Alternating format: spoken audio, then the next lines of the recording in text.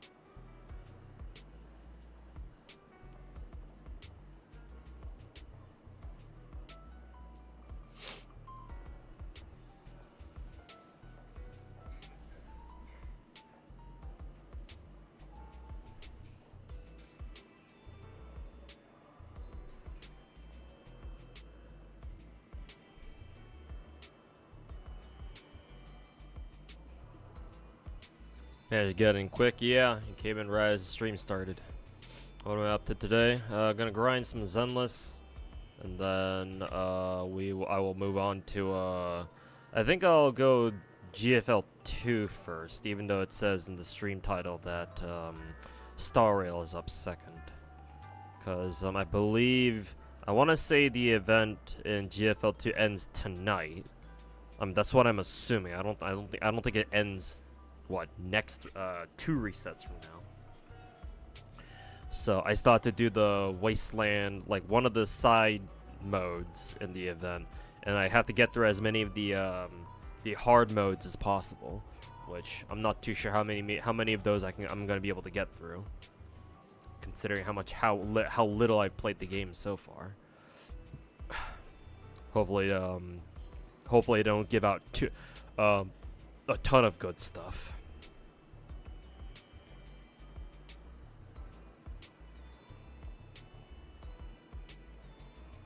But that is the plan for today.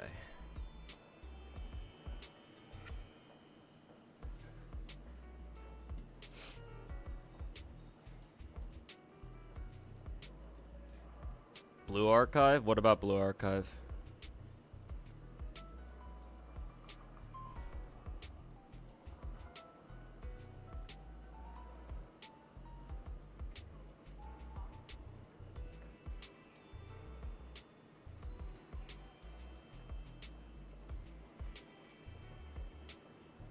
Happy holidays. Hope you're having a good Christmas Eve so far. No, my holidays have been pretty fucking shit, but that's not gonna stop me from wishing you guys better holidays than me.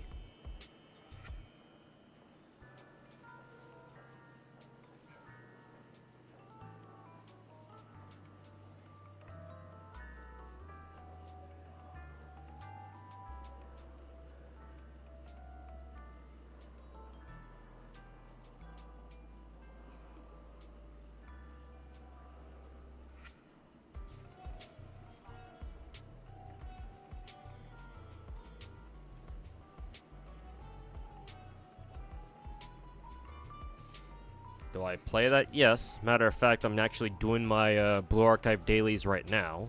I just don't have it on screen, though I can easily show you. If I just enable the scene here. There you go. Yes, I do play Blue Archive, but what of it?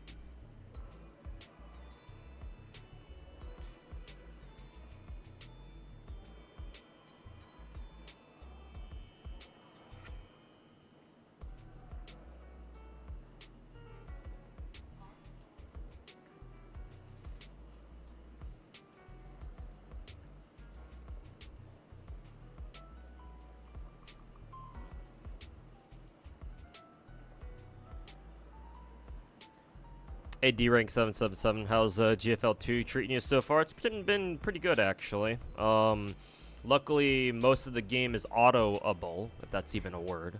Which means that the initial, 3 weeks so far, or however long GFL2's been out for, has been pretty good, actually. Pretty bearable. Most of the time, for most gacha games, like the first couple of weeks is a real fucking grind, and it tapers off as you start to enter like mid to like late mid game. When like the initial onslaught of content is all done, and now you're for the most part just waiting for future content updates and just keeping up with events in the meantime. But the GFL2, since you can basically just auto most of the game, has been pretty chill, actually. So onboarding it as another one of my dozen fucking gacha games has been pretty smooth, actually, surprisingly enough. Normally, gacha games, onboarding a new one isn't usually that smooth.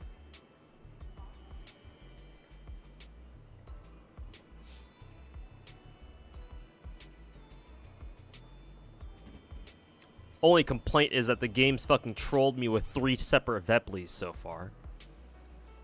Though that includes the one that you get for free. Standard recruitment so far has gotten me nothing but characters, which is normally a good thing until you realize that 2 of my fucking 5-star characters that I pulled out of a standard banner were fucking Veplis. Those could have easily been both an AK Alpha and a fucking Changzhou, but no. Fucking Yuzhong has to keep trolling me like he usually does.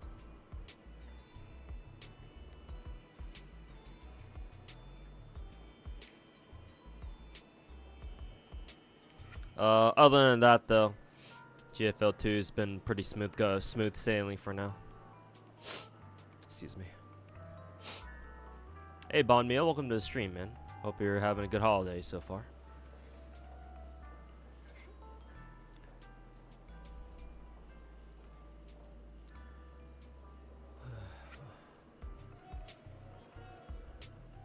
Just asking if you play it. Well, I have it on screen now, so that should answer your question.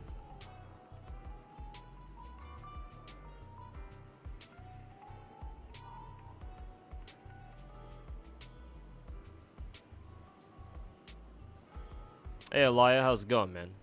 Hope you've been doing well. Radiant.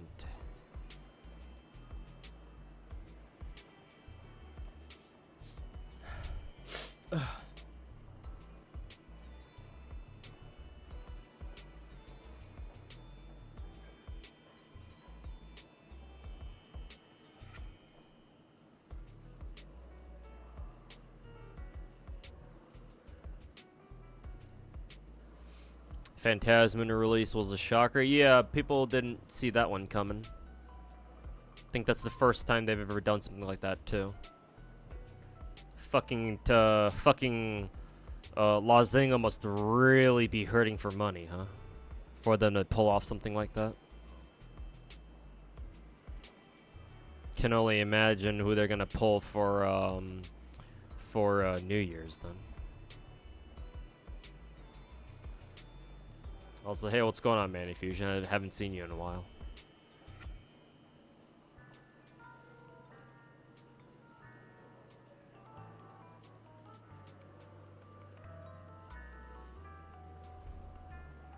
Oh yeah, right. We have the Executor event rerun now, don't we?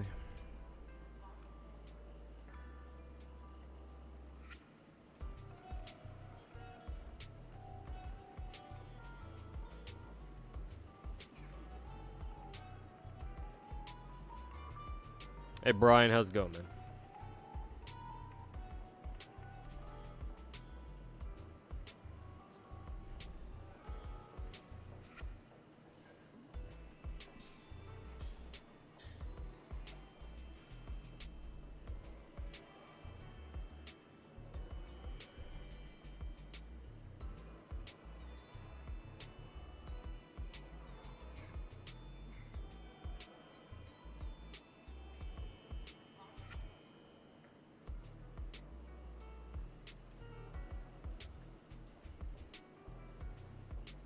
At least potentially getting character pity for standard and GFL2 in February. You mean the when we can start exchanging gacha currency for more tickets? Is that what you mean?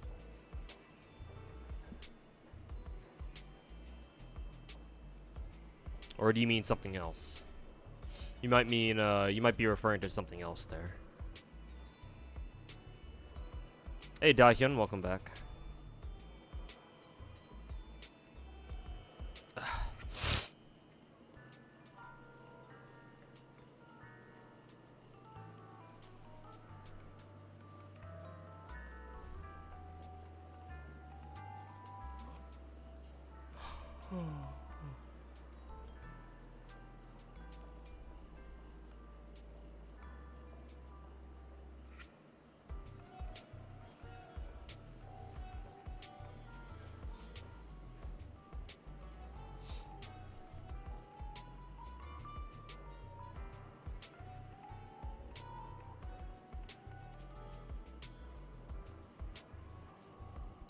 Hey Flying Ligma, welcome back.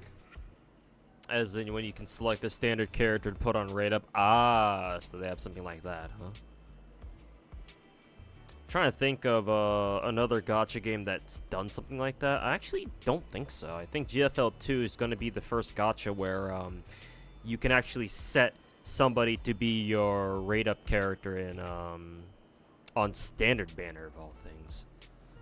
I think the closest we have to that is what Wua, where you can select which 5-star perma weapon you want to roll, and it's guaranteed.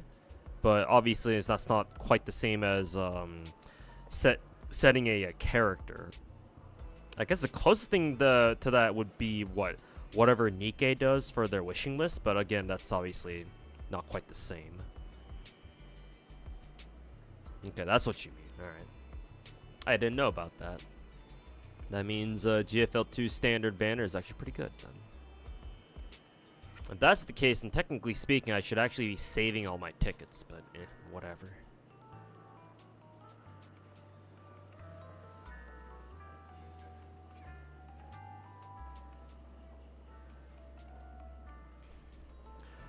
If you've done it, how did you feel about going through Natlan's story? I've finished it. Yeah, I've caught up with the Natlan's story mainly because they've had like FOMO gems where if you go through the story within their allotted time periods when they first come out, you get extra like anywhere from like 400 to 500 extra primo gems depending on the story chapter, I guess. Natlan was alright. Wasn't anything special in my opinion. I do like how they've been trying keyword trying to get a little bit more, you know, get a bit more what nittier and grittier, if those are even words that I can use. They've been trying to what is it? Yeah, make the story a little bit more visceral. It still doesn't quite hit very well, but I appreciate the effort at least. But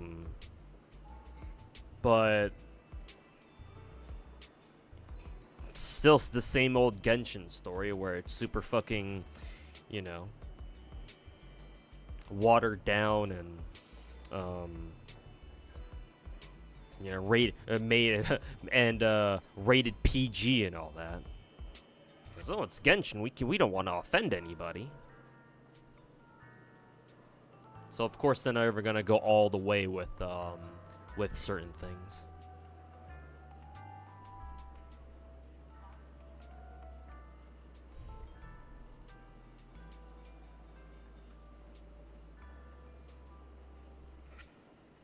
And of course they still have pacing issues all over the fucking place, so, you know, some things never change, I guess.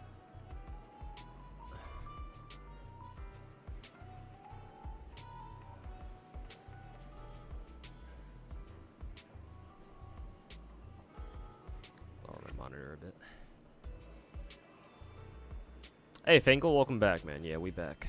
Meant to stream yesterday, but again, same thing as what happened last week, where I woke up so goddamn late that I figured, you know, at this point, it's not even gonna bother streaming. So I was like, alright, I'll just do an earlier stream tomorrow, and here we are.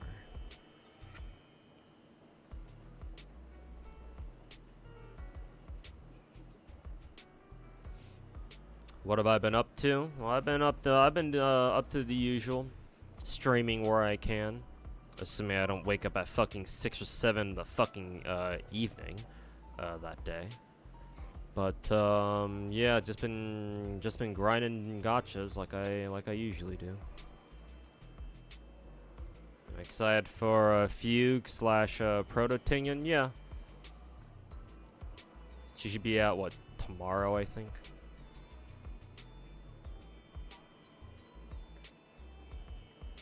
So just waiting for her to show up.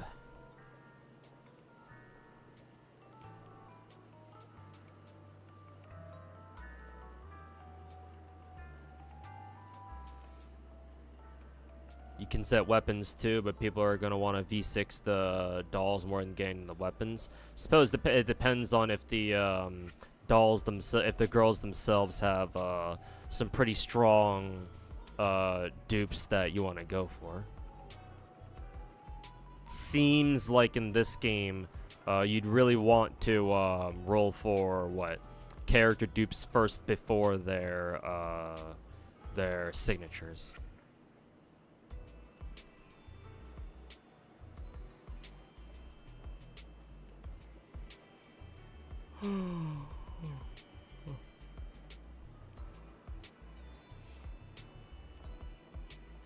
You can set the weapon too in GFL2. That's what I'm being told. Unless Mana Fusion and Twitch chat is spreading fake news.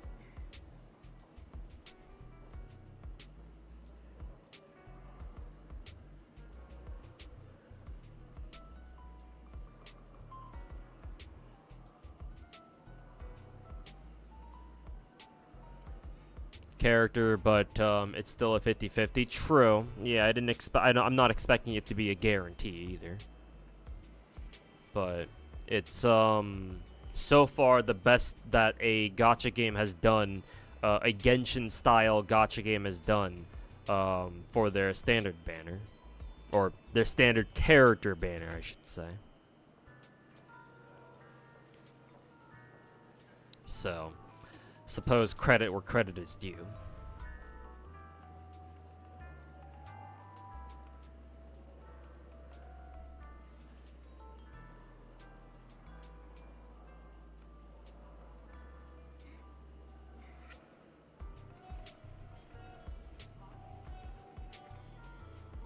And how do you feel about the New Year's Nikke update? Most surprising thing of all is the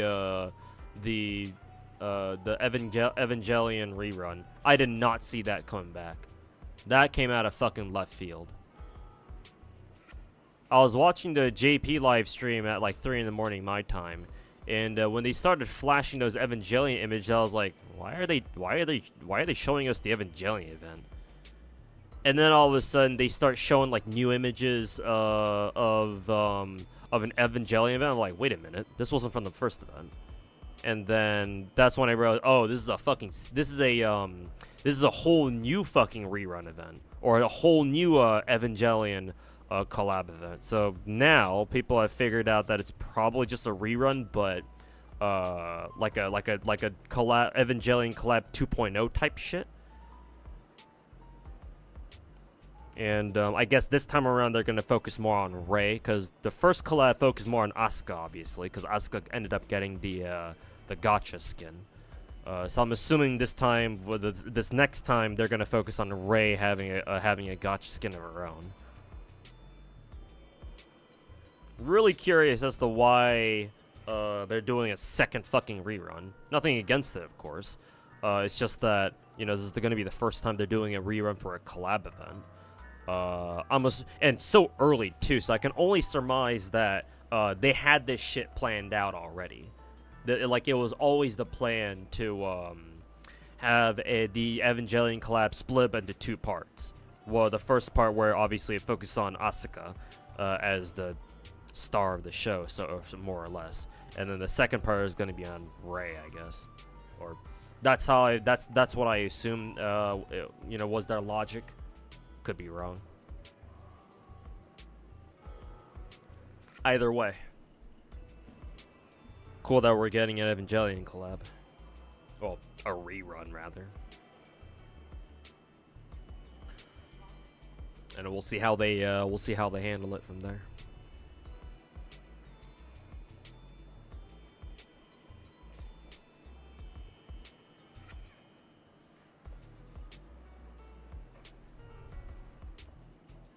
Banners in Star Rail 3.0 are not it. 8 5 stars. Is that supposed to be a lot? Like, for example, how many new 5 stars do we end up getting for the 2.0 client version?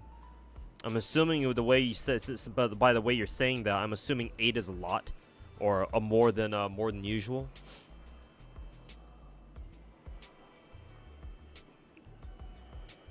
Okay, I'm done with Blue Archive for today. I think I'm done with my attack challenges too, right? Yeah. Right, get the fuck out of here, Blue Archive.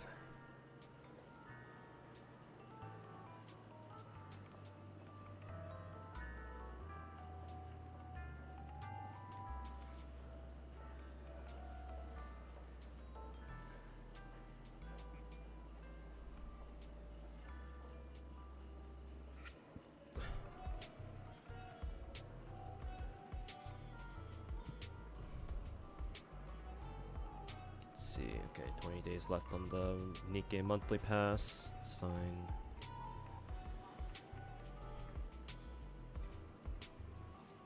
I don't know, man. Shift up pulling a MiHoYo move? How is that pulling a MiHoYo? Did MiHoYo do that shit for Honkai? For Honkai Impact?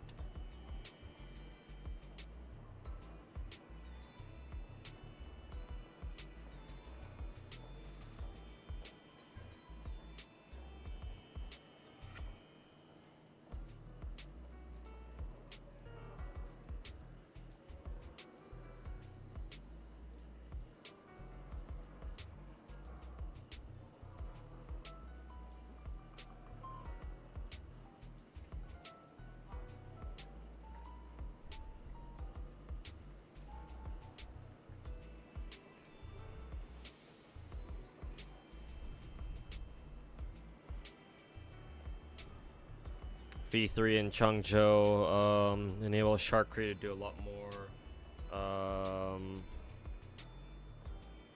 lot more in a fire team.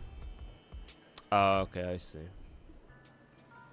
Still debating whether or not I want to go for Soulmate signature. Because I'm looking at going for Wat2K and her signature. When is our banner coming in? A couple days. And so apparently, I think it was Mr. Wax who was saying this. But since Suomi will be Wat2K's best support, I should consider going for Suomi's signature too before it goes away. Not sure if I want to risk going for it though. But we have until tonight for me to make a decision at least. So.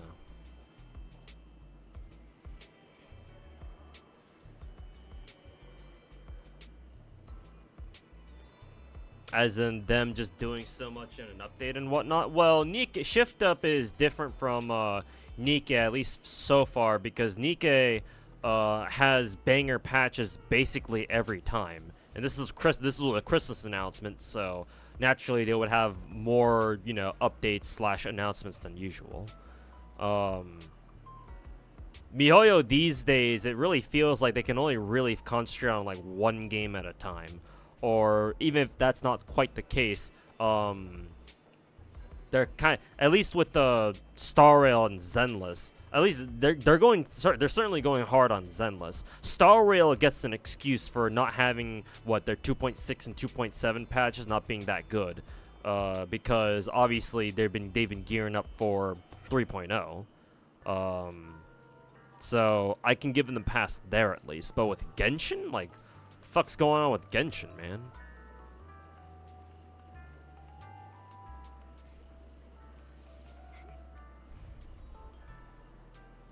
So, I don't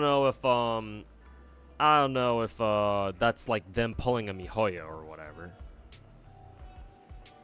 I mean, hell, Nikke or Shift Up decided to close down their previous gacha game, Destiny Child, so that way they could focus on their more successful gacha in Nikke, and then support Stellar Blade as their quote-unquote normal game. So they're actually doing quite the opposite of MiHoYo. For, you know, what that's worth.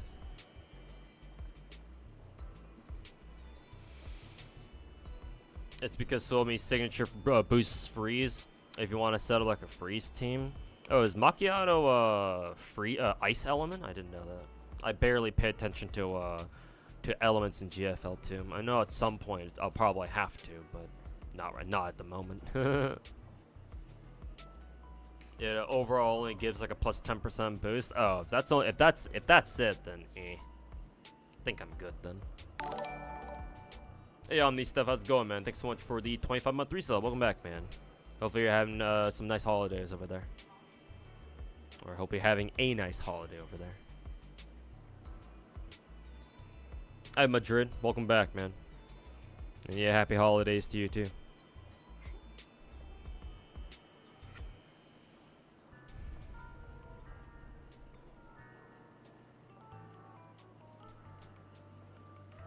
Not your holidays yet, yeah. If I remember what you work as correctly, then yeah, maybe not just yet.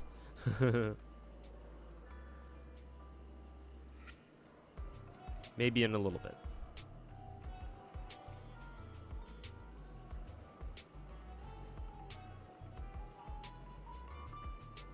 Happy holidays to you. Hey, thanks, man. As good as they're ever gonna get for me right now.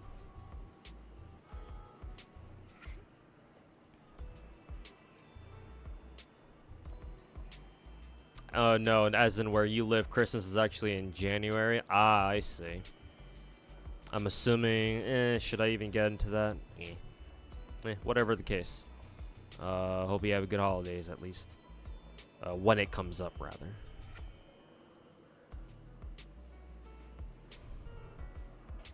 Merry Christmas. Hey, Merry Christmas to you too. Or I should say Merry Christmas Eve, unless of course it already is Christmas Day for you.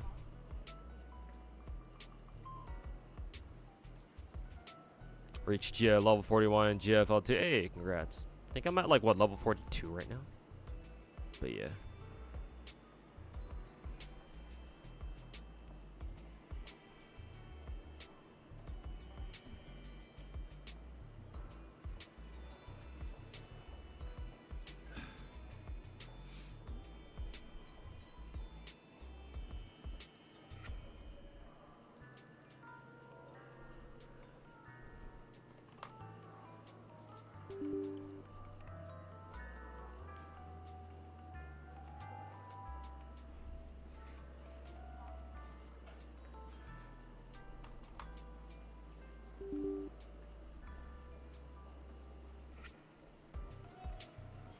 Hey, Lightrex, welcome back. How's it going?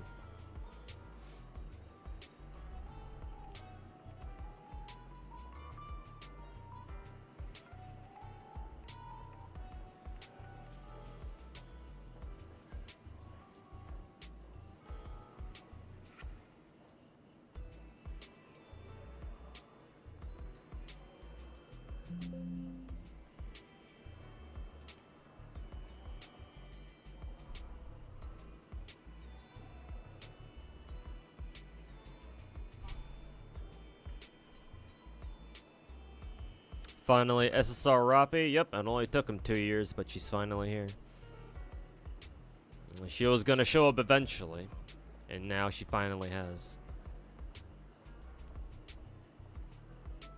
Kind of surprised they didn't make her the anniversary character. Kind of surprised that they made her a New Year's character instead. But I suppose with every anniversary and New Year's, they have to release a new pilgrim, I guess, because I think that's what they've done for the past 2 years, right, including this one.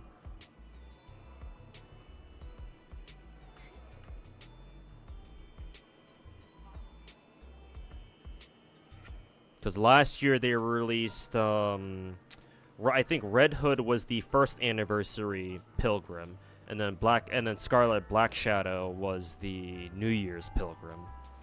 I forget who the pilgrims were last year, actually. No, actually, the first year when Nikke first launched, obviously we didn't have an anniversary pilgrim because that was when the game first debuted. But we did get Modernia as the New Year's pilgrim. So yeah, this must be this is basically tradition by now. Yeah, every anniversary and New Year's has to feature, or so far has featured, 2 new pilgrims. I believe SSR Roppy is considered pilgrim, not Elysian, so.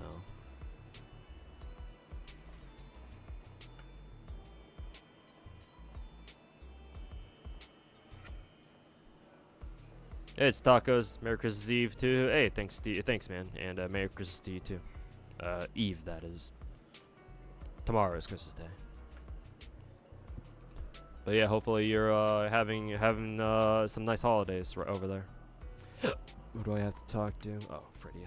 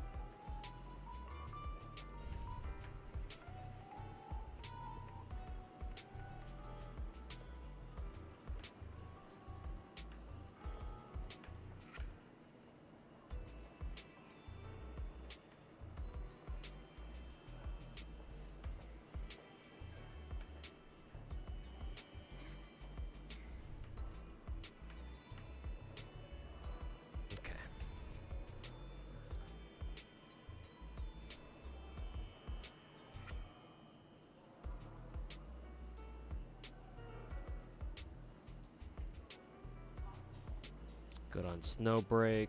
Connects that into that game.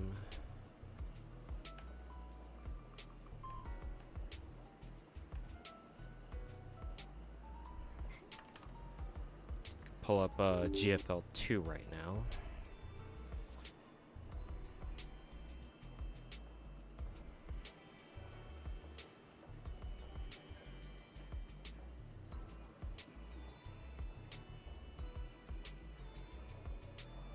Doors Front Line 2 Exilium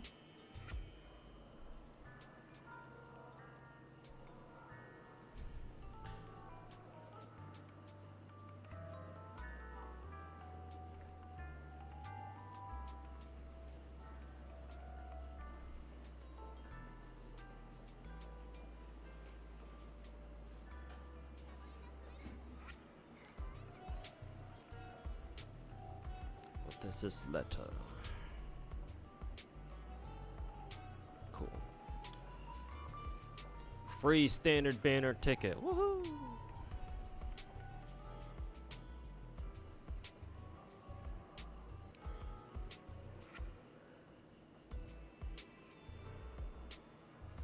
How much stamina, man? Oh, I actually should probably use some of those. Supply missions. Let's see.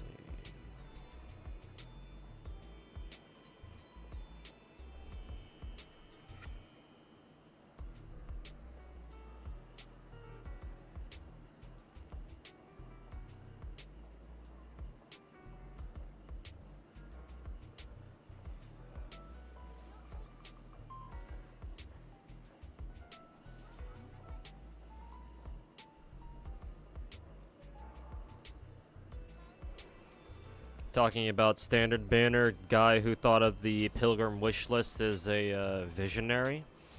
Are they really adding a wish list for pilgrims? Because I did not see that as part of the update.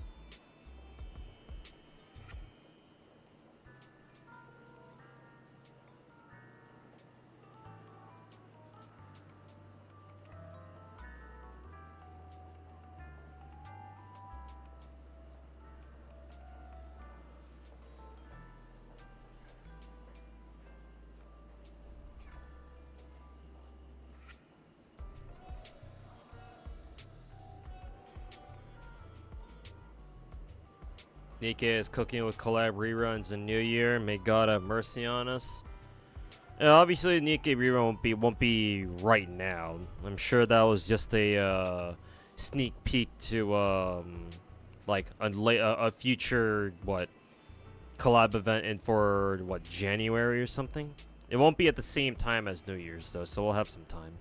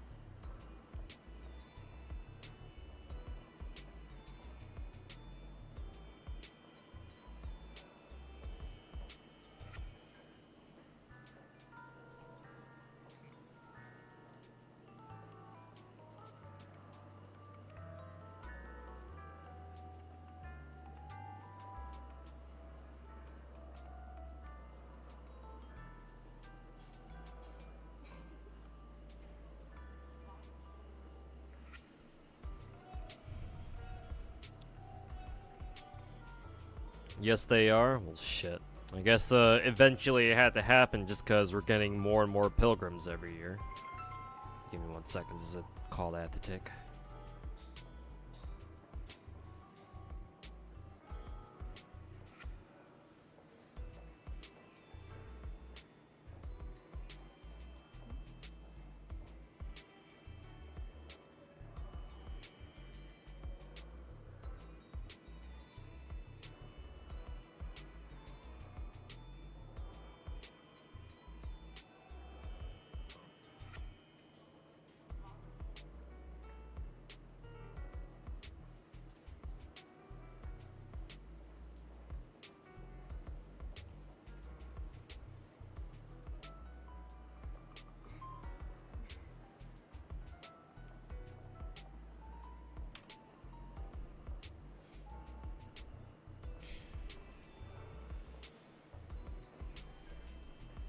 Hey, Azor. Merry Christmas Eve to you, man. You have for SSR Roppy? Yeah, kind of. I was kind of expecting her to show up at some point. God damn it, I didn't get the fucking 3-star clear on this mission. Fuck.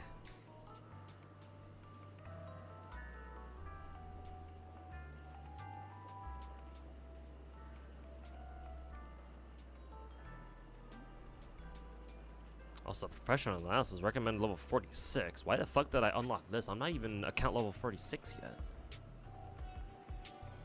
Yeah, I'm only account level 42. Why the fuck do I have access to professional analysis stage 1? The fuck? Where did that come from?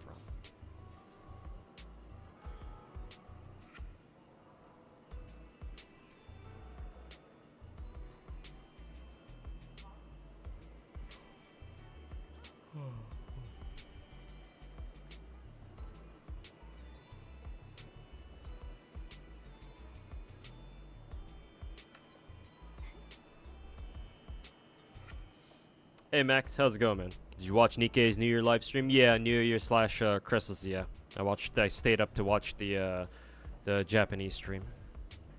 So I've seen everything already.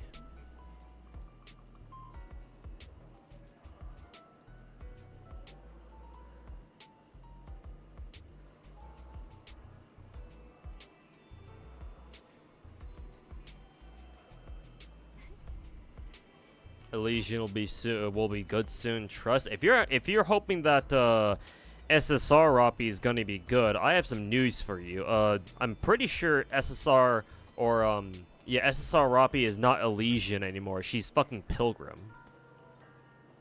So unfortunately, you're not gonna be able to use SSR Roppy in Elysian Tower, man. Unless they've already confirmed that she is in fact Elysian, which would be kind of surprising.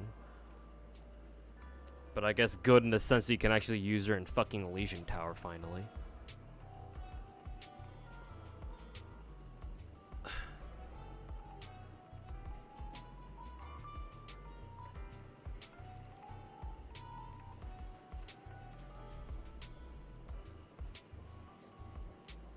She is Pilgrim, but you can still use her in Elysian. Oh, that's good actually. It's nice that they thought about that at least. Cause yeah, I guess that makes sense. Cause actually, if that's the case, what the fuck was Modernia's original manufacturer then? Who was Marion slash Modernia's original manufacturer? Because if they're gonna do that for Roppy, why not give Modernia the same treatment? Then again, if it turns out Modernia was fucking Tetra, then you know. Not like Tetra needs any additional help there.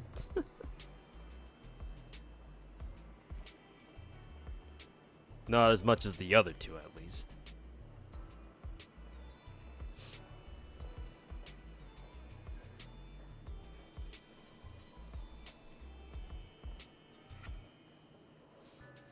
Roppy, Anis, and Neon expecting to get glow-ups. Anis and Roppy already got... Or, sorry, not Roppy. Neon and Anis already got SSRs. They both have summer alts. So, if they will get glow-ups, that won't be for a while. And considering they're our main characters, I highly doubt that if they do get additional glow-ups in the future, that it'll happen without some sort of a significant story like thing happening. Because the whole point of Roppy taking this long to get an SSR was because she was very clearly or it was her SSR version was very clearly entrenched in the story, right? With her whole fucking hair turning red shit. I don't know the full story clearly. But I did see enough of the story while skipping through it to know that, oh yeah, Roppy's pretty pivotal to the fucking main story, so they're probably gonna do something with that.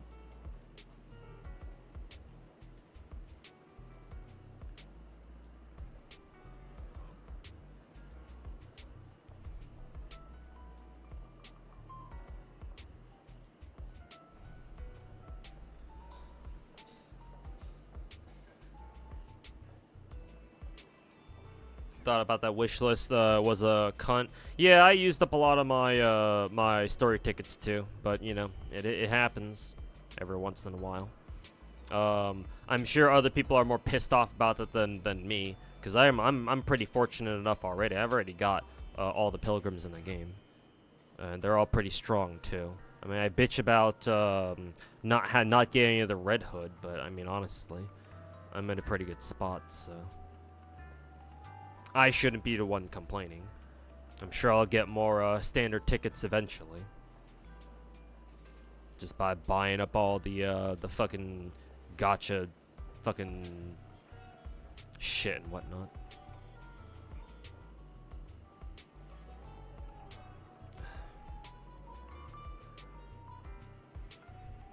You just want to see Sexa mode in Mihara. Oh yeah, what happened to the Mihara that we saw leaked? Actually, I don't know if they've ever officially announced like that Mihara alt, or was it just a skin? Might be just a skin. I think it might have been only through like Twitter leaks that I even know about that Mihara alt at all.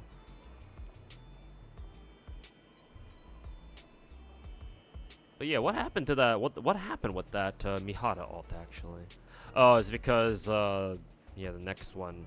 Yeah, that's really strange. Why is it that why is it that when you clear level 42, you unlock level 46? It's not like you can even do that at all right now. But okay, whatever. That's kind of weird. It is what it is, I guess. It's too bad I can't auto this fucking thing.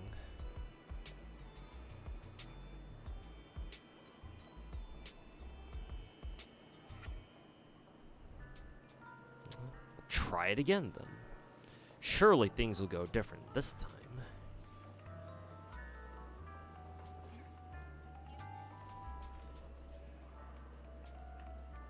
They stopped gating you. Kind of strange that they just stopped gating you, like, starting from a certain point forward, but whatever.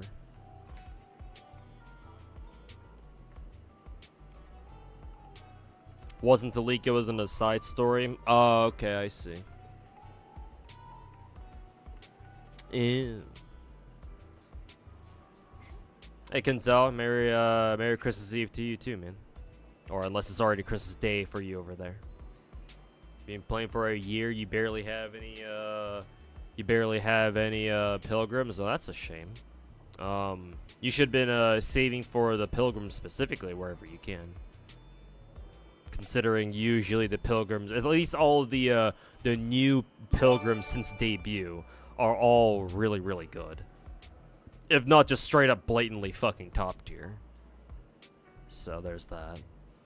Also, Jaywalker, thanks so much for the, how many subs is that? 5 gifted subs. Pretty sure, wait a minute, 5? Oh, right. I think the Valorant sub is the gift subs that Valorant is sponsoring, I think.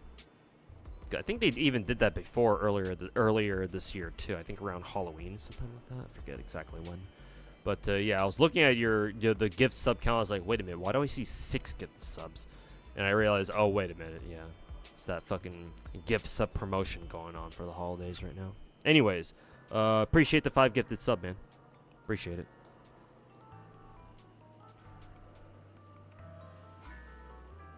You got Cinderella and Gray, but you weren't around for Dorothy or Red Hood or. Oh, you started playing this year, you mean? Oh, okay. Gotcha.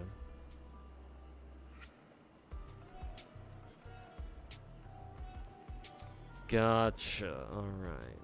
That clears things up a little bit then.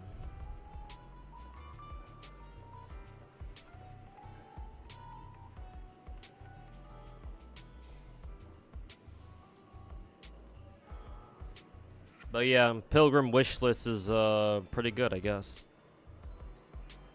Oh, not just pretty good, really fucking good for everybody.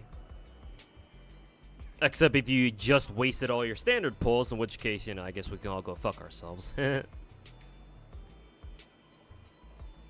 By the way, since you're playing Z3 and you're looking for 3 characters, Yanagi, Evelyn, and Jane, do you think it's possible to guarantee them all? If you just started, no, probably not. Unless you just get supremely lucky.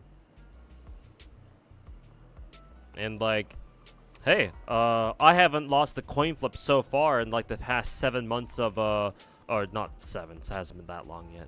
The past like 5.5 months of playing Zenless, so maybe there's a chance. But like if you just started, depending on how long ago you started, and I'm getting the sense that you just started recently.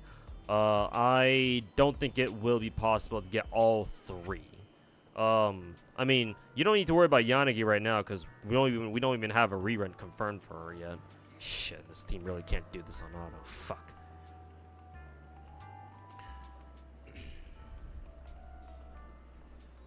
How much stamina do I have? 130. I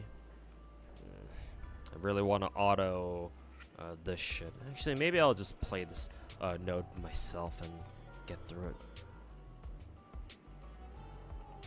Always gonna support. Thank you so much, man, Jay Walker. Thanks for making my holidays a little bit better. But I appreciate it,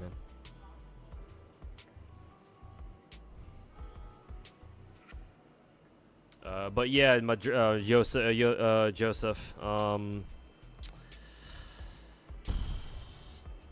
Even just going for who is it, Astra and Evelyn. Actually, no, you didn't even mention Astra. It's just Yanagi, Evelyn, Jane. Well, you can go for Evelyn first, because we know Evelyn is gonna be next the patch version, or client version, I should say, 1.5. The question now becomes, what do they do with the reruns? Because Zenless hasn't started rerunning characters yet.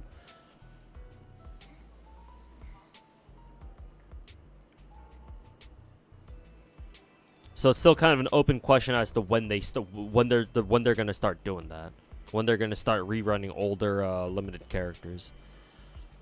And if you say you want Yanagi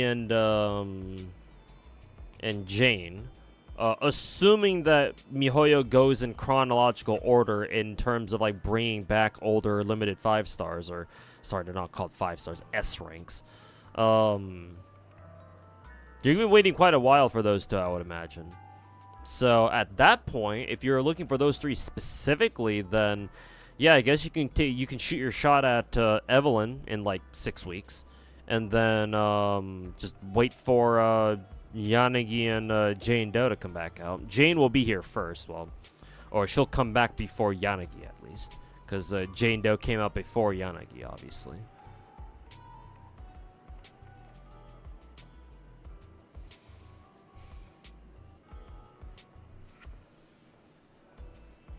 That's a blue archive code in case I haven't used it yet. Do I even remember? Do I even know how to input fucking codes in a blue archive?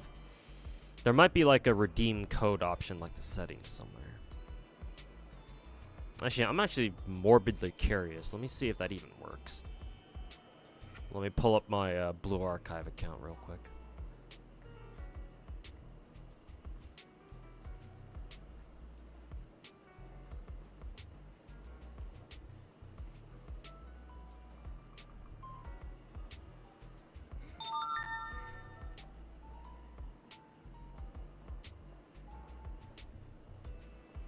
It's under account options. Okay. Take a look there. Merry Christmas to who? Yeah, same to you too. Who are some low star servants you should level up skills for in Lost Belt 7? I have no fucking clue. If you're asking specifically for Lost Belt 7, I don't fucking know. I have no fucking clue. That's funny. They even show you the gift code on the opening promo page for when you get into the game. I didn't even know about that because I hardly pay attention to that shit.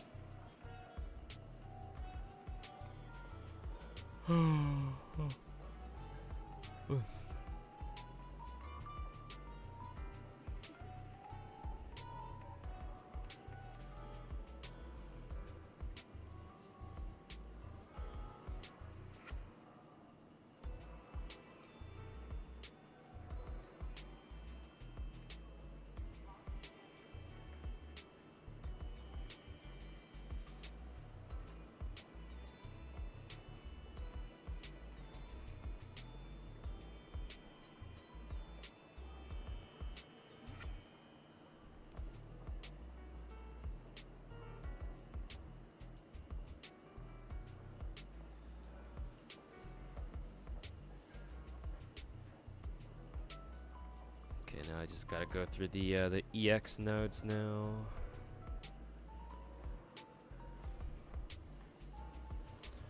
See if I can find those account options. Account coupons, I guess.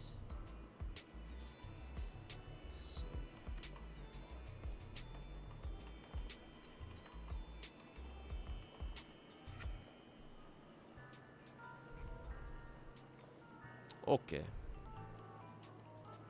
See if this is redeemed properly. Yep, 600 primos, or primo gems.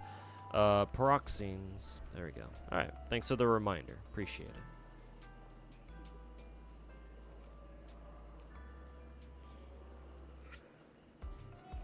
Ellen's gonna get sent to cryo jail. She'll be, hopefully she makes friends with Shenhe over there. Technically, Shenhe is no longer in cryo jail, but still.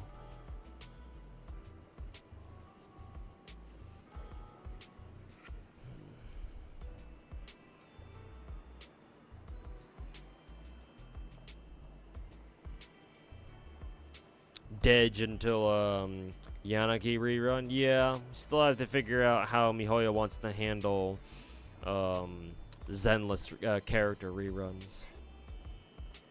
Still kind of a big question mark for everyone at the moment.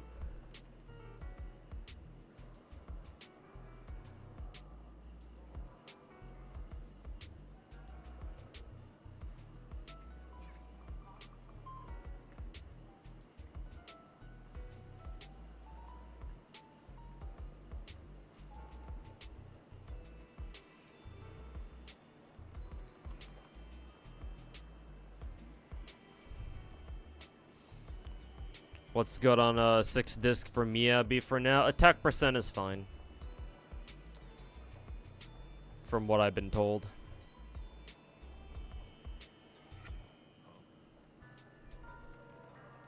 Actually, Miyabi might even prefer attack percent 6 disc over ice damage percent.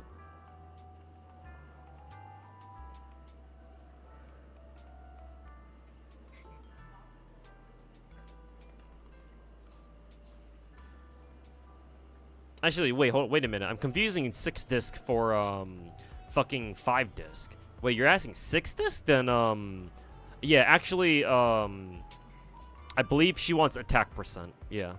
Not AP or AM.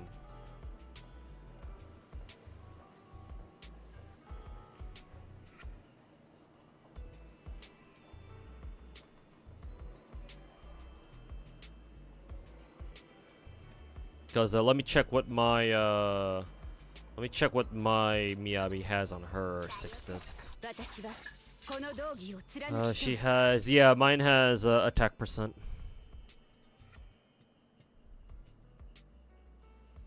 Think about it. My Miyabi 6 disc is like pretty fucking trash.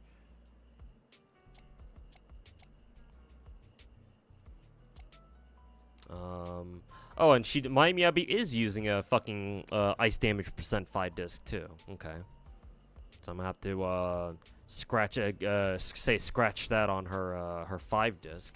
Maybe she does want ice damage percent. I would imagine attack percent is still just as good, especially when we start getting Astra, or once we get once Astra drops.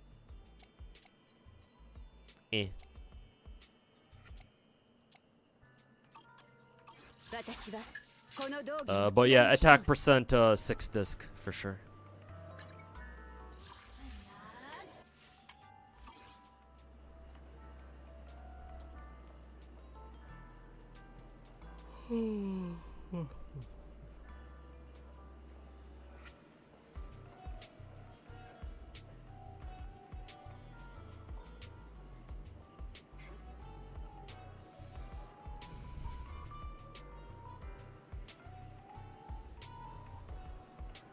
Anyone know how much the CP is for latest story chapter?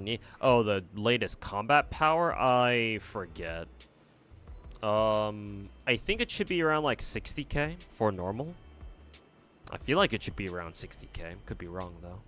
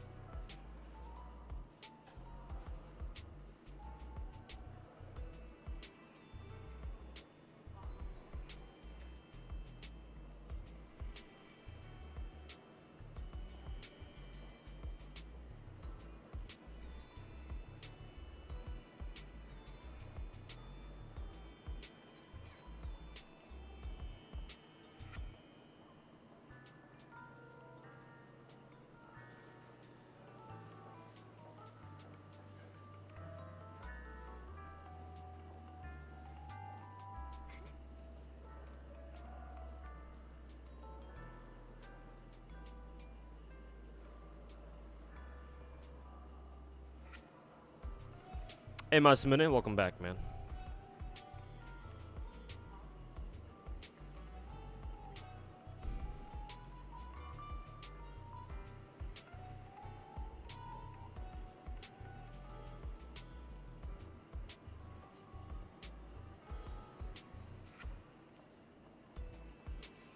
Risley Dub getting done dirty.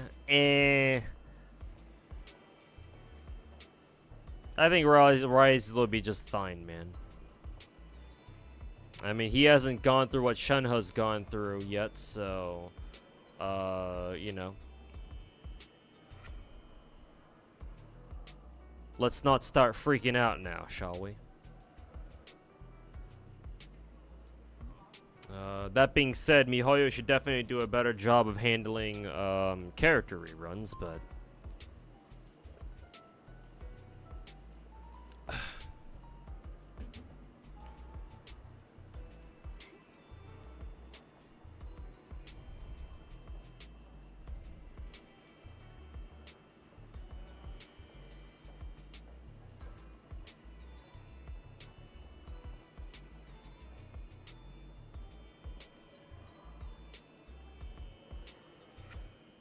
You mean as in you need a rerun? Yeah, but that's not the same as saying that Risley's getting done dirty. To you, he's getting done dirty because you want a fucking rerun to roll for his ass again. Or maybe not again, maybe you didn't roll for him the first time. But that's not quite the same as Shenhe not having a rerun for like the past 2 years or some shit. 2 or 3 years even. God, when was her last rerun anyway? Meanwhile, Novalet. Yeah, and meanwhile, Novalet's already gotten like 2 fucking reruns or something. Cause he's meta.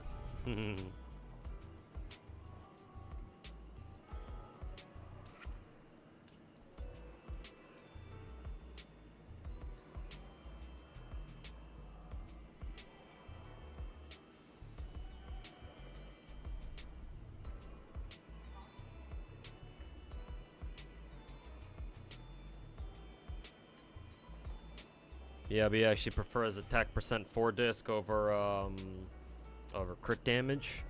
Really, I'm gonna have to run that across Mr. Zera in Twitch chat and see get his feedback from that.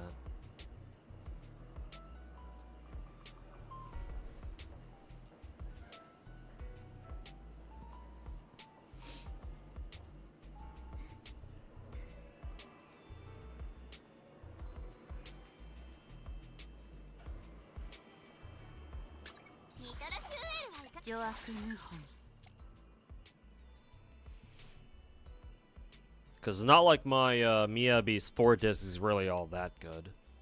I might have some attack percent. Yeah, I do have this actually.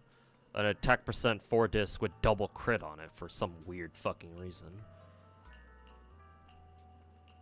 Hell, as if one wasn't enough, I even have a second one too. Ridiculous. But I'll run that shit across Mr. Zera in Twitch chat if he shows up today. Oh, you started after his release. Oh, okay. That would make sense then.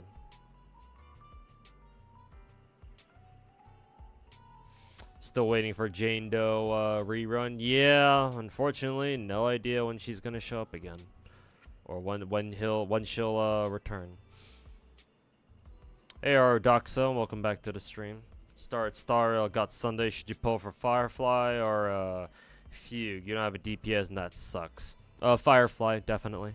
How it's been explained to me is that Fugue / not Tingyun is that she's mainly a side grade to HMC. Obviously, once she actually comes out and we actually, you know, roll her and use her, we'll see if that holds true or not. But for right now, the general assessment is that she's more or less a side grade of HMC. And you get HMC, and HMC stands for Harmony Main Character. So Harmony Trailblazer. You get them for free. Matter of fact, if you haven't done Panacony Chapter, if you haven't done the Panacony Chapter yet, the game just straight up lets you have them early. I think just for beating, well, like Chapter 1 or some shit. So you have access to them like early on.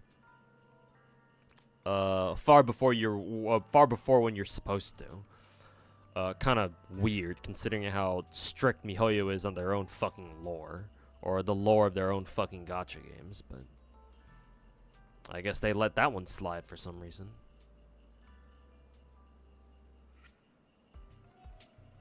But I would suggest Firefly, not Fugue, if you have to pick one or the other.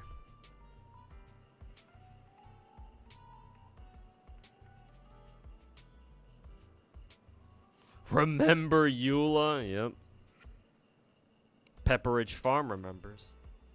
Hey, Fallout Alchemist, welcome back, man. How you doing? Hope you had a good, hoping to have a good holidays these days, right now.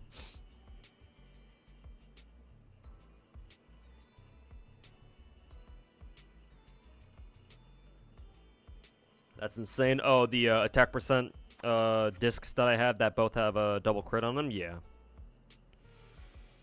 Got pretty lucky with those. It's good that I didn't delete them because I figured maybe I just kept them around because they were hilarious. I was considering burning them or recycling them rather, but I guess it's a good thing I didn't.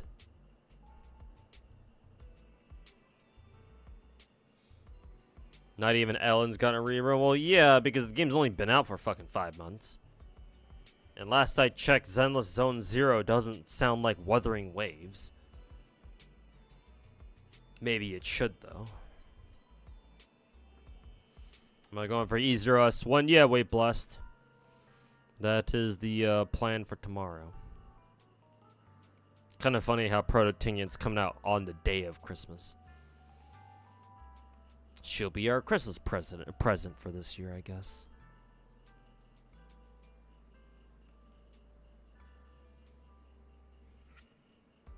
You get access to HMC right after the Cocolia fight. You're scared she's going to fall off next patch? Nah, bro. I don't think so.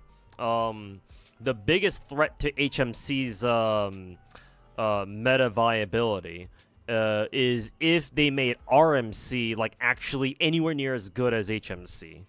And from what I've been told, that's not really the case, or at least that doesn't seem like it's going to be the case. Even if RMC was good, it has to be like better than HMC, and that was gonna be a tall order no matter how you slice it. So honestly the biggest threat to HMC is just if like the Star Rail meta turns against Super Break teams somehow. They can easily do that though by making enemies that putting in a lot more enemies that can lock out their own elemental or their own toughness meters. Yeah, because that's like the biggest weakness of Super Break teams. If Super Break teams can't break enemies in the first place, what the fuck is the point of using them? So unless they pull some shit like that, nah, Super Break teams will continue to be the absolute fucking meta for the foreseeable future. Which, for the record, I don't mind, because I think Firefly is pretty cool.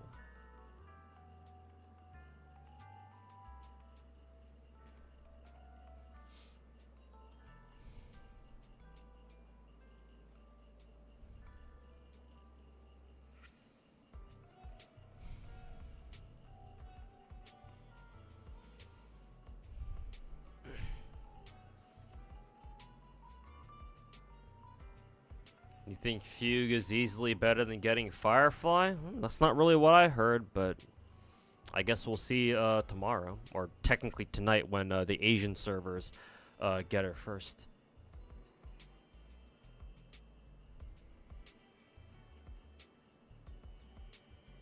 But is Fugue gonna do damage? That's what Lingshaw is for. But what if Arudoxo doesn't have Lingshaw though? A lot of people don't have Lingshaw because a lot of people Lingshaw was not really that hyped up when she was out, or when she came out. So I get the feeling a lot of people didn't roll for her at all, because people didn't realize, oh wait a minute, this bitch actually does shit tons of damage for some reason. Well, what do you mean she's an abundance character?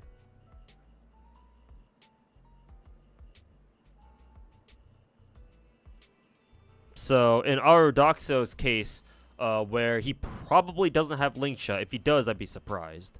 But I'm assuming he doesn't have Linkshot, or just anybody in his position where they're thinking about thinking about choosing between Fugue and Firefly. I'd still go for Firefly anyway, even if Fugue is a straight up HMC upgrade, simply because you kind of need a DPS to go with that. Like, Firefly makes those teams. Like, Firefly just kind of makes a Super Break team. What good is a fucking Super Break team if you don't have a fucking DPS in the first place? Like, maybe if you had Linkshot, maybe, sure, whatever. But, if I'm assuming he doesn't, so if he doesn't, that's a problem. So in that case, I would rather say, oh yeah, just go for Firefly so you can actually make a fucking Super Break team work in the first place. Even if Fugue is a straight upgrade over HMC, well, here's the thing, HMC is fucking free. And you can't really beat free. Unless, Fugue is just that much fucking better, which I highly doubt. I don't think she's gonna be that much better than, HMC, to be perfectly honest. JXE, thanks so much for the, let's see, 3113 sub, welcome back. Appreciate it, man. Thanks for the continued support. Hope you're having good holidays so far.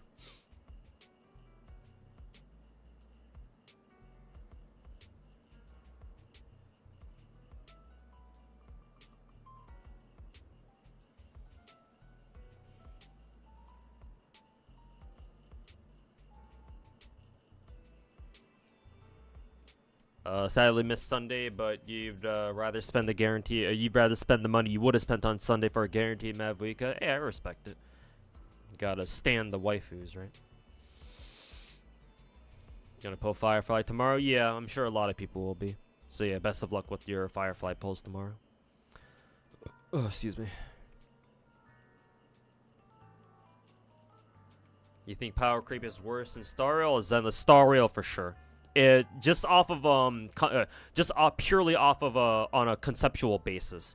Zenless is an action RPG, and so power creep will just naturally not be anywhere near as much of a factor in a game like Zenless than it is in Star Rail, because again, Zenless is an action RPG, and therefore your own personal skill can at least partially mitigate like the effects of power creep. Yeah, sure, Miyabi is the most busted character that we have in the game right now, but you don't have to roll her. Like, hey, you can still get the job done with somebody like Ellen. Hopefully you have lighter though, but hey, even if you don't have lighter, then you can still make Ellen work. You just need to play a lot better, but as long as you just get good, it shouldn't be that big of a deal. I mean, yeah, sure, you might not be able to 9-star Deadly Assault, but hey, as long as you get a 6-star clear, that's good enough. You get everything. Or everything that actually matters. All of the, fucking polychromes, anyway. So, like, you might not be able to 9-star Deadly Assault, but, yeah, as long as you get the, all of the polychromes, should be fine. But, yeah, in a game like Zenless, power creep isn't anywhere near as much of a factor. At least not yet. Obviously, with future updates and as time goes on, as Zenless develops and evolves over time, that is subject to change, of course. But for now, I still feel pretty confident saying that Zenless power creep does not matter anywhere near as much in Zenless than it does in Star Rail. It matters a lot more in Star Rail because, again, there's no personal skill factor involved. Because Star Rail is a fucking turn-based game. And it's not like, Star Rail is that complicated of a turn-based game, it's something that I would consider to be, like, truly knowledge-based. Right? Because the skill in turn-based games comes from the knowledge of you playing the game, or how much you know about the game, in order to make informed decisions about, oh, what is the best move to make here. Star Rail is no FGO or anything like that. Star Rail is a very straightforward, simple, and frankly traditional turn-based game where it's like, oh, everything is based on speed, and enemy goes here, and then your characters go, and based on how speedy all your characters are and how speedy enemies are. You know, blah blah blah. Turn order this, turn order that. Basic skill or basic attack, or yeah, they call it basic attacks. Basic skill, ultimate. All right, you're good to go. You know how to play the game now. Because Star Rail is so simple and there's not really much mechanical depth to that game. Star Rail is so much more subject to the whims of MiHoYo and the constantly fucking mutating state of power creep in that game. Like, in the beginning, it was alright. In the beginning, it was okay, you know, for like the first like 6 months to a year, maybe. I would have said that, I would have argued that, I know I argued this before, where it's like, oh yeah, power creep isn't that big of a deal in Star Rail. But at this point, I'm not sure if I can deny that Star Rail has a power creep problem. Now, to be clear, I still don't think power creep in Star Rail is that big of a deal. Yeah, maybe you might not be able to fucking full clear all of the endgame modes anymore. But hey, does that mean the game Star Rail is technically pay to win? No, not really. Like, in the grand scheme of things, power creep I still don't really give a shit about in Star Rail, as bad as that might sound. But if I'm gonna be autistic about it, then yes, I do agree that Star Rail is at least starting to have a fucking power creep problem, mainly because MiHoYo is going about balance in Star Rail very, very fucking poorly. And you fucking hate to see it. But yeah, the whole point I'm trying to make here is that Star Rail was always gonna have much more of a power creep problem than something like than another game like Zenless, because again, there's no real skill involved in Star Rail. Because again, there's no personal mechanical skill factor like you can find in Zenless, or hell, even Genshin. Genshin is way more skill based than fucking Star Rail ever will be, and that's really weird to say, but it's true. There's not even much knowledge-based skill in Star Rail either, just because how simple the fucking game is. Again, it's no FGO where you have to keep track of a dozen different fucking mechanics all at the same time and try to think about like how to best analyze your current situation in order to make your next move. Like, you don't have anything like that in Star Rail. So the only real way to make more of an impact on endgame stuff, or just with your own account in particular, is just to roll stronger characters. That's it. So of course the game was always going to have a power creep problem. I suppose the bigger issue is why the fuck MiHoYo thought it was a good idea to accelerate the fucking power creep to this extent. Like, it didn't have to be this way. So why did they decide to take it down this path? I don't fucking know. Well, other than fucking money, money, money, of course. CCP must really be fucking milking MiHoYo dry of all their worth over there in China, huh?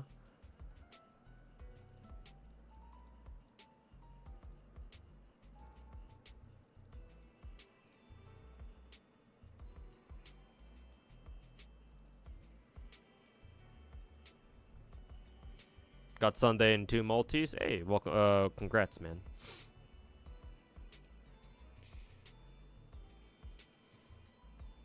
Selly is the biggest victim of HP inflation. Not really. Everybody's a victim of HP inflation. You're just saying that because Selly's the first limited character we had in the game.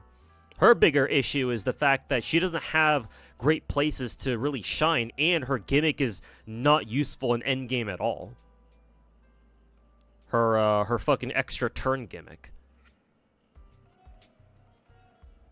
For like the beginning of the game, for like the starting endgame content we had, it was fine because we had a lot of bosses in the beginning that like spawned additional ads, right? So whenever it was Sally's turn, she could take advantage of those spawn-in ads and kill them because she can proc her extra turn gimmick off them. So that was fine. But nowadays, we hardly get any bosses that behave like that, and so she doesn't get to use her gimmick at all, pretty much. And we also don't really get a lot of single target bosses either. It's either like some weird fucking like multi-enemy boss, right? Like the 3 robot dudes in Panakini, right? The one that the guys that Firefly fucking completely shits on. Or like the most recent fucking Panakini boss, where it's like a group of 5 enemies that kind of so in a way you kind of have to fight them kind of like those 3 Panakini robots, I think. Or it's gonna be like if they do throw us a single target boss, it's like adventuring, but like it's like, well, first of all, he's not even weak to quantum, I don't think. And second of all, even if you bring Silverwolf, it's like, well, guess what? Now you have to deal with this fucking dumb shit fucking roulette thing. Well, it's not roulette, it's like dice, right? And you kind of want to bring AoEs for that anyway. Just because if you don't pass that, like, that dice test thing, if you don't pass the dice phase, then guess what? Your character's getting their ass fucking stunned. Oh, and also, adventuring drops like a fucking 2,000 damage on her ass, so you gotta hold that shit. So, no, HP inflation is less of an issue for Selly specifically. It's mainly because HP inflation is a fucking problem for everyone. Unless your name is Sunday, I guess, but... yeah, one character escapes the HP inflation allegations. But what about everyone else? Hell, I'd say even Daniel Alter, who used to be the most busted character in the game not too long ago, like, even he's having some issues, too.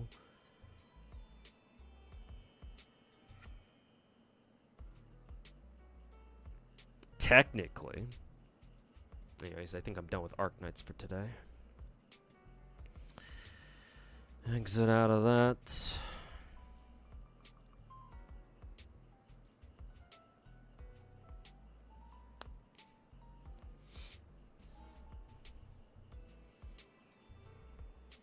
People underestimate the rest of the cast. You've even seen Anton do crazy clears. Yeah, it also helps that Zenless is definitely the most skill-based game out of all the MiHoYo games that I'm aware of. Yeah, like, characters are complicated enough, or they're mechanically deep enough to where like playing them optimally actually matters. It actually reminds me of Wuwa in that sense a lot.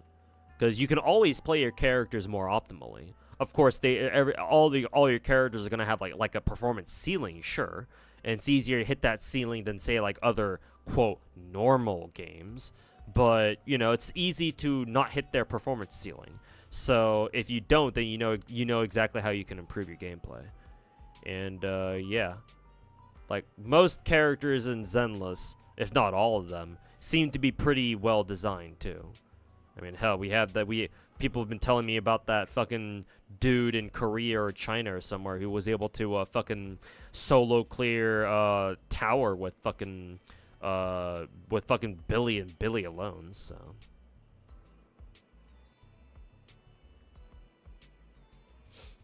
people doomed too much over Ellen already. People doomed too much over fucking MiHoYo games in general.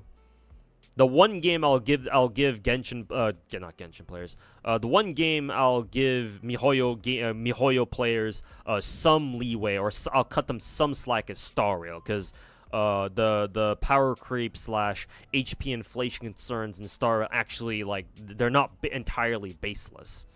Like, people do have a good point about that. Mainly because, again, Star Rail is not skill based at all, and so power creep affects that game much more so than the MiHoYo's other 2 games.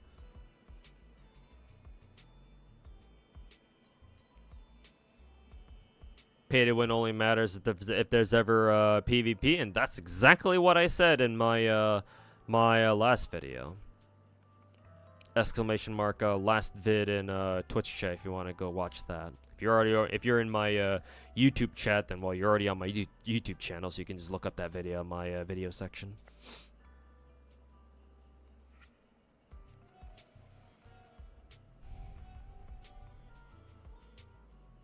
In Star Rail, you have to be a lot more. You have to be a lot smarter about your pulls from now on, and that just that'll just increase the reliance on shit like leaks and stuff. You're not wrong about that. I'll agree with that one.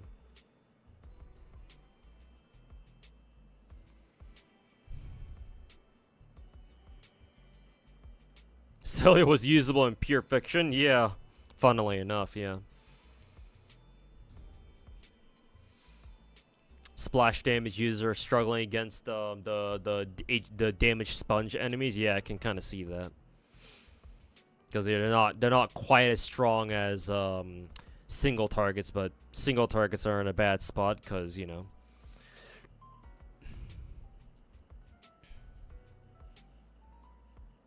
they don't have a lot of great bosses to fight against in the first place.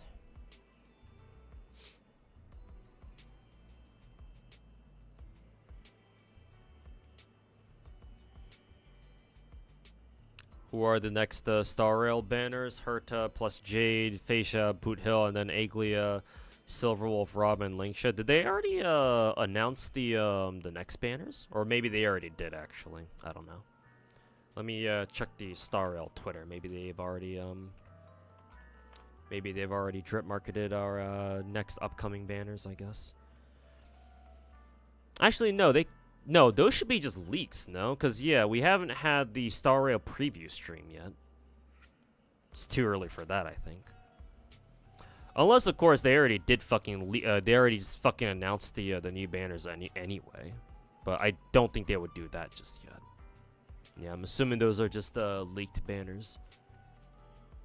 But hey, leaks are usually pretty accurate about that sort of stuff. So actually, would they be able to predict rerun banners? Actually, I don't know.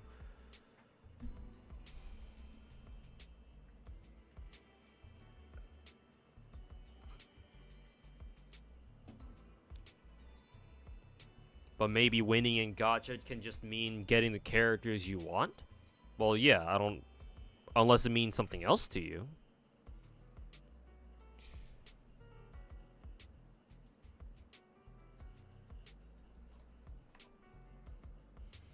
Yeah, the biggest W you can get in gacha games is just rolling the characters you want. I already explained it in my last YouTube video, but what is it? And I don't consider endgame content to be like part of the core content of a gacha game. So even if you can't or choose not to clear like endgame stuff like Shiyu defense or MOC or anything like that, or what is it, Spiral Abyss or anything like that, like that doesn't matter.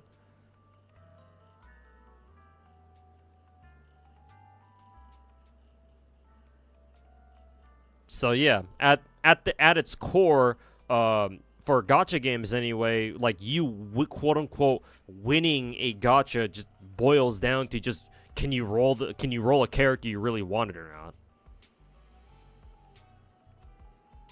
Because at the end of the day, you play gacha games for the characters. If you don't play gacha games for the specifically for the characters themselves, then why are you even playing gacha games to begin with?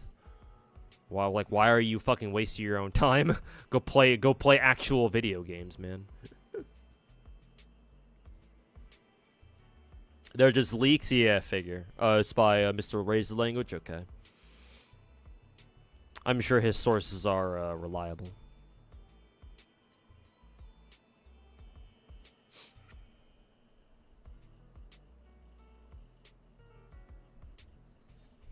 Star Rail isn't doing the double new character thing. Yeah, thank God. If they did it like, what, Miyabi and Haramasa, that'd be one thing, but... if they did the exact same shit that Genshin is about to pull, then yeah, fuck that shit.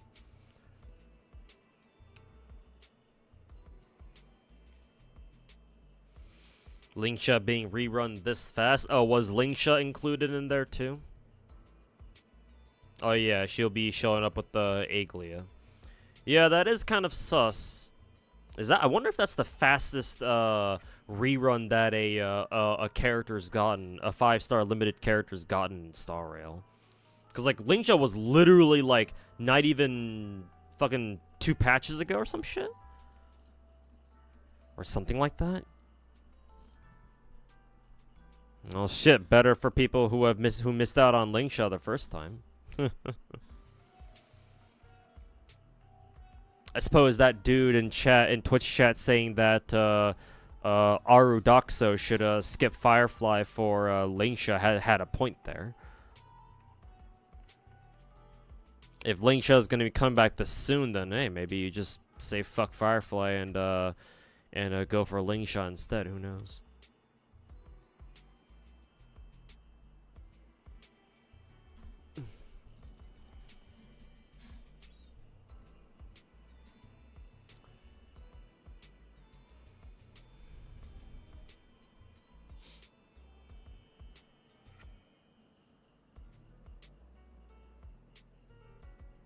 I think we just need to learn to enjoy our games. Too much fighting in the community over trivial things. Unfortunately, it's gonna keep happening, Mr. Meow. You don't realize that, or maybe you do realize this, but you have to remind yourself that people play gacha games for different reasons. I mean, that's just how it's just video games in general, but that includes gacha games. People play gacha games for a variety of reasons. How people should play them is just for the characters and just have fun with whoever they get. And you know, if they don't end up getting who they want, then they should try to do everything they can, whether it be spending money or grinding the game itself, to be able to secure that character. But unfortunately, you know, we don't live in an ideal world, so people will treat gacha games with a lot more seriously than they should. I mean, I'm one of them, to be fair, but at the same time, I'm not fucking retarded enough to bitch about power creep in a fucking MiHoYo game. I'm not quite that far gone yet. Maybe I'll get there eventually, but not now.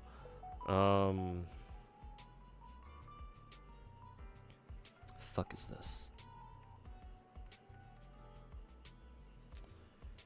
Nothing of importance. But, at the same time, though, right? If you want to play a gacha game and playing what's meta is how you have fun, there's nothing inherently wrong with that. It's just when you try to act like that's the only way that people should play gacha games is by playing whoever's the strongest. That's where we start having problems. And unfortunately, lots of fucking motherfuckers out there acting like that's the only way you should ever play gacha games.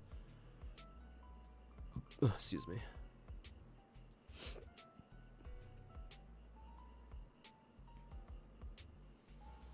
But yeah, it is what it is, unfortunately. Hey, happy holidays to you too, KDMCA. Welcome back. People playing gacha for PvP is the most absurd thing you've ever heard, but it happens rarely. It can happen, definitely. Yeah. And that's actually more understandable than you think it is. Also, SMaster42, thanks so much for the 27-month resub. Welcome back. 2 years since some change. Hey, thanks so much for the continued support, man. And yeah, hope you're having good holidays so far. People playing gacha games for PvP specifically is actually not too far-fetched. I will still question why the fuck you're playing gacha games if PvP is what you want, because there are so many other games out there that have PvP that are so much fucking better. Like, I mean, I hear Marvel Rivals is popping off. It's kind of popping off right now, so you might as well go play that right now. And Marvel Rivals fucking free to play, so it's even better than a fucking gacha. So like, why? Why do you play gacha games for PvP? But anyway, some people do. And to a certain extent, I can kind of understand, because it's a cool feeling playing a gacha game that actually has a functional and like somewhat competitive PvP. And then knowing that, oh yeah, these characters I raised myself and I put in the effort to gear them out and shit, and then now they're kicking people's ass online and shit like that, like other real players' ass, Right, my team is better than their team type of shit. Like I can kind of get that. It's certainly an amazing feeling, right? Because most games, most normal games, right? If they're like a PvP game, then usually it's pretty simple, right? For example, in like Marvel Rivals, which I just brought up right now.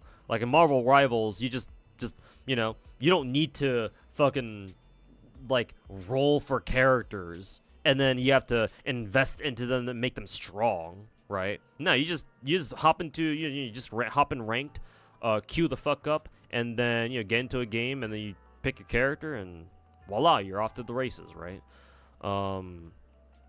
Same thing with other PvP based multiplayer games, right? In Counter Strike, you queue up in a in a CS2 match, and then you spawn T side or CT side, and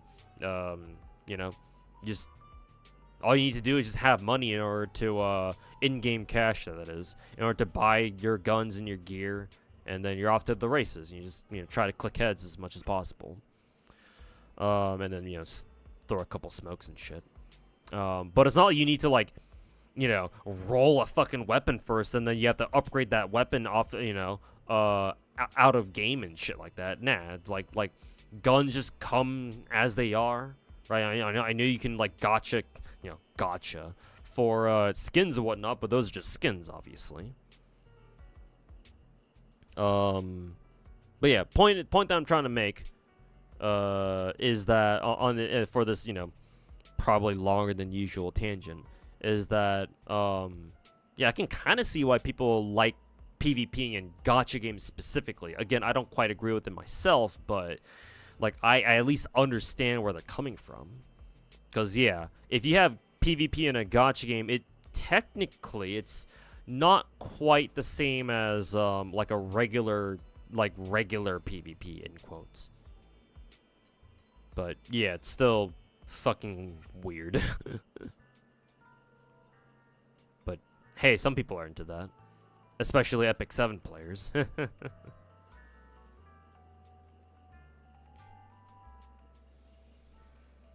You remember someone saying that Silver Ash is power crept in Arc Knights? Yeah, just like how they said Chen Alter is power crept, and how Thorns is power crept, and how Lapland was power crept, right?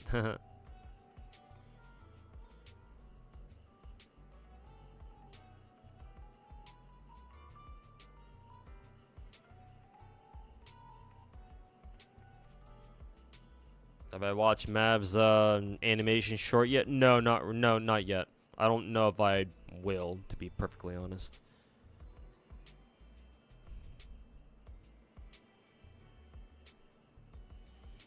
How am I liking GFL2? GFL2 is cool. It's been very easy to play so far, mainly because I'm able to auto most things.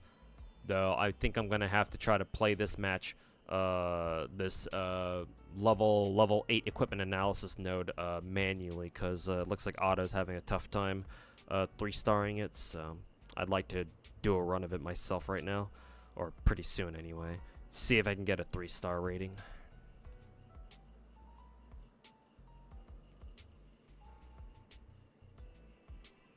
If you like gacha PvP, play TFT, no joke. Is that why a lot of gacha content creators, a lot of gacha streamers like Mr. Slice really love playing TFT? I guess that makes sense then.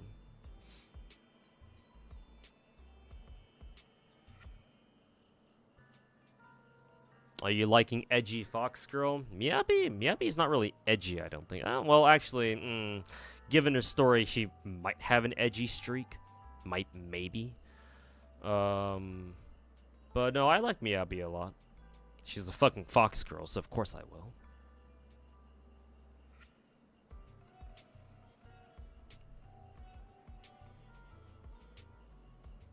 Nah, bro, F meta. Yeah, most gacha games are not difficult to the point where you have to roll meta.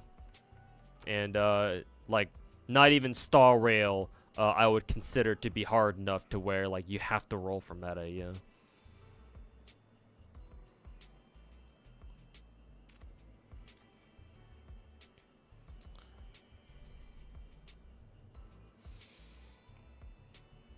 None of these dumb shit MiHoYo gacha gamers have ever played an old school, a real gacha before in their fucking lives.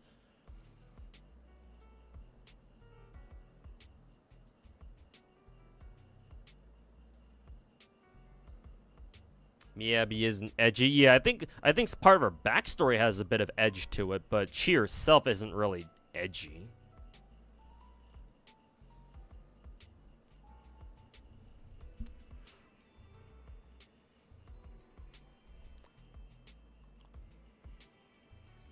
She's a plank of wood, but that's part of her appeal because the rest of the cast is so fucking wild. It also helps that it's really easy to meme her ears. So it's not that much of a that's not that big of a deal that Miyabi is kind of like a, you know, piece of wet paper when it comes to her personality.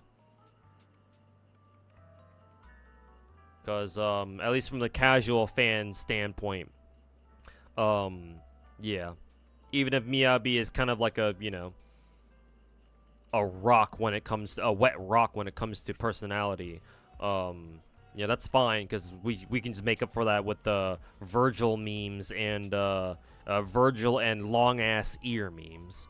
So we can entertain ourselves with those two, and we'll be they'll be fed for basically eternity.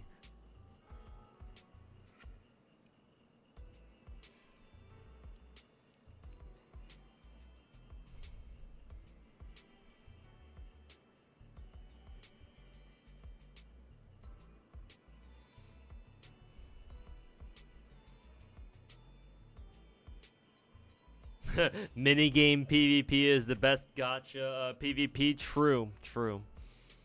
Actually, in that sense, Starro does it pretty well because Starro has already had a couple of PvP minigames, I think. That and Zenless too, I think. In Zenless, we've already had like what, a couple of minigame events or like arcade events where we have to play PvP.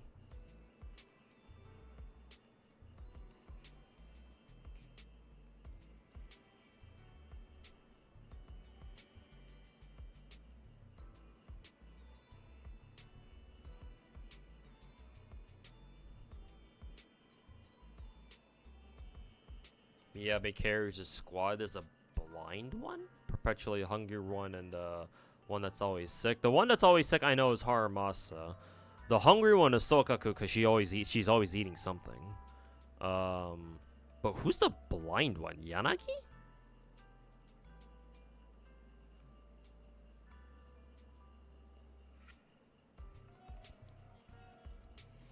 Oh, is Yanagi actually blind? I didn't know that. Or are you just saying that because she wears glasses?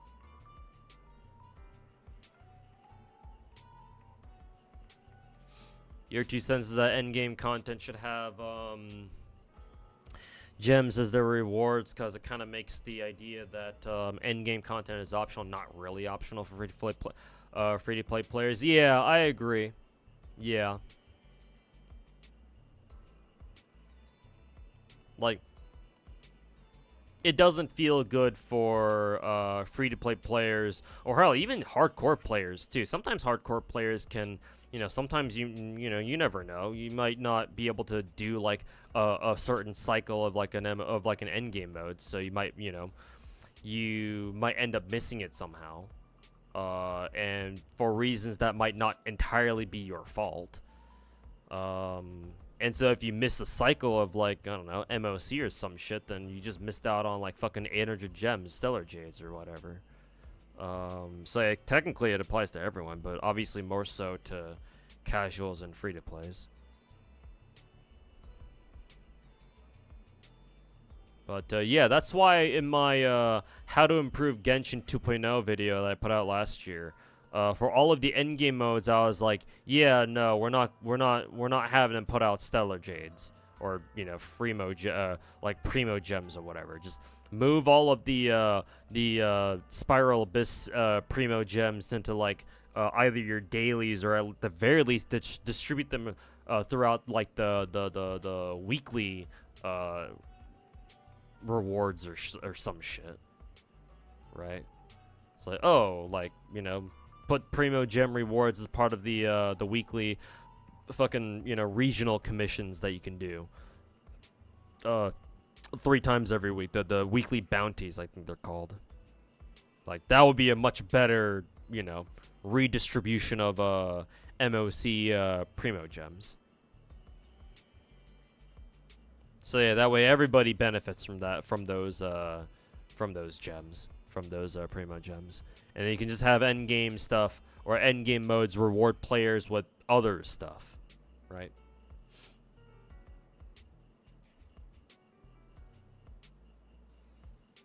But yeah.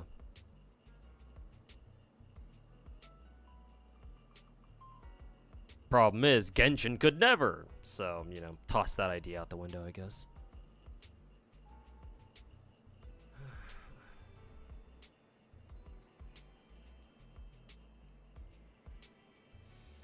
Yeah, totally. Yeah, that's what I've been told. Yeah, SSR Roppy counts as both Pilgrim and Elysian, so certainly a new one for Pilgrim characters, but makes sense because, you know, it's Roppy after all.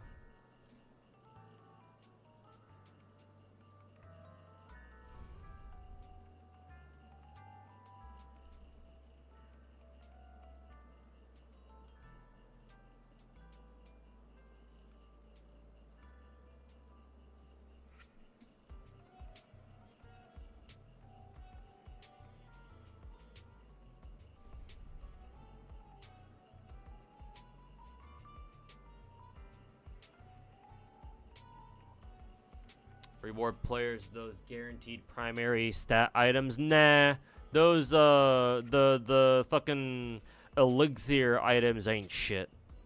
That system is still fucking absolute fucking dog shit. The suggestion I ended up making was they should put in items where you can force substats.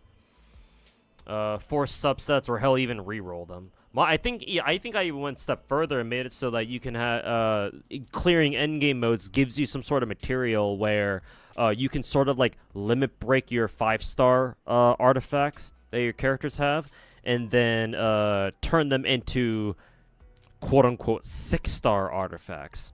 Though I don't know if Miole would ever do that. Maybe that'd be an idea too far. One idea too far. But at the very least, what it would do is it would increase your gold artifacts as an enhancement level from plus 20 to plus 24. So you get one more enhancement level.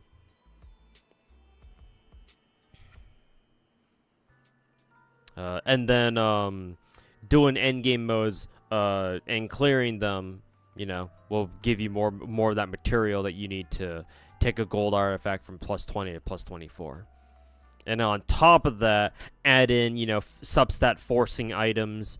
Maybe even give people like a substat reroll item as well. That'll be its own separate thing too. Yeah, I would just take everything a step further, basically, 1 or 2 or even 3 steps further. Cause yeah, the main stat forcing items on their own ain't shit. Because, haha, guess what? You can force main stat and 2 of your substats, guys. Oh, that's great. What if you want? What happens when you actually roll it, though? What happens when you went for a fucking double crit substat artifact, and yet when you rolled it to plus 20, none of the fucking substat rolls went anywhere near either of your crit stats? What happens then? Oh, you just go fuck yourself then? You just wasted all those fucking items that you used to make that artifact? No, I guess so. I guess we'll go fuck ourselves now. Thanks, MiHoYo. Go fuck yourself. But yeah, I just take it like a step or 2 or even 3 further. Basically, is what I'm trying to say. But yeah, you and I have the exact same idea in that sense.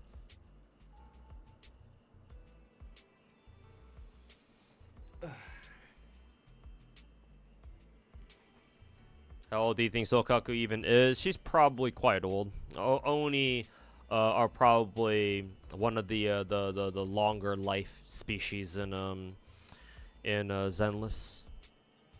Because like Sokaku looks the exact same, I think, physically now as she did in Yanagi's short, where she met Sokaku for the first time, right? Cause at least Yanagi definitely looks older now than she did when she first met Sokaku and got incarcerated by the Oni clan for a little bit.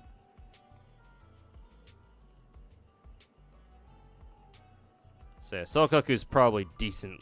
She's got some years to her, most likely. Probably.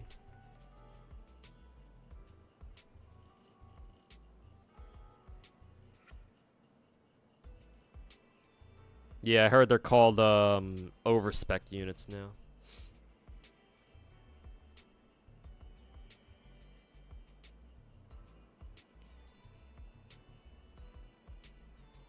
That'd be so fucking dope if they did that. Did what, Finkel? The my suggestions that I had for like for example Genshin artifact endgame and shit like that.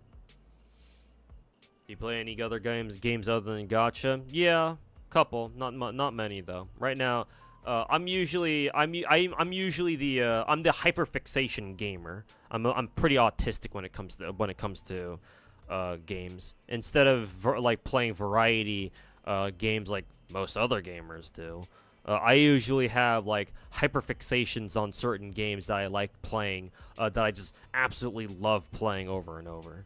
Like, gacha games are obviously my main hyperfixation, but right now my other non-gacha hyperfixation is Black Ops 6, or Call of Duty Black Ops 6. Because I'm working on, actually, I actually have most of my guns, my weapons in Black Ops 6 Dark Matter now. I think the only weapons that I don't have Dark Matter in Black Ops 6 right now are the launchers and the melee weapons. Everything else I have Dark Matter, I'm pretty sure. Yeah, all the assault rifles, all the SMGs, all of the shotguns, all three of them, including the Maelstrom. That came out like, what, 2 weeks ago, I think? 2 or 3 weeks ago, I forget exactly when. What else? The sniper rifles, I have all Dark Matter. Marksman rifles, I have all Dark Matter. And then all the pistols, I have Dark Matter too.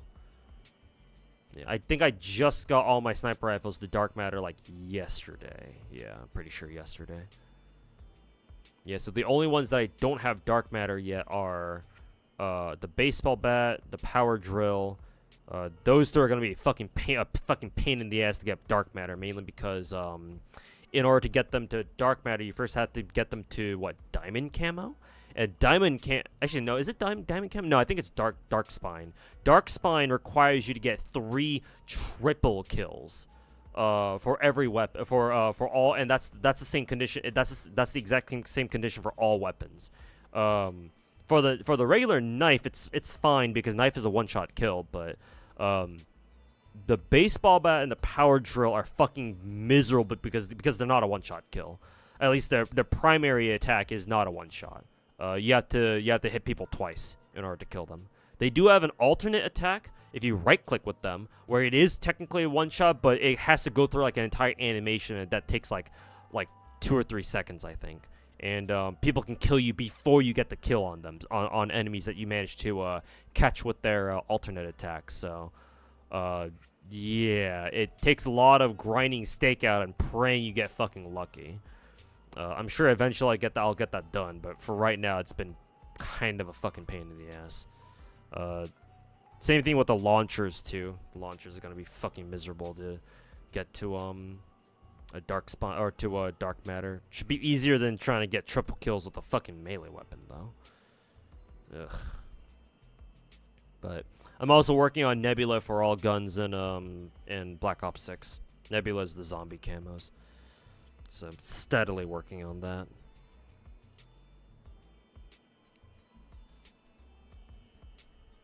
Monster Hunter Wilds waiting room. Yeah, I'm sure a lot of people are very much still looking forward to Wilds. I'm not a Monster Hunter fanboy myself, but I understand the hype. Or at least I think I do.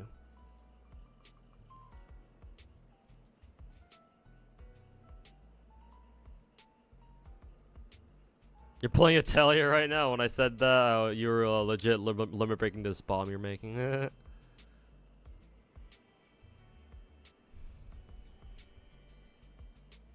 Which sadist put Mother Whale in tower? Oh, you're at that point now, huh? I'll make sure to bring Cinderella. Cinderella really shreds Mother Whale because Mother Whale is weak to electric. So yeah, make sure to invest pretty heavily into your Cinderella.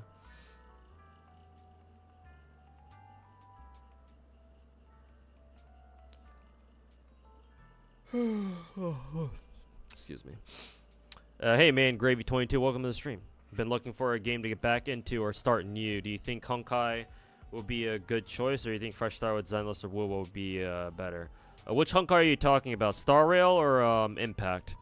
Because I can comment on Star Rail, but I can't give you any advice about Impact because I don't play Impact. I do play Star Rail though. I guess technically, regardless of the answer, I think a fresh start with either Zenless or Wuwa would be better. I think both games are great, both Wuwa and Zenless. I would recommend Zenless slightly more, but Wuwa is also great and it is also fantastic in its own right. So at that point, deciding which game you want to go with, is ultimately down to personal preference. So I guess I should just tell you that right now. I guess it doesn't really matter which Honkai game you're talking about, because I think that in my experience, both Zenless and Wuwa are better than any of the Honkai games out there. So.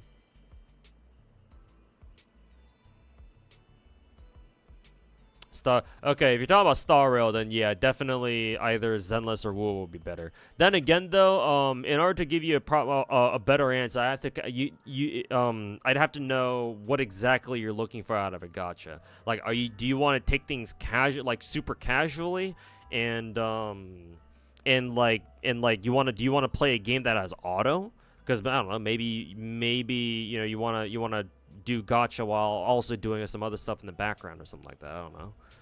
A lot of people like Star Rail for that reason, because you can auto the game, and you can't quite auto something like Zenless or Wuwa now, can you? But yeah, like, are you looking for a more casual, chill game, or are you looking for something that actually requires you to play a decent bit? Like, do you want to get, or are you looking for a gacha game that you can actually play? And, it's not just, turn-based simulator.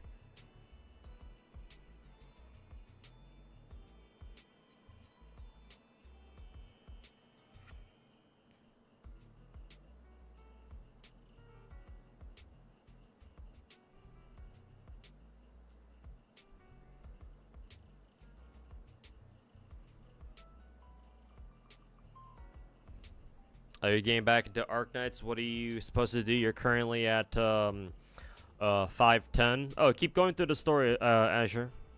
Yeah, just keep going through the story.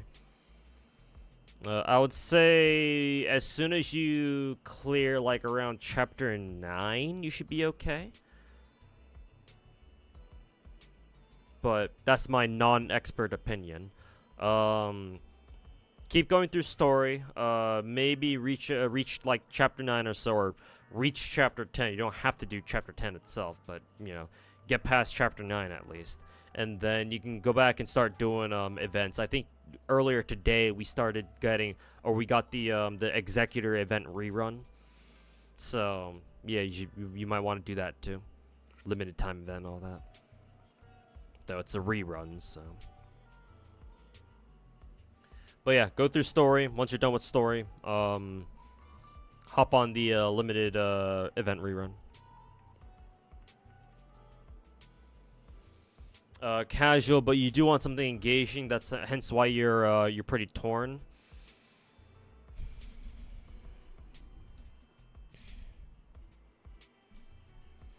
Something engaging, but also casual at the same time.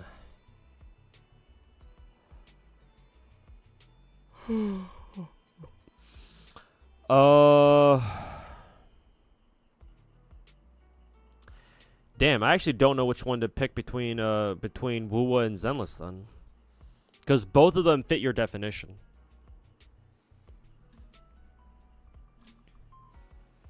Yeah, both of them definitely fit your definition.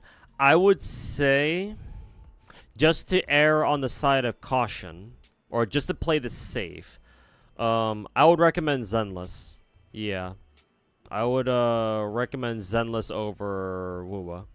I would say Zenless is definitely the more casual friendly between those two. Mainly because in Wuwa, if you want to play Wuwa optimally, you kind of have to know what you're doing.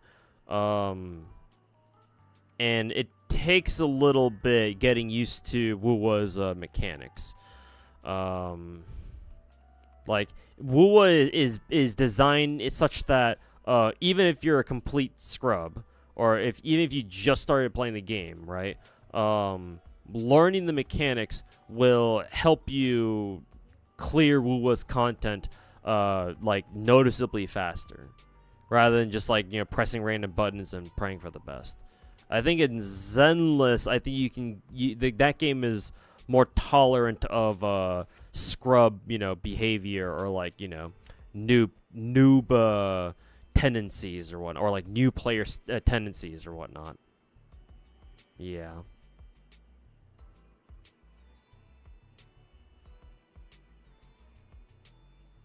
So I would give the edge very slightly to Z3 or Zenless Zone 0.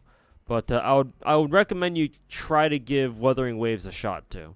Ideally, you just try out both of them. Make accounts for both of them. Try them both out for like a day each or something like that, and then make your decision from there. That would be my suggestion. You like the look and aesthetics of Zenless over Star Rail? Then yeah, that's perfect. Then yeah. Start with the Zenless then.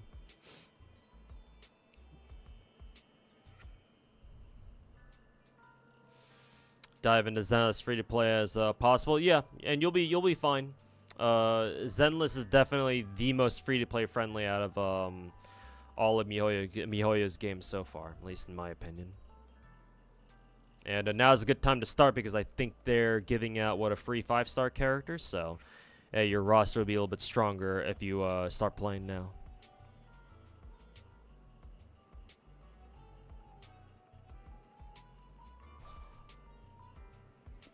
Appreciate your feedback. No problem, man.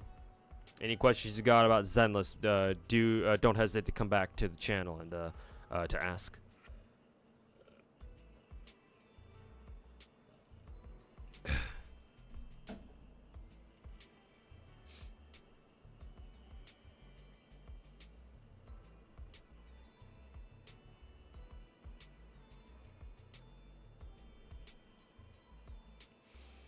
Zenless has more of a ceiling than you think. Yeah, of course. Of course I know Zenless has much more of a ceiling. Don't need to tell me twice.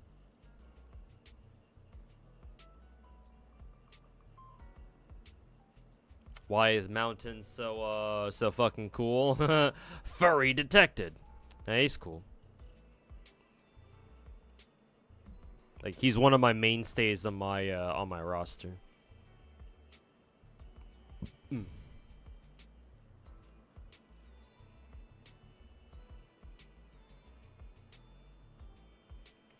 It's the ears and the sword for you. The character on screen right now is legit. Oh, Miyabi? You really like her, huh? She's basically anime Virgil. If you look online or on Twitter or something, you'll find a lot of Virgil memes about that girl, and for good reason.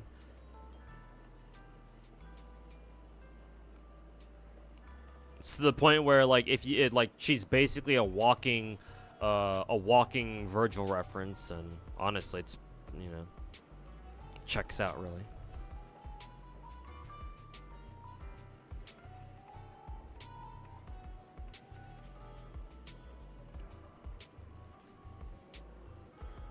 Let me just go through my Nikke dailies right now, and I'll give you a little showcase of what she's all about in Zenless. But she's the girl on screen right now is on rate up right now, so if you're able to save up enough, while she's still here, then you'll be able to roll for her, and hopefully you get lucky and be able to pull her.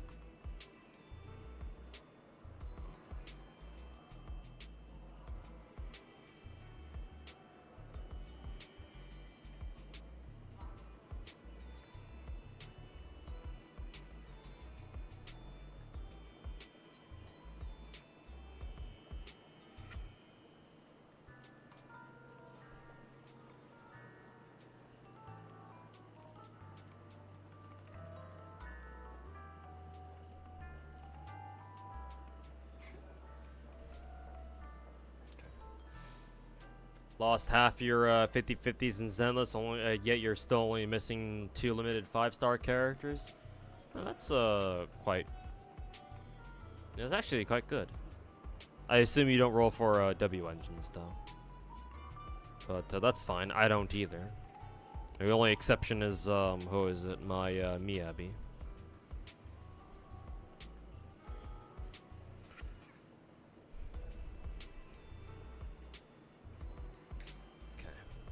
I'll wrap it up on Nikke for now.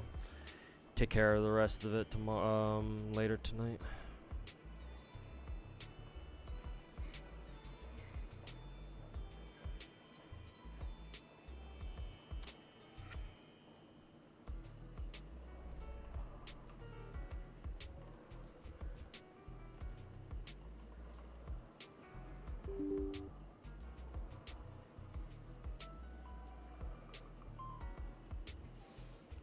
You mean there's a decent ceiling, but you can also turn off your brain and just play? Yeah, true.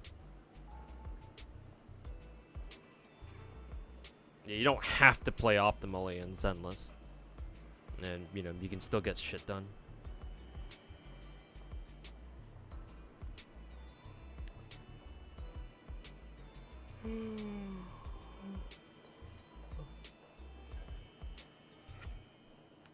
Thing you don't like about Wolf is that 4-star weapons feel like bad options for carries, mainly because the vast majority of 4-star weapons are not crit stats, and characters, especially DPSs, rely so heavily on crit stats in WoW. It's fucking insane. So yeah, you're not wrong there.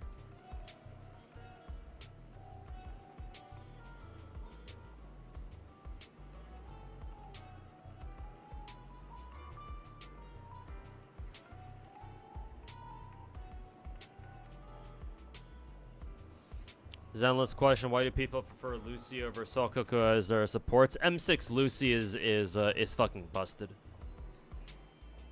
Not to mention Lucy is a general attack buffer, so she works with most characters to begin with. While Sokaku, I think you can only really pair her with ice characters, I think.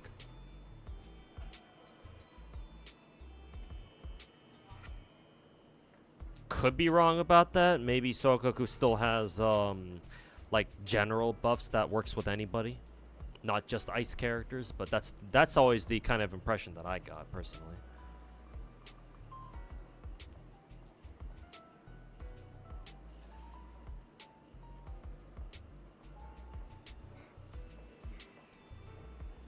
You messed up on the GFL2 event. You thought it was stamina based for farming. You were wrong AF. Yeah, cause no, it's not stamina. It's like 3 tickets every day or some shit like that. Yeah. Yeah, sorry you didn't realize that in time. But yeah. As long as you know that for you know, next our future events, yeah.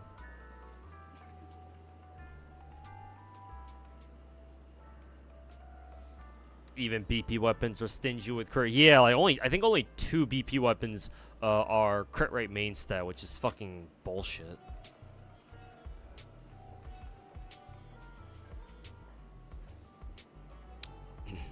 Sokaku does give like an attack buff. Okay, like a general attack buff. That's alright. Fair enough. But yeah, Lucy is just more convenient, I think. Yeah, is the thing. Not to mention, but playing Sokaku just feels fucking awful compared to most of the other characters in the game. Because all of Sokaku's animations are so goddamn slow. Like, holy fuck, it takes so long for her to get her her EX moves out in time. Like, holy fucking shit, bro. How long is she gonna fucking take swinging her giant ass flag around, really?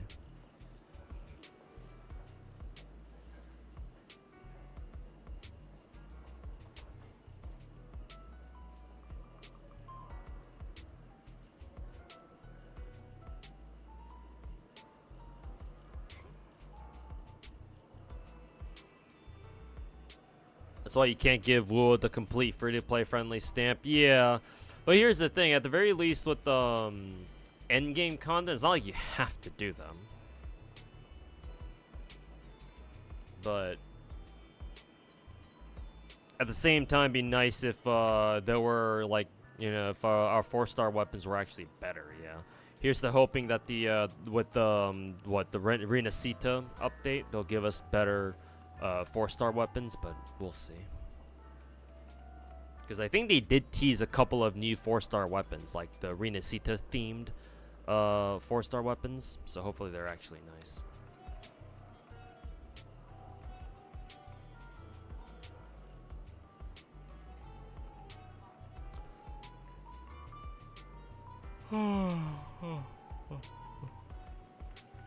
God damn.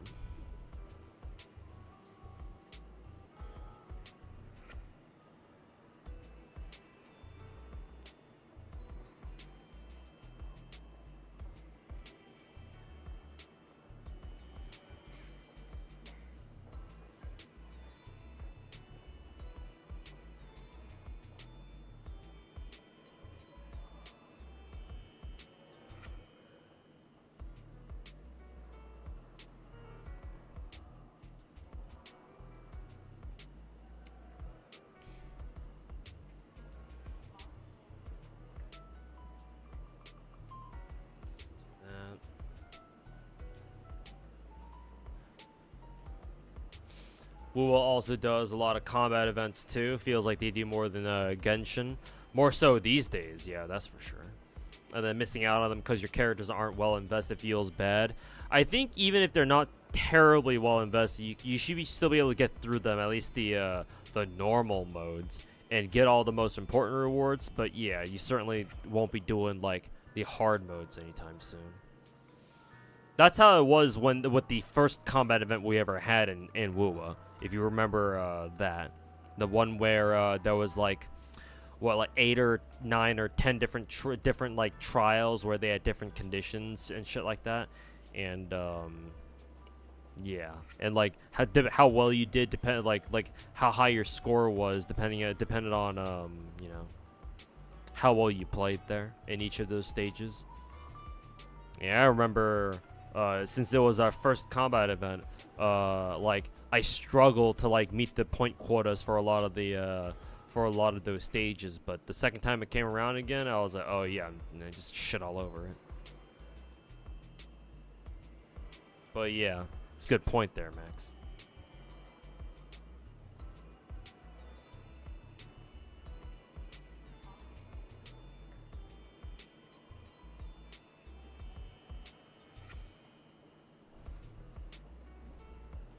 Just wish you didn't have to be 90 for war events. Yeah.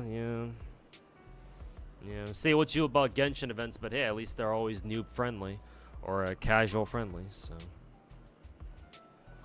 for better and for worse.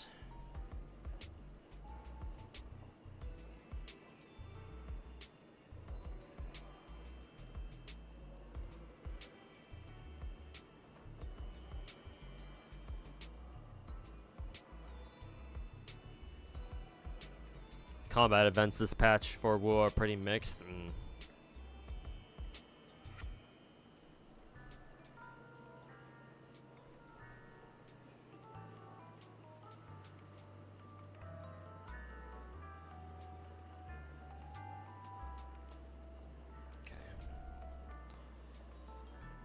For GFL2, I do want to do this later, but I'm just gonna auto some shit for now.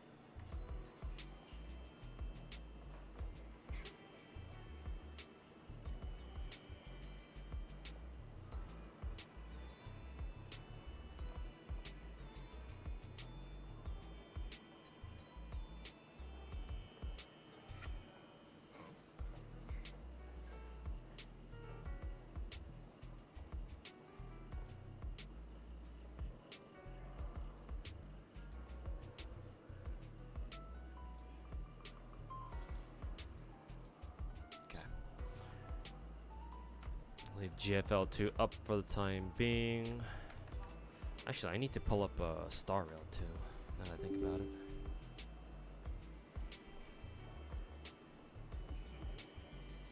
Zenless question, how do you get exploration badges in Lost Void? It says you need level 3 gear, but it doesn't go for you sometimes. No idea. I haven't done Lost Void that much, so hopefully somebody in chat can answer your question there.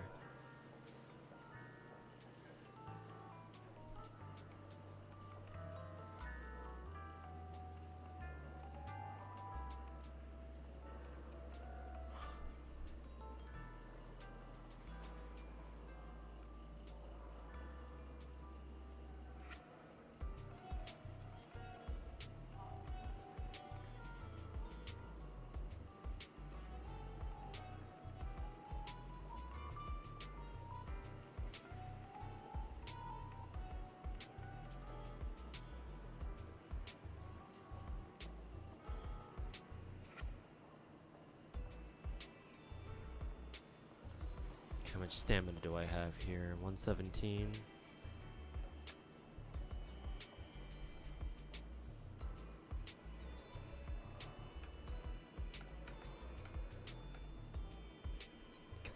Give me 1 second. Gonna go to the bathroom, go splash some water on my fucking face because I'm starting to get a little drowsy right now. I'll be right back.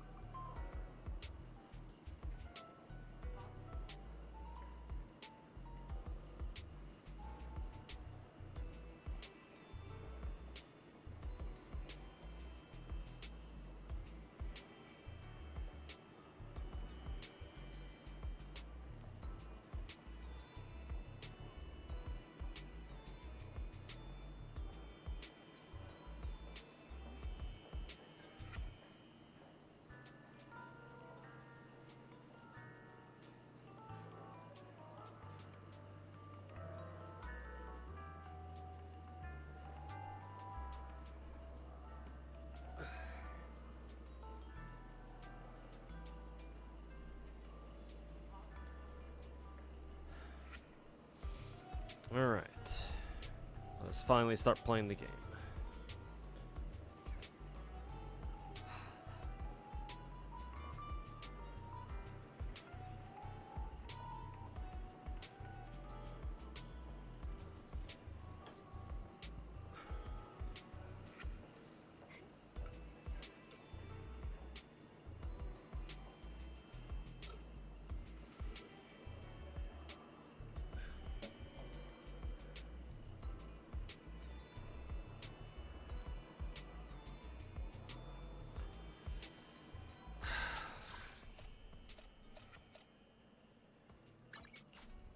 Oh, actually, I probably need to use my stamina first.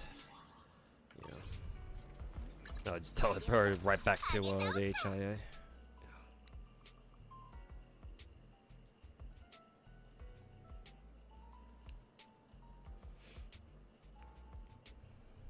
Let's see, what was I working on again? Oh yeah, that's right. I wanted to level up my want to level up my Grace now that I finally have her.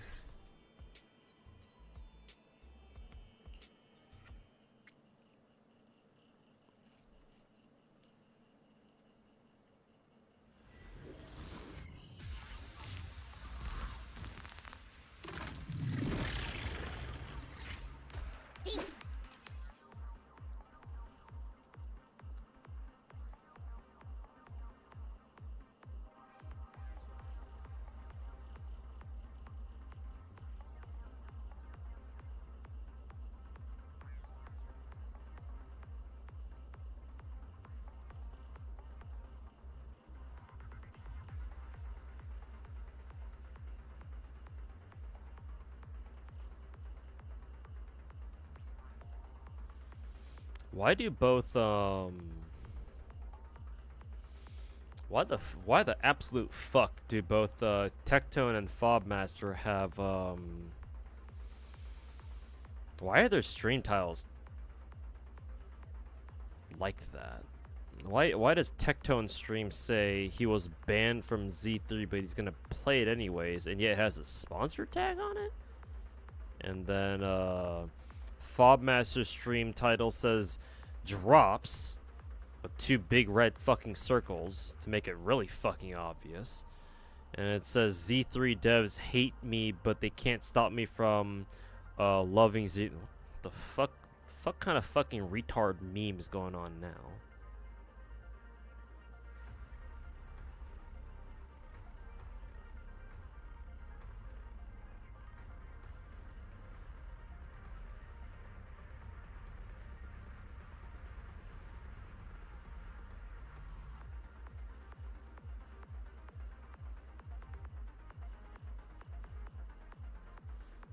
It's almost as stupid as people putting their fucking their account levels at the start of the stream titles from back in the day. I still remember that shit.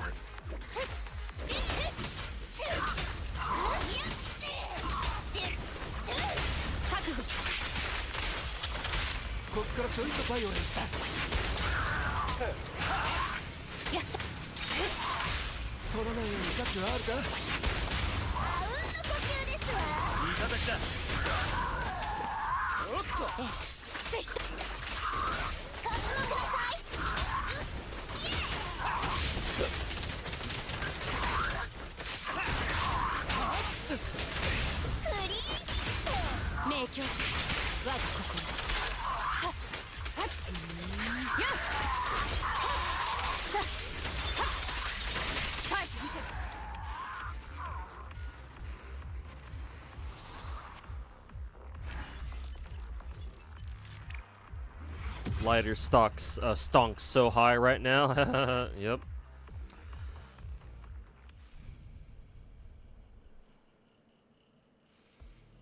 Yes, sir, he is.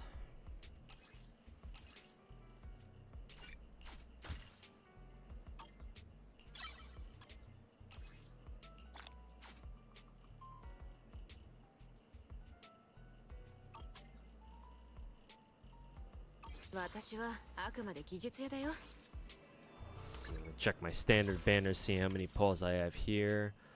Oh, we have 5 pulls exactly. Kind of wonder if I can just do individual signal searches and like get something. Because I should be in a soft pity territory. Or maybe I'll hit it once I actually... maybe I'll be in it once once I use all 5 of these things. Sure, why not? I mean, I have everything I want anyways, so... Not sure what I'm expecting here.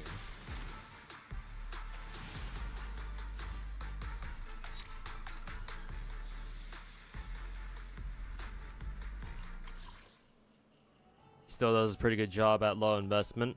Yeah, because all you really need to give stunners are 6 disc, an impact 6 disc, and a W engine that gives them impact. Yeah, because all they gotta do is as long as they fucking stun people, they're doing their job. So.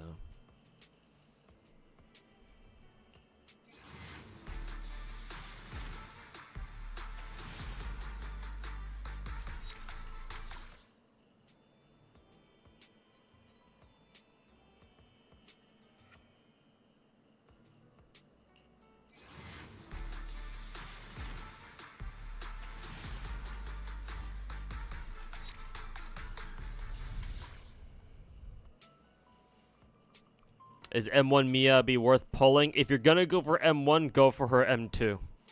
Otherwise, just stay at M0. Her M1's alright, but compared that to her M2, and her M2 is fucking bonkers. So, for whatever reason, if you're looking at, like, oh, maybe I want to go for M1, you might as well go for M2 at that point. Unless you're just flat out fucking broke.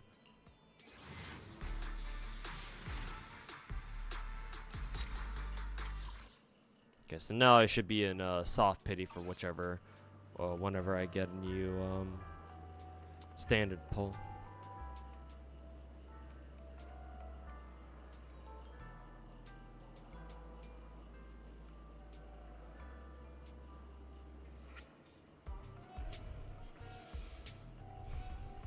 Hey Caliente, welcome back, man.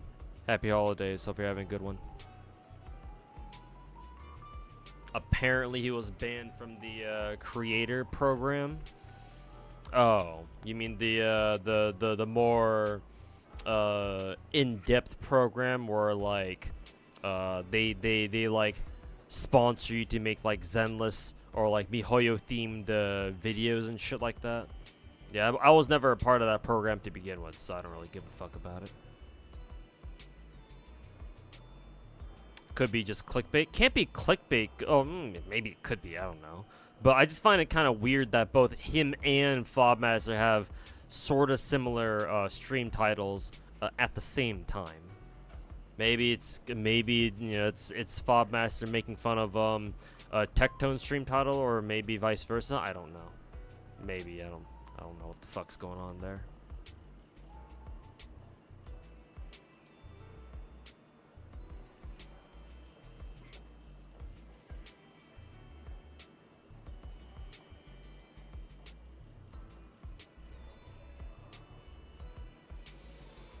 Yeah, her W engine is far more worth. Miyabi's signature engine is far more worth than M1.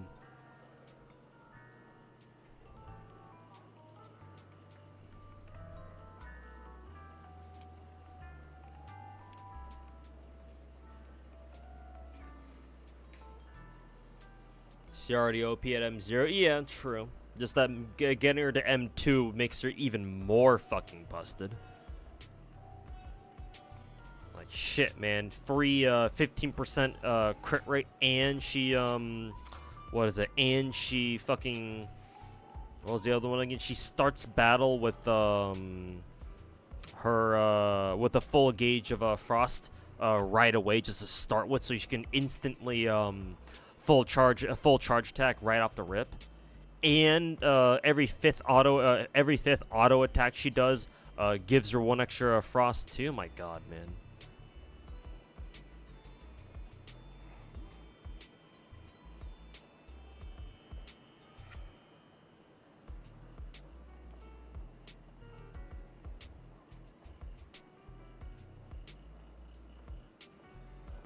She gains stack. Yeah, specifically on like the 5th basic attack, I think. And yeah, and that's really critical for Miyabi, because playing with M0 Miyabi, she tends to be stuck at 5 out of 6 frost a lot. And so her having access to M2, and so that way, if she's missing one single frost stack, oh, she just needs to do a basic combo attack or a basic chain, and then she gets that last frost she needs for a full charge attack. Then, you know, and yeah, that's a wrap.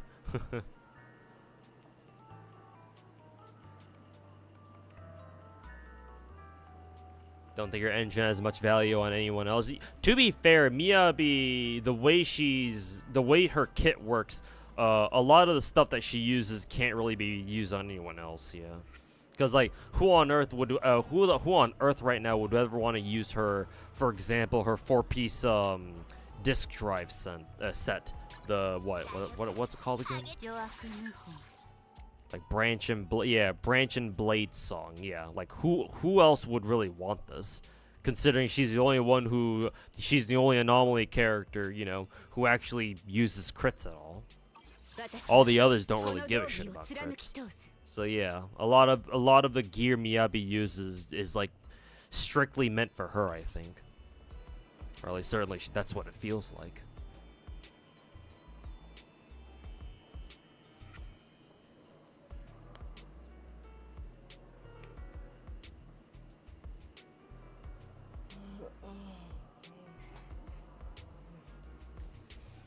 And with the AM6 disc actually works with the 4-piece set. Oh, that's funny. That's actually kind of funny.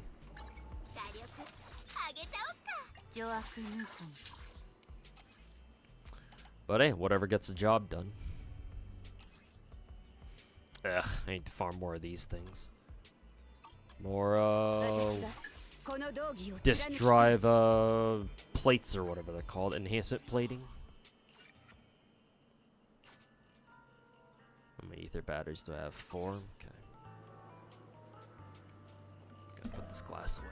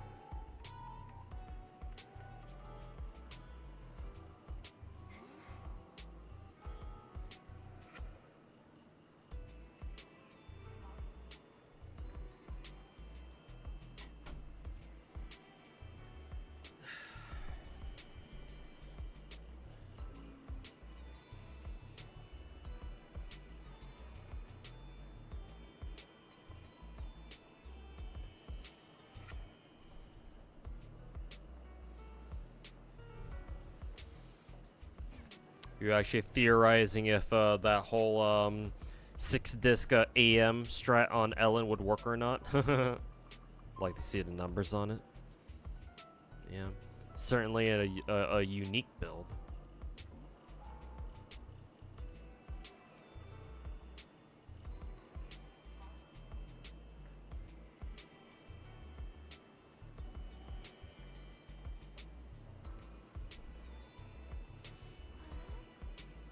Doomed to be a Calcaro fanboy. As long as he gets the job done. Your Shangli Yao is on pure copium right now. Zenless question currently guaranteed with 30 pity. M3 Miyabi versus M0 Astra. Why would you want to go for M3? Like, you already have M2. Your job there is done. Save for guaranteed Astra.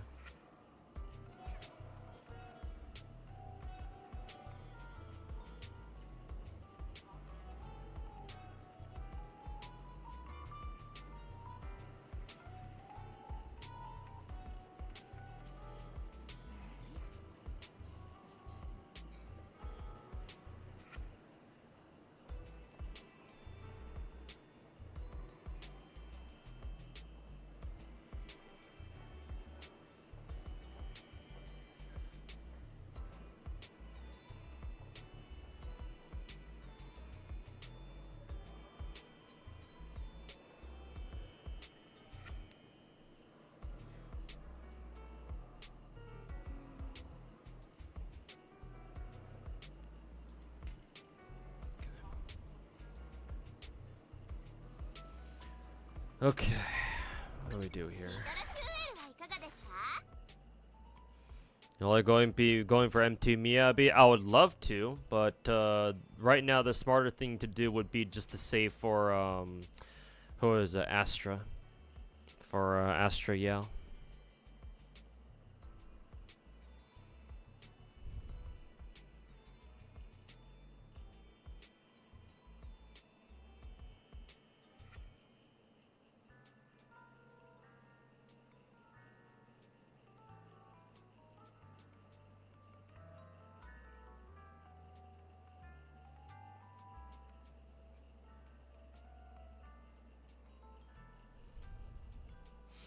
Quick question is Y2K this week or next week?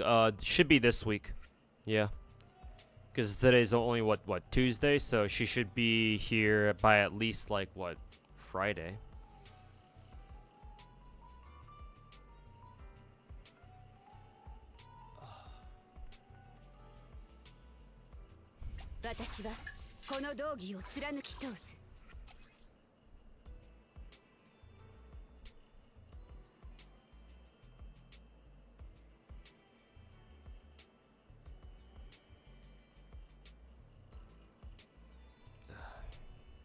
I think what I'll do is I'll use some ether batteries to buy or to farm for some ether plating, I think, so that way I can roll attack percent 4-disc and try to level up some of those attack percent thingies, see if they're worth it or not.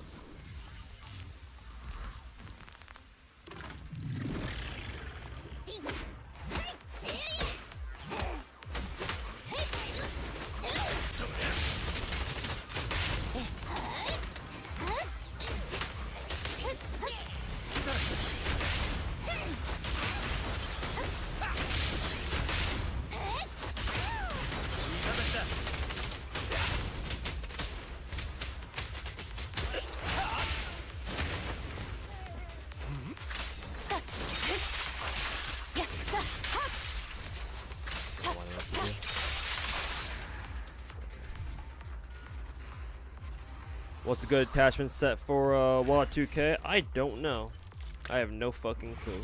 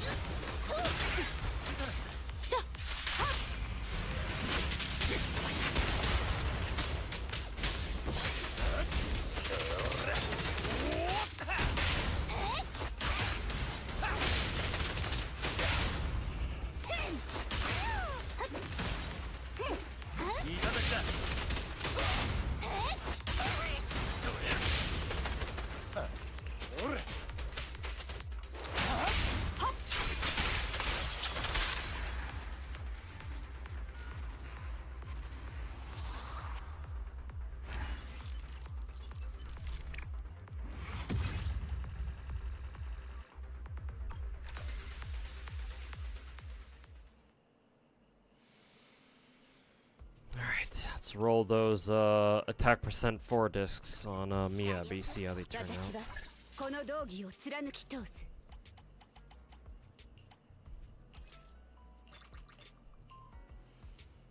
Alright, first one. The crit rolls are kind of ass here. 3 rolls into flat defense, so that definitely could have been better. Let's try this one. See if that one's any better. Is it any better? Actually, no, it's the exact same shit. Pretty sure, yeah. Exact same shit. 1 roll into both crit stats and then 3 rolls into flat fucking defense. Yeah, I don't know if I want to use that one, my dude. Maybe it rolled like at least 3 times into either crit stat, but nah, man, that one's just painful. Okay,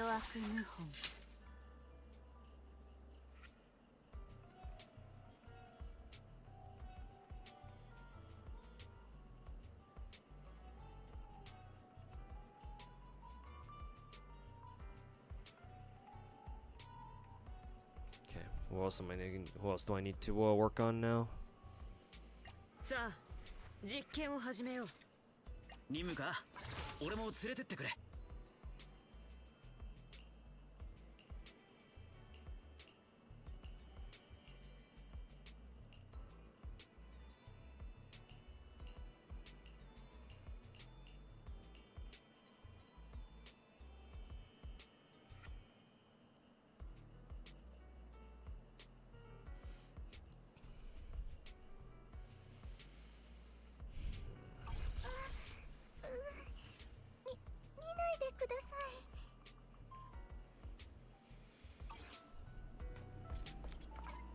How much stamina do I have again? 86. Now 430. Okay.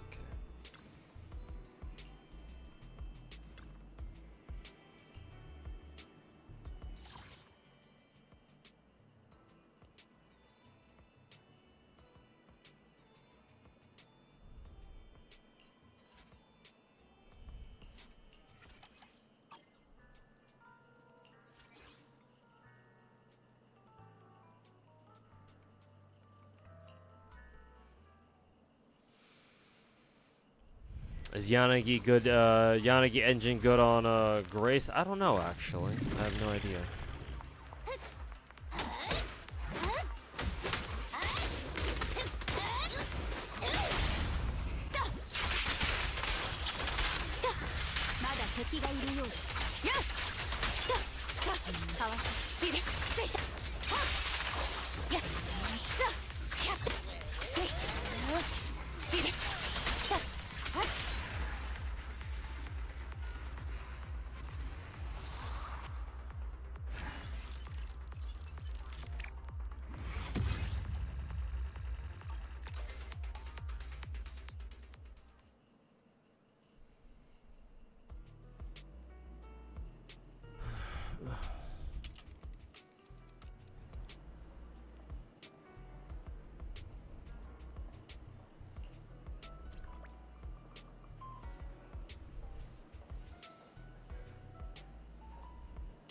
People are trying to say Natlan is the worst region in Genshin. Yeah, Genshin Twitter tards being fucking absolute fucking retards. You know, nothing new.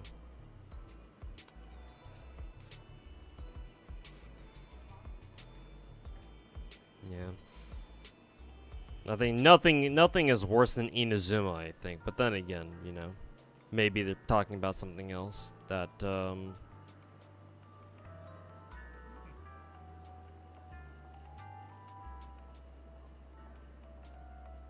AVC, welcome back, man. How you doing?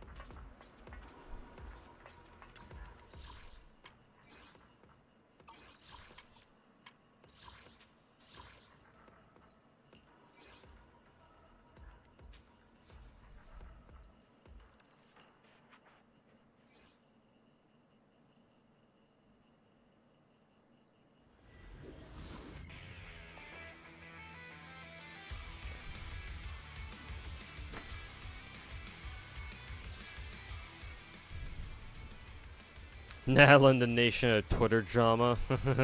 Really feels like it, huh?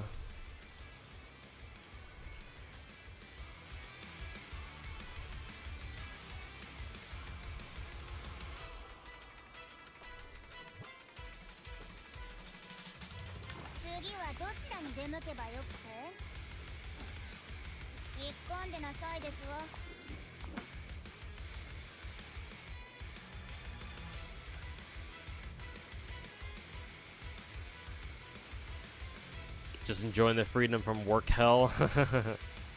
Yeah, enjoy your holidays while they last. Before you gotta get called back into the offices again.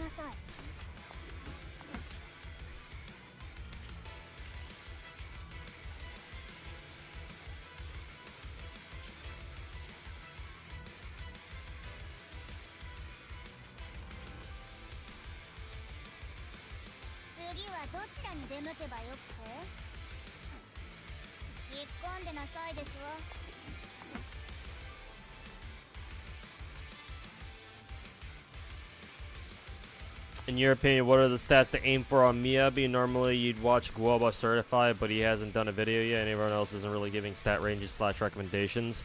My chat has taught me that on Miyabi, you're aiming for at least 80% crit rate. Crit rate above all else on Miyabi.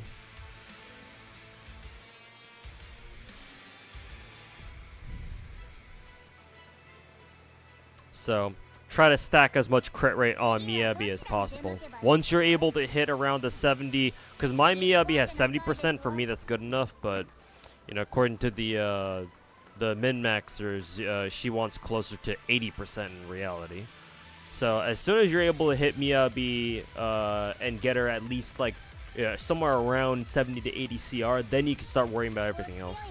Crit damage and all that stuff.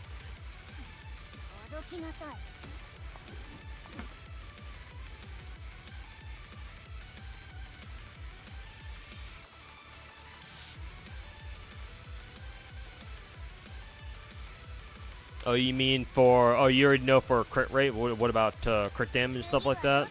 Well, the ranges for those... a little harder to gauge because you mainly want to focus on crit rate, obviously. I mean, I guess I can use my own Miyabi as an example. My Miyabi has, what, 70 CR and, what, like 220, 222 CD? Something like that?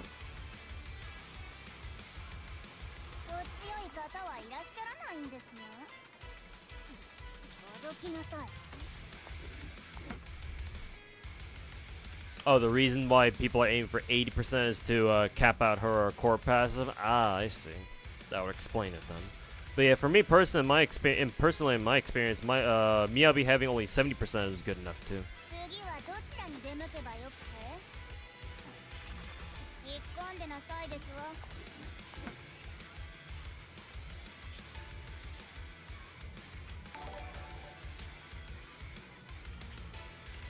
Also, hey Neostorm, thanks so much for the $39 donation, man. Thanks so much, bro. Without any message there either. So, appreciate it, man. Let me actually check the donathon. Let's see, 281, okay. Still haven't reached another donathon goal yet, but that's fine. But yeah, Neostorm, thanks so much for the donation, man. Appreciate it. And cheers. Happy holidays / Merry Christmas Eve to you too.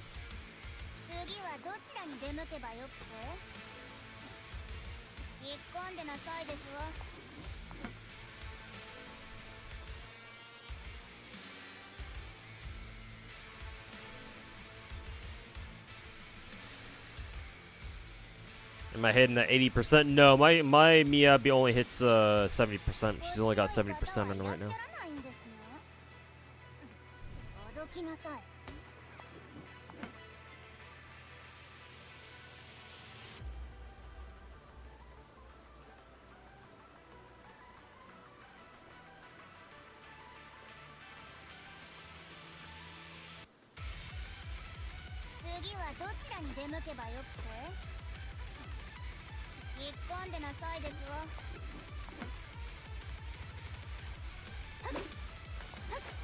Okay, here we go.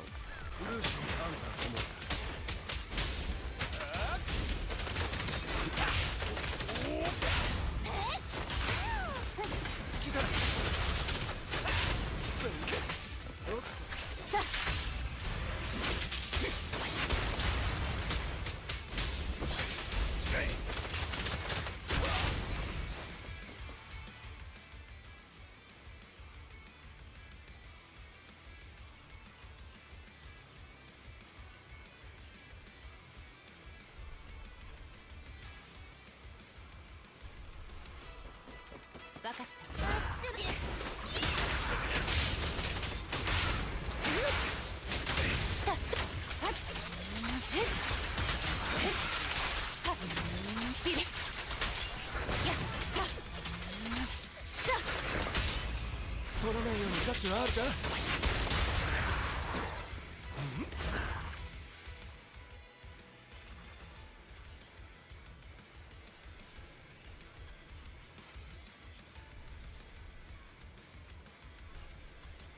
おっと。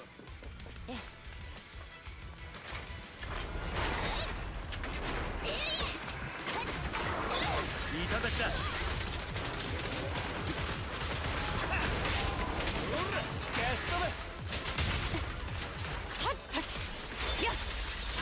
刀はもう鞘。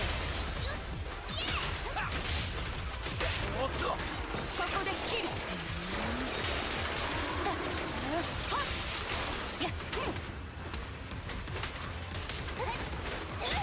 きだ。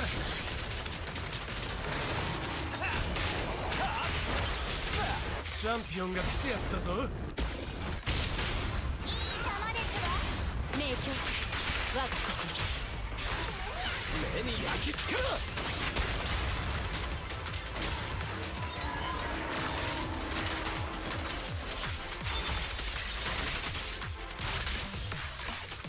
あ、直、ダウン。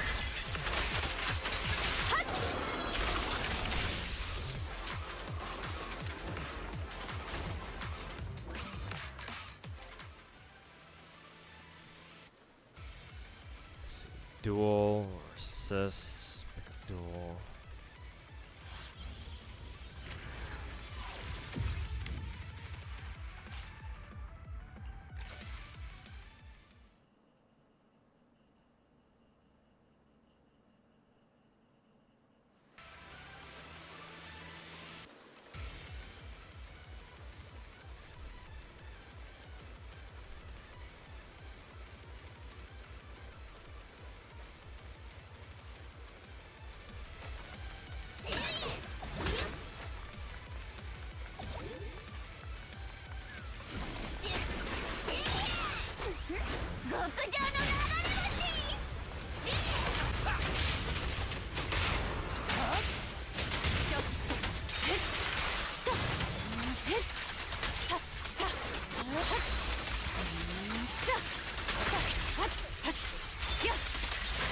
刀はもう鞘だ。死ね。心してよける。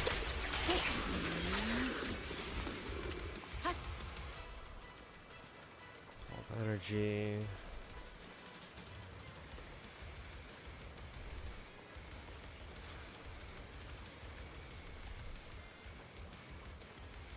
Freeze lasts 3 seconds longer.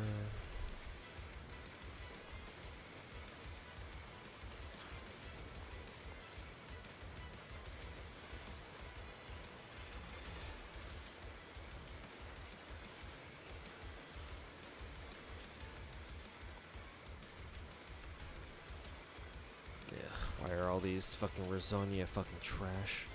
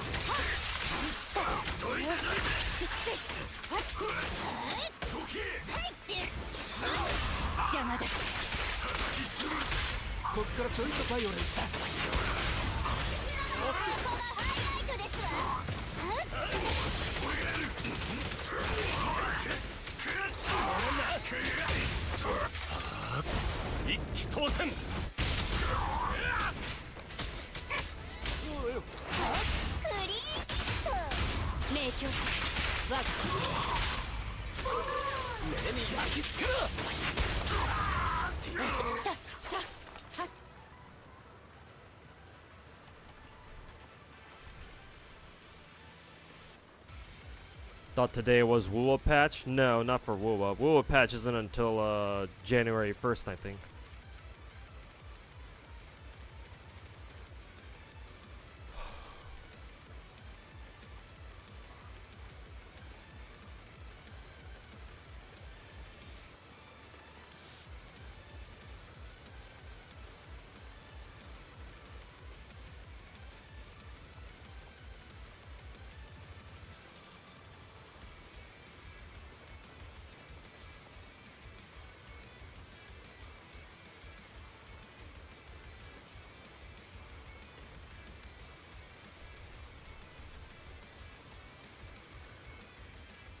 Oh, macchiato. Y2K? No, not today. It's in a couple days.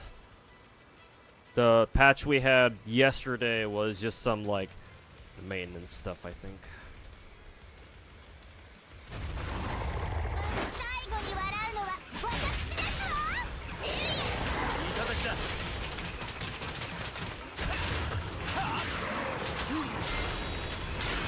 えい、回避をかかった。撃ててた。チリ。やっ。やっ。さ。さ。やっ。はっ。耐えてみせる。この刀に誓おう。はっ。えっ。はっ。チリ。やっ。せい。はっ。やっ。さ。はっ。えっ。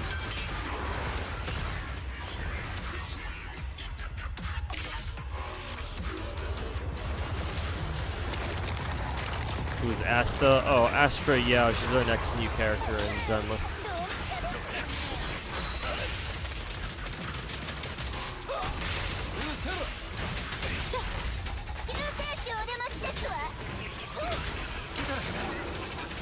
Champion が来てやったぞ。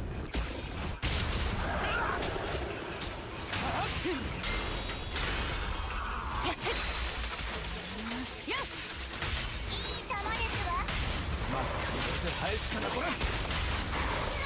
即断即決。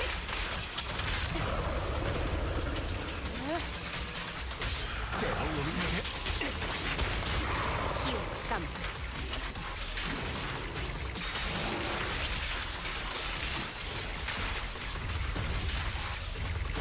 勝利を上となし、狂乱はこれに過ぎる。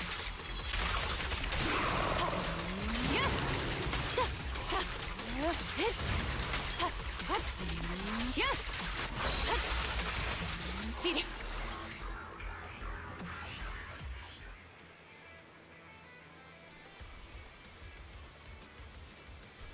Energy, crit, duel, let's go with crit. Night shield, dodge. Sure.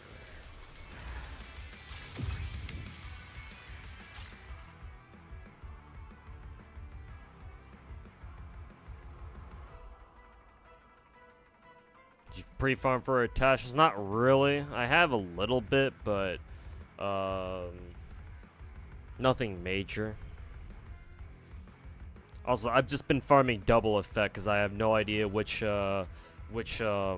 attachment sets are like good, quote unquote good or not.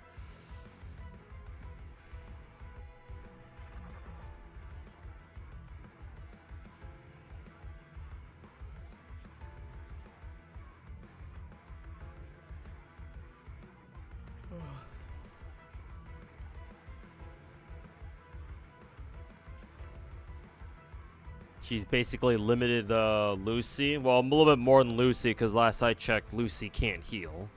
All she does is buff her team. But I think Astra can legit heal characters, which means that she's going to be our first healer in the game. Because I don't think we have a dedicated healer yet in Zenless.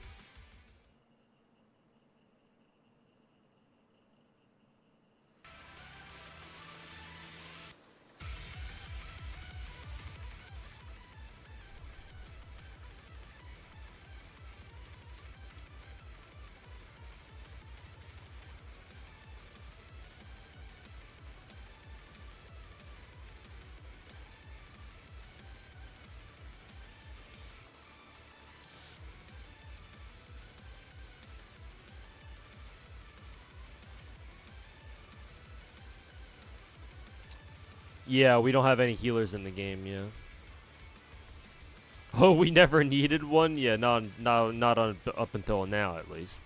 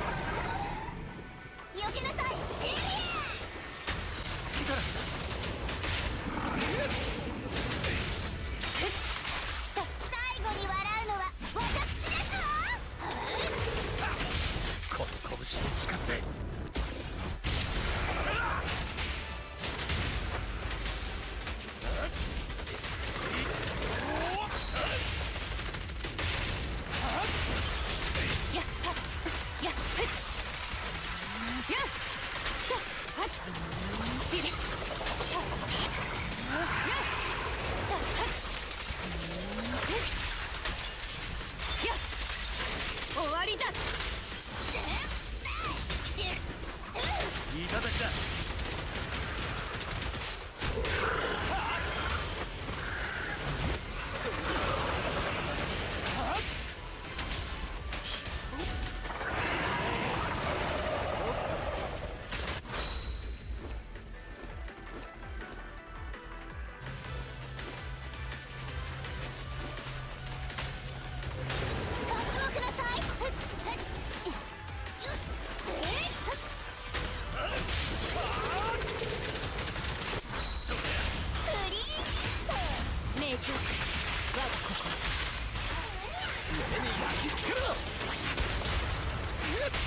覚悟。悪直残。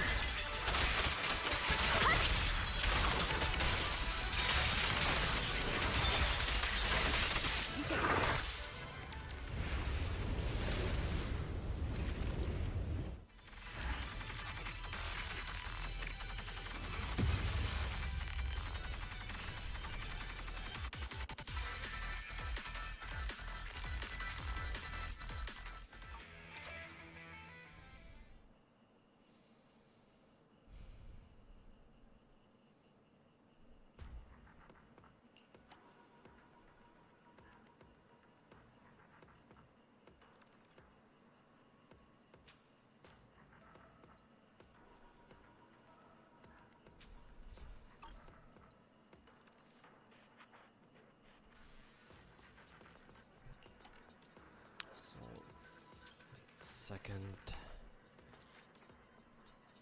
Yeah, 2 days ago. Let's do another run of Withering Garden real quick. This time we'll run the more traditional Caesar, Yanagi, and Miyabi, that is. Still no Section 6 Bangbu, unfortunately.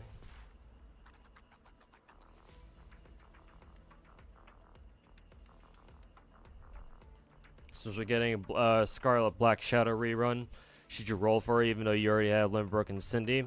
I would say so, yeah. Because if you want to adequately prepare for both Union raids and solo raids, you want to have as many different DPSs as possible.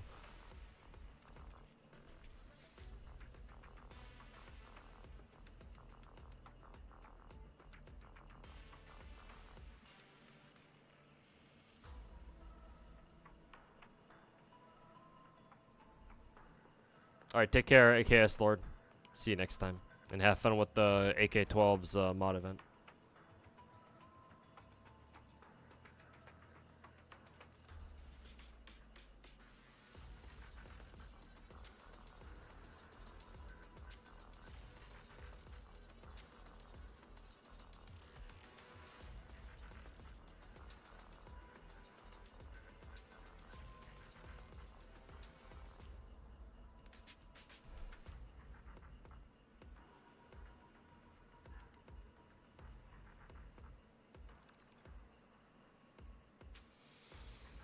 Fugue is a couple hours away, right? Maybe if you're playing on the Asian server, but for NA anyway, we still have another 12 hours left to go. So she's still gonna be she's gonna be tomorrow for us still, regardless.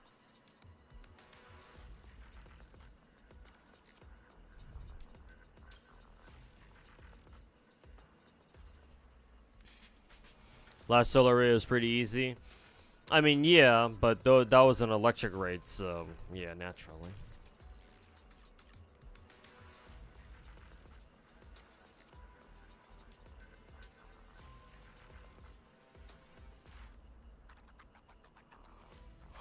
I would still highly recommend rolling for at least one copy of Black Shadow, regardless. Because what are you gonna do when a raid that's weak to a wind is gonna, you know? What are you gonna do with it? What are you gonna do then if you don't have a good wind DPS?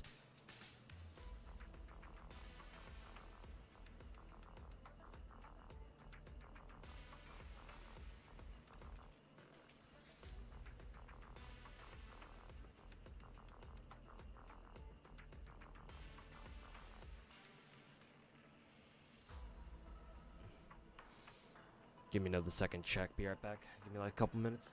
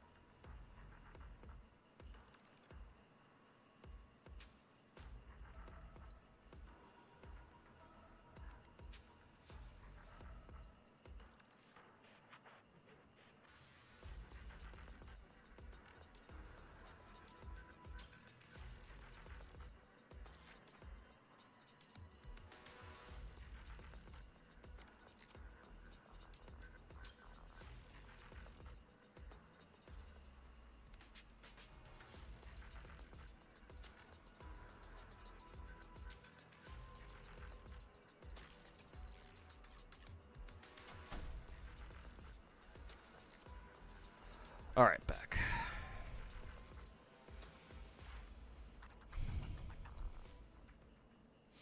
Yeah, I've been told that I think I've been told that Roppy is good against 2 elements, I think. There's like this weird burst 4 thing apparently. I don't know if that has anything to do with it, but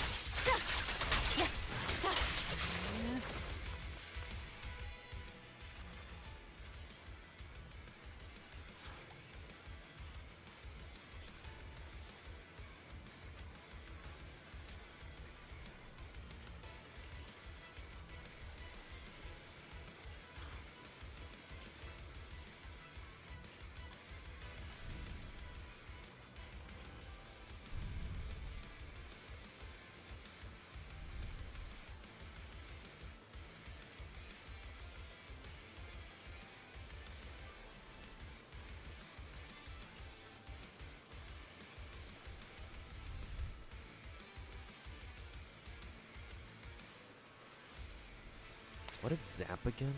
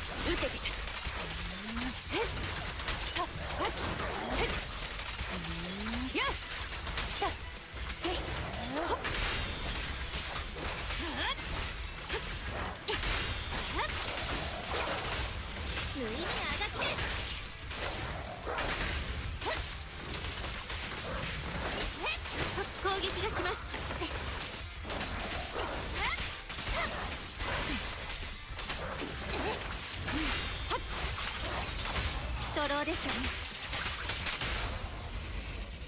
名行者我が心。うちの連中は許せん。息つく暇も与えません。隙あり。集中しろ。はっやっ刀はもう鞘です。散れ。はっ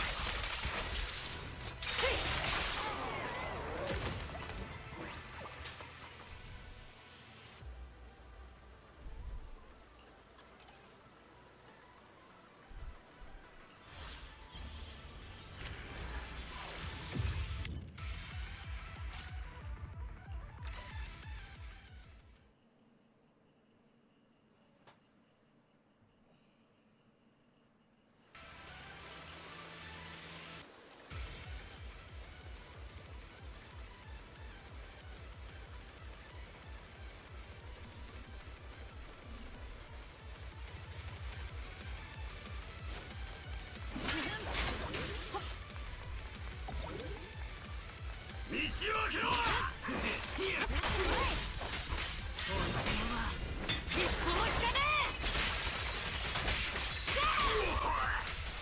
心身一念。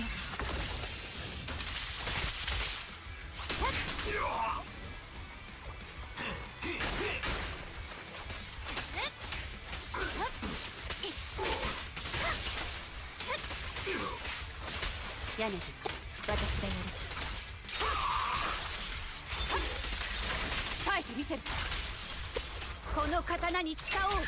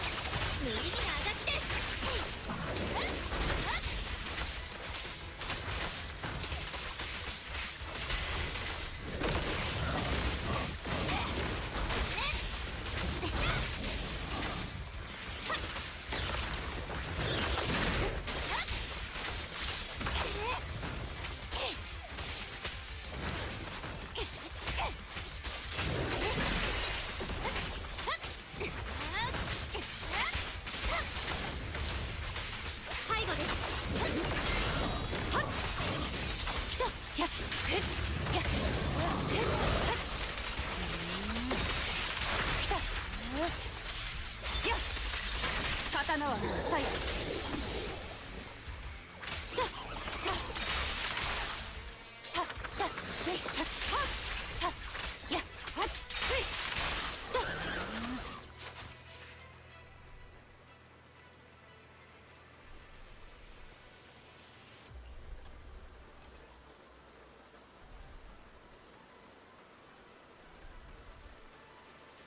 Swap to Yanagi after he, Miyabi's charge attack, maximize anomaly and disorder.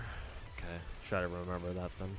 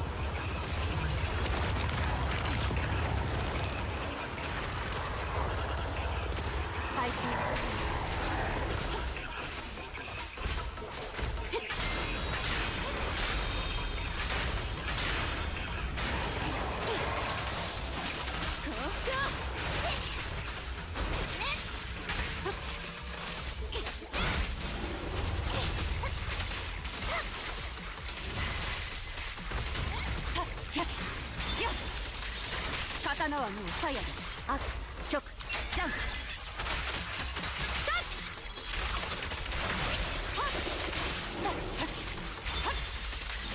耐えてみせる。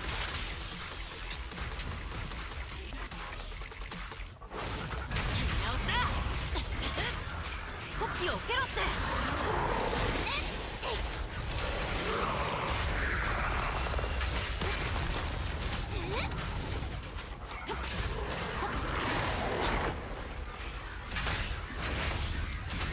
Still isn't dead yet. No, he is.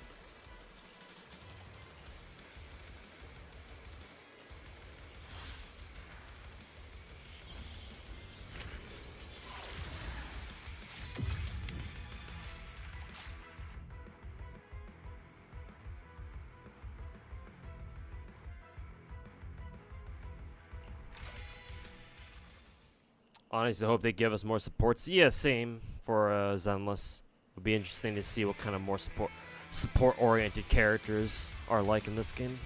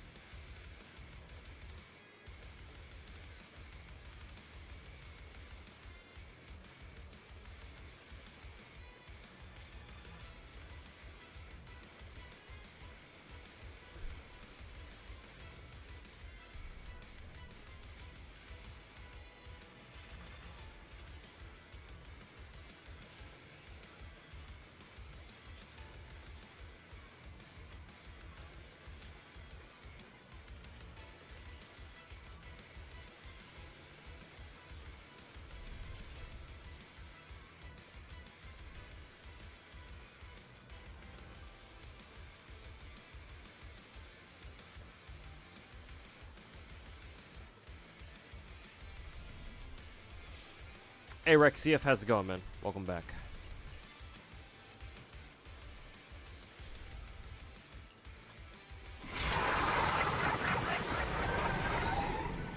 Thanks for Proto Tingen, yeah. She'll be here before you know it.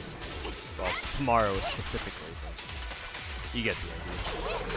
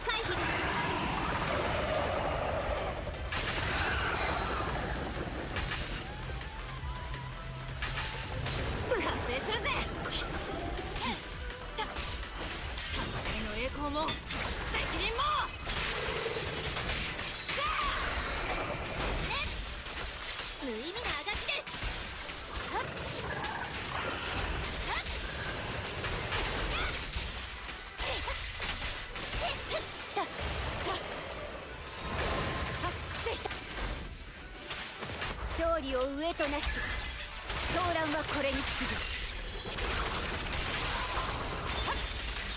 刀はもうファイア破竹の場たちやっ耐えてみせるこうか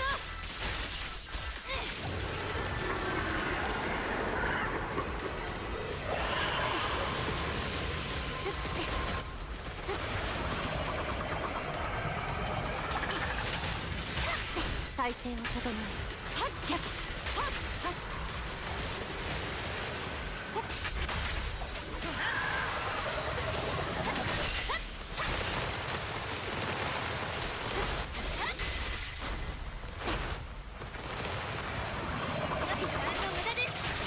やめ私がやるせっはっせっだせっ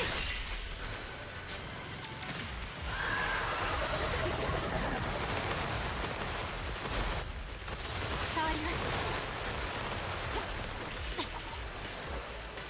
やり方変えるぞほっ攻撃が来ます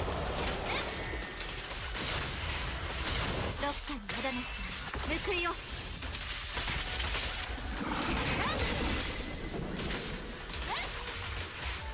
無意味なアタックですやっやっやっやっ刀はもう鞘です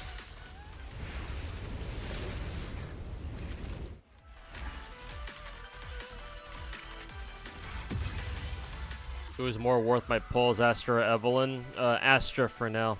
At least until I understand what Evelyn does a bit better. So Astra for now.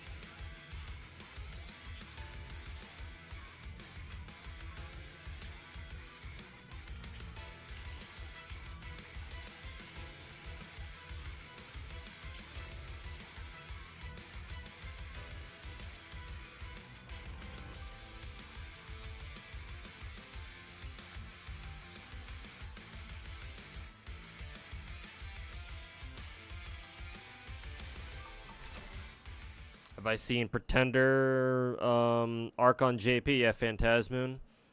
Also, isn't she a is she a pretender or is she an alter ego? I forget.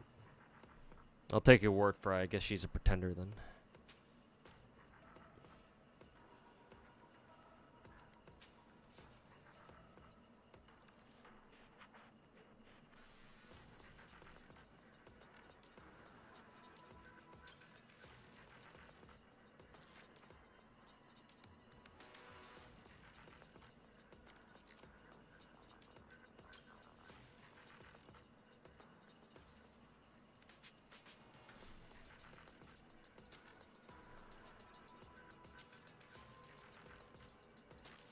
Okay, those are my 2 Withering Garden runs for today. Let's see.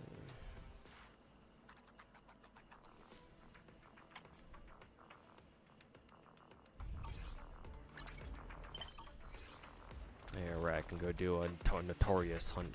My notorious hunt clears for this week.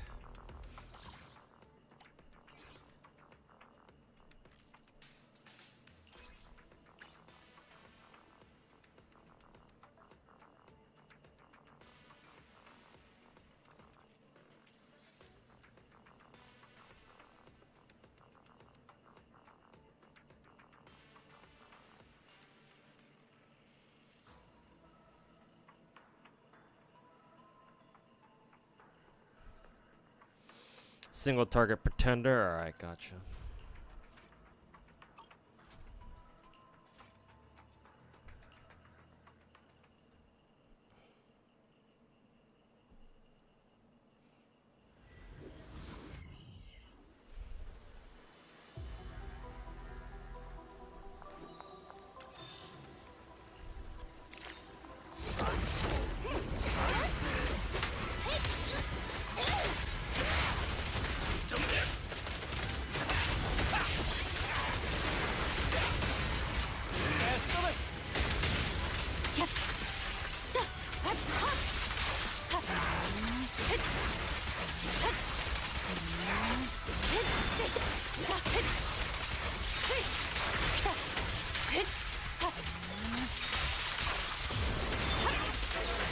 刀はもう鞘だ。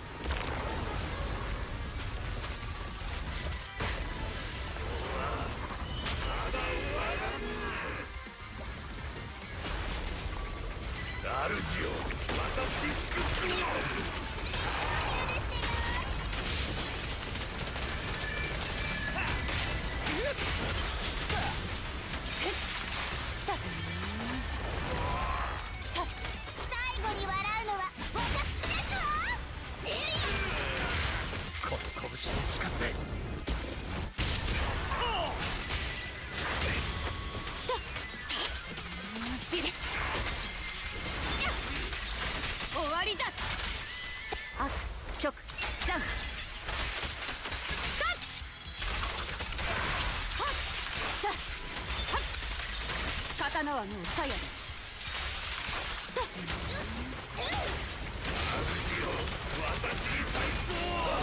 倒れんな。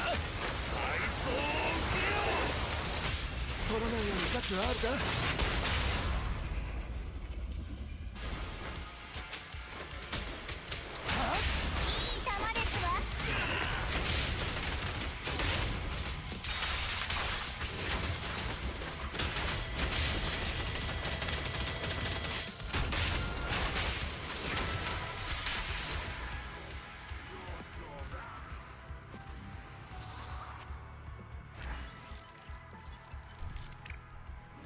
This time she isn't drawn by Takeuchi. Yeah, I noticed that as soon as I saw her, what is it, her, Ascension art. Yeah, she's not drawn by Takeuchi, drawn by somebody else.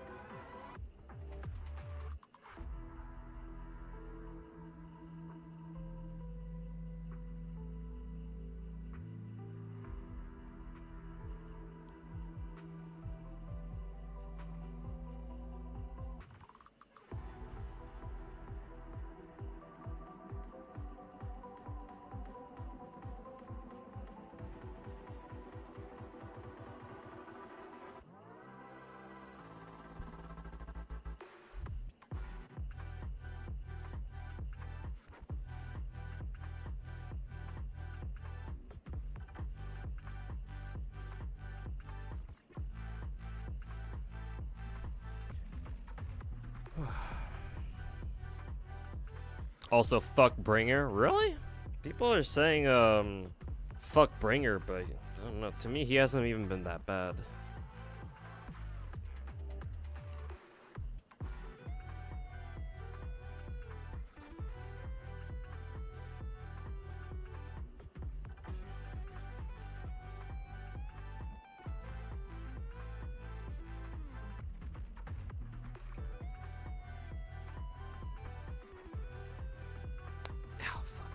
Finally got D&D Maiden, just in time too.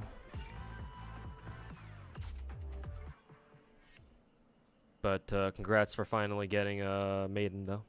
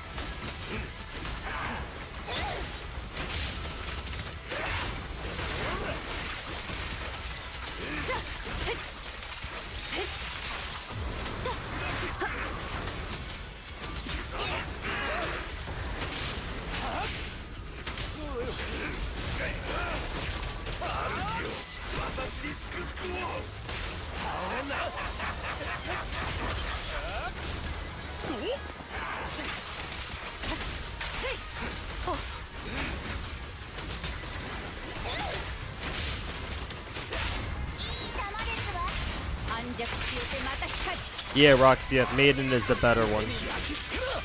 For sure. Maiden is, pretty sure she's, considered top tier. Whereas Winterfischl is, not so much.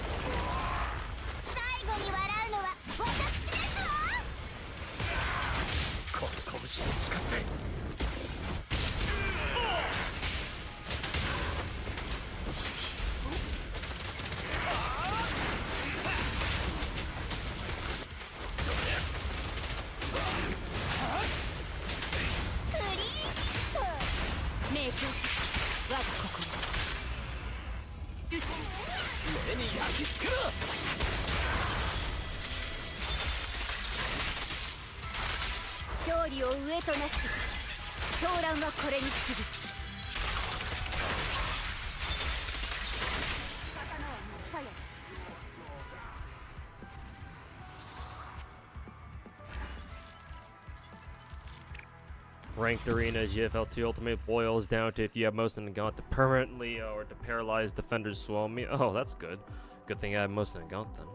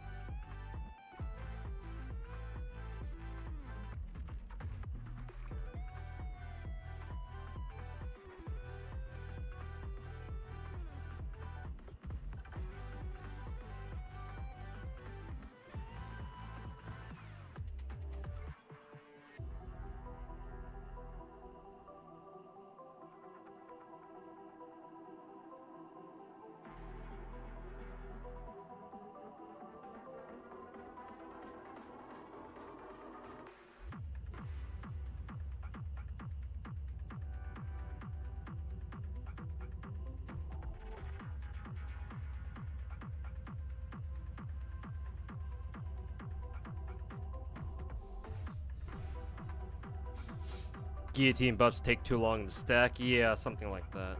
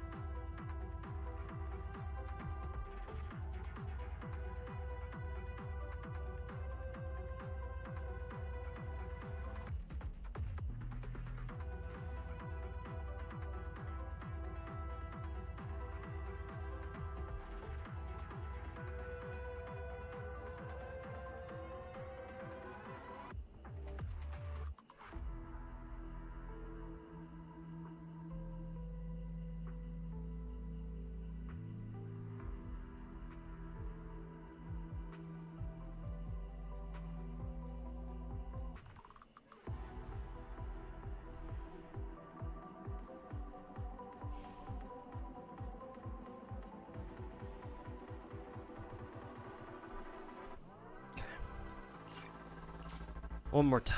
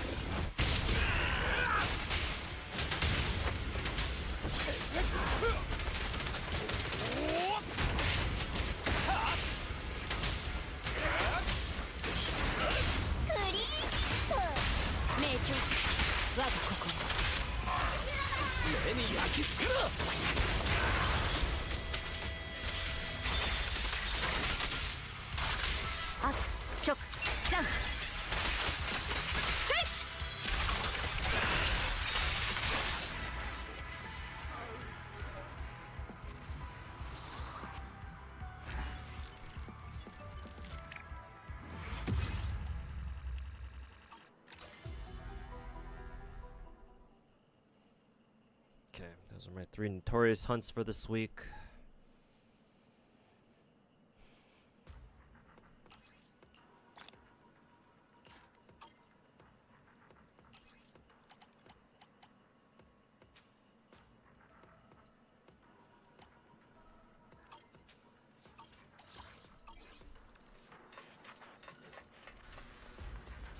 Let's check the shop. Oh, fuck. Man, I I still don't have 2,000 to buy out the tuning calibrator? What the fuck? And the shop's about to reset next week too. What the fuck? Where do I get more of the of this currency? Yeah, the investigation merits.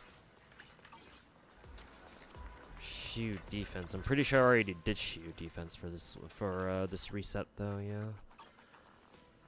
And it doesn't reset in time for this shop cycle. Unless they're gonna put out a new what is that? The fourth shield defense thingy again, but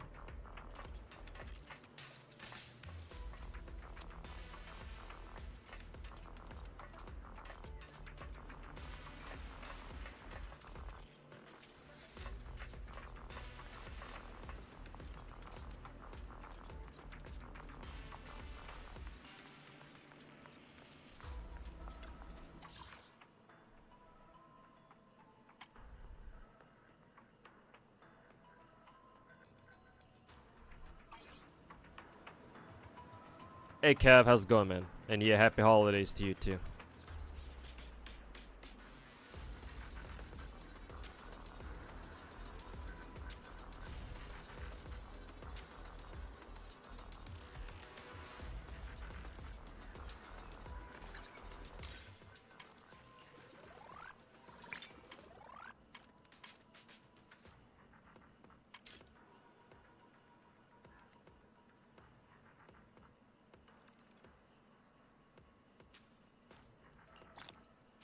Ooh, nice. 5 ether batteries this time.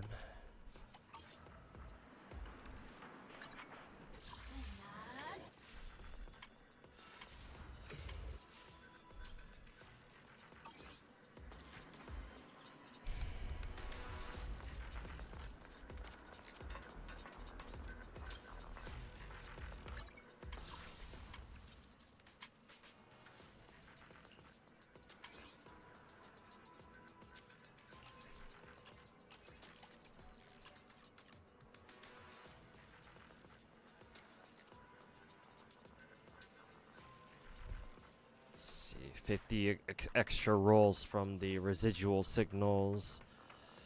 Hey, Sir Betlog, welcome back, man. And yeah, Merry Christmas Eve to you too, man.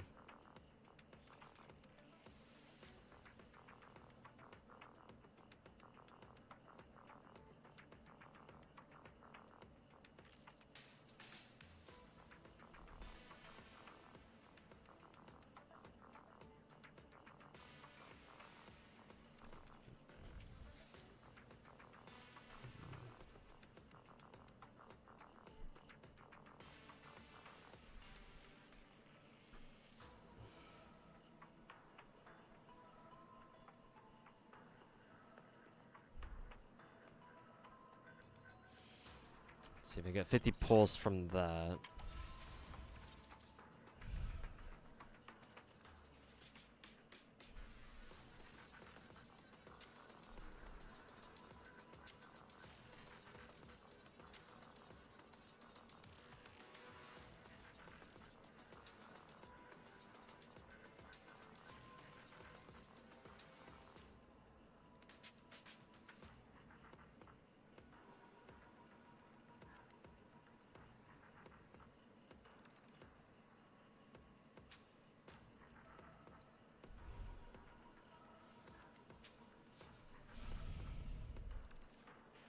Hey, same to you too, stupid Chase. Yeah, Merry Christmas Eve. Appreciate the holiday cheer.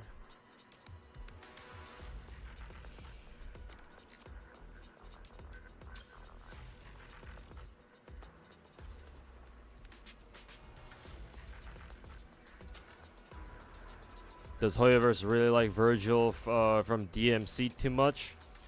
Is there such a thing as liking Virgil too much, though?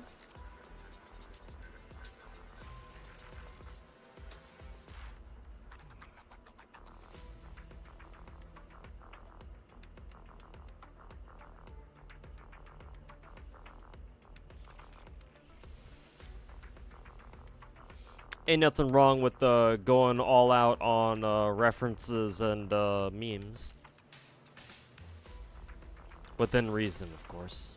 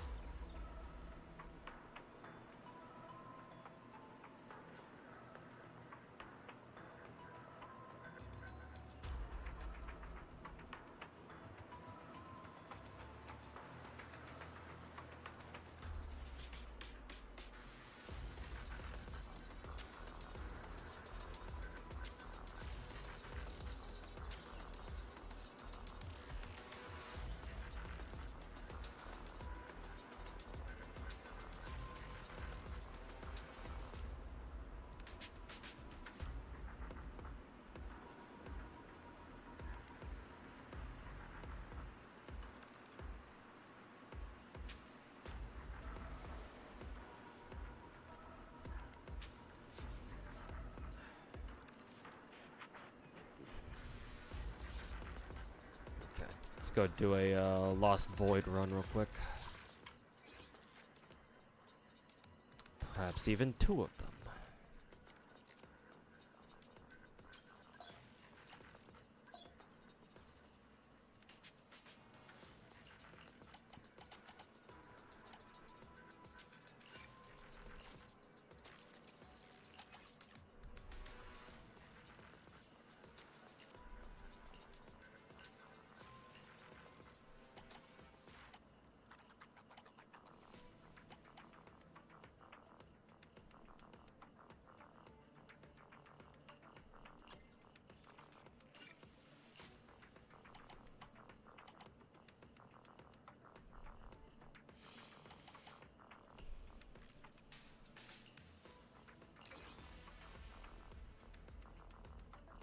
赤いマフラーを試そうってか。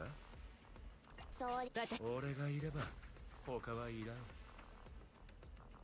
殴りこそ邪悪2本。 Hello, Crimson Arrow 14. Welcome to the stream, man. How you doing? Hope you're enjoying your holidays so far.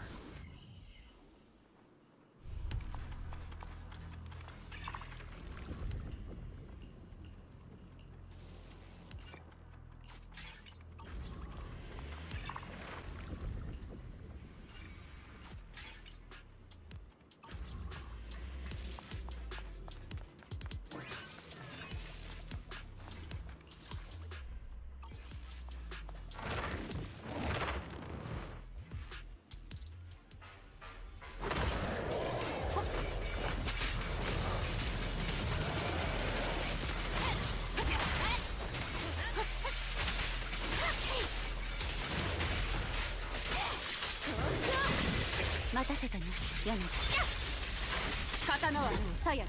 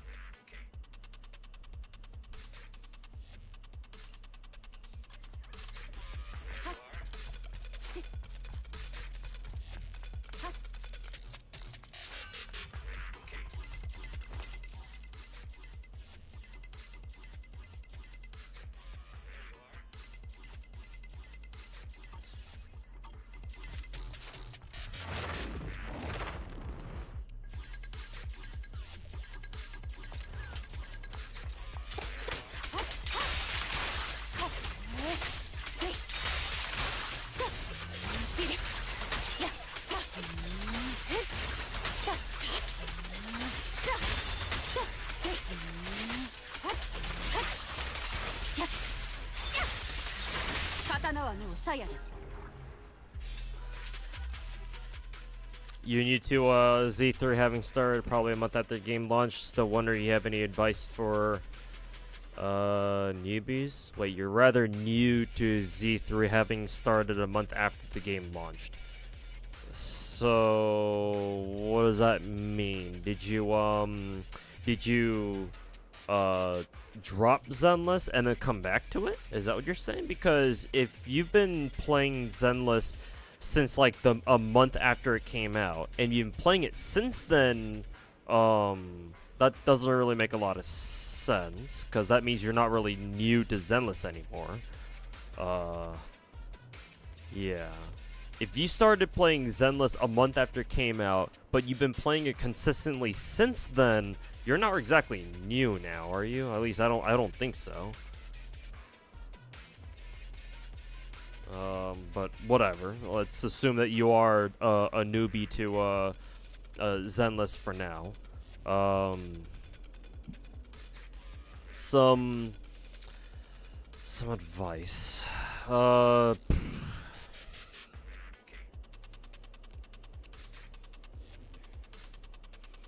If you care about clearing endgame, then decide on 3 teams that you want to clear endgame with. There's an endgame mode that got introduced very recently to Zenless called Deadly Assault. I think that's what it's called, right? Yeah, Deadly Assault. And that's probably Deadly Assault is definitely the hardest endgame like mode that we have in Zenless so far.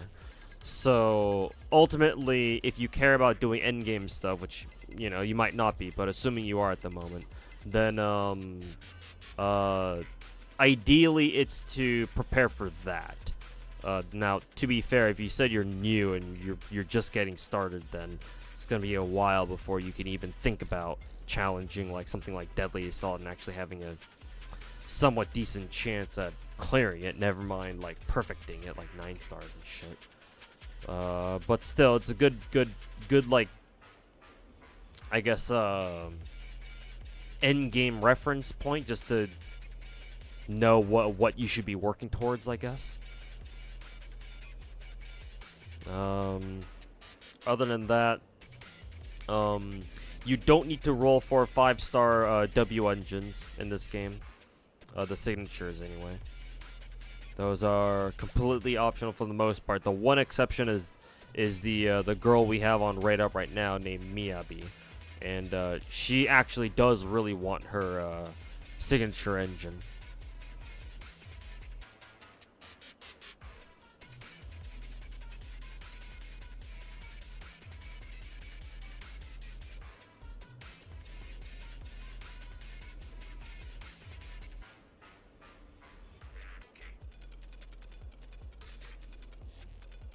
And besides that, just play the game, have fun, man.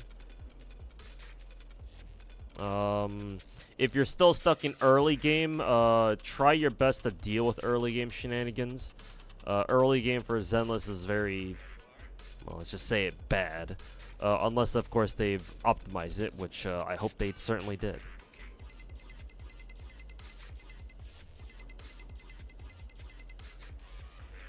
New Firefly figure. Don't really care much for figures, but I'll take your word for it that it's cool, though.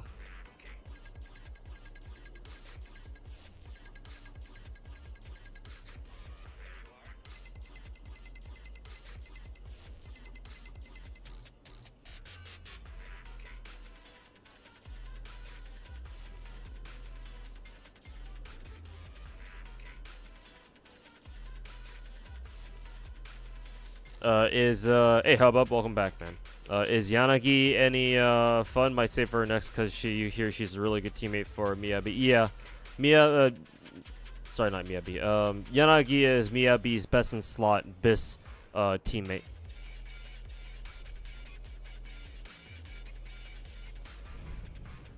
Either Yanagi or Astra. I would say go for Astra first because we have no idea how Mihoyo is gonna handle reruns for Zenless. So go for whoever you know is on their way. Because even when Mihoyo starts doing reruns for Zenless, it might take a while before they start before they give Yanagi a second another rate up or a rerun, as as we should probably say.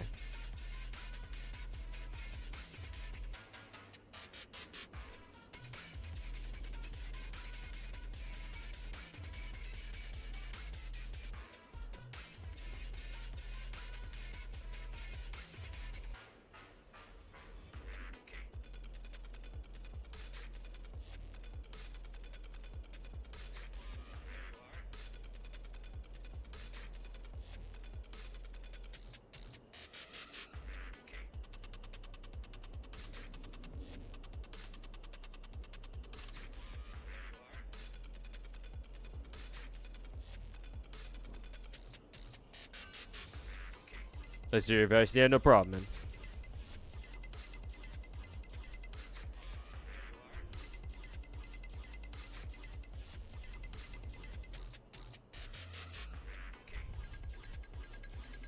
Especially when there's like only two other engines that even have a crit rate main stat to begin with. Yeah, that too.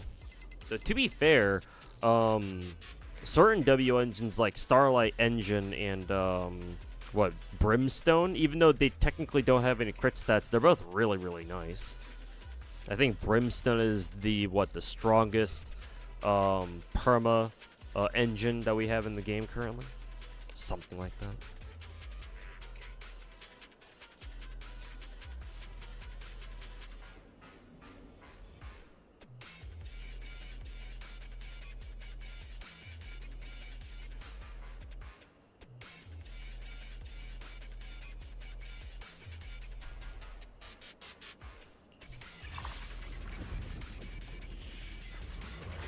Old fan here. You remember me watching? Remember watching me do combat arms stuff? Hey, John Doe, welcome back. And yes, that was quite a long time ago.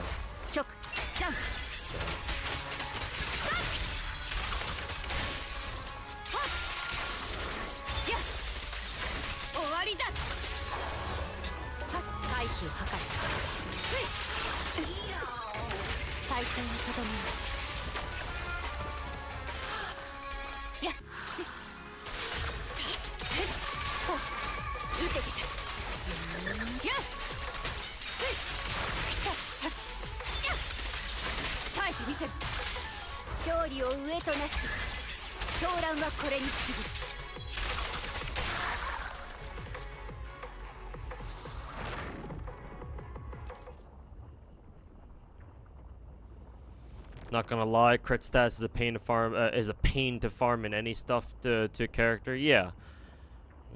Trying to crit farm on gear is fucking miserable.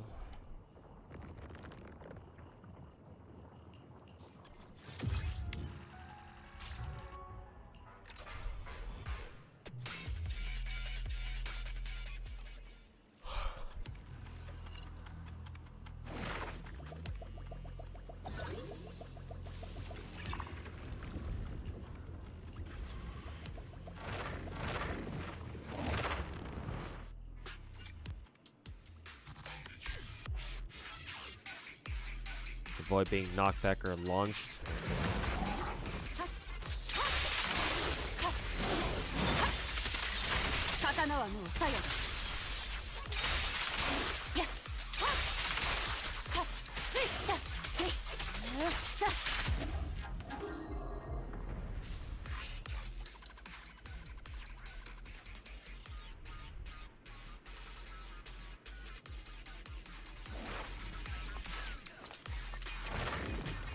Price difference. I don't know if I've ever gone to this lost thingy before.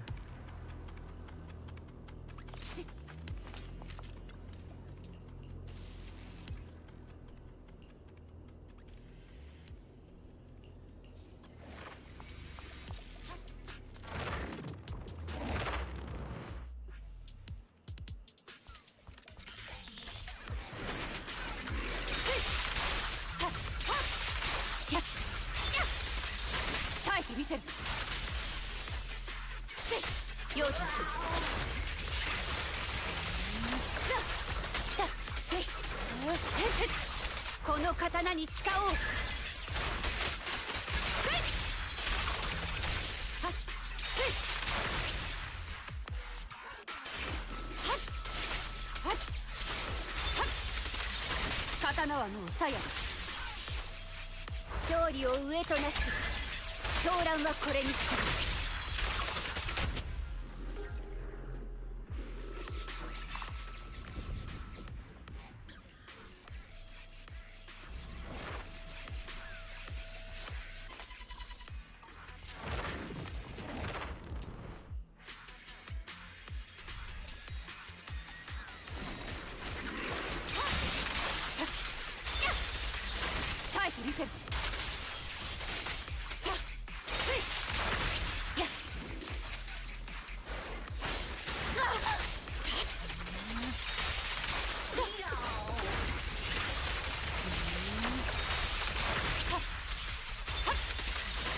刀はもうファイア。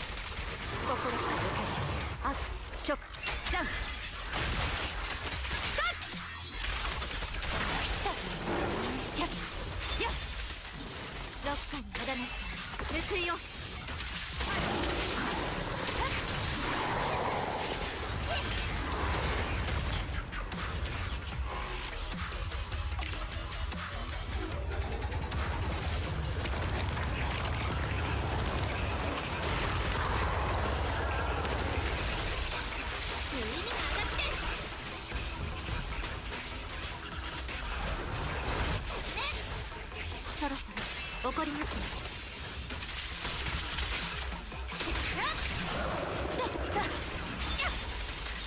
刀はもうファイア。この刀に誓おう。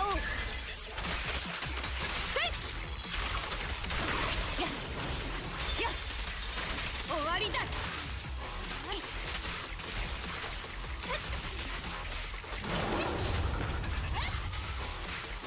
時間の無駄です。刀はもうファイアです。アク直ジャンプ。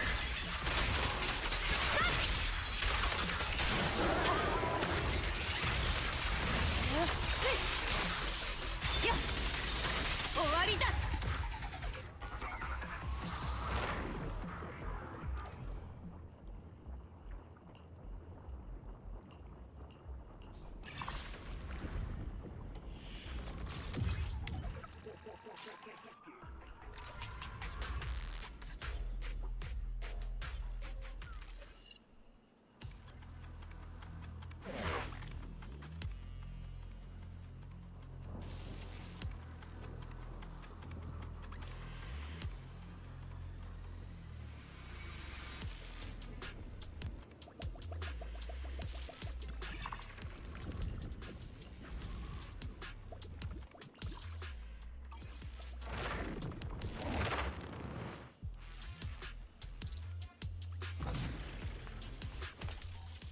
Nice, that's clear. Thank you.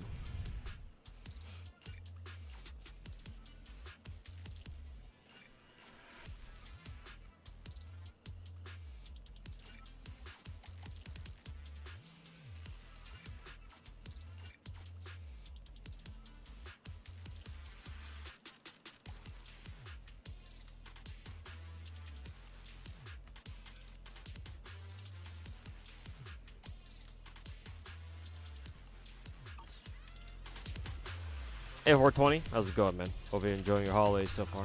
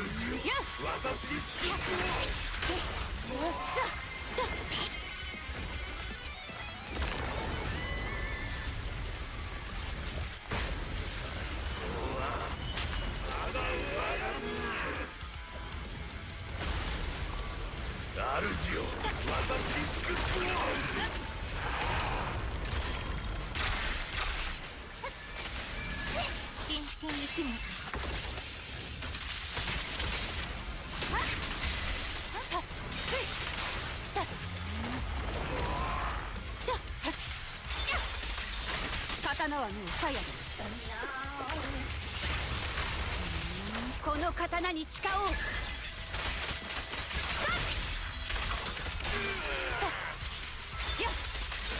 耐えてみせる。容赦はしない。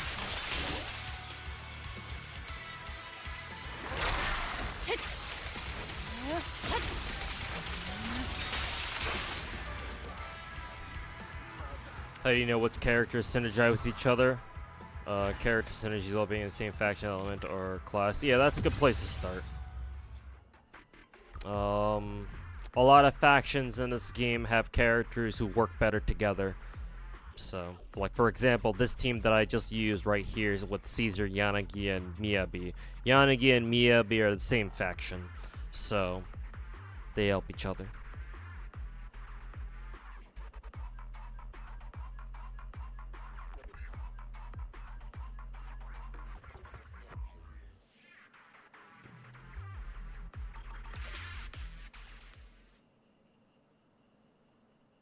Like, that's a good starting point, and then if you want to go deeper than that, you start, like, really, like, poking into each individual character's kit and figuring out what works with what.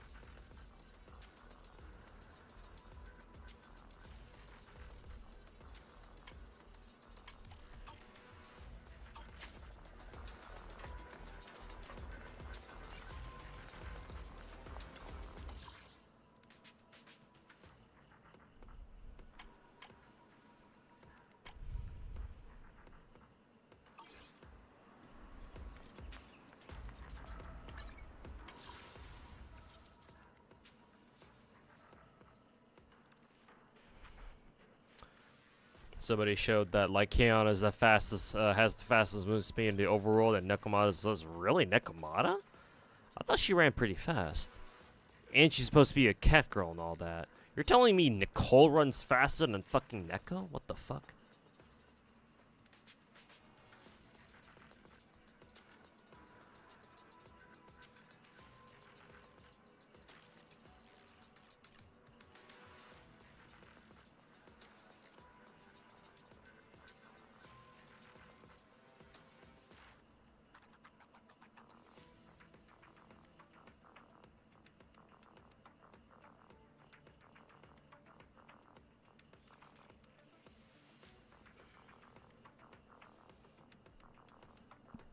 No one can run faster than Nicole when she spots Denny's. True.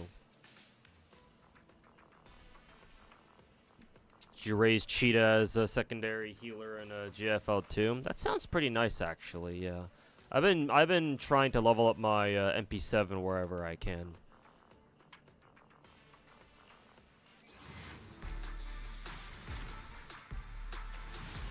Oh, I think this is about my S rank. Second Colita. Actually, no, this is my third Colita, I'm pretty sure. Let me see real quick.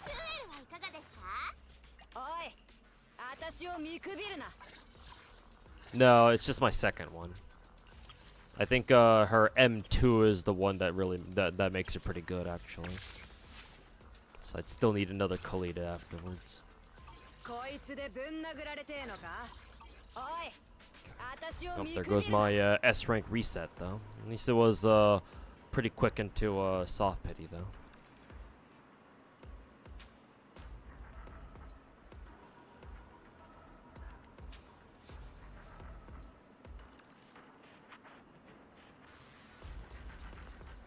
Because Nicole has to dodge all her debt collectors. True, true.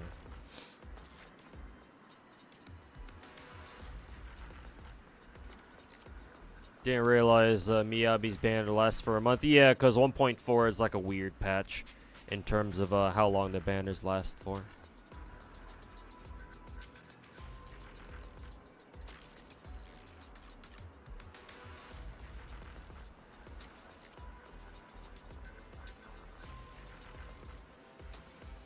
Collate is the only standard you don't have, but you're not sure if you want to use your 30 multi-selector on her though.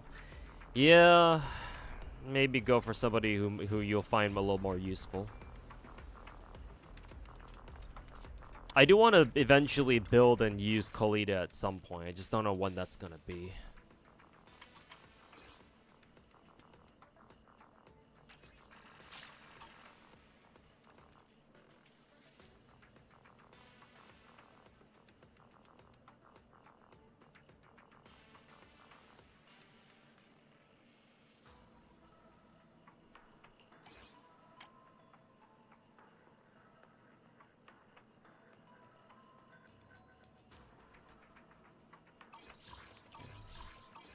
Nothing much to see there. I wonder why I'm still getting a yellow ping here for Hollow Zero. I didn't see anything there physically.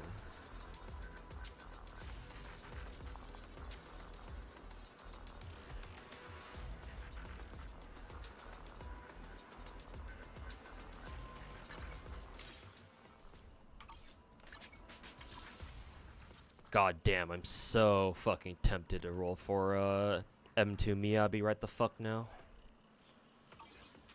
So fucking tempted.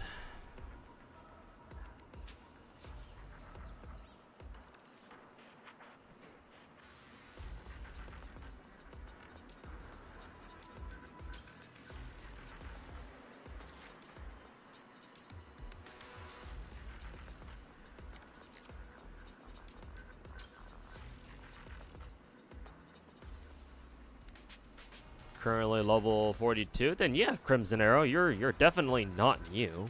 Not sure why you think you're a new player.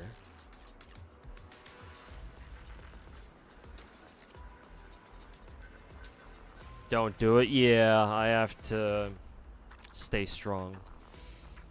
Gotta save it for who is it? Astra Yao at the very least.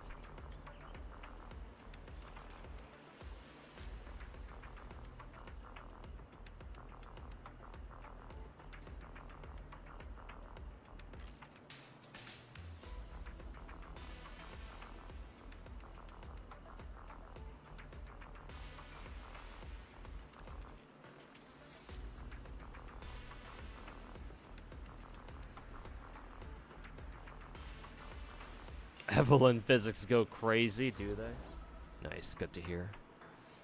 We love physics. We love good anime physics around these parts. Go for M3? Nah.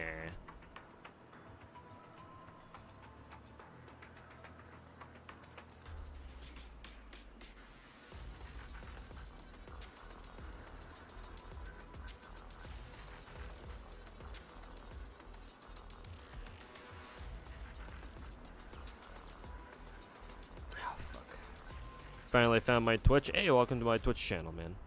Glad you can make it. And thanks for stopping by. Hope you're enjoying your holidays so far. Hey, 8-Bit Warriors, how's it going, man? Evelyn kind of looks like Saber. Yeah, she's the, looks like she'll be Zenless's resident Saber clone. But hey, every gacha game could use a good Saber clone, to be fair.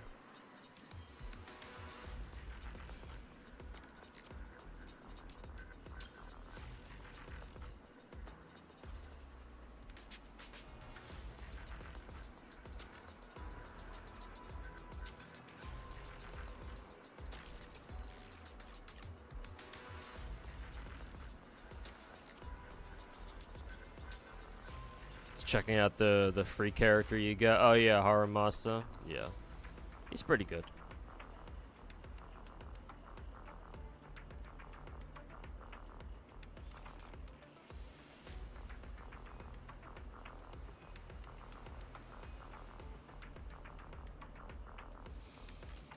Does Techie still do gacha casts? I believe so. He does them very sporadically, though. I think he actually did another gacha cast quite recently, actually.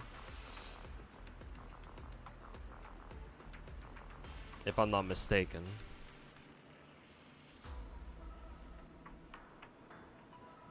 You check your account, you actually started in November. You started last month and you already had account level 42? Really? How the fuck is that possible?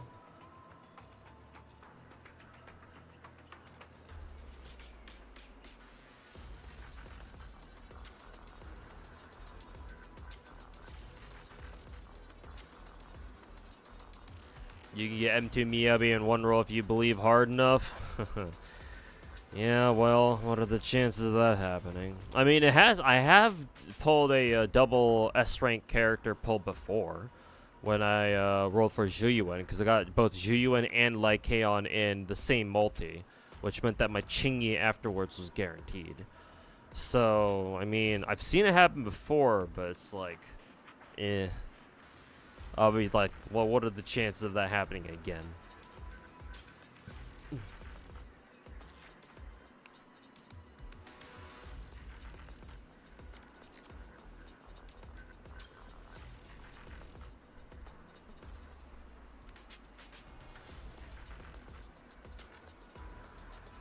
Caved and you got M2. It reduces the 50-second clear down to 40 seconds. Not really worth.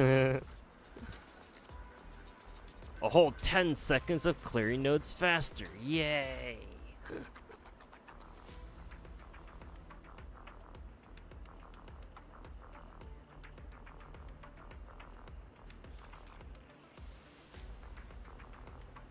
Pretty accurate, because you started in early November and you're now already ranked 54. Jeez, what the fuck? You guys must have been spent at least. I don't know about Crimson, but you must have been refreshing stamina a bit, Finkel.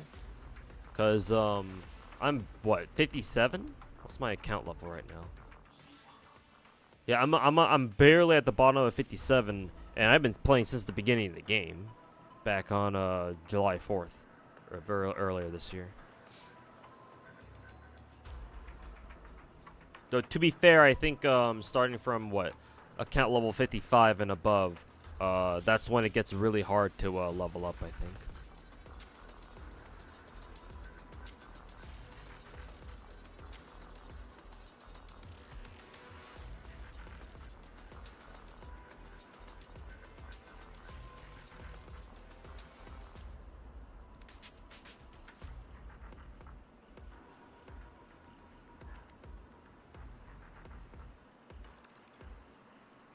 Slows down after 50. Oh, okay, then there you go. Then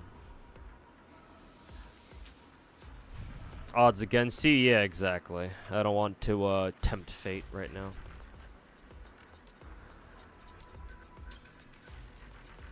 Carlotta from Woowa looks like a Fate series character. She's probably a very blatant reference to Rin. Yeah. Same Japanese voice actress. She uses gems as the ammo for her guns, I think. It's either that or she just straight up throws gems at enemies. So like, yeah, that's kind of blatant.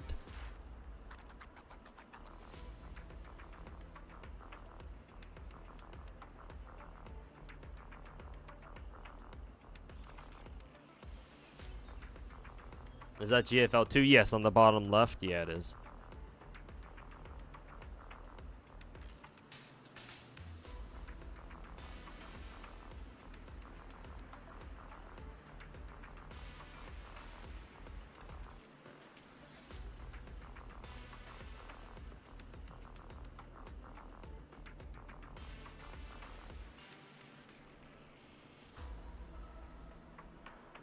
How is Miyabi? Miyabi is the most broken character in the game, but in a very fun way. There is a bit of a skill gap to her to playing her though. So that means that you can't just, well, at least not most of the time. Most of the time you can't just brain dead, you know, just press buttons and things die though. Might feel like that's exactly what's going on half the time anyway, but no, she's definitely the best character in the game. But like I said, in a fun way. So even though she is definitely very broken, for now nobody seems to mind. So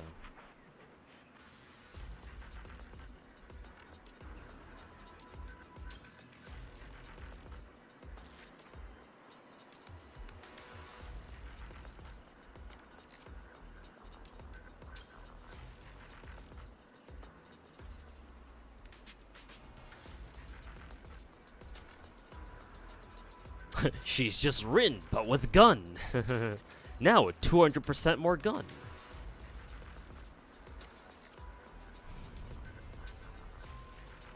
We also have the bingo thing. Oh yeah, that's right. The bingo thing gives us more account master level too. Yeah, true.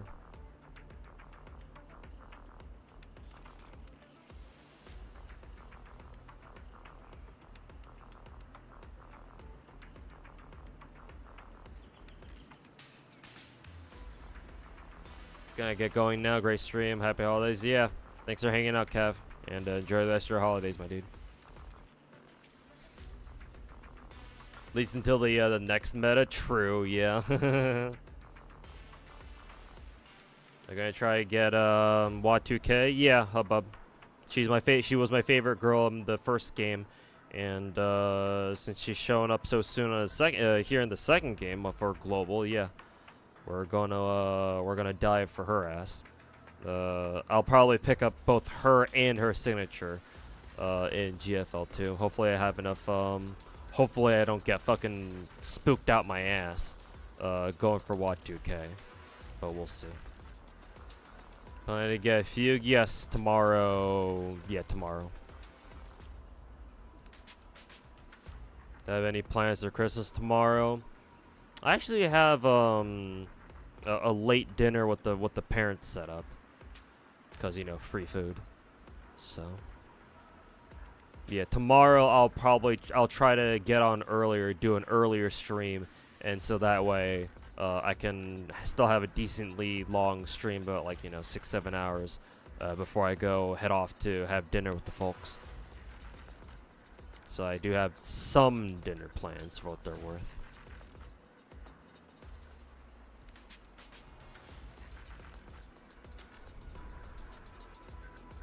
Changzhou or AK Alpha. Yeah, if I'm gonna get spooked, hopefully it's one of those two. Hopefully. Guess we'll see though.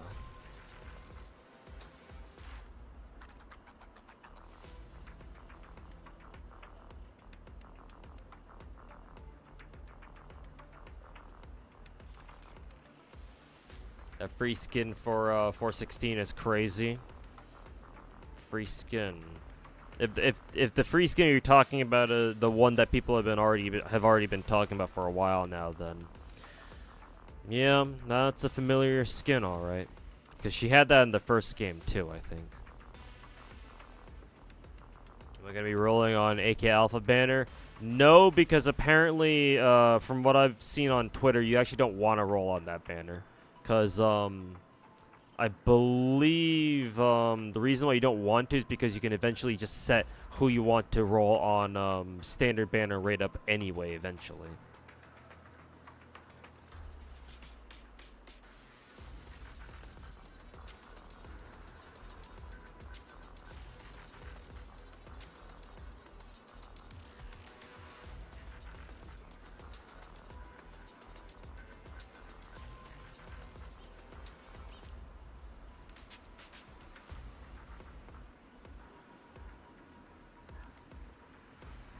Need to go empty a GFL2 stamina. Yeah, I'm probably going to switch over to a GFL2 soon here too, because I still have to do a lot of the event stuff. I think I've already completed Wasteland Patrol, but I gotta do that Nikke game mode shit.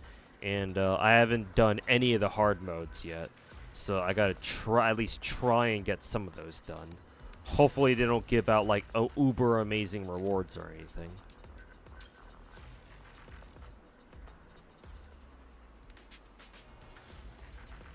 She's the last 5-star you need. If you really want to go for her and you've got the spare money, you don't mind dropping some money to get her there, then sure, I guess, why not? But yeah, for me personally, yeah, I'm gonna have to resist the temptation and just go for,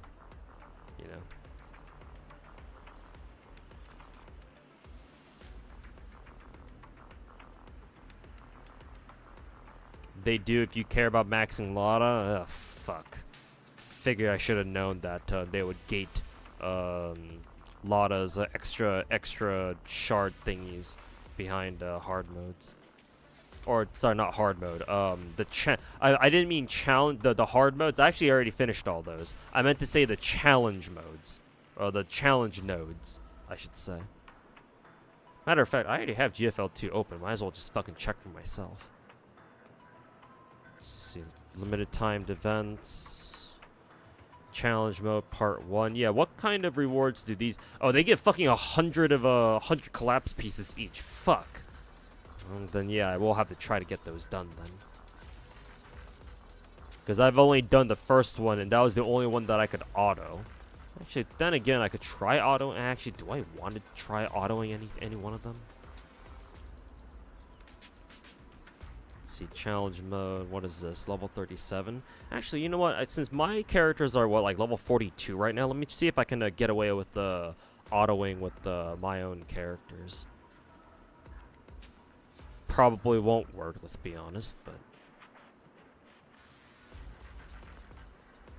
it's worth it. Oh yeah, this is a fucking evac mission. Yeah, auto's gonna have a little bit of trouble with this, I think.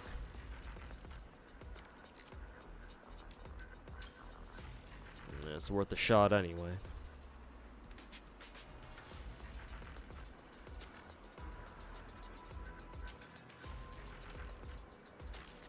Off you guys go. Off to the races.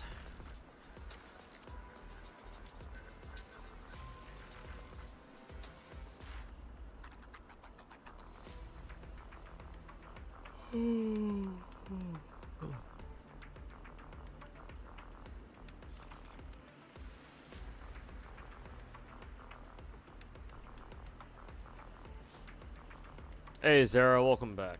Have you done Pure Fiction? No, not yet.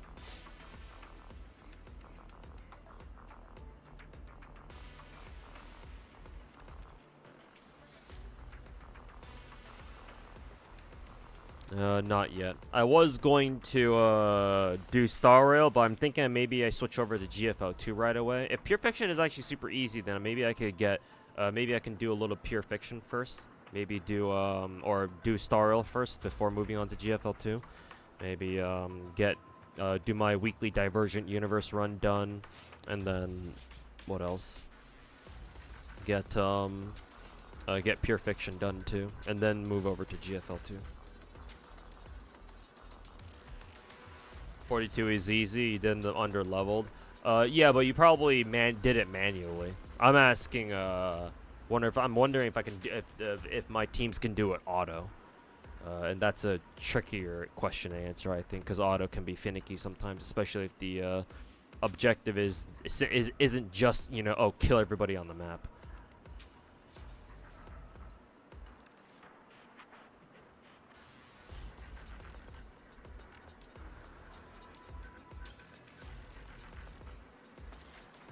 You can get Lada's upgrade stuff after the event with those gold things you can exchange for 5-star weapons. Oh god.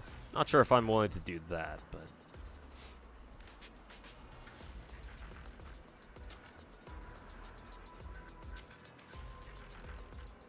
Okay. Let's switch over to some Star Rail then. At least briefly.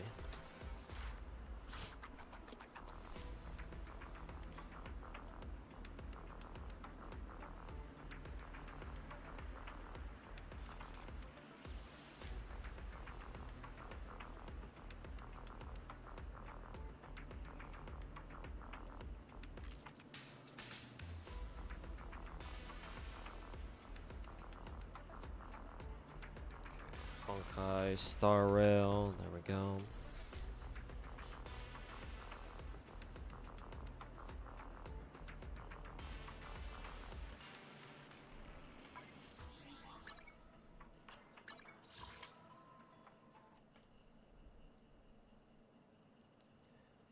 See, I think we can log out of can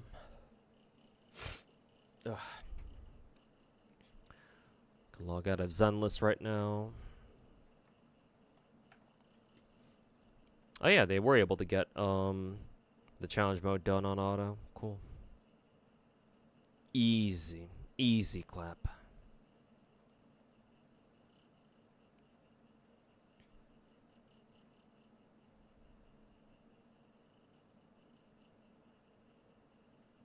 Hell yeah. If I can just auto everything, then fuck yeah.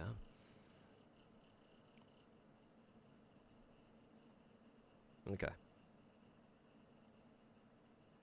Star Rail time. Let's see. Let's go do Pure Fiction first.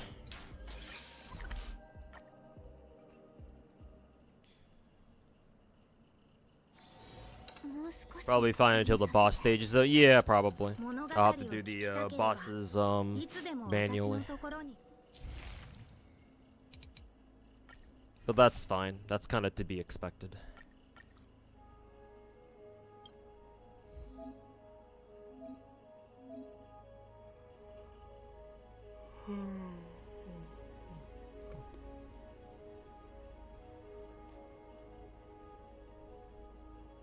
After allies use skill to attack enemy targets, every enemy hit additionally increases, blah blah blah. Oh, okay, so use Firefly, gotcha.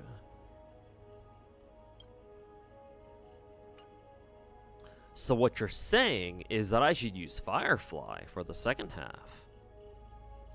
Wonderful. I will do that.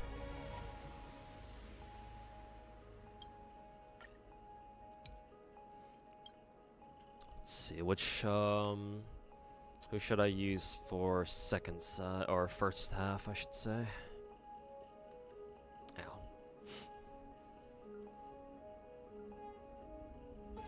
Ow. Herta, Kafka, who else?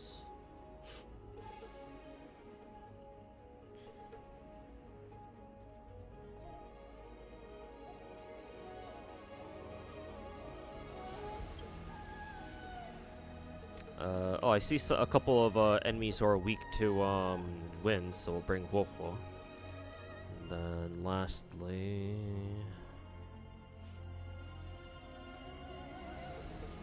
I guess Robin. It's kind of a funny team here, but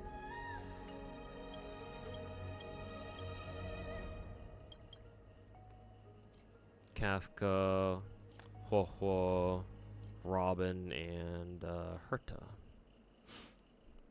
One of these days, I'm going to give Herta an actual proper artifact set, or relic set, rather.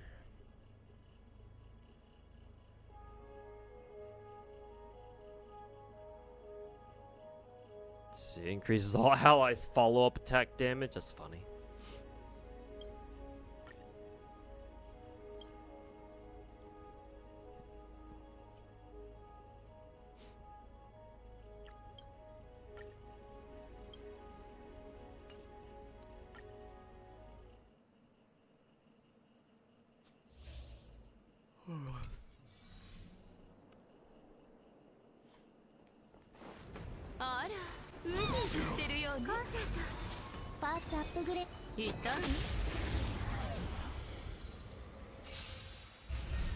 Doubt you can auto. AI wastes a ton of turns doing nothing.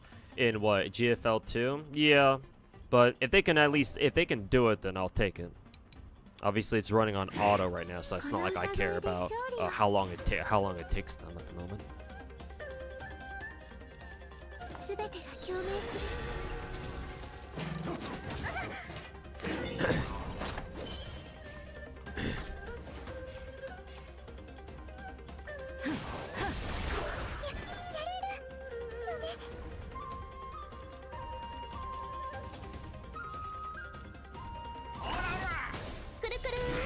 落ち着いて。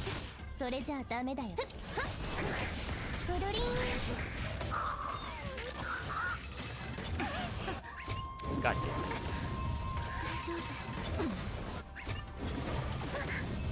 Fucking hate those ass whoops. 全員死刑。争いなんて消えればいいのに。はっ、立ちなさい。みんなを守って。ありがとう。だいぶ楽になったわ。はっと。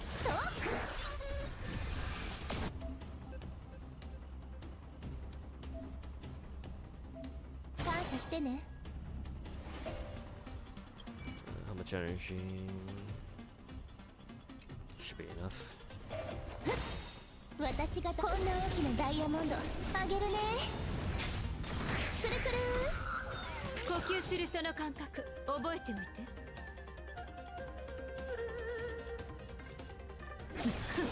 くるりん。素晴らしい。さようなら。パン。くるくる。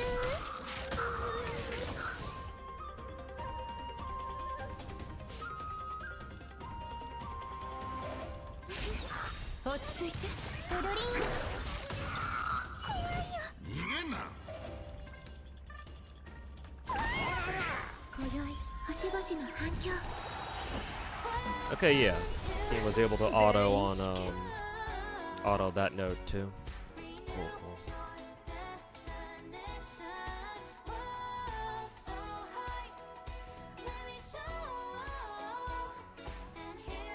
早く終わらせましょう。 See if they can auto this one.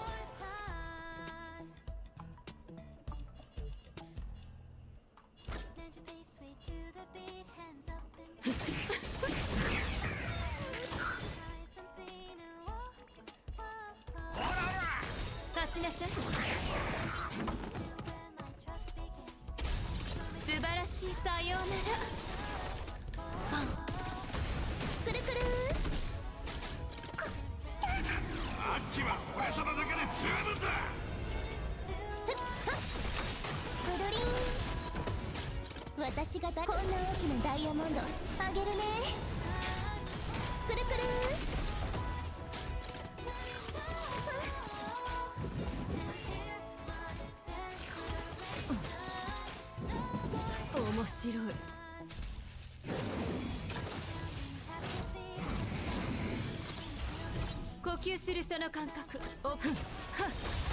晴らしい。さようなら。パン。くるりん。やれる。みんなを守って。はっと。くるくる。私がこんな大きなダイヤモンドあげるね。 Insane how busted Herta's gonna be in PF. Yeah, for if 4-star Herta can do all this, then Lord knows what Madam Herta's gonna be able to do. Also, I think I popped who is it? Robin's ult a little too early there.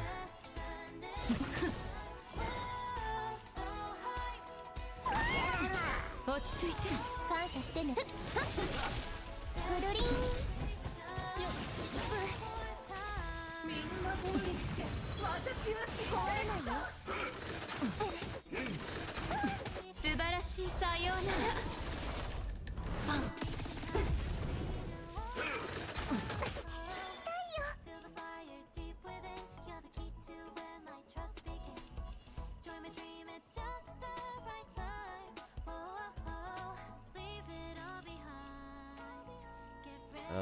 see. I forget if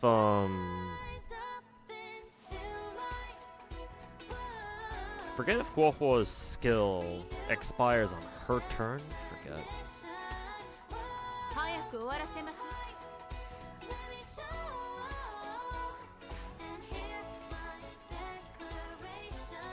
Yeah, just basic with that shit. Yeah, it does expire on her turn. 秋は俺様だけで十分だ。何見てるの？立ちなさい。私がこんな大きなダイヤモンドあげるね。ぐるりん。また足手まといに。落ち着いて。くるくる。素晴らしい。さようなら。ぐるりん。それじゃあだんはっ。壊れないよ。私がこんな大きなダイヤモンドあげるね。くるくる。この歌声で勝利を。はっ。現存の力。今宵星々の反響。生死の変化。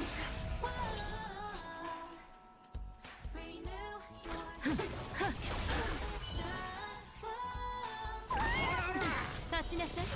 ぐるりん。感謝してね。はっと。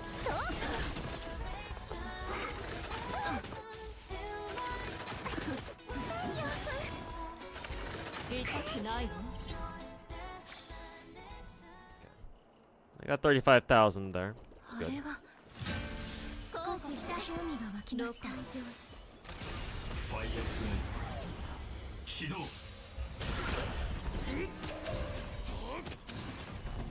本質は同じ。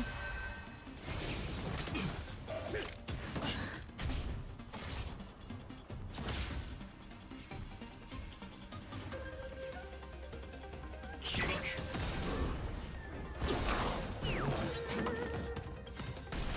命のいずれ風に吹き落とされる。一生コラボスタート。汚れを払う金輪の万象。いずれ過ぎゆ。ドリームカムトゥルー。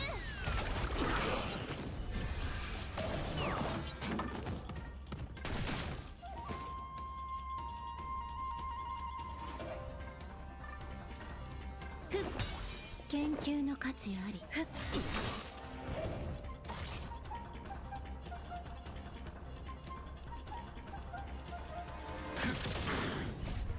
全てが燃え尽きるまで。 Yes, Minato, I will be pulling for ポジション。 Fugue tomorrow. 生きるために。私がやるのですか？清らか。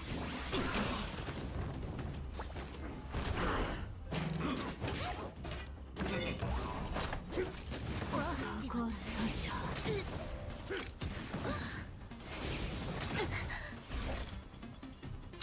燃やし尽くす。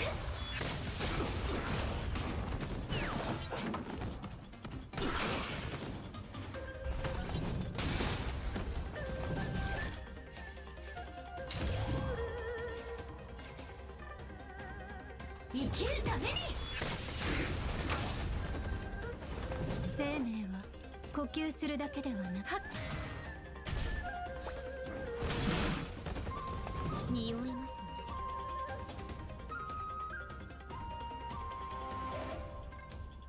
汚れを払わぬ近隣の万象。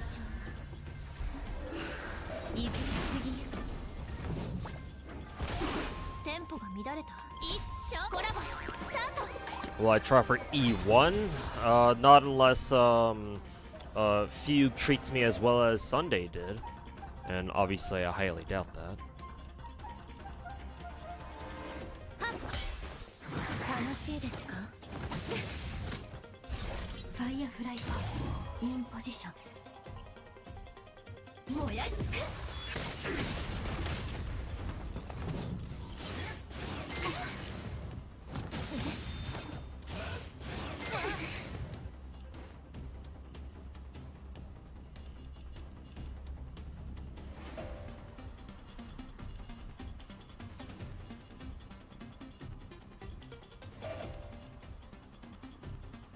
清らか。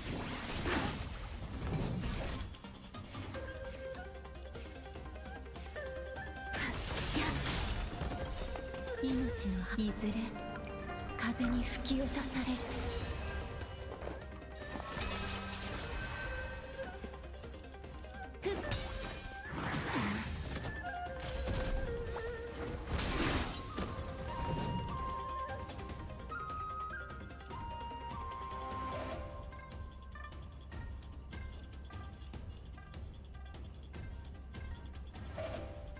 汚れを払わない。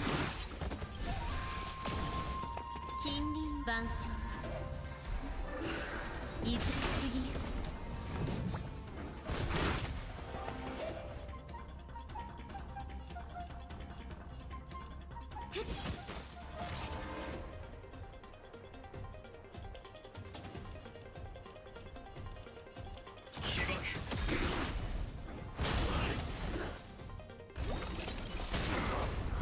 全てが燃え尽きるまで。 E1 is actually better than S1. Well, if you put it that way.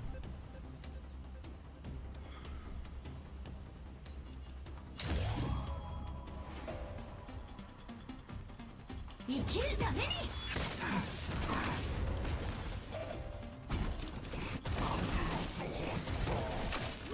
研究の価値あり。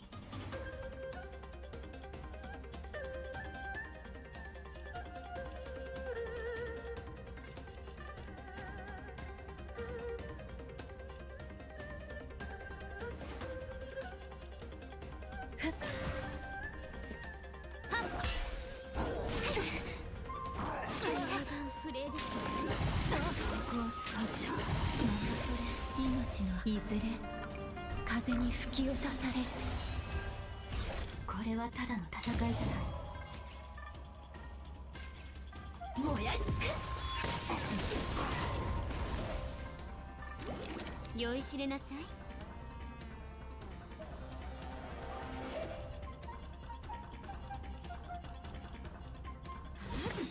近隣万象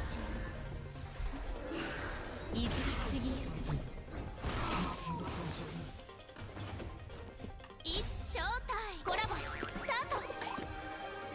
Ah, okay. So my team can't auto the second to last hard mode mission.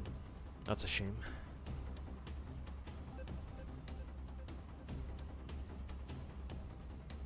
Let's see if they can auto the second auto mission, the second part.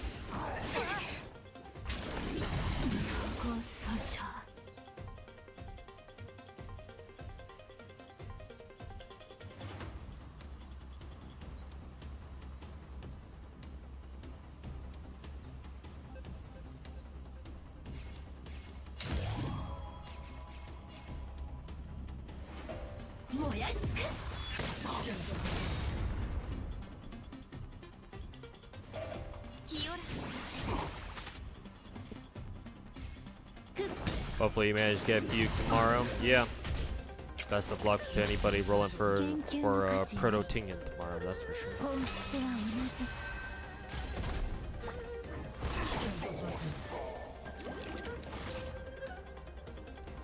Damn, I don't have a skill point for Firefly here. That's kind of awkward.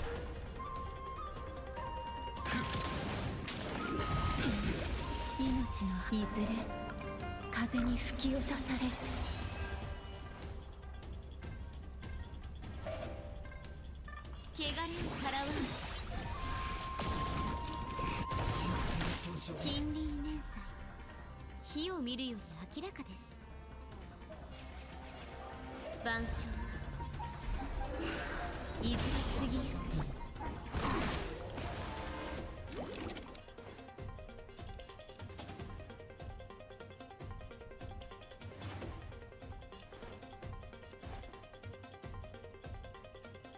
1, 2, 3, 4. 清らか。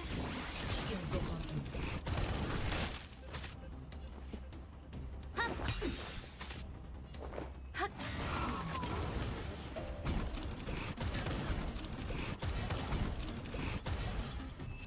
Cool, we actually beat the second side. Nice.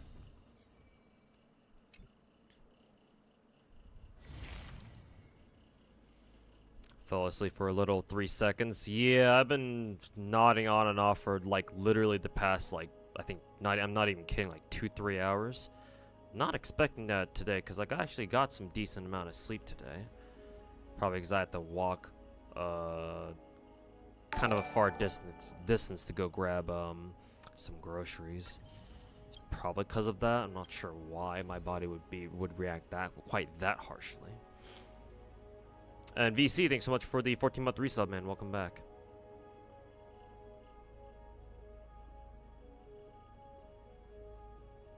Seems your 14-month decided to kick in just now. Hey, that's what's good. But yeah, welcome back. Alright. What about this dude right here? Kind of curious to know if Herta would still do pretty well here. Probably not as well considering there's only like 2 enemies here there that are weak to ice.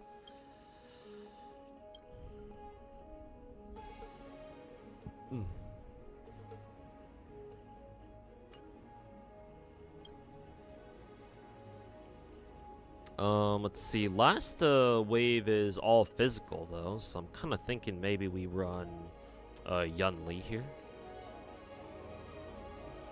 So let's see, what would that be like? Kafka, Yunli, who is it? Robin, and then Luocha maybe? Or maybe instead of Luocha we go for Aventurine mate instead.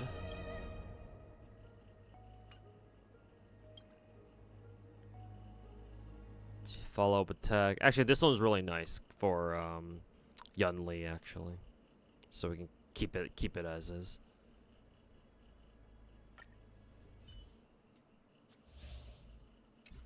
Herta still kicks ass there. Nice. 行こう、ケンちゃん。コンセント。運試しと行こう。行ったん？雲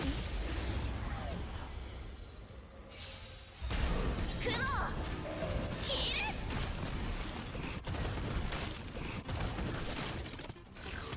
まだまだ。そこ。コキ。買いだ。両断する。よっ。大地を割る。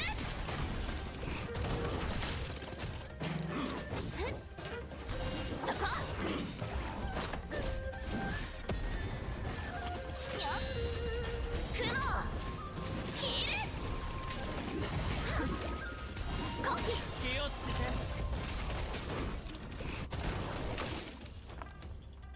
ユニゾンが響く。 Finally, it's Robin's turn.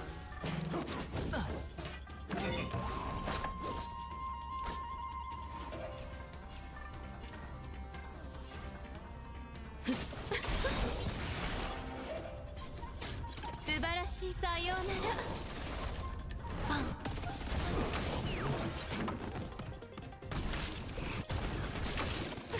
全員試験。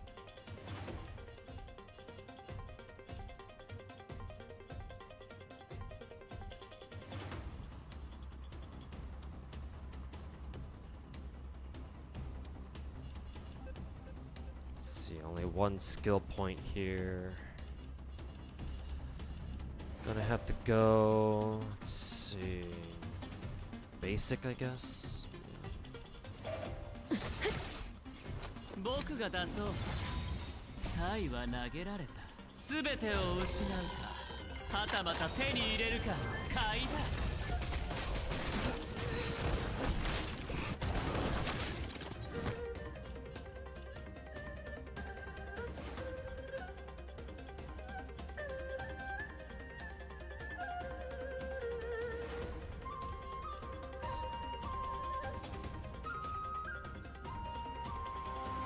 Hard for me to see the toughness meter on the right guy.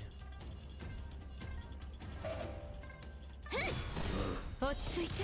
この歌声で勝利を。はっ。今宵星々の反響。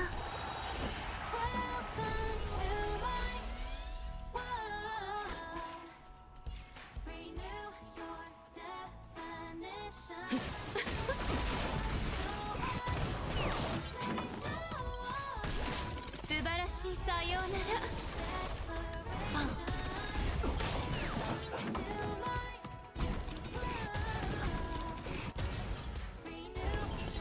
遊んであげるよ。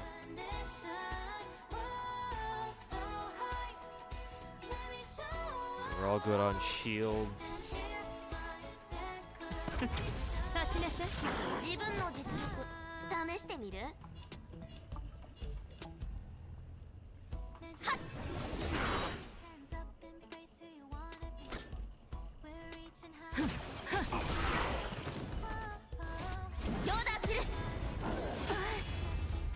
Damn, it couldn't even auto that node either. ベッド。Oh fuck.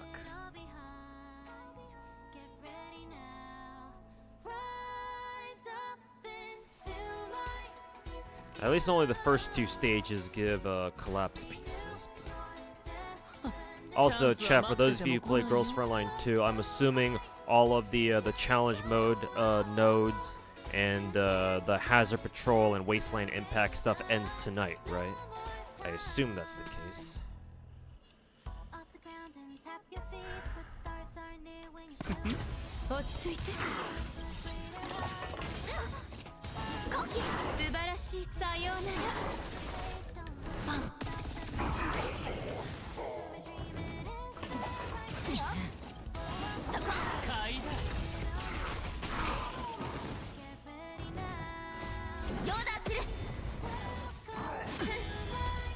All the event stuff, we're definitely gonna have to get it done tonight.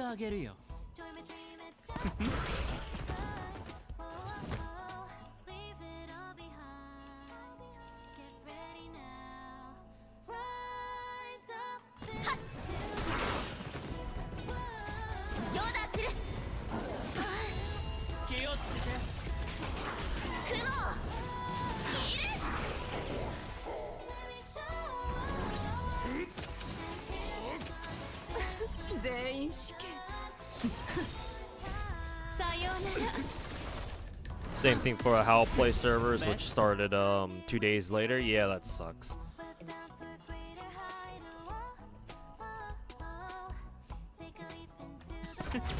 落ち着いて。そこ。よっ。コキ。買いだ。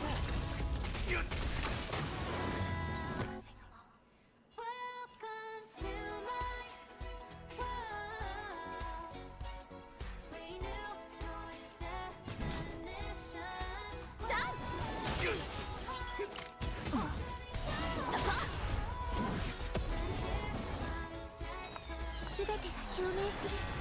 節運弾楽。まだまだ。 Fucking damn, keep activating Yunli's ultimate one turn 呼 too 吸する late. その感覚覚えてます。 Fucking annoying. 大地を割る。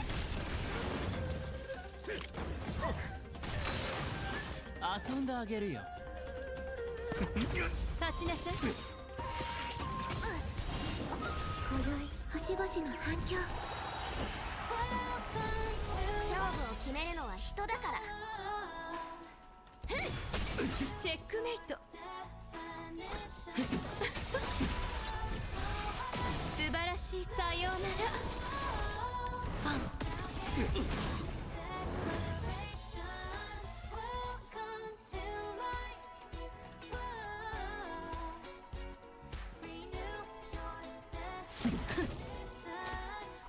好きに使ってくれ。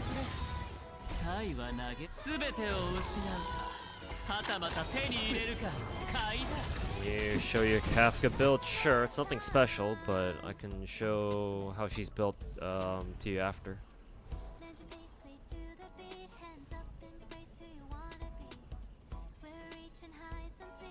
やっ。落ち着いて。ヨーダする。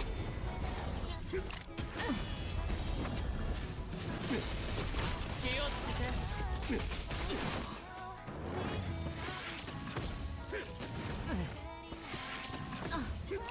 まだまだ。買いだ。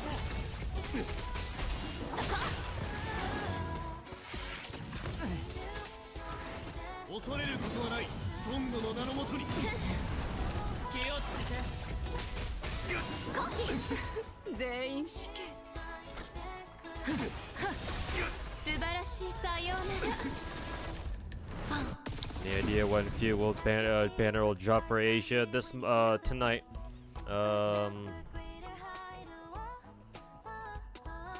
She should be out soon, TM. I would predict probably within the next couple of hours.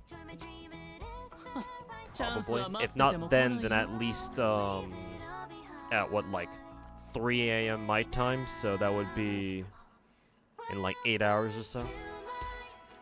It's the best guess I got. 立ちなさい。自分の実力試してみる。ヨーダする。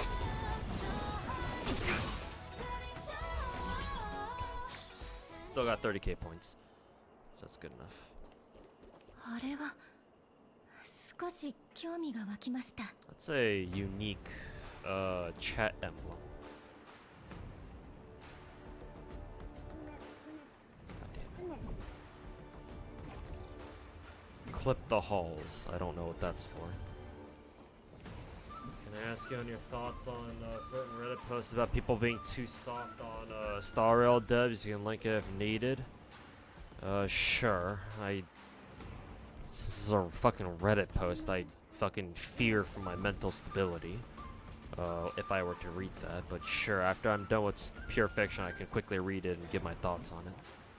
鳴り響き、交互期待、録音上。ファイアフレ起動。根は巡る。すぐ追いつくよ。戦闘中。命のいずれ風に吹き落とされる。進行。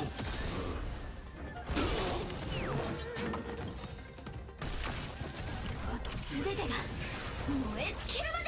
一生コラボスタート。ファイアフライトインポジション。 Ooh, we can actually one-shot the lordly trash can here.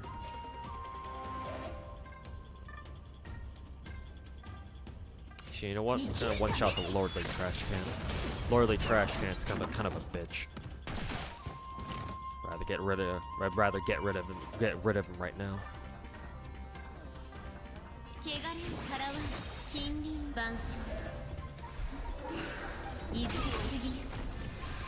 thanks for the link, Porcelain. I'll take a look at it after I'm done with Pure Fiction.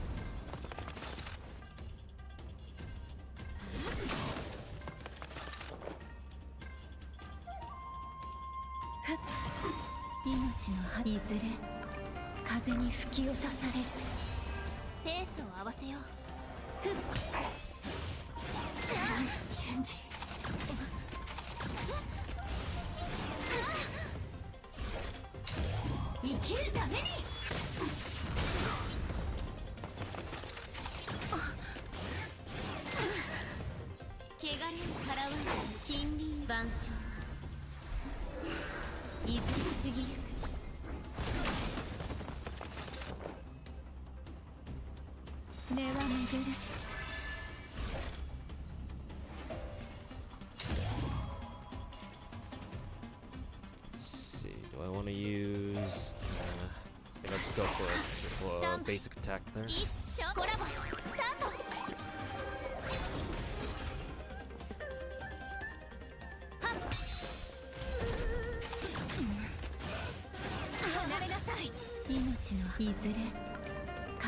Maybe I should have gone for a Firefly enhanced skill there instead. In position, sync.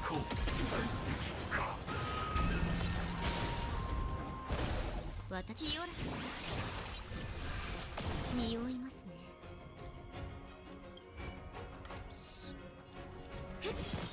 近隣晩鐘いずれ過ぎ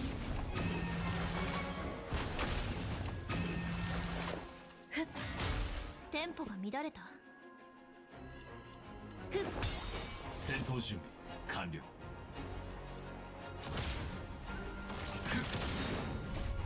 全てが燃え尽きるまで燃やし尽く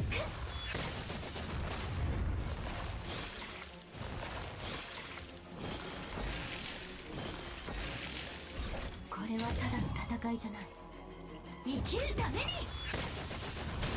研究の価値ありはっ汚れを払わ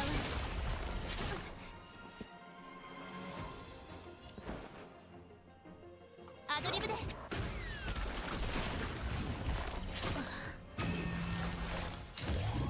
燃やし尽く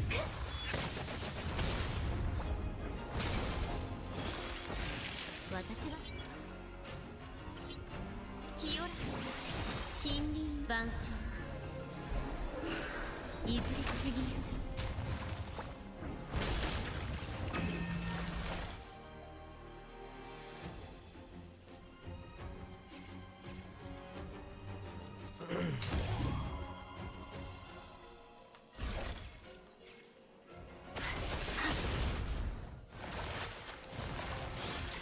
生命を根は巡る一緒コラボスタート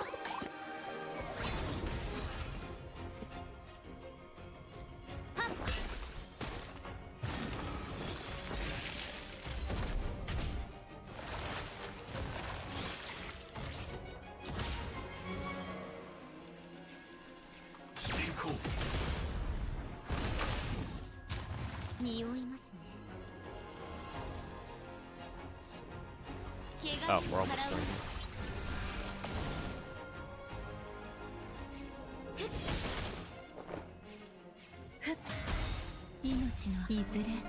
You're liking the changes to PF, by the way?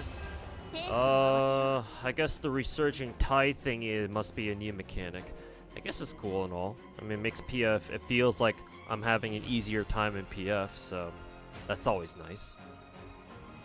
Not like pure fiction was that big of an issue for me personally anyway before, but I'm sure, you know, with the whole resurging tide mechanic, I'm sure that'll help more people be able to more consistently clear pure fiction at least. So, sure, just for that reason alone, I'll say I like it.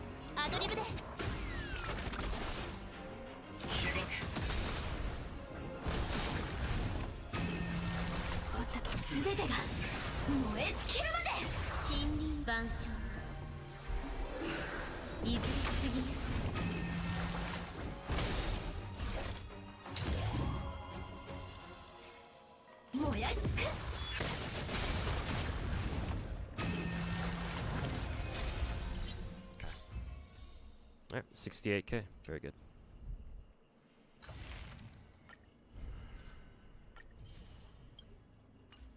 Alright, another 800 Stellar Jades in the pocket. There we go. I was gonna do a run of Divergent Universe, but at this moment in time, I don't have a lot more time left in the stream anyway. Especially because I did say I was going to show my Kafka build and then look at Porcelain's Reddit link, and we'll mold over it together, I guess. First up, Kafka build for Minatol over in YouTube chat. This is how my Kafka is built. 3367 HP, only 3500 attack though. I think her attack should be up near like 4000. I think. 142 speed. Crit stats don't matter because I haven't built her that way. She has a decent bit of break effect for some reason. I'm guessing her substats must have just rolled a lot of break effect naturally. 48%, 48.2 EHR, 27.2 effect res. Again, I don't know how much that really matters on her. As you can see, I have her her signature. She is E2. Back in the days when I could actually afford going for multiple copies of characters. A pipe dream now, but she's completely traced out, maxed out trace tree. Running your standard 4-piece prisoner, which is the new DOT set, or newer DOT set, and 2-piece glam, or 2-piece glam author, however you want to say that.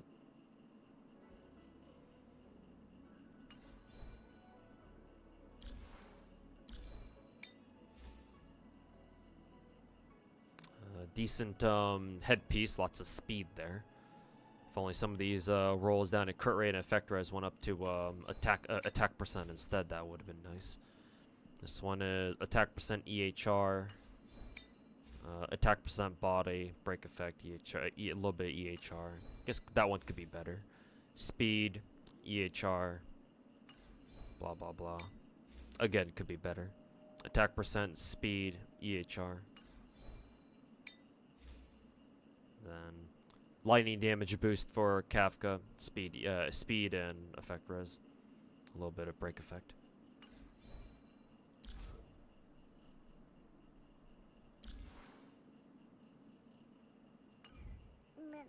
So yeah, there's the Kafka build. Hey Zara, Merry Christmas to you, man. I'm assuming it must have hit Merry Christmas what, 10 minutes ago? Okay, let's take a look at that Reddit thingy here.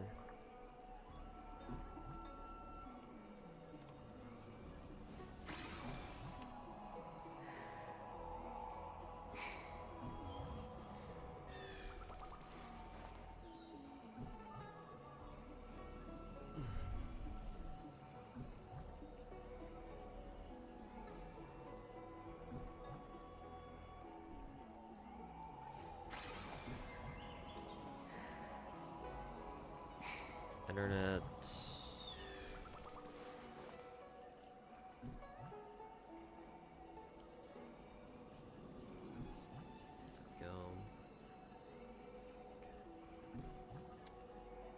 I don't know if you guys can read the text properly. Hopefully the text is big enough for you guys to be able to read.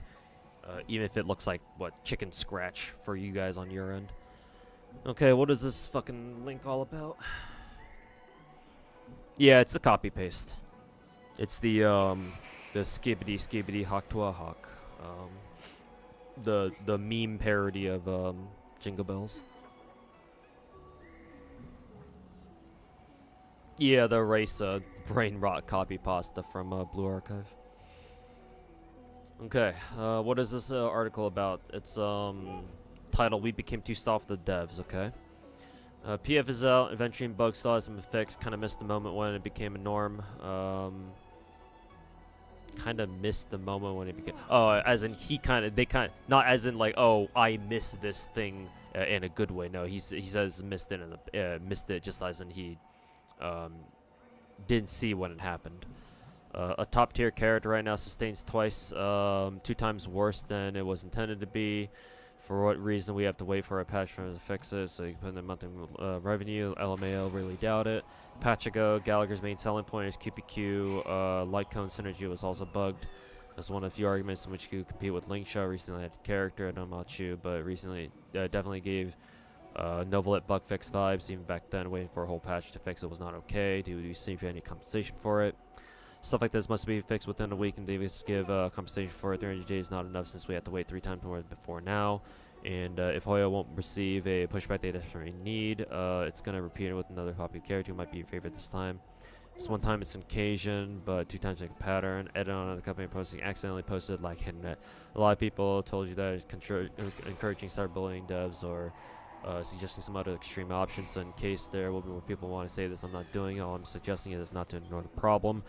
Keep bringing it up in demand changes while keeping things civilized. We did this before with Novelet, or as recent. Yeah, right. Or recently with the camera and Z3. All you want is make your feedback work in the same way. Not giving you like a full multi necessarily. It's not realistic. No doxing or personal attack on the devs. Also, some people brought up that it's not the devs that make the decision on compensating players, and it makes sense. However, negative feedback affects all departments in the company as a whole, and since we are not targeting anyone specifically, we won't do anything bad. Yeah, right.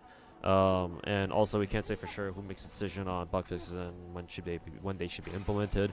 Devs might have decided to tell us that we put aside while we are we put that aside while preparing for 3.0, and another department still didn't do it. Blah blah blah. Surprisingly, not as autistic as I thought it would be. Honestly, I do agree with this dude for the most part. It's not unreasonable to you know, expect devs to actually fix shit on time.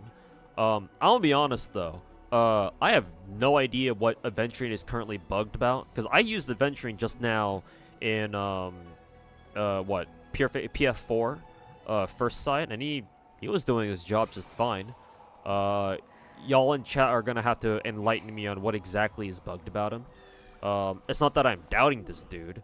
I just am not aware of what he's currently bugged with. I know he's been bugged for a while now. I'm being honest. I'm surprised they haven't fixed him yet. Whatever it is that's wrong with him at the moment. But whatever is bugged with him, it certainly didn't really affect my progress. My first side team of PF4 was still able to score what, 35,000 points. So like, if that's what they're complaining about, then shit.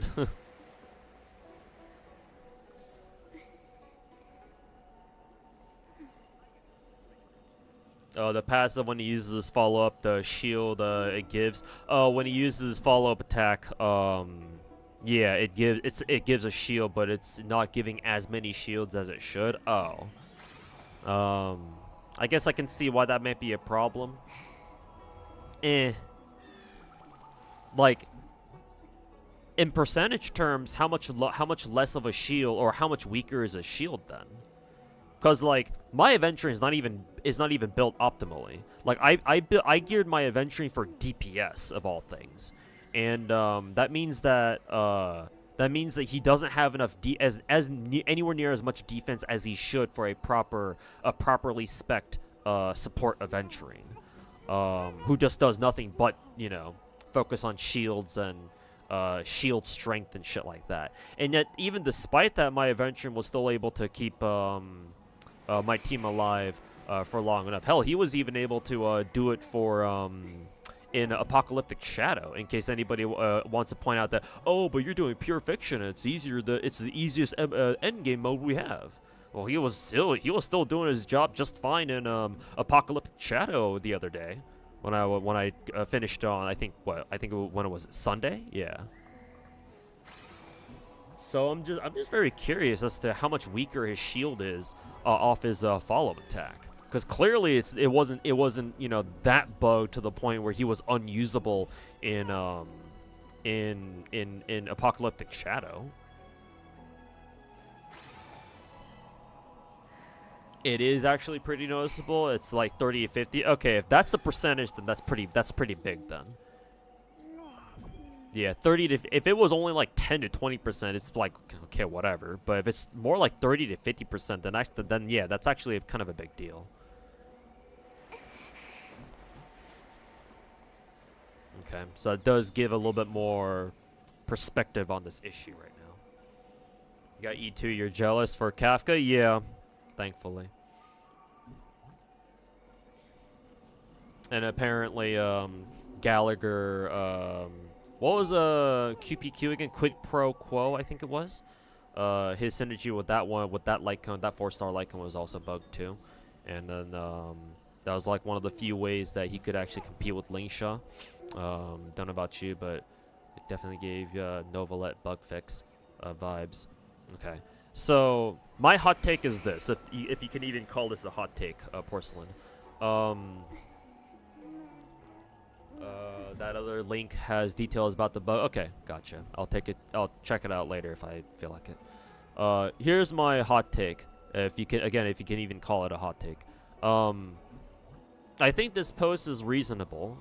I suppose the language he used in the first 3 paragraphs before his edit part was a little aggressive.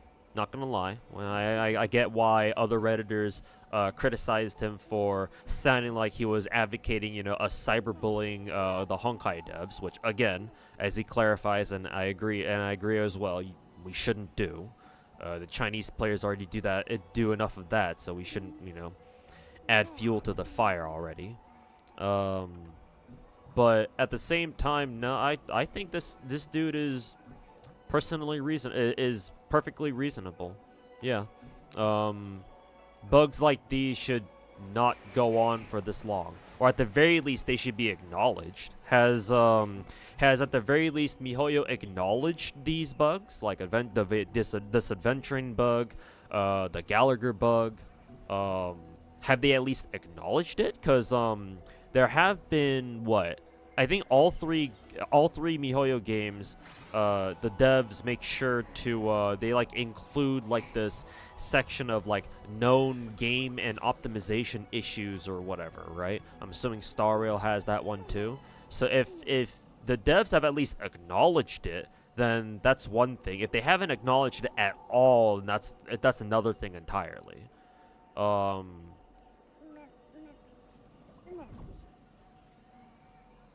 I'm hoping that they've at least acknowledged the adventuring bug, in which case obviously them not fixing it yet is not ideal, but at least they're aware of it.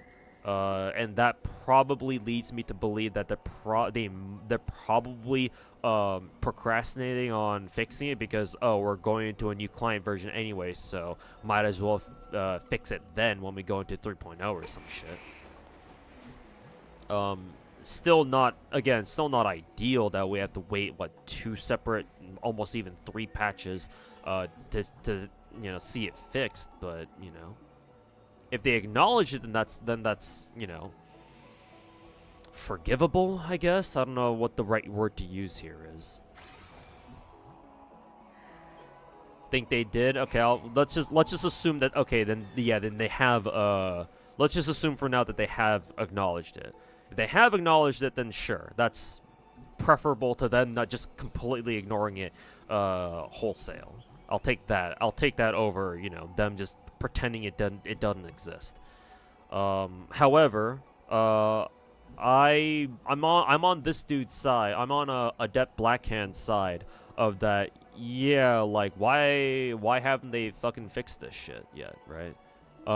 It's even more egregious on a character like Adventuring, because again, he's our best shielder in the game, and we only have 4 preservation characters in the game right now. And clearly Adventuring is the best one, is the best preservation character in the game, unless you have some weird shit going on with the Fushuan, I guess. But Adventuring is by far the best, standard shielder in the game. So his ass being the bugged one, yeah, definitely sticks out like a sore thumb, right? And so like him not getting fixed in a timely manner is disappointing.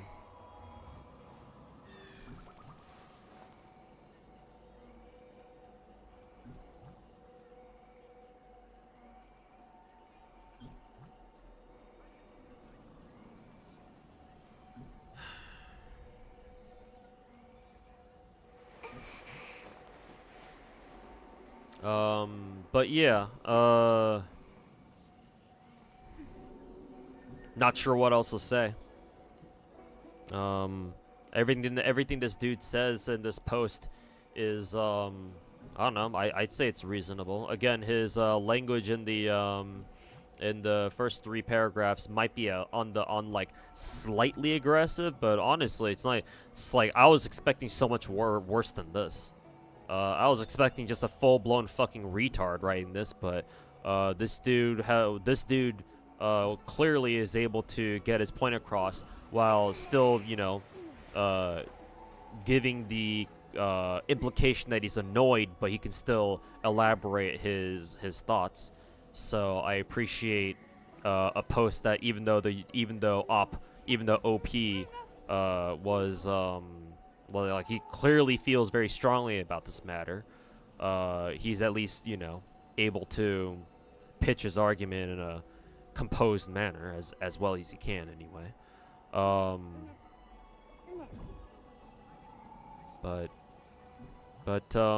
yeah, like, I agree we should hold the developers to a higher standard, and if bugs like these slip through, they gotta get on that shit and fix them.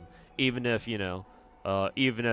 I don't really see the impact of the bug, doesn't mean that other people don't, obviously.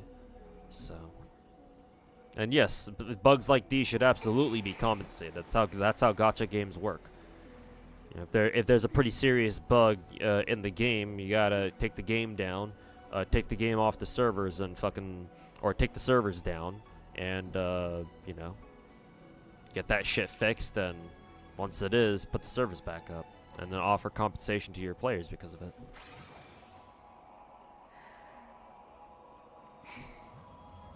You agree with the point, but the tone gives a sense of entitlement. If this post was made like not too long after the Adventuring bug was initially discovered, then I would agree with you. However, this Adventuring bug has been going on for a while now, right? Ever since like what, 2.6 or some shit. And what, 2.6 is at least like what, a couple weeks ago at this point, right? Yeah, assuming the Adventuring bug was discovered at the beginning of 2.6, bro, it's been like fucking 9 weeks even, which is like two months and some change. That's not acceptable. At least not to me and this dude. Yeah. So personally, I don't really see his attitude as one of entitlement. Again, if this dude made this put this post up like within the first week of the Adventuring bug coming like being discovered, then sure, yeah, that's a bit entitled. Like in a situation like that, it's like, give the devs some time. Maybe this bug is a little bit more complicated than we think it is. But assuming the Adventuring bug was discovered at the very start of 2.6, again, it's been 9 weeks since then. Like, over 2 months. What the fuck are they doing? So here, in this case, I don't see it as one of entitlement. Like, I see this as, like, this dude is justifiably annoyed.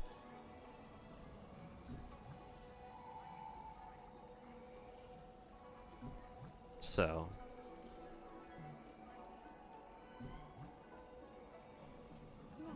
It's been a couple of weeks. I thought it was only, it literally was only a week. I was on the impression that the adventuring bug has been in the game for a while now. Like I'm fairly certain I heard something about an adventuring bug past last week. I don't know, maybe I'm wrong. Not sure. Ugh. Firefly E1 in Pure Fiction is also bugged. Excuse me. Oh, hiccups. If you take a certain buff, well, that's not good.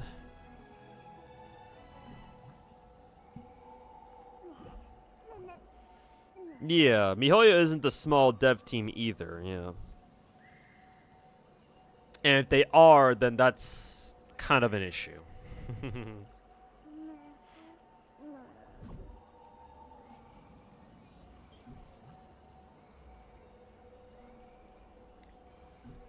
Yeah, right now, well, I do, at the end of the day, I do agree with this dude.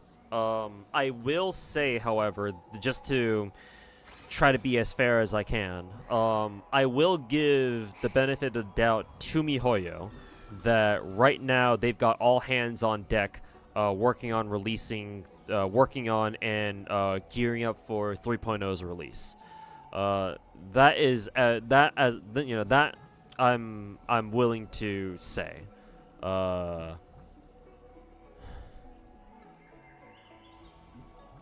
Because the Genshin dev team is also having trouble putting out like consistent amounts of content, and so I'm assuming Star Rail devs are also kind of running into the same problem.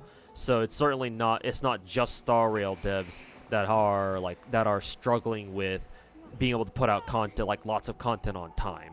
And like, you know, quality content too. It's in terms of like quality control and shit like that. You know, aka, you know, how many bugs do we get? So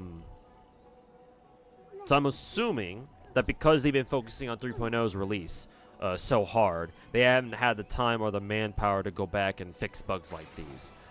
That being said, it's still kind of embarrassing that they've let a bug like this, you know, still hang out in the game for this long. Again, assuming that we've known about this bug since about, you know, on adventuring for like, you know, the past like 6 to 9 weeks or so. Like anything past like 3 or 4 weeks, and that's like, okay, like what are you guys doing territory?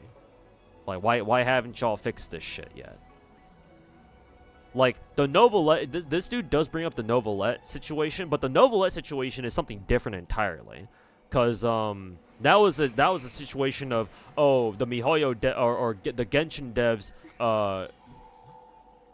didn't really like the fact that people were using Novelette in a way that didn't really want them to, as in like, you know, just you know, start charge attacking with Novelette and just start spinning in the wind, right? Like they try to change that. Because it went against their game design, their original game design philosophy. Not necessarily because it was a bug, and of course, not to mention the Chinese players got all pissed off about it, and so, you know, they forced MiHoYo to change it back. So while I do agree with this dude that we should, you know, not forget about this and make sure to let MiHoYo know wherever possible that, yeah, there's this bug y'all need to fix, and you should probably have fixed it yesterday. At the same time, it's like, oh, well, we're not Chinese, so fat chance of that ever, you know, happening. Then again, if this is a bug in Star Rail, then surely the Chinese players would have noticed, right? Maybe they just don't give a shit because adventuring isn't the waifu, I guess. I don't know.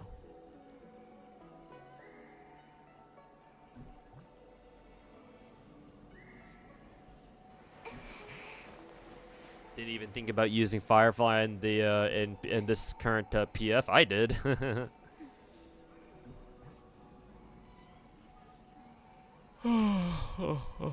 Excuse me. All right, but yeah, those are my thoughts on on this post.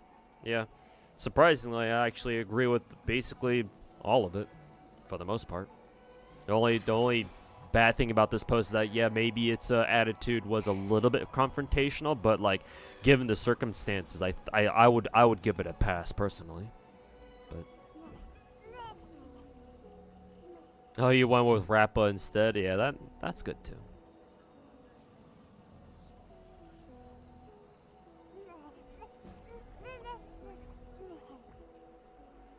Reminds you of the Liu Ishmael bug and Limbus Company, because there weren't a lot of people who ran burn teams, so they didn't know about the passive being bugged until like a full year later. But that's different. That's because people just didn't know.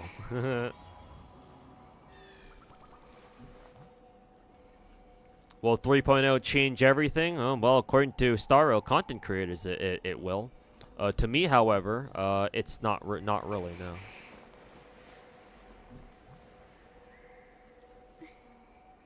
At the end of the day, best PF break unit is Lingshaw, to nobody's surprise.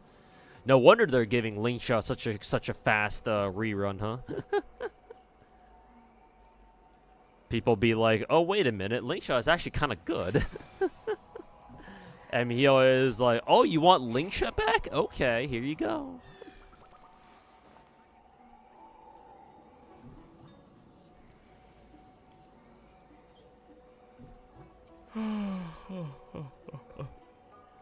Yeah, thanks for the link, Porcelain. Alright, let's move on to GFL2. Gotta get through as many of the hard modes as I can before reset hits.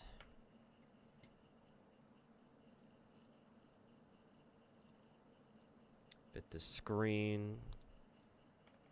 Let's see, check my stamina and star. I think we'll be okay.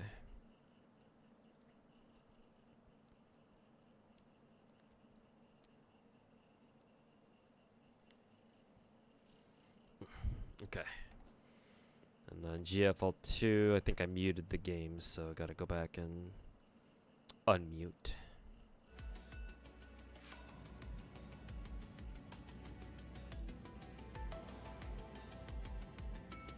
God, I really. Why doesn't this game have just a fucking master volume? Why the fuck did they forget about that?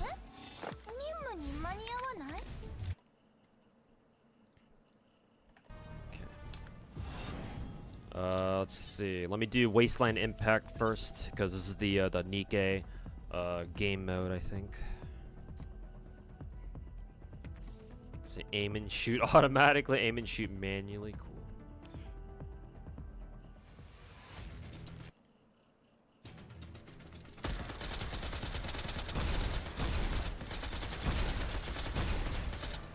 Holy fuck, the sensitivity on this thing is fucking huge.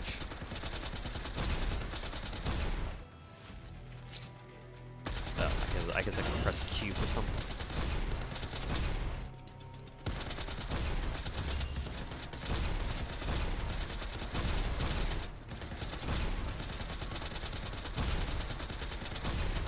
Yeah, sensitivity in this game mode is fucking weird.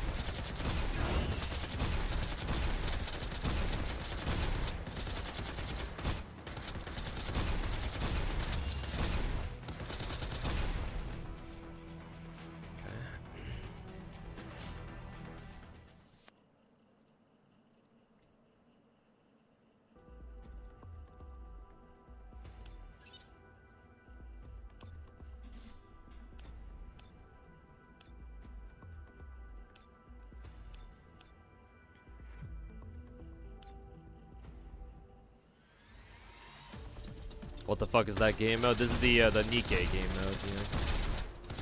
Oh, also I forgot to change the directory on my channel. Try to get into this.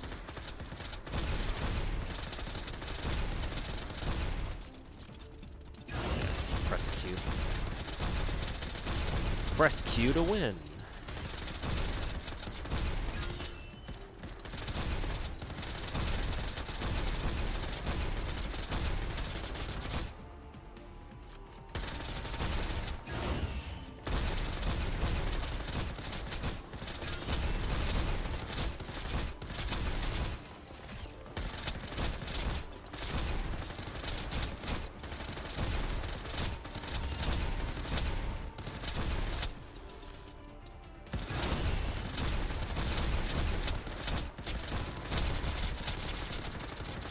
I can't see the health bar for that thing at all. Okay. Alright, let me go change my directory again real quick to GFL2.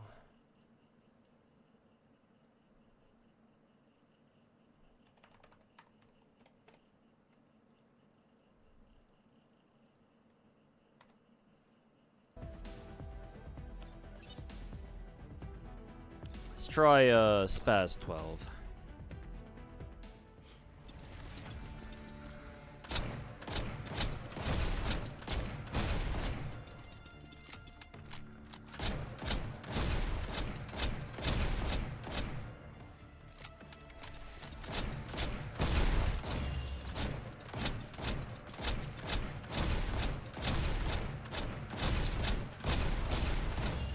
Not sure how much I like the shotgun, to be honest.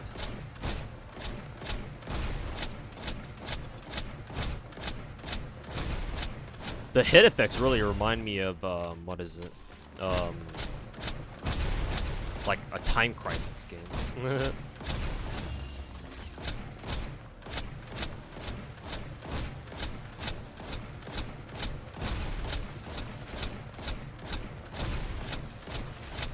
Kind of like Suomi's, kind of like Suomi better for this, to be honest.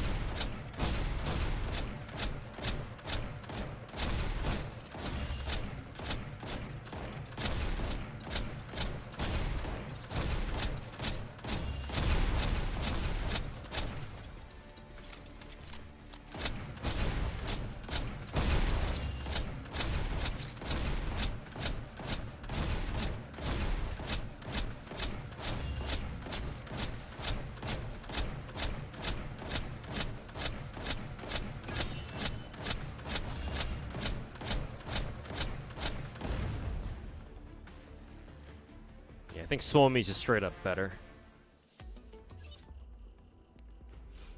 But I think Spaz 12 had better ass shaking physics, so she's probably better in you know, in truth.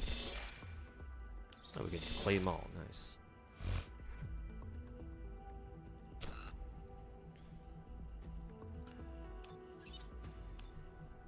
The fuck is this?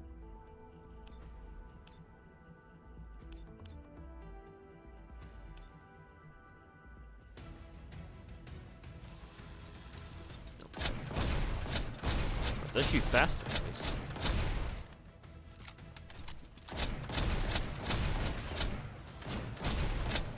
Oh yeah. Now that I take a better look at it, Spaz has definitely got some better torquing going on.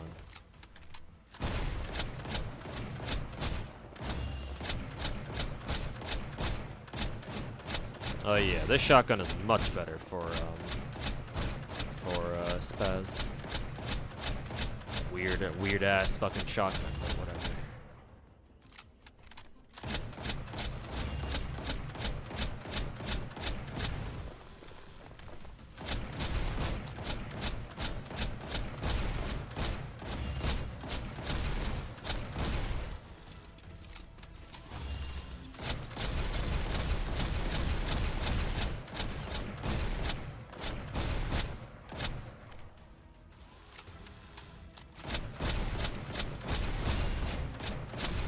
50 shells. You shouldn't have.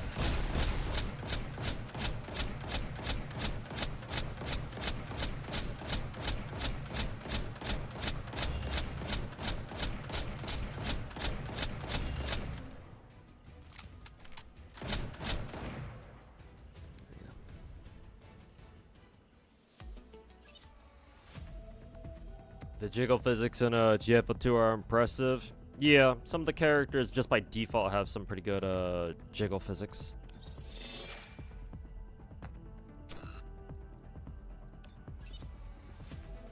I think I've noticed most in the gun has some pretty good jiggle physics. Because for some reason her tits are made of jello and they flap around all over the place.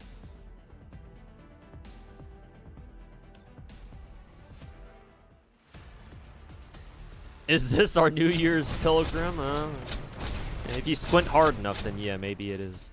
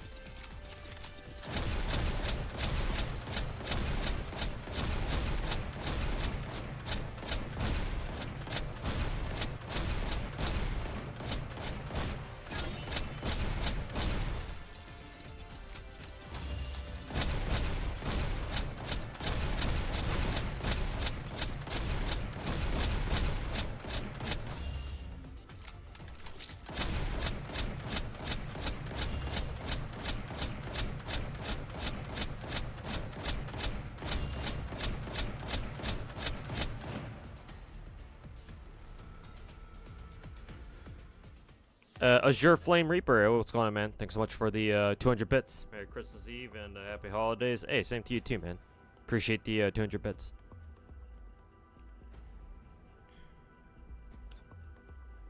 Open the stream. What game is this? Indeed. Is this a new Nikke game? Is this Nikke 2?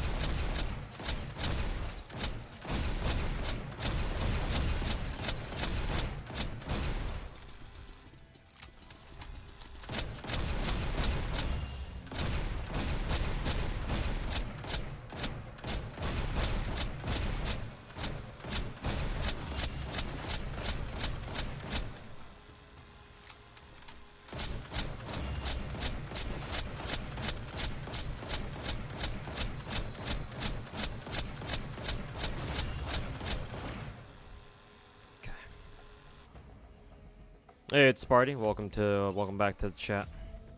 Merry Christmas. Hey, Merry Christmas to you too.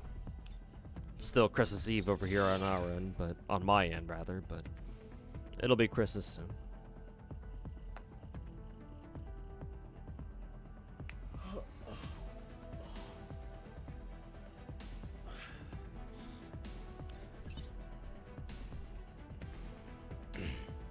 God, I'm so glad I have Sabrina.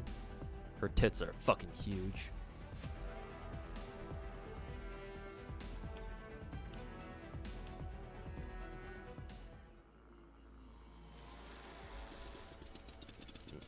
Sorry.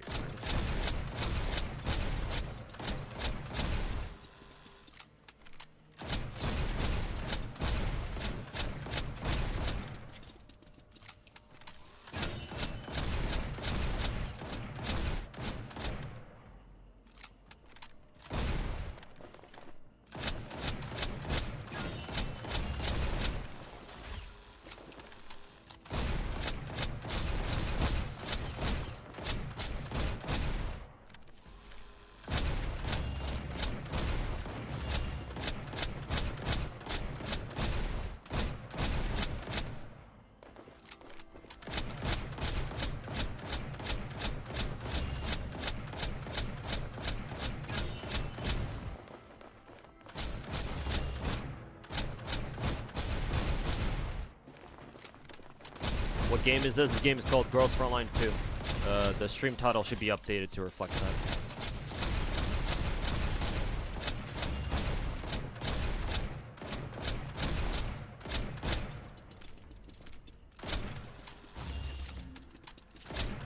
Just came back from family dinner to this. A nice surprise, isn't it?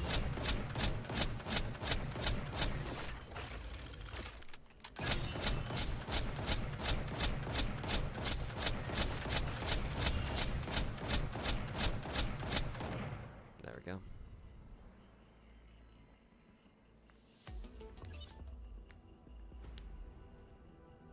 Is this game PC only? No, this is a gacha game, so you can play it on your phone. I do not think it has a console version, though.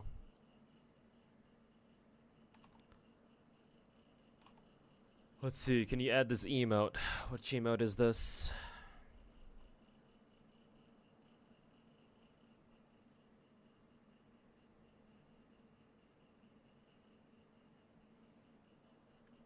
Under construction.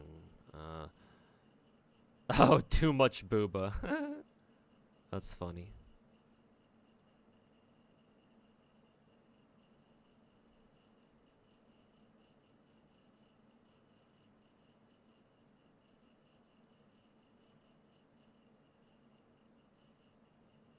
Alright, there we go. I was able to add too much booba.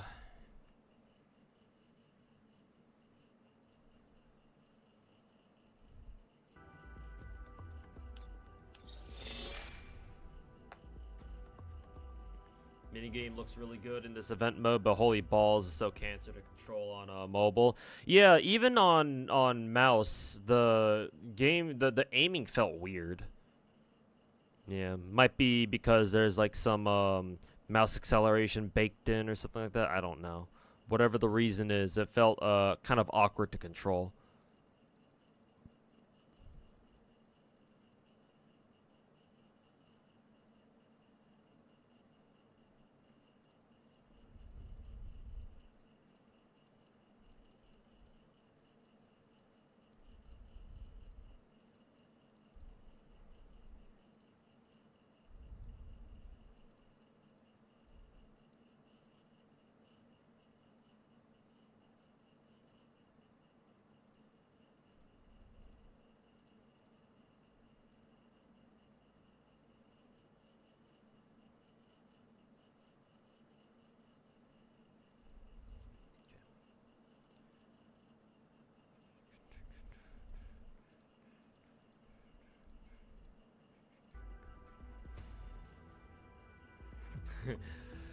Too much booba. Okay,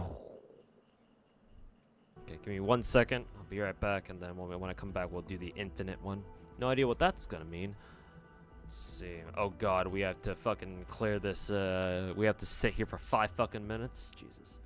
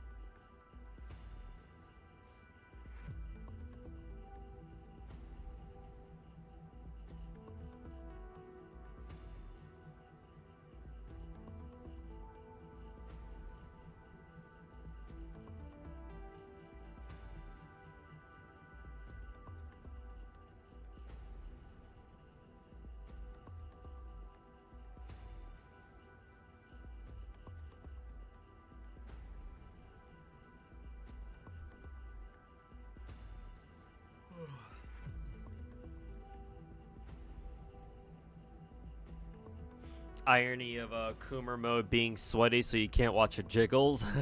Yeah, when not for the player anyway. I mean, hey, to be fair, just this is good enough. God, I love it when big titty anime girls wear bikinis like this, or like their bikini tops, their bras are like this, where you get to see a healthy bit of under titty. Kino. Anyways, let's get this done.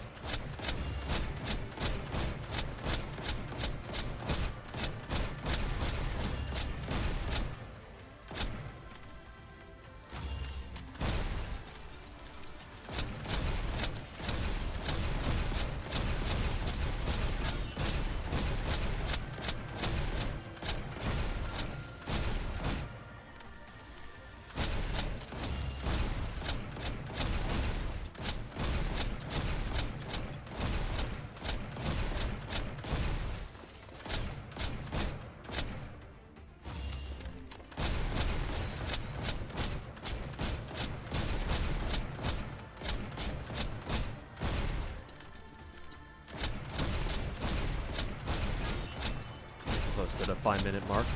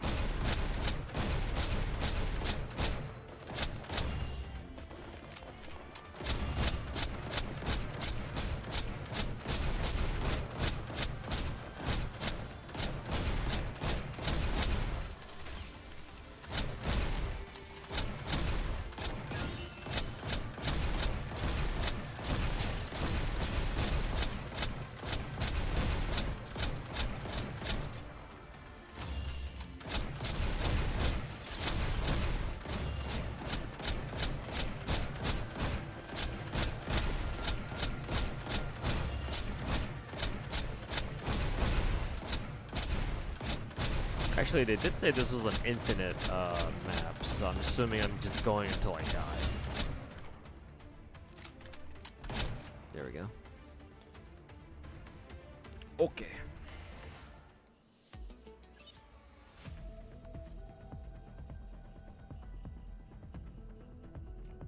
So when their titties are jumbo-sized? Yeah, pretty much. Okay. Now let's get these challenge modes done.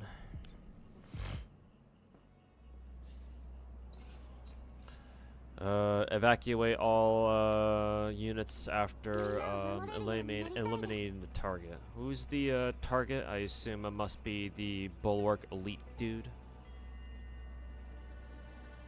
Or whatever.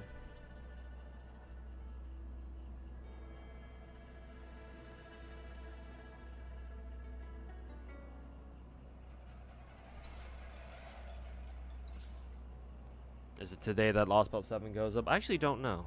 I didn't check. Sabrina was a good choice for this. Mm-hmm.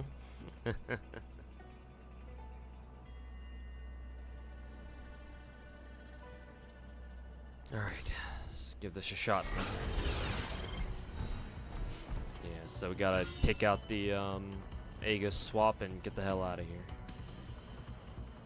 Where's our evac point, by the way?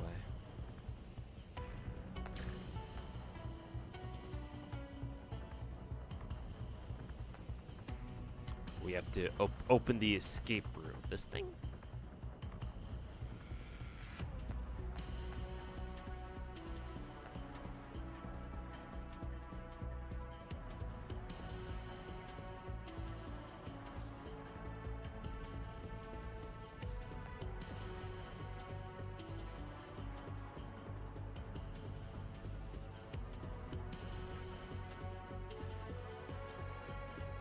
Maintenance is up now? Okay, so yeah. I'm assuming Lost Belt 7 will drop in like 4 or 5 hours then, yeah, because tomorrow is Christmas.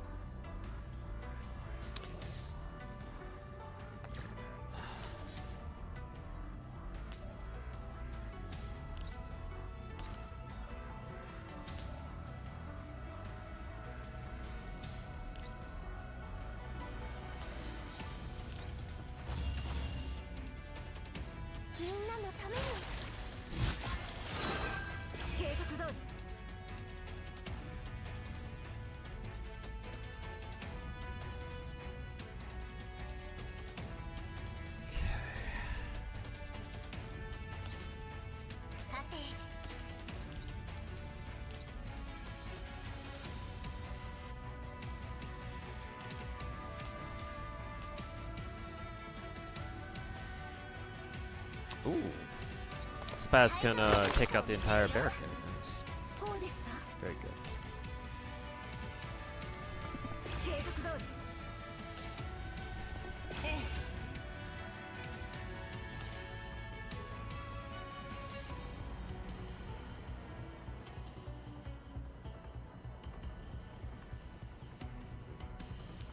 了解よ。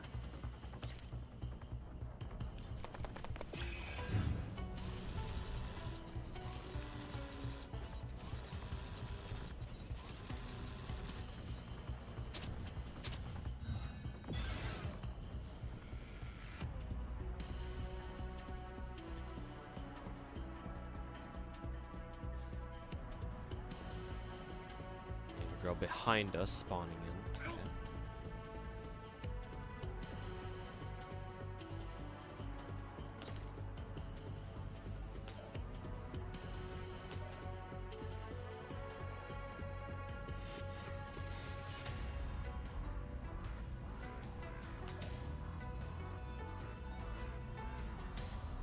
Don't take a lot of damage from Suomi here.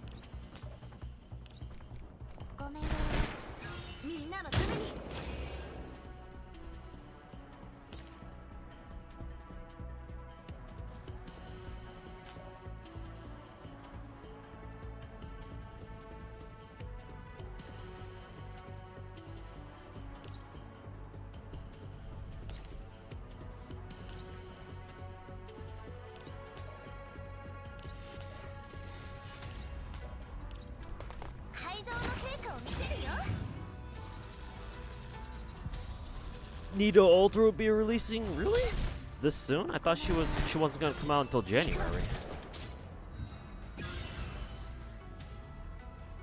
Oh boy, got this girl back here. Hopefully she's not a complete fucking threat.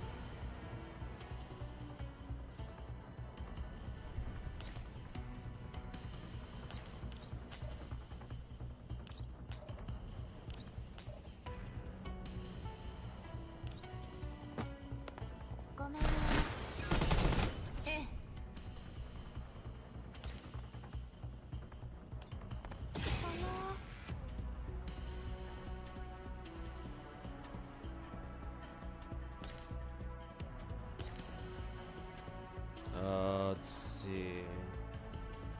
What happens if I activate this now?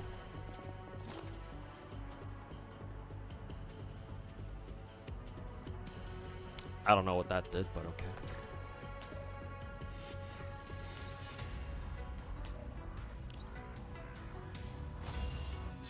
ために。さて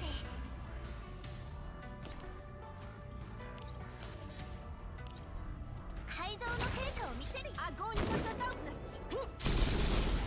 そうですか。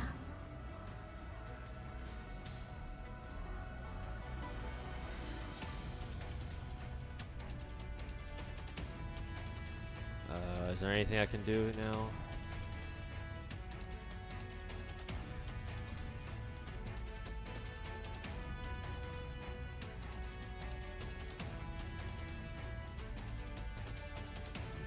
Guess I can just end action like that. Fuck it.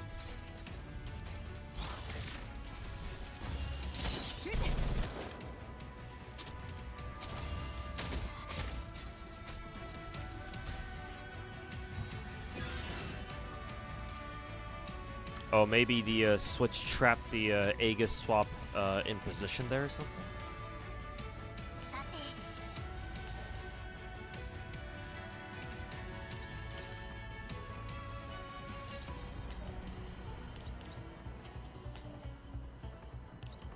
私の新発明。計画通り。好きにはさせない。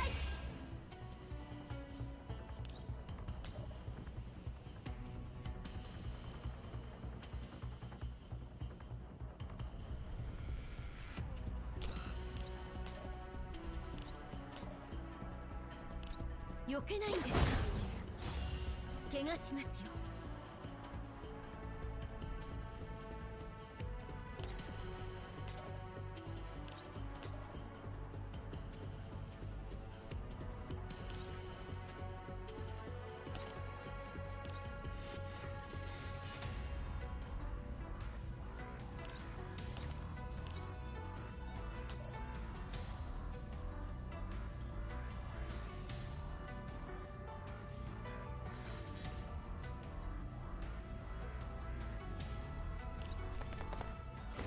ターゲット確認したよ。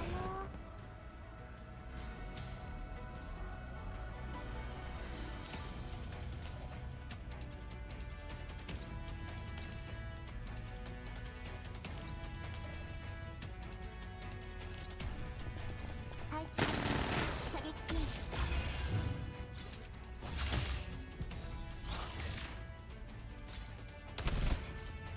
付き合い。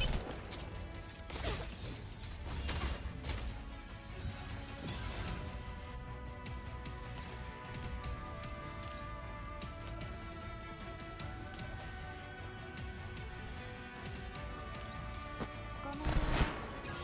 行くわよ。行くわよ。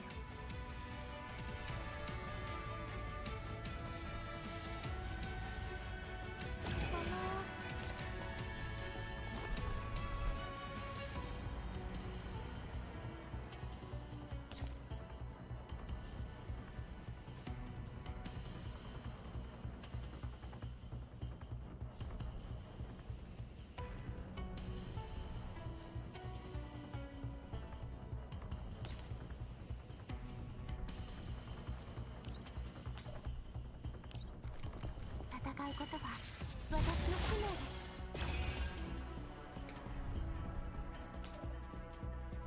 確保。気をつけて。とアゴンシャカダウン。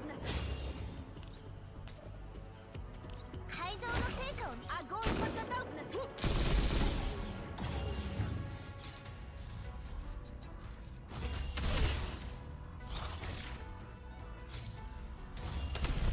ごめんね。気合い。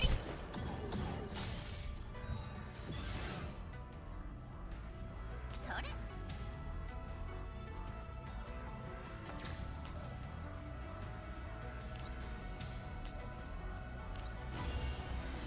みんなのために。ええ。さて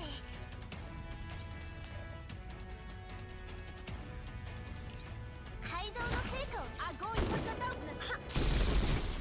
計画通り。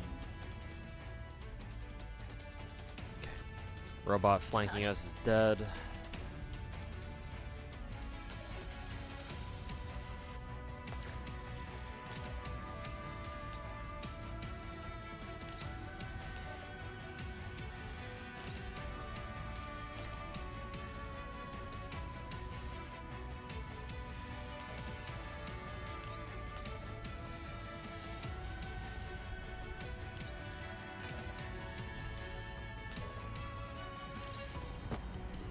なのために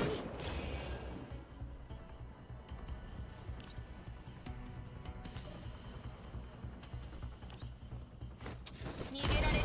もう行くわよ。了解。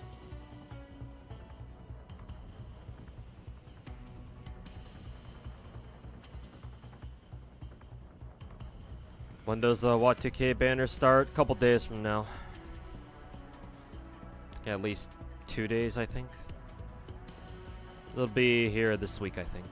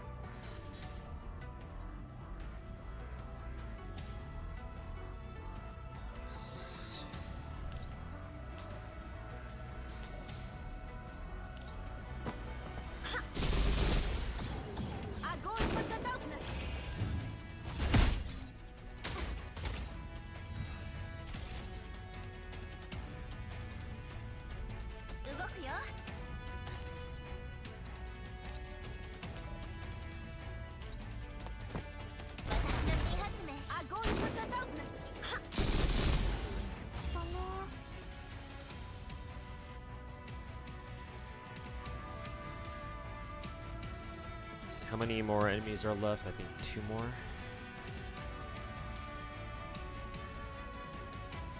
Where even is the escape route here anyway? What the fuck is it? God, it's so hard. It's so hard to read GFL2 maps sometimes. Oh, I see. This is the escape route. I guess we have to kill the Aegis swap first in order to escape. Sure, just lay it on and done.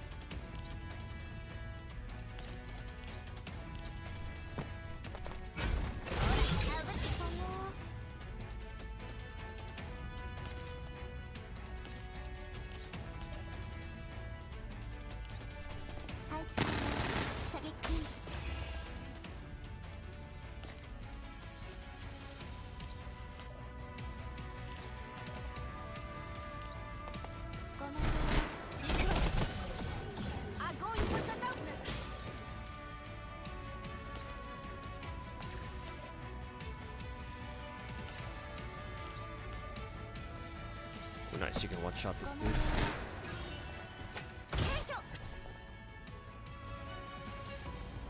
Okay, now we can escape. Okay,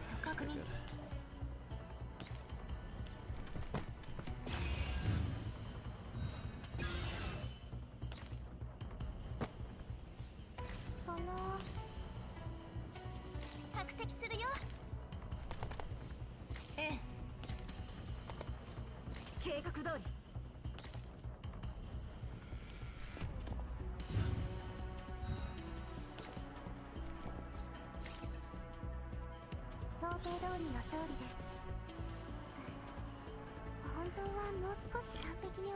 It's pretty cool to see Kawasumi Aiko on an English stream. Oh yeah, that's right. They did a Chaldea radio broadcast today, didn't they?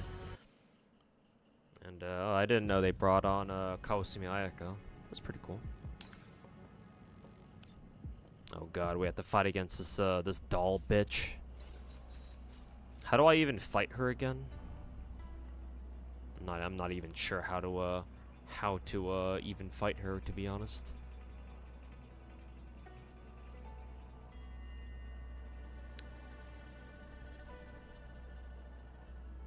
Let's see. I really don't want any of my girls to be alone. Let's see. Stick most in the gaunt here. Most in the gaunt Suomi and Paratia down there, down south. And then we'll put Sabrina and Rosa up north together so I can spawn together. Alright, so we just gotta kill the boss here, huh? Okay.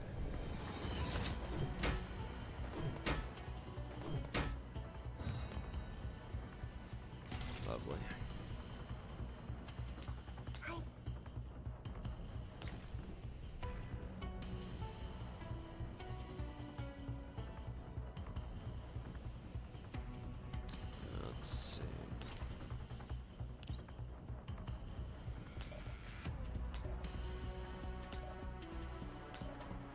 Can't quite get all three of these guys together, unfortunately.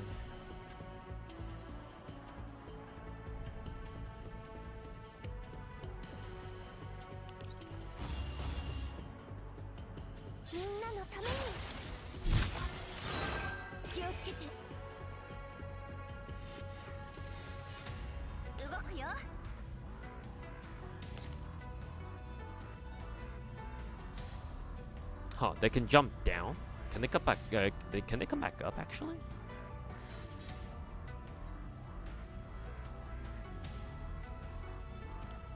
let's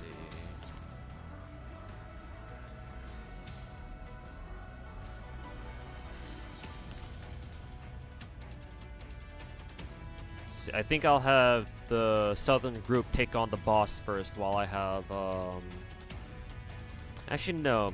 We should. The main objective is just to kill Creepy Doll, so we should probably just focus on her, and then if the enemies attack us, we'll just attack them back. But I think for right now, what I should do is this: we should just have everybody group center, and then kill Creepy Doll.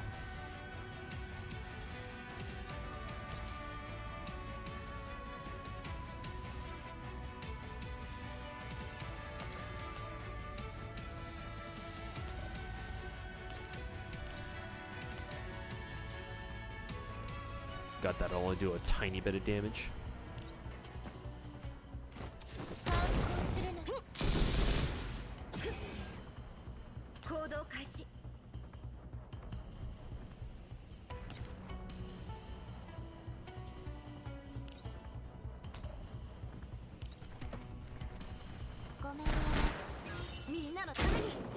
Nice. Good hits on target.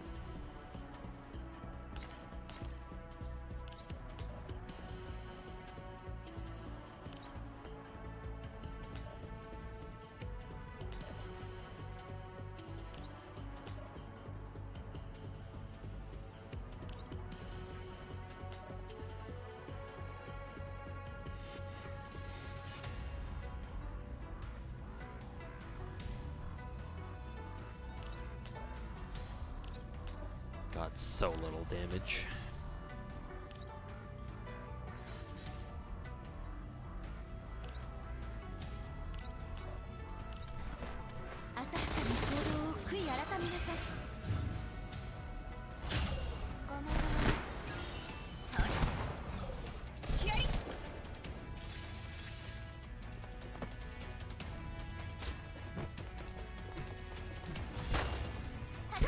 Oh yeah, I remember this fight now. Yeah, Creepy Doll fucking goes, I think she cloaks or something? So now what do we do? Do we have to kill her after image now or something, or what?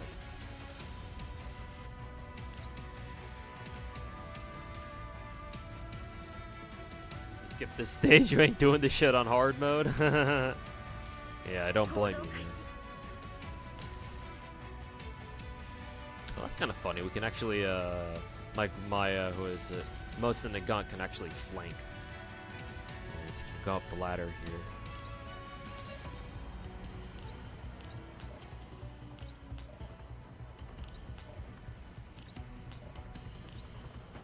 Let's have most of the gun get up on high ground, shoot that guy in the back of the head. Any thoughts on new arc on FGO-JP? That was kind of out of fucking nowhere. Certainly didn't expect them to put in Phantasmoon into FGO, but sure, I guess.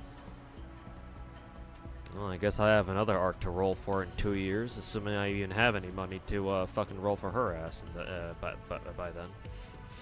And yeah, Merry Christmas to you too, SMX.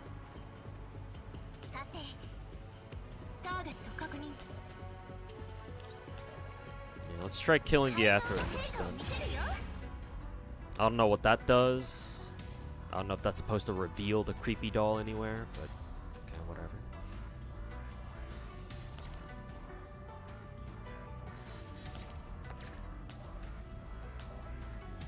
Action completed. What do we do here?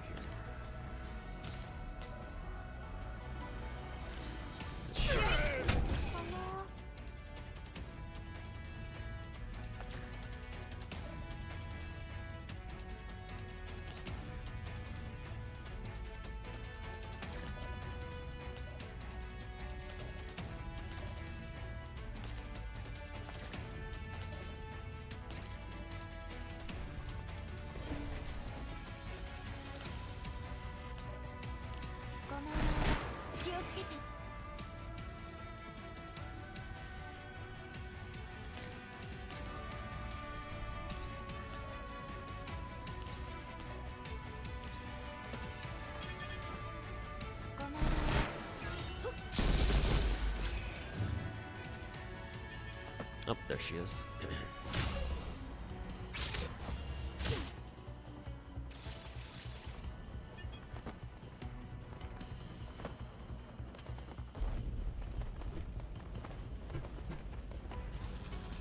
Oh yeah, that's right. That's her bullshit AoE attack where we kind of need everyone to have shields up.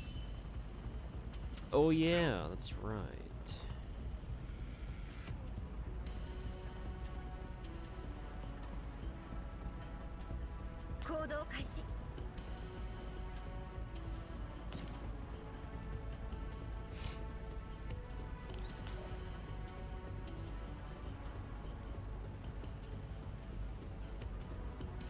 Can you even target the creepy doll when she's doing her whole fucking spirit bomb shit?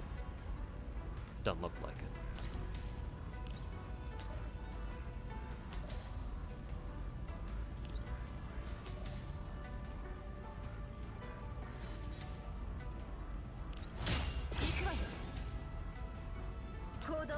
What the fuck did I just do again?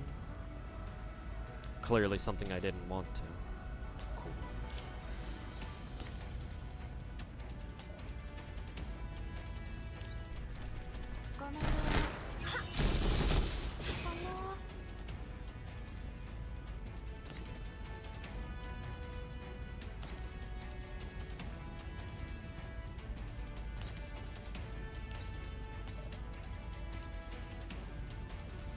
Sure, whatever.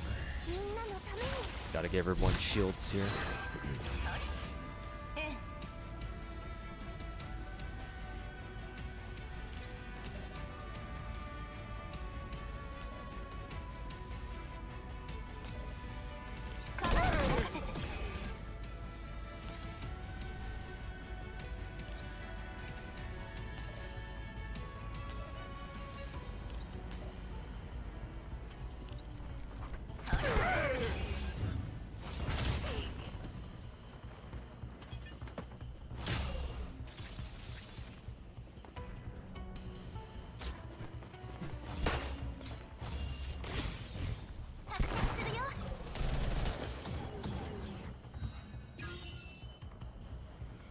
Yeah, I don't know how to kill the creepy doll if she keeps fucking teleporting fucking everywhere.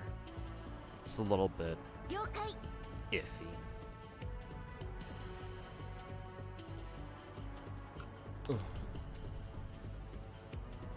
Oh, she can actually shoot the after image doll all the way from there.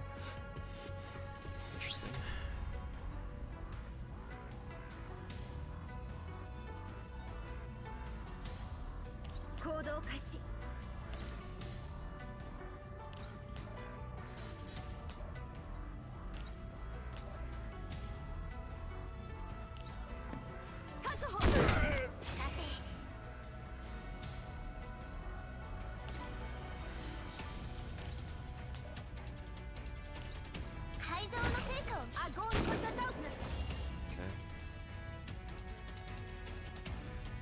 Almost all the almost all the normal enemies are dead. We just got this dude to deal with, and of course the after image.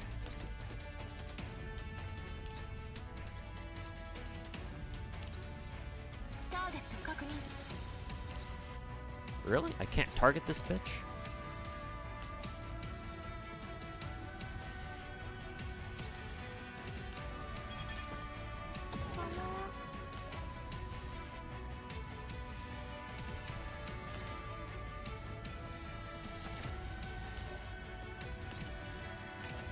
Protea can, though.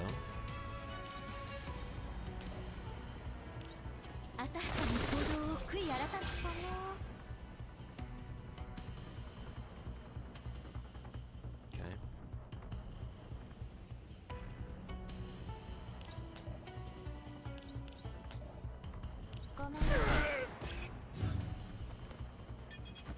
Creepy doll's back.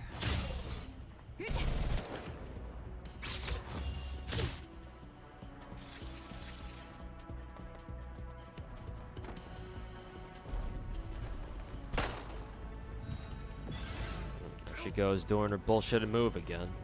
Alright, look, this time, let's see. Who doesn't have shields? Rosa doesn't have shields. Cool.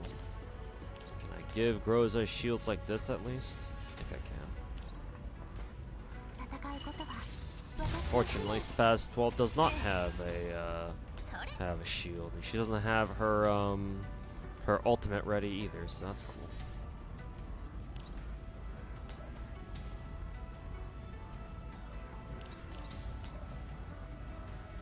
I don't know what the fuck that's gonna do.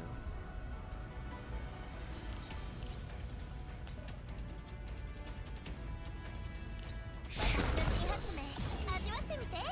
I don't know what the fuck that's gonna do.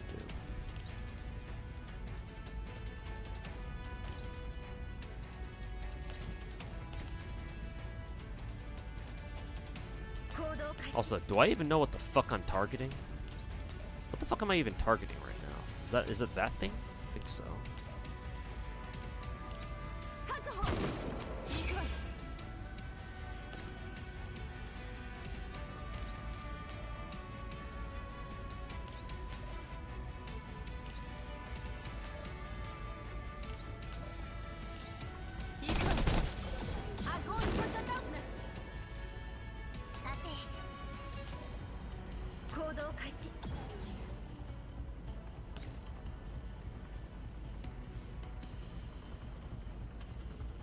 Oh, I see. The AoE shit is only affecting ground tiles, so you want to be on high ground when she does this. Ew. I see. We'll see how much damage Spaz 12 takes. Hopefully she doesn't fucking die from it. That would be unfortunate.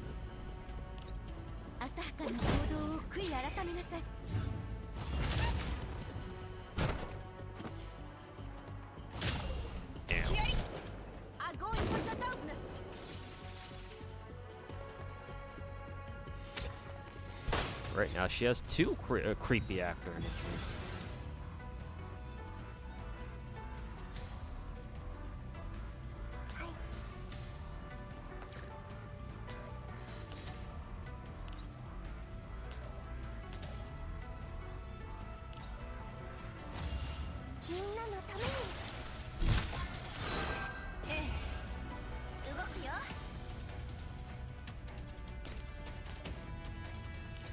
Might as well move Sabrina up to high ground then.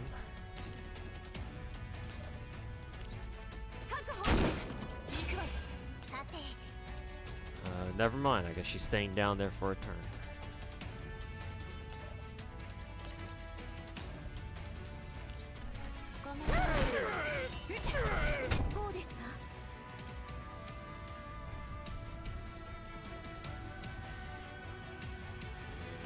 Okay.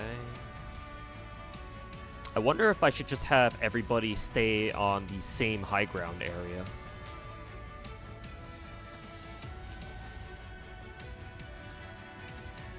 So maybe have everybody on the right side here. Give that a shot at least. There's Creepy Doll.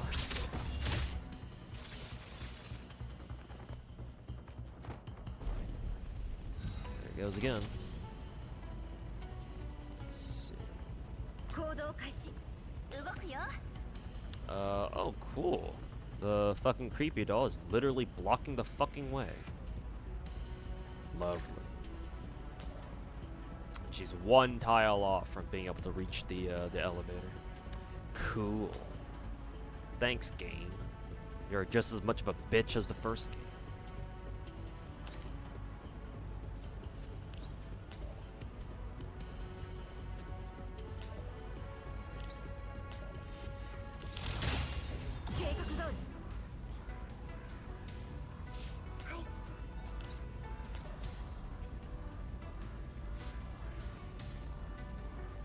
Guess we're shielding Spaz 12.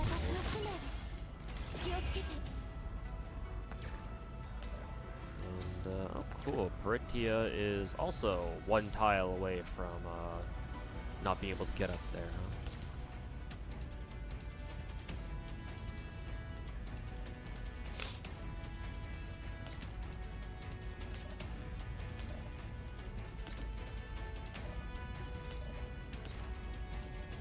Whatever. It's tile level. She can do it on the elevated floors too if she wants. Okay.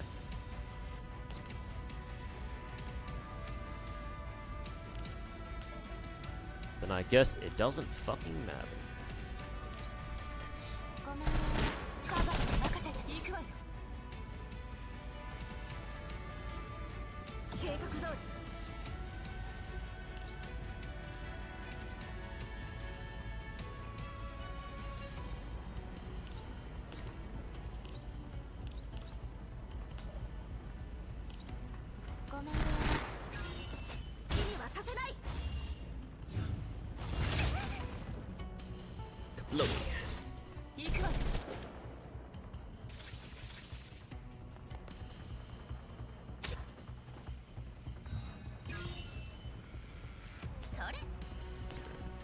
Get Sabrina upstairs finally. Why the fuck does Sabrina not fucking go up the fucking ladder? Holy fucking Christ, dude. That's the second turn that she hasn't gone up the fucking ladder. Is she like being ensnared or something? What the fuck is going on with that? Holy fucking shitballs, that's annoying.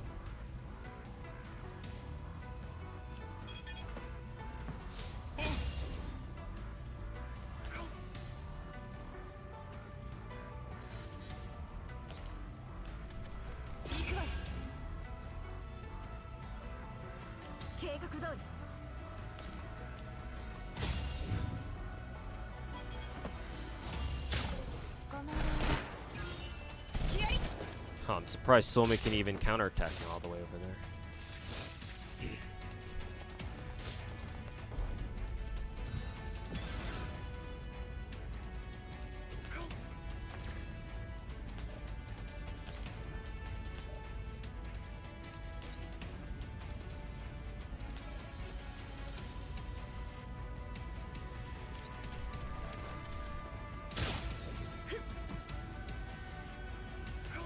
Oh, and she's got interrupted too.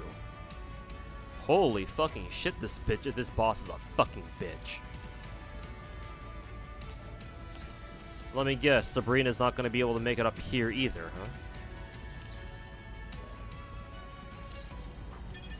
She made it that time. Yeah, it must be the after images. I guess they can disrupt your character's movements then, huh? Holy fucking autism. みんなのために。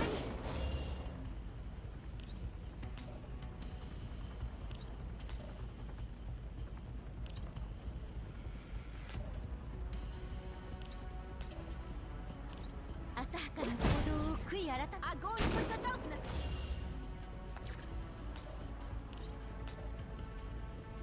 行くわ。アゴーン・フォト・ダークネス。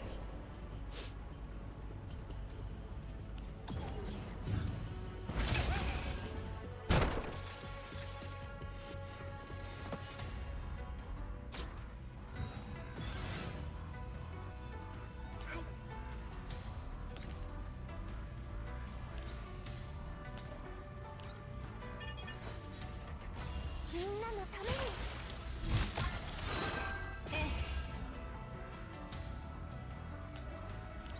撃て。行くわよ。気をつけて。さて、計画通り。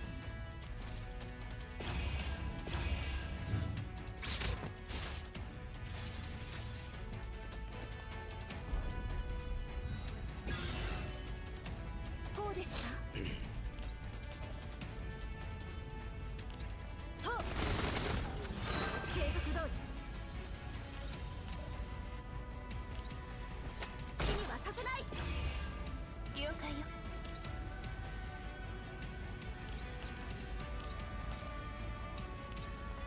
行くわ。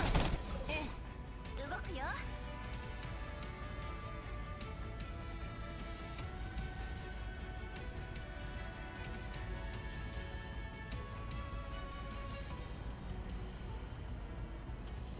Yeah, we're not gonna be able to do this within in time. I do not know how to fight this fucking bitch. I'm just gonna do for the sake of time. I'm just gonna go take care of the other hard modes first, or the challenge modes first.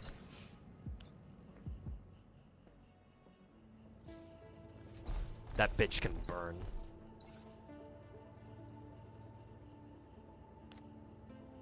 みんなを守れるようになりたいです。投降しなさい。バチバチバチ。了解よ。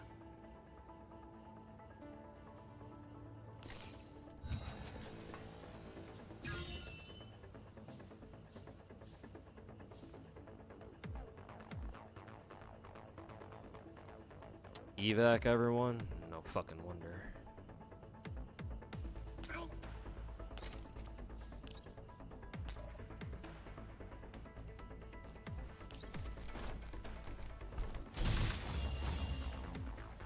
みんなのために。さて。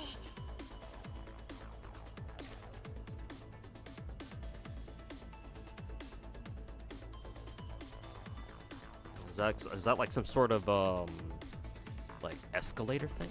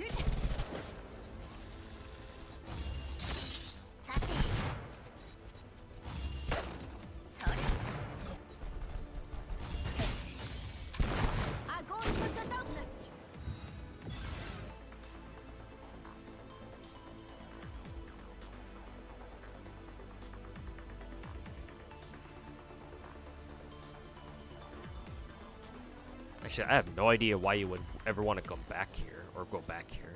Like for just for some high ground? How do you even get the fuck off it? Unless the game lets you fucking jump off the side here. I don't think they'd let you do that.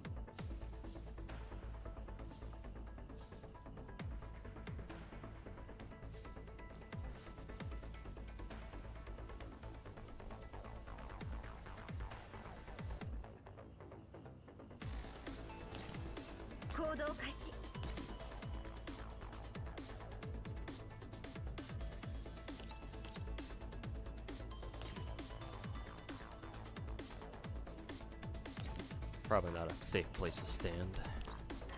ごめん確保行くわよはい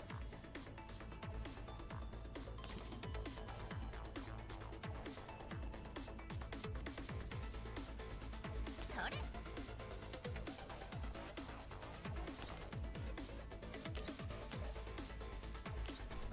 改造の成果を見せるよ Very good. It's one shot.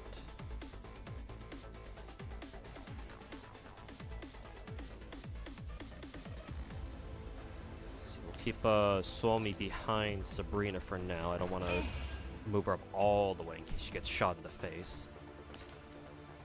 I will move Groza up all the way to the lift though. That's where she's gonna have to stay for now. Bomb these things.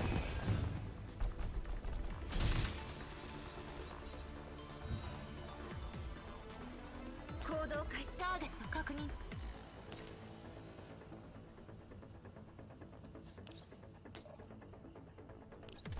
行くわよ着席するよ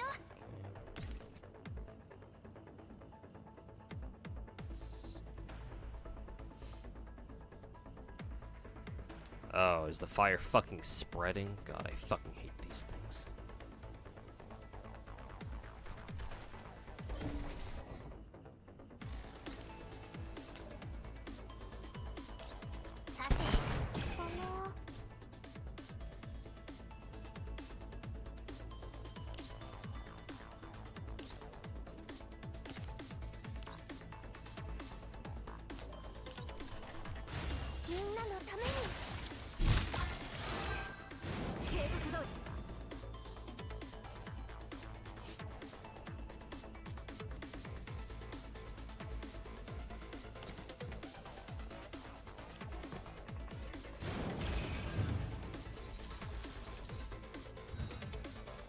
Huh. Robots can't climb up ladders and shit?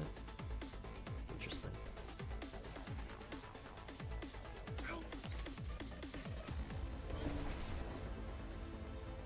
Actually, can Mosin? Okay, Mosin can at least take the other lift in one turn.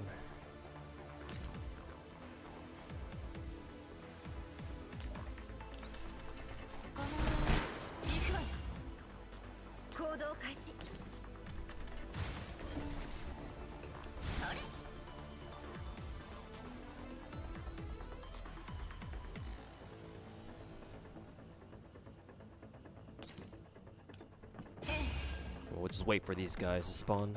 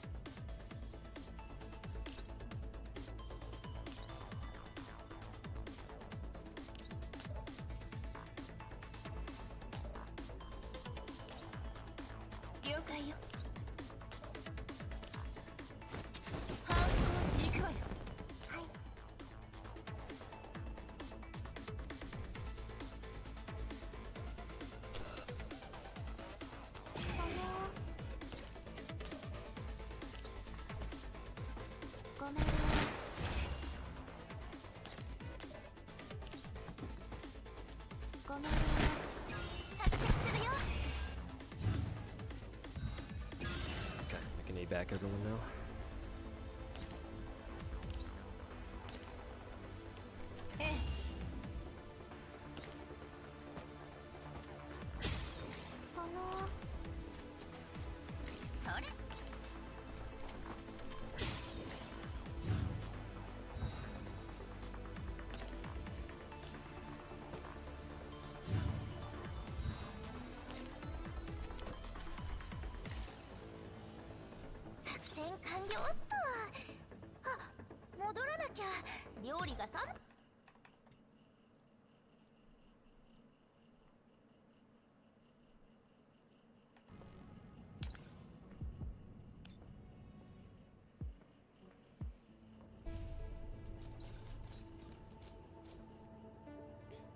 defend the outpost and eliminate all enemies.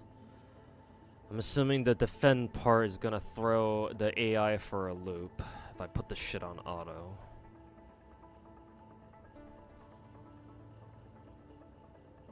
I'm assuming this is the outpost part. I'm assuming this is like the control point objective where as soon as an enemy touches any one of these tiles, it's instant GG. Which is fucking retarded as fuck, by the way. Holy fucking shit, that's such a dumb fucking lame ass objective.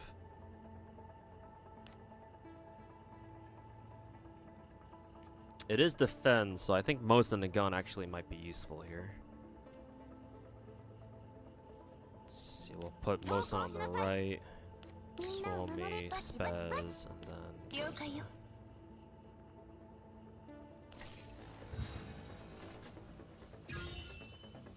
Use Lada, I don't have her leveled. I could probably level her up if I wanted to, but...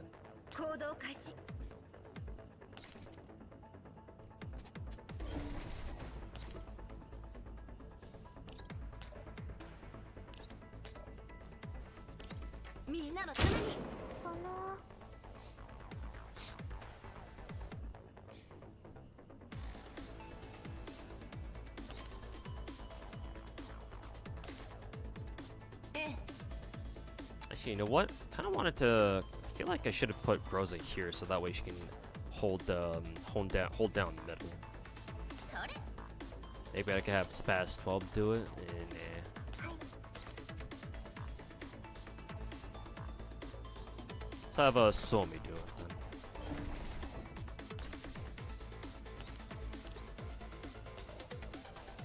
Excellent.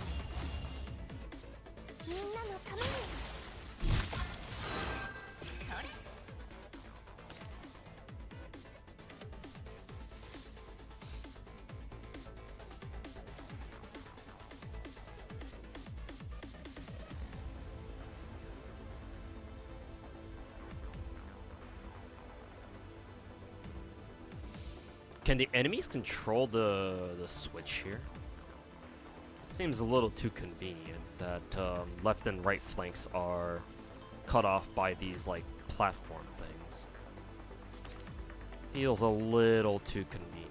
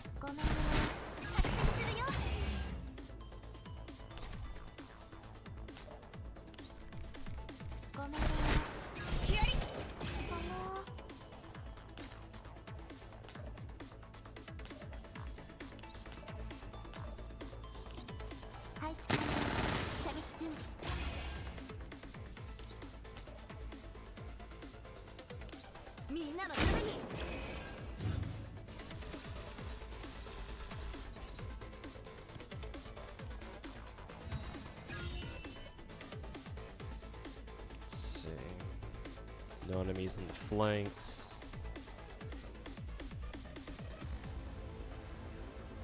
We will have to send somebody to kill that dude up there. I guess maybe I could try sending Suomi up.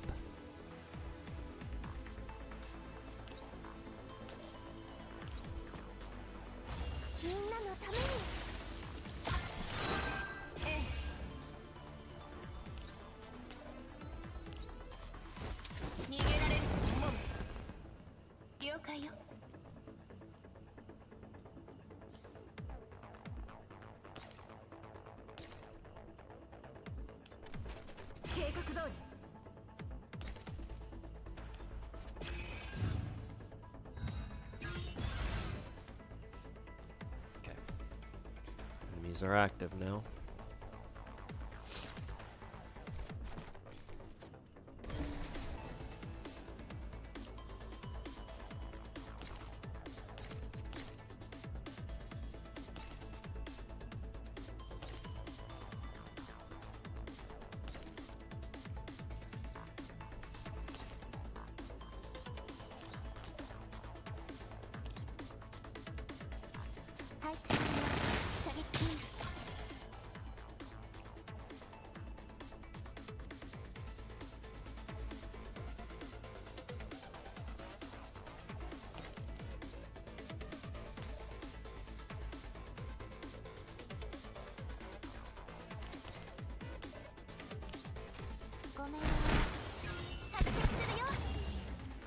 Why does Somi have such long range? Jesus.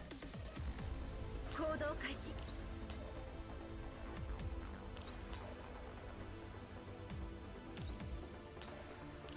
みんなのために。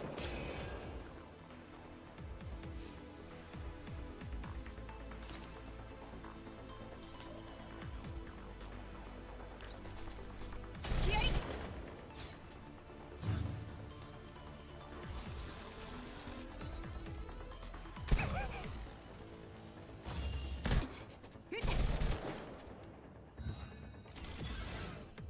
行動開始。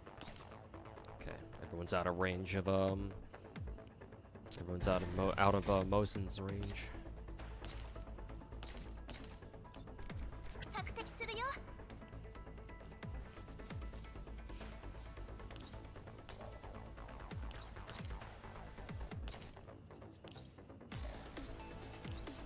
私の新発明味わってみて。はい。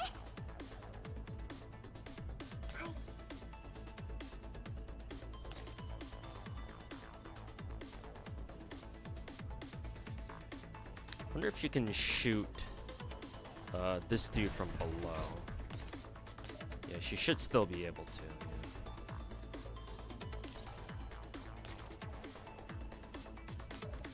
That's a little too far.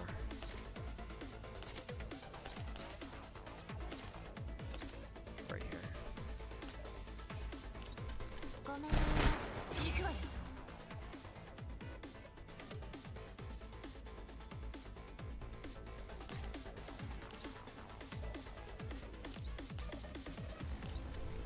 ごめん。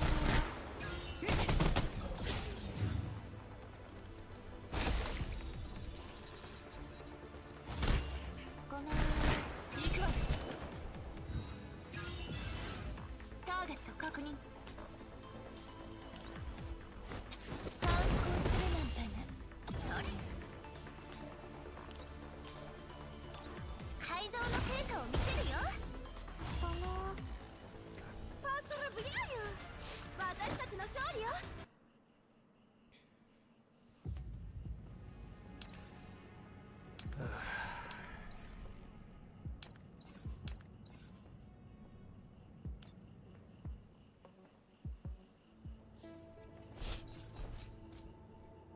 Okay, we're back to using 5 characters now.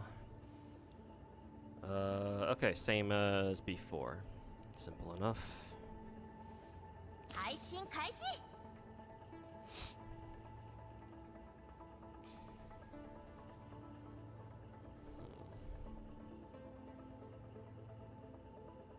こうですか。ええ。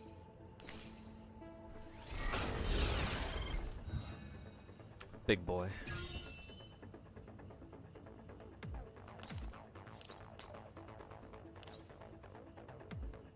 行動開始。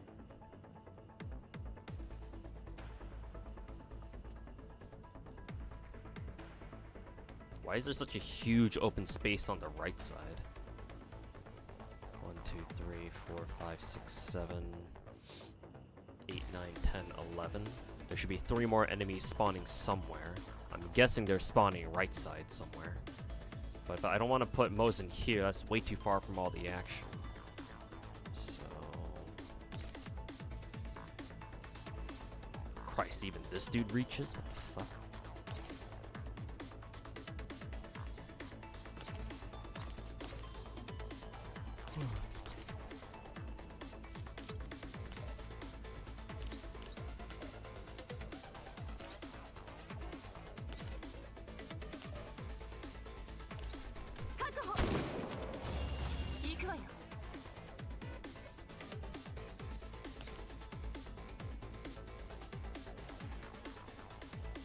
Jesus fucking shit. Jesus fucking range Batman. The fuck? The fuck am I looking at? みんな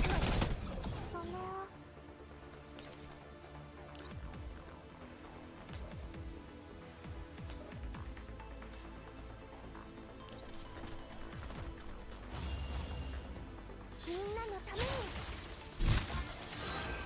それ。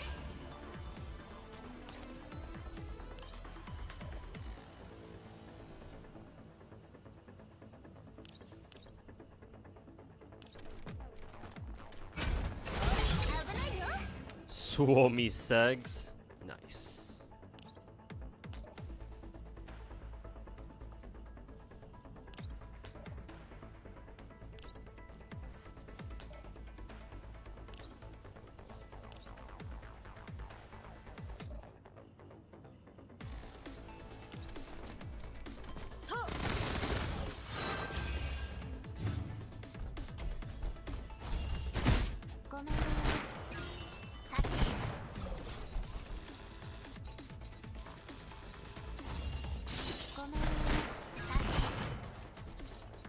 Here come them boys. Get fucking action assisted to death, bitch.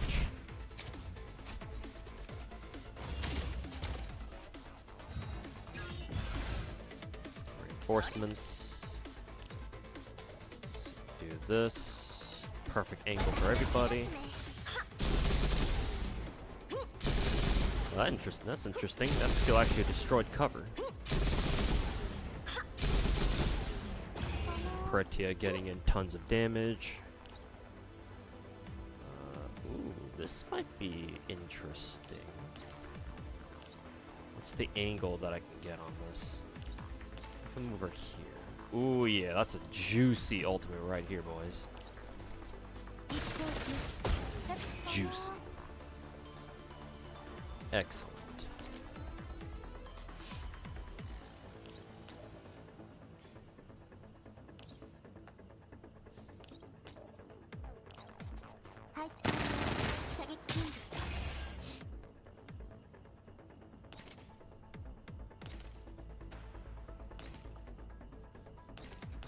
Looks like Rosa can't get a good line of fire on the Aegis swap Bullrock dude. I'm gonna have to move her around if I want a clean shot at this bastard.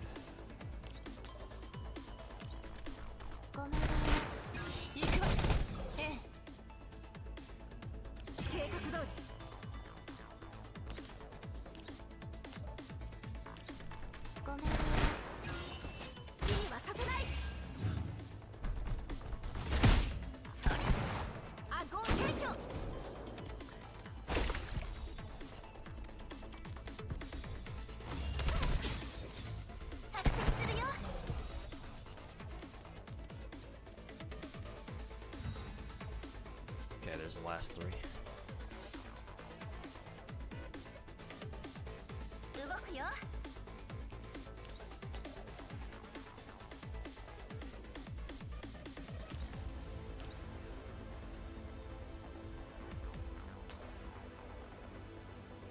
Oh, this must be the range of all the poison gas these guys fart out when they die. Eh. Fine by me.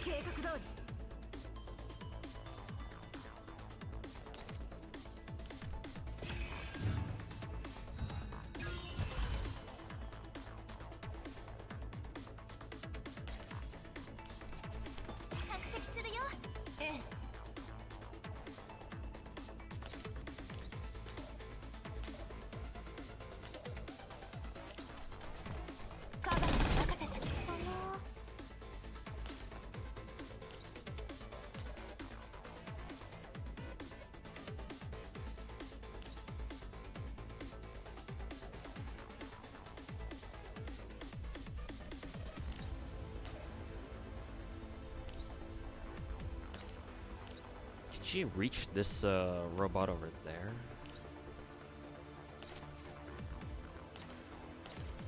No, she can't.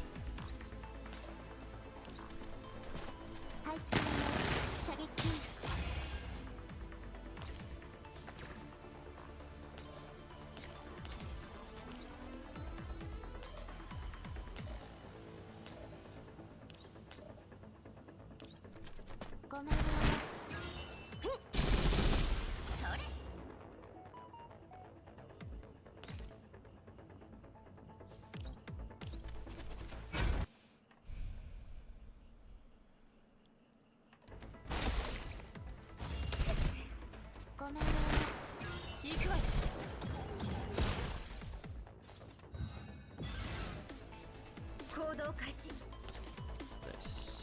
She has a good angle. Unfortunately, that'll do jack shit.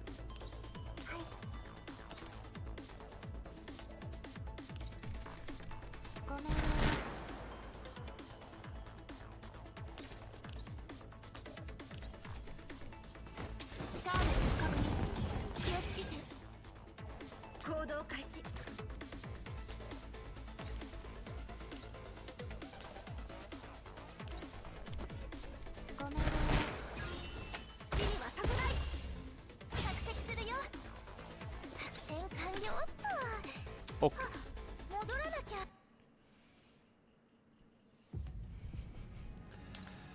Alright, map 4.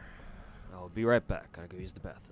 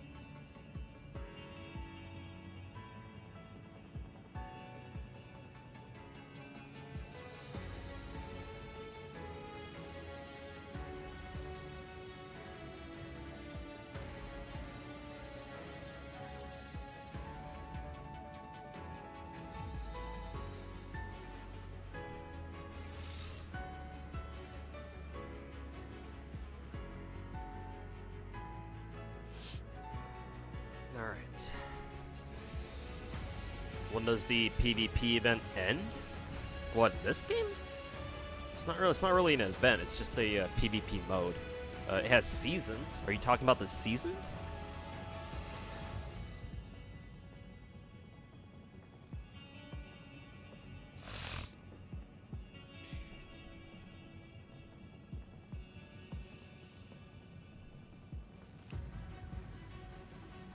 If you're just asking when the season ends, I can check for you real quick. It says settlement in 5 days and 2 hours. That's what you mean.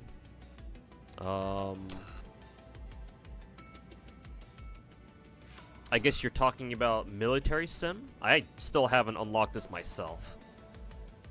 I'm assuming this means that you have to reach the PvP rank of Adept 5 or something. I don't know what my highest record was before. Or like the highest one. I guess it says right here. Elite 2, yeah.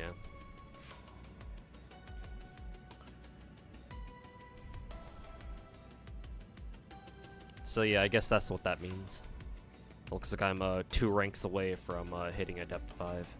Maybe I should try Maybe I should try fighting some people who have higher team scores or something. I don't know.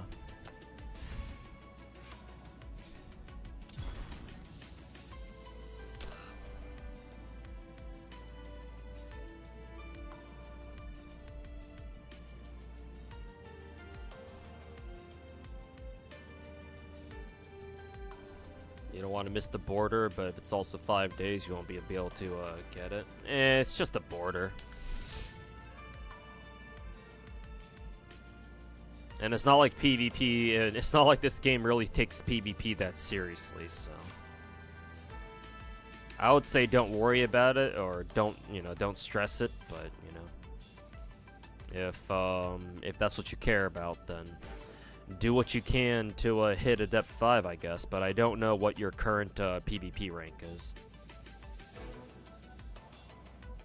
I don't know how often you like get promoted a rank in PvP either.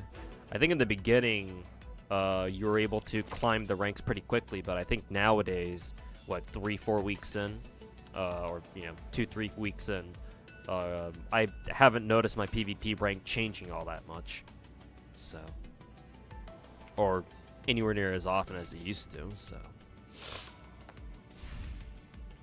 but whatever you need to do, I guess.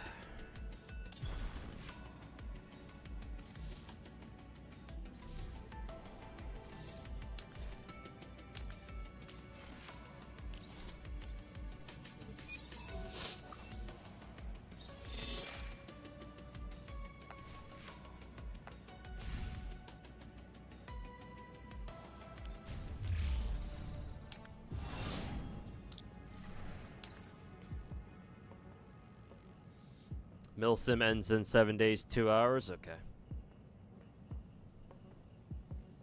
Didn't even know there was PvP in this game. It does, but it's at least the first part. The initial PvP section's called what? What is it called again? It's not combat sim. That's a category name. Combat exercise. I think that's what they're called.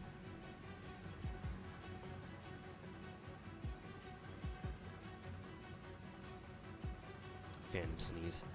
I'm sure it'll come up eventually.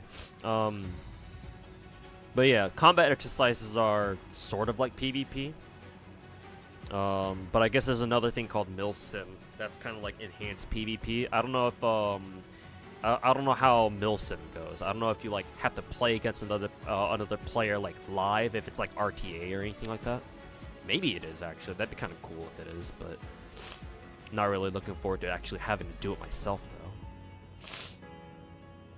Can only imagine what'll happen when you run into a fucking whale.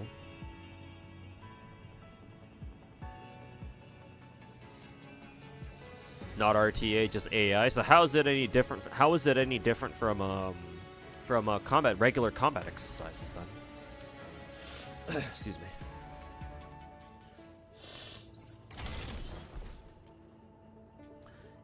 Eliminate the target. Oh, where's the fucking target? Oh, this bitch. Neater. Kind of reminds me of one of the dolls, the Sangvis Fairy doll specifically.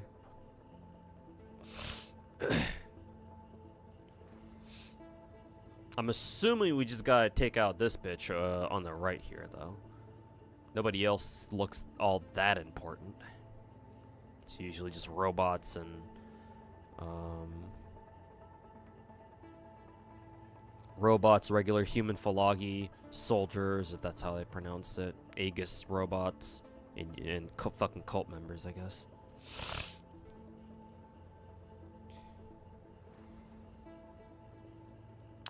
Looks like we're gonna have to move to the left, secure the switch that'll open the doors, and then we can try to move into take out the target, I guess.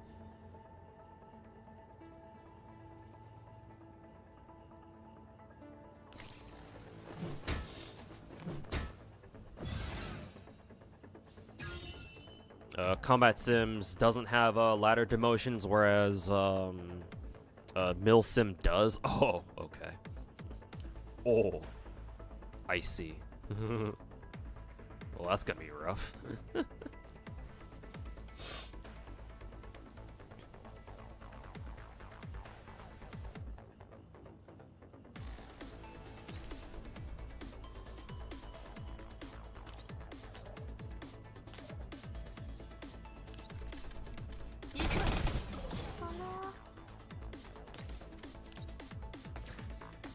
God damn it.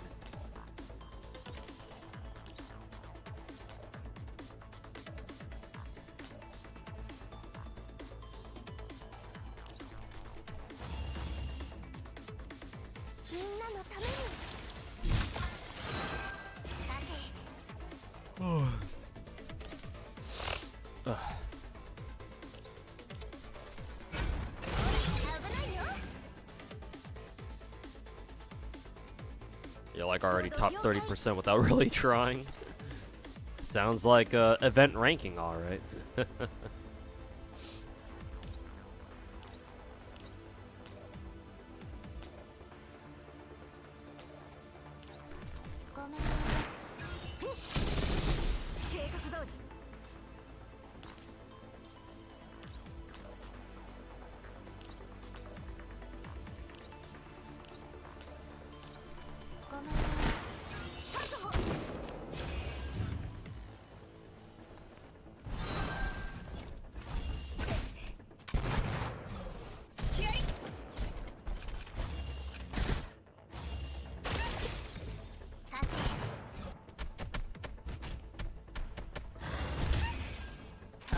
Damn.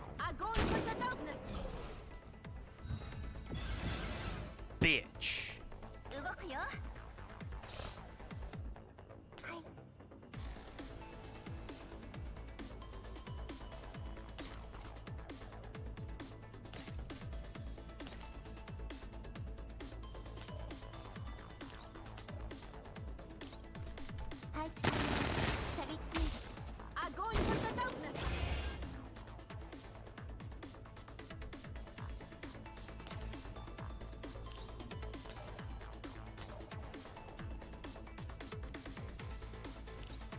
Wonder if I can have most of the kind of like chip away at the enemies up here. Technically I can, but their shots aren't going to do much damage.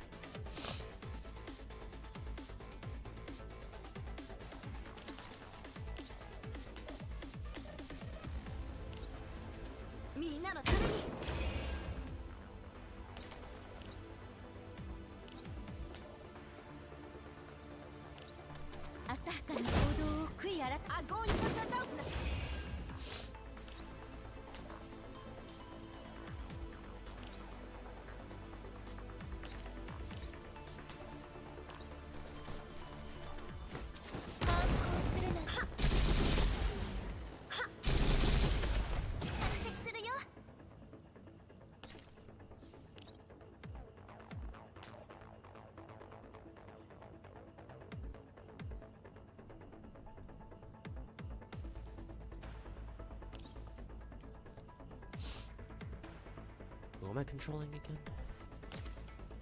Oh, Sabrina.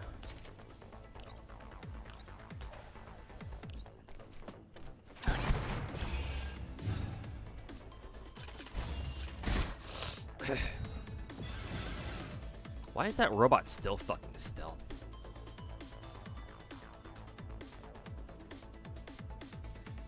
Fuck out of here with that shit.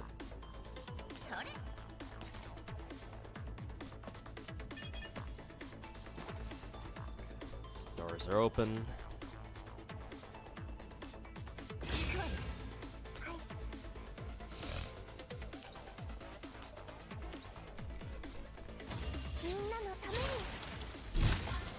Yeah, I assume the target is this neater girl on the right here. Because I don't know who else it could be. Oh, there are two targets. Well, who the fuck are they then? Neater and who else? Oh, I guess the Falagi dude? Okay. Well, it's convenient they're in the same place.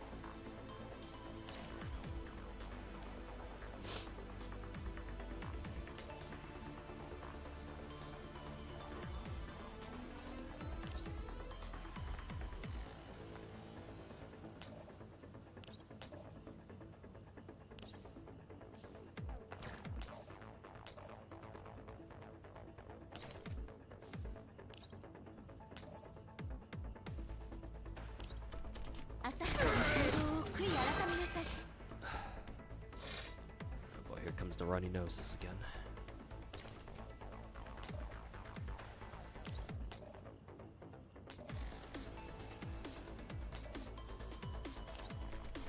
ごめんね。好きにはさせない。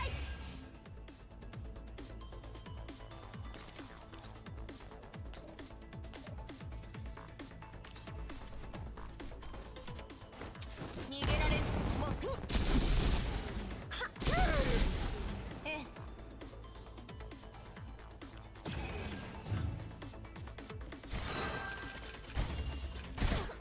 ごめんね。I go into the darkness.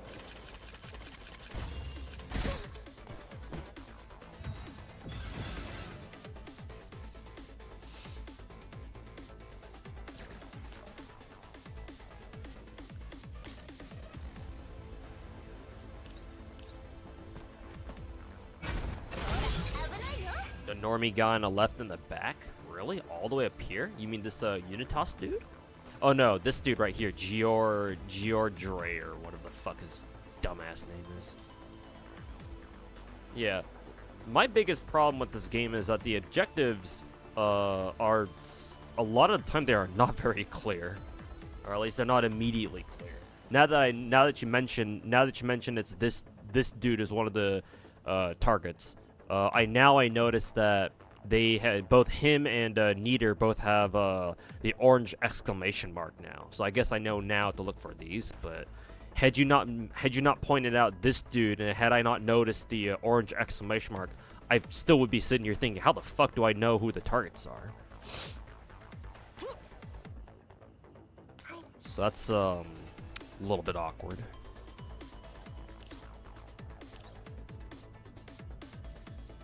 Actually, how do we get up here? Is there a way to get up here? Honestly, it doesn't even look like it.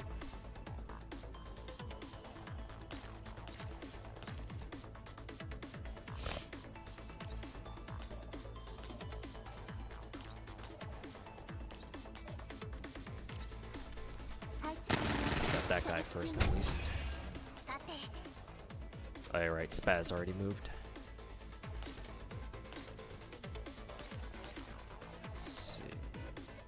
We can start chipping away at this girl. God, Mosin does not do shit for damage.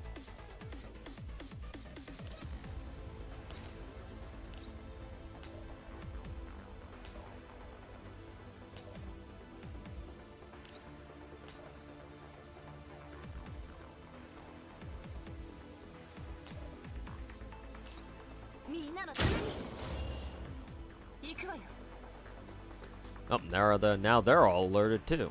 Cool.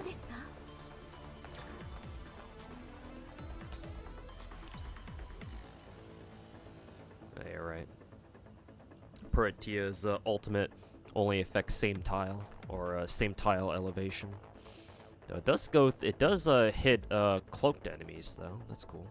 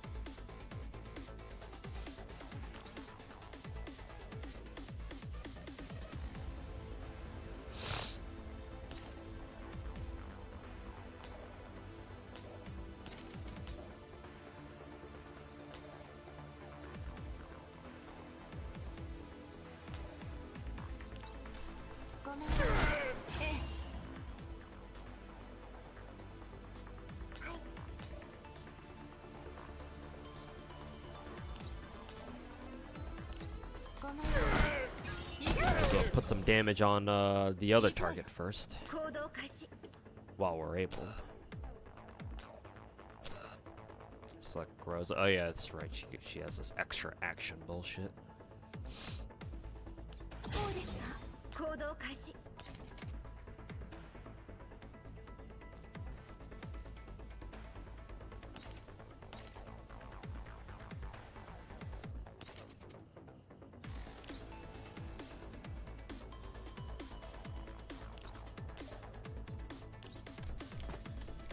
ごめん。みんなのために。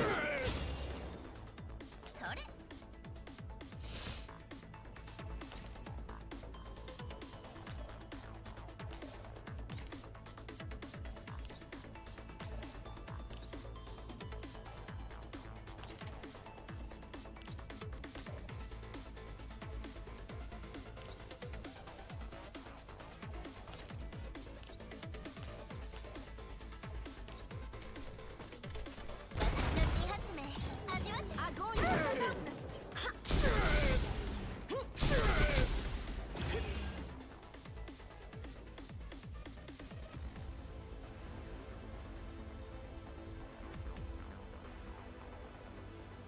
Whose turn am I ending right now? Oh, Peretia. Peretia hasn't gone yet.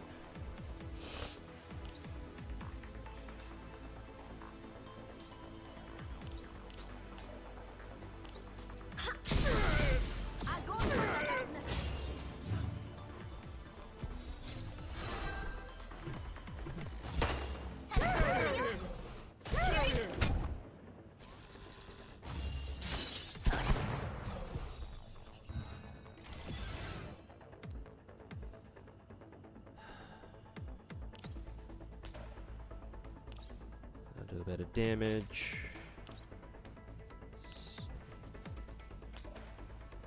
This will do even more damage.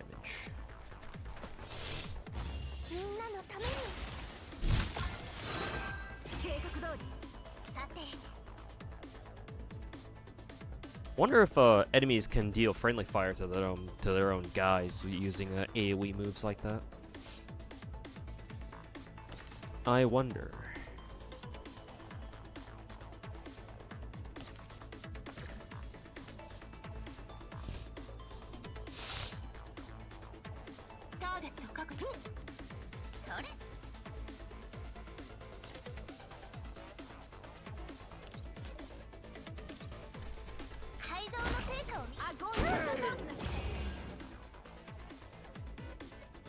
Oh, so that's surprising. Mosin actually has a clear line of sight on this bitch.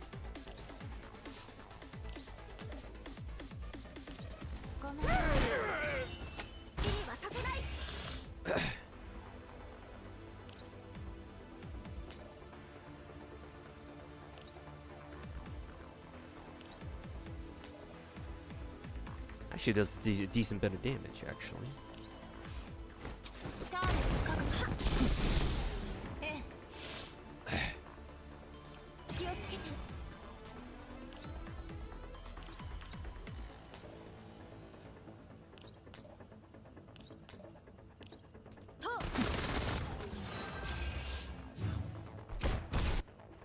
Ah, no friendly fire.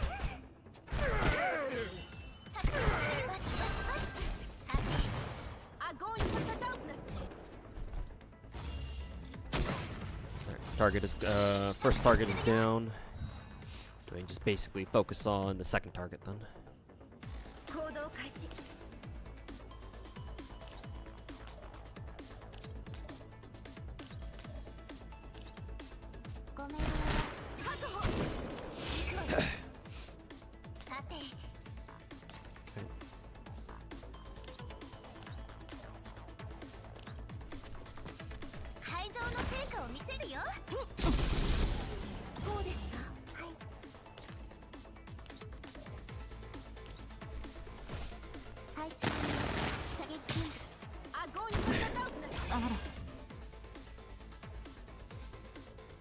Hey, Super Anonimo.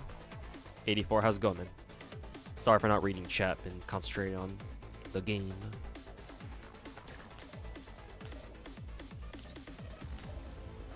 Alright, cool. This should do it.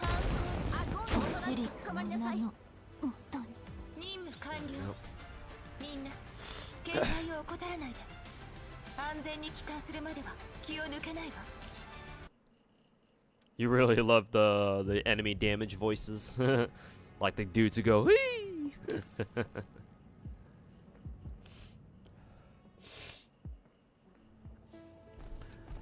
All right, we gotta fight Ironside. I know he's another fucking annoying ass boss. Actually, this is just a simple elim fight. I wonder if I can just set the shit on auto and the game will take care of itself. Probably not, but we'll give it a shot anyway. Fuck it. Surely nothing will go wrong with auto. Surely.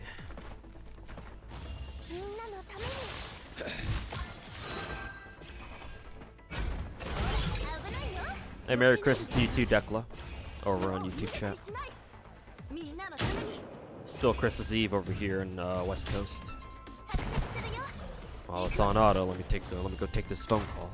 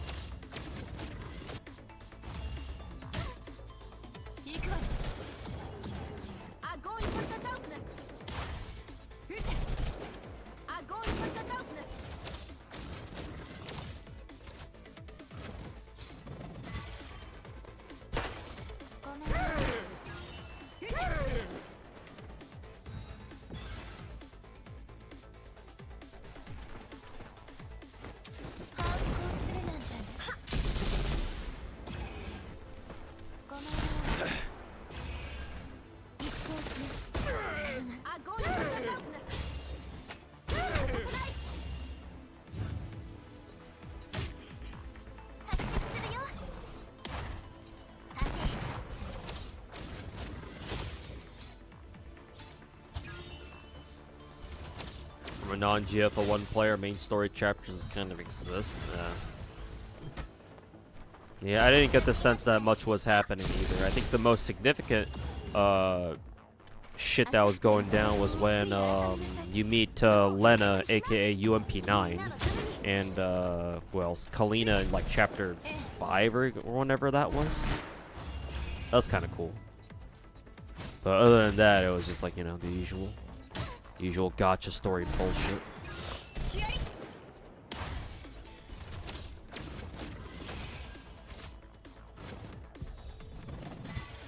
Does this boss literally teleport my my units to some shit? What the fuck was that?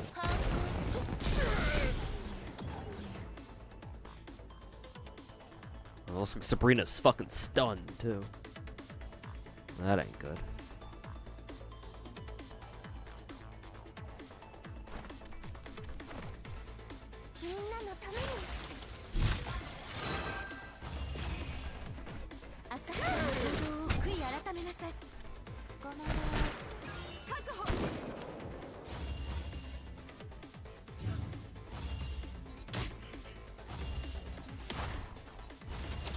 Which Kalina is better, old or new? I prefer old or younger Kalina.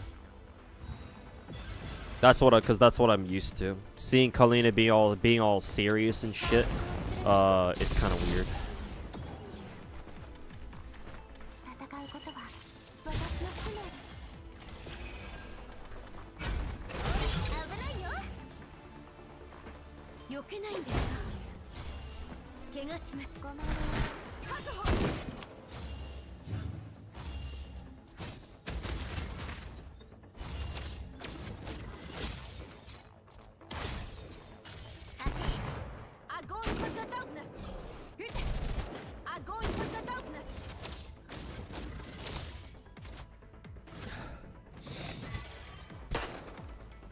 Yeah, I don't know if this team can do this in 4 more turns. This Ironside boss bitch isn't taking any damage whatsoever.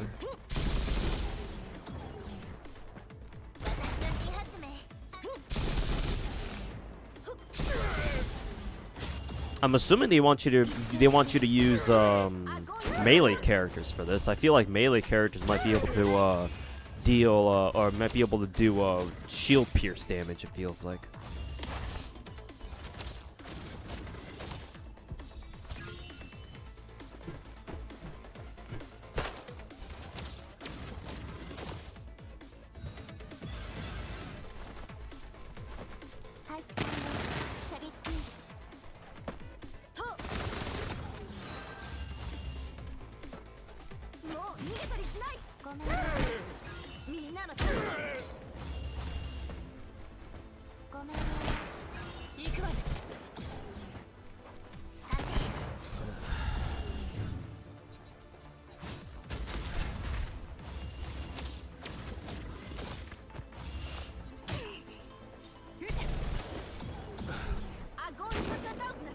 Alright.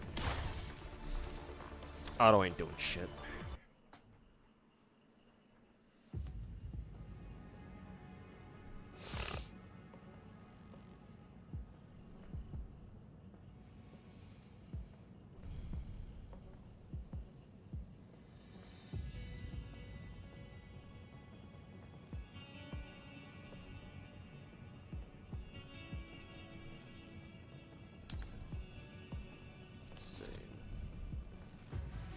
Do I care about some dumbass border?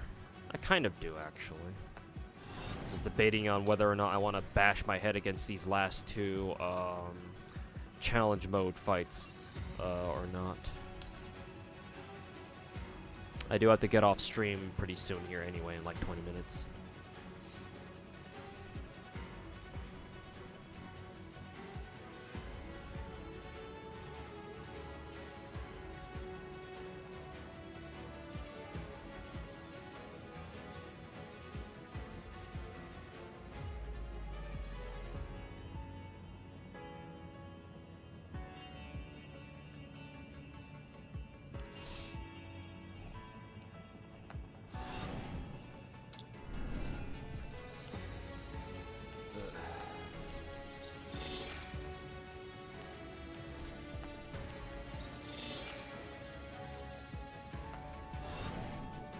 At least I got everything else important, though.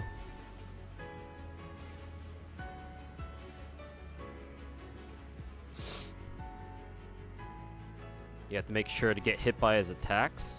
You mean his artillery attacks, where like it shows you where he's about to shoot or some shit like that?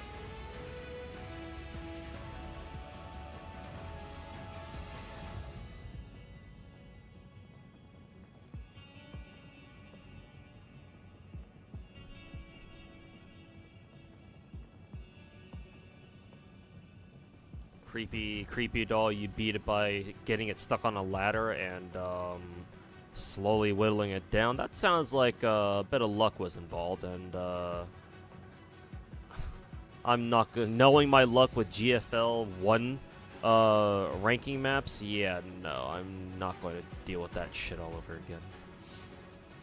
One game is enough. Just add a whale of friends? Oh, right. Or maybe I can just use support characters, actually, yeah. I should have remembered to add a Die Dude from Twitch chat from like a couple weeks ago, I think. He had a really strong Swami, I think. I'll look through my support list and see if I can find anybody.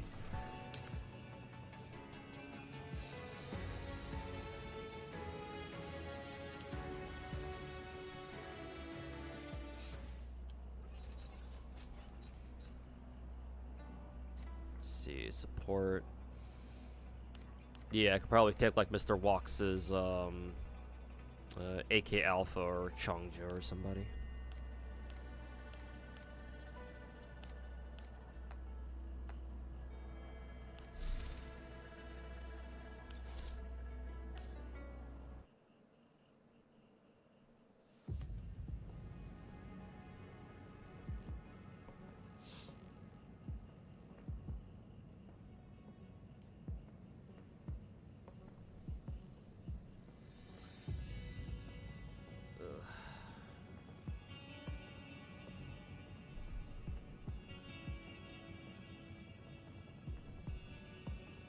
Feel like you kind of have to get lucky in AoE here.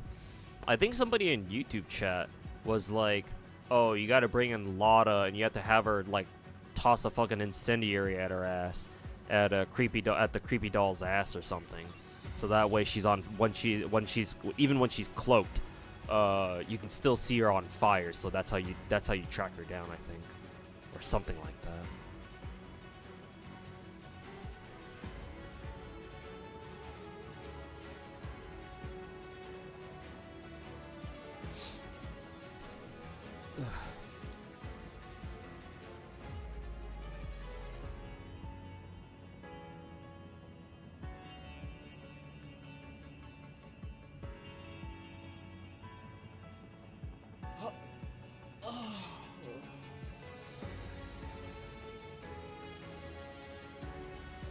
God, today's stream fucking sucked because I was like basically nodding off, like 3/4 of the way to fucking drifting off to sleep, like for like 6 hours of the fucking stream, dude. God damn.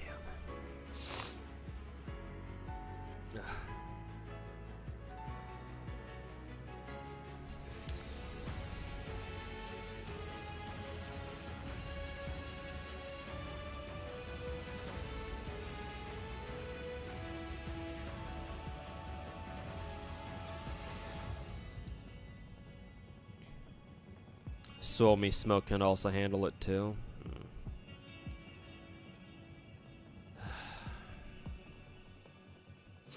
Guess I'll give it another shot then, for what that's worth.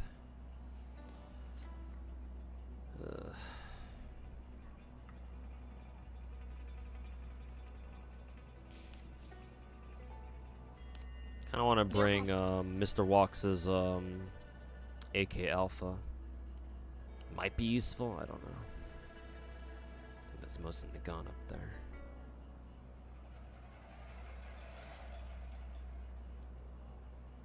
Oh, excuse me.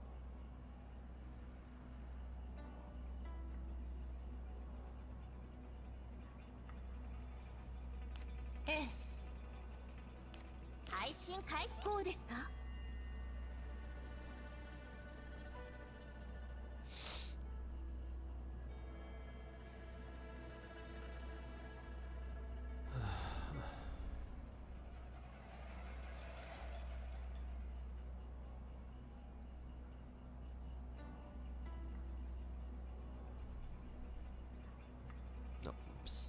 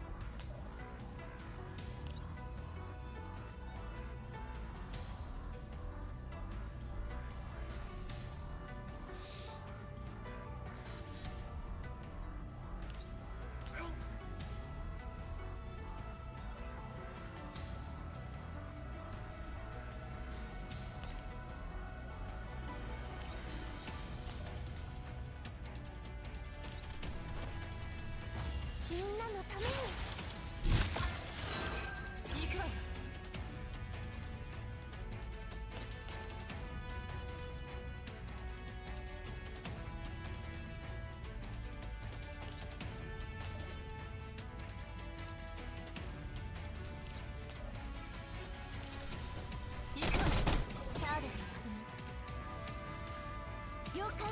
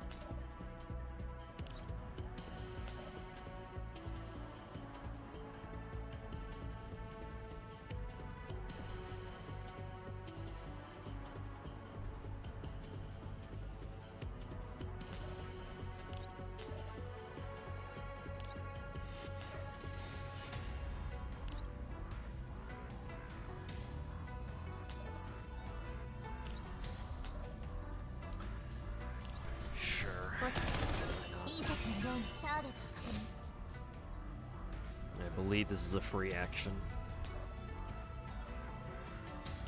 これがあなたの最後の輝き。ごめん。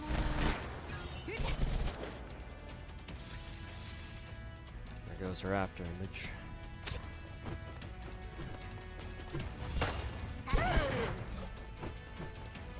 Hey look, now the enemy's body's blocking that shit.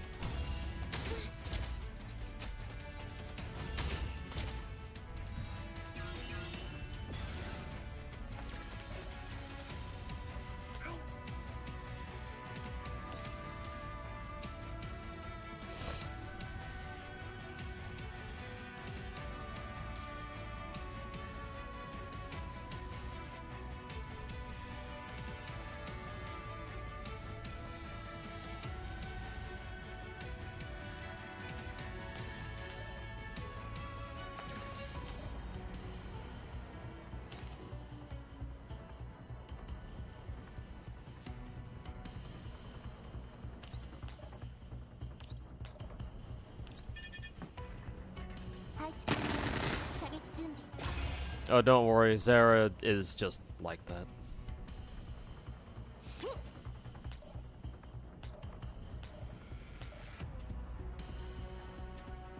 Why the fuck can't, What the fuck do you mean Pertia can't reach this dude? What the fuck? Isn't Pertia supposed to have really long range? Or does she have a debuff where, her range is, decreased right now? She can't even reach this dude. What the fuck?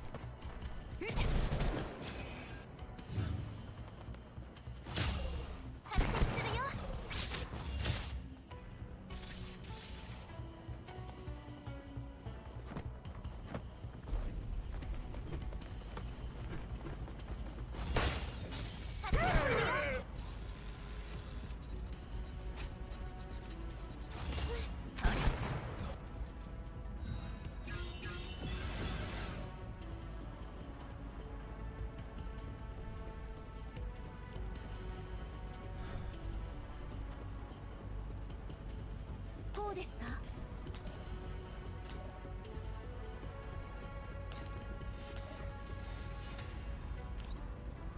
ごめん。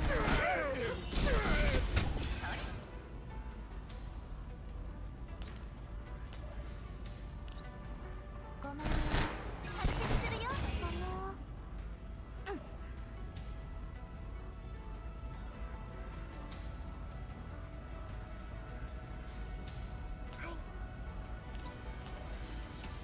戦うことは私の使命です。ターゲット確認。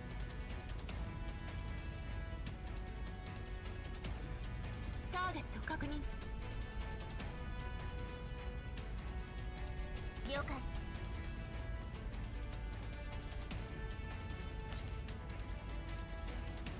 I guess I'll just keep AK Alpha in the middle then.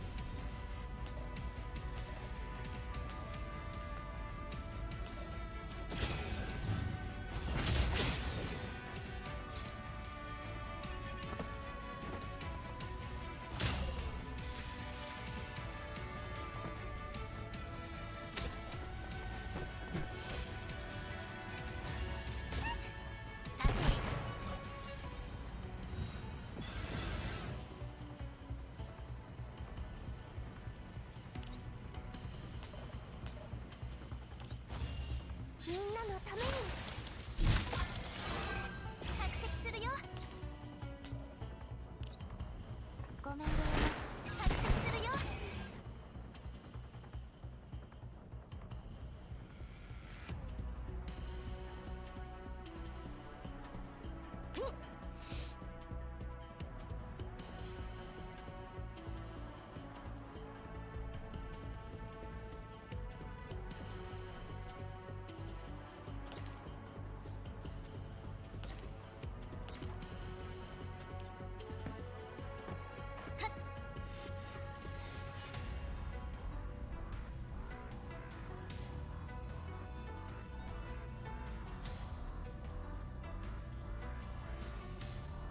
了解よ。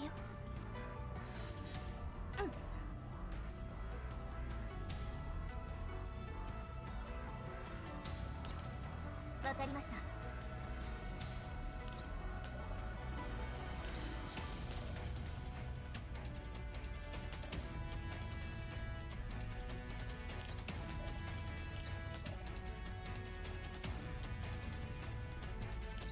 ターゲット。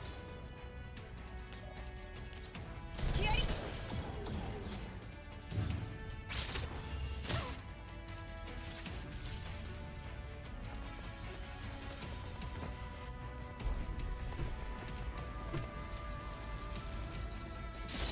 隙あり。 Alright, take care, Zara. Thanks for hanging out in stream. We'll catch you next time. Hopefully we'll catch you tomorrow.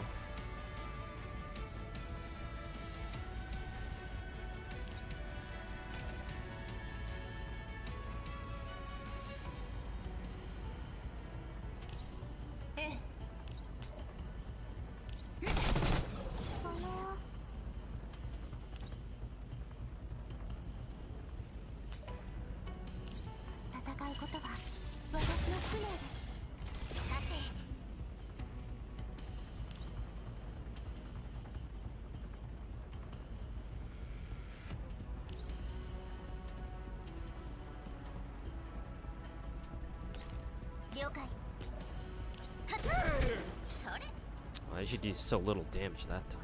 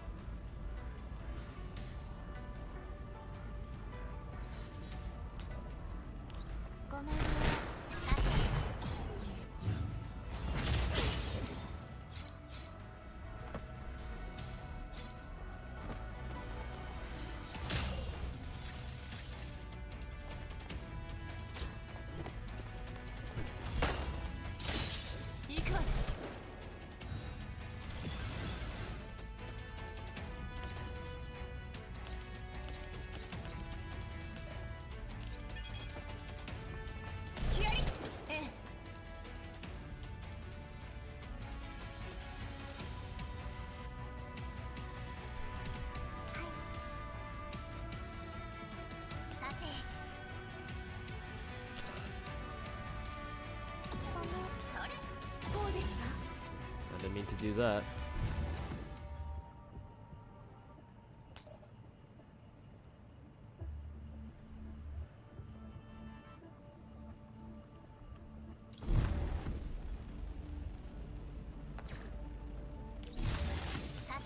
Whatever.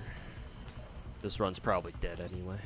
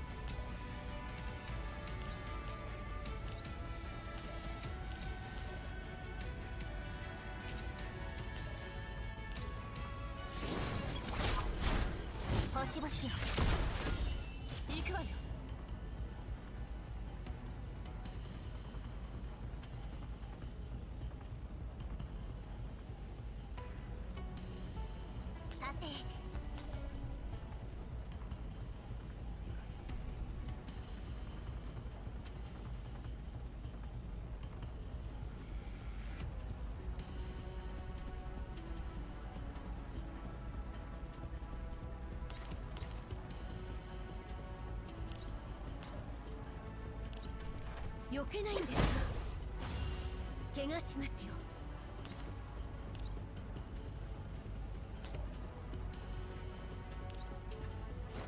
逃げられる。ええ。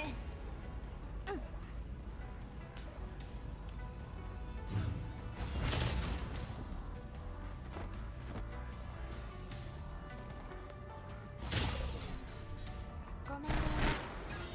さて、ごめんね。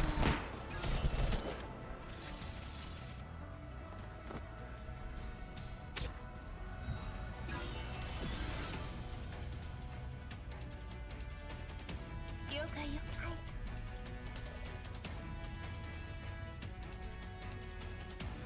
こうですか。了解。それ。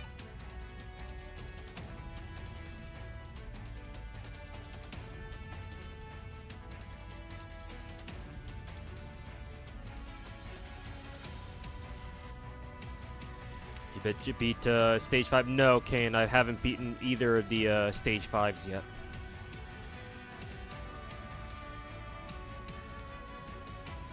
Which is Suomi's investment, 42. Her entire neural thing is unlocked, I think. But she only has a regular purple Suomi SMG. She doesn't have her signature. I don't think leveling skills is a thing in this game, which is kind of surprising.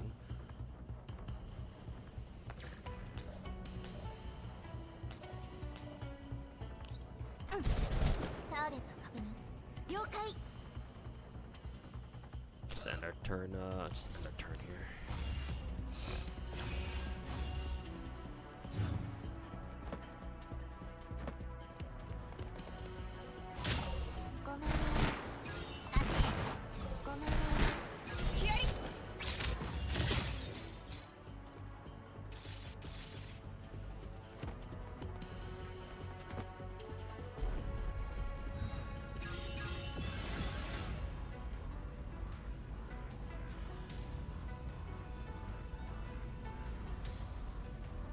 Wasn't she just over here? How the fuck did she jump across 2 fucking walls to get over there?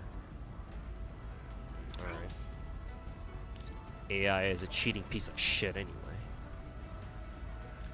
To nobody's fucking surprise. みんなのために行くわよ。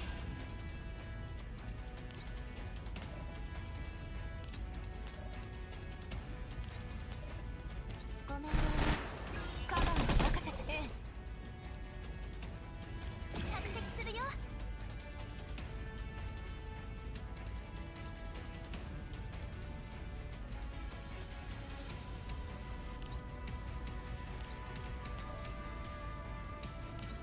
私の新発明。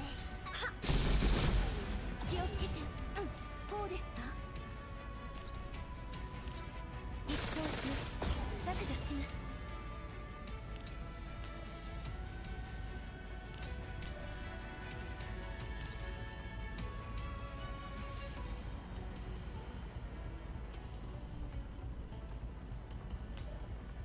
ごめんね。これがあなたのさ。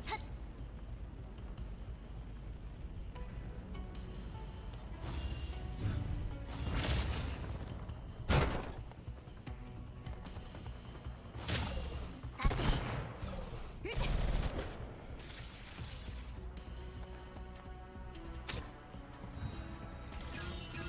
Do the after images kind of stand there not doing much until you try to walk past them? Because I have no intention of moving my dolls out of position. Then again, I don't know where. I don't know where. Actually, I noticed all this fog here. Does this mean that creepy doll has to be somewhere in this area? Too bad I don't have any AoEs right now. If I had Suomis, maybe I'd be able to see where the fuck she is.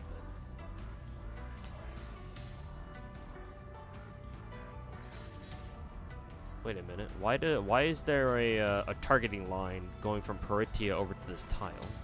Does that mean she's here? Fuck it, we ball. ターゲット確認。行くわよ。 That makes things a little easier.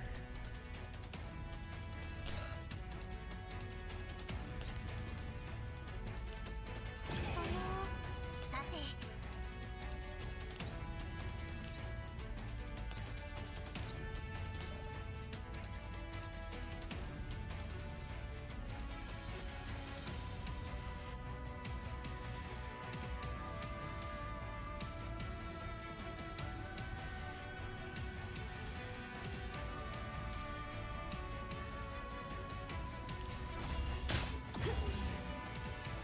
Oh, the creepy after doll images can attack. Oh yeah, that's right, because I tried moving Spaz, so she got her action interrupted, unfortunately. 動くよ。 Oh yeah, that's right. Forgot about that. 朝日さんの行動を悔い改めなさい。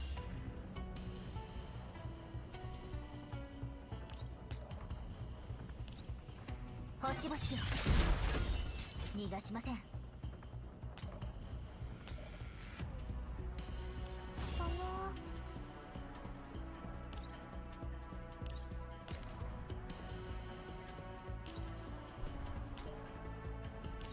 I'm not gonna move Suomi out of position. Just gonna have her kill this bitch. 配置完了。射撃準備。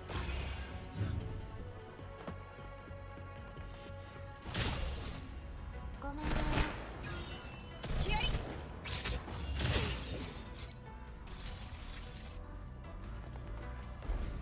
So we got 5 more turns.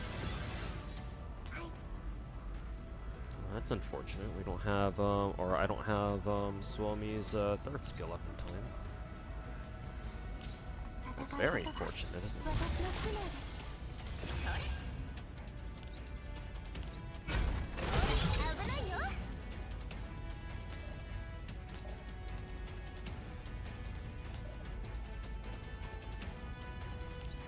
ターゲット確認。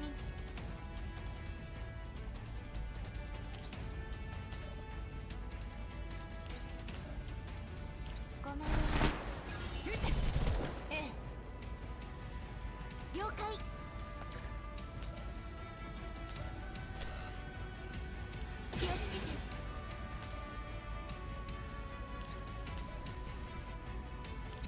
浅はかな行動を悔い改めなさい。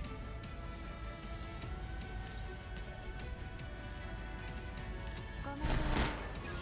落ちていいは。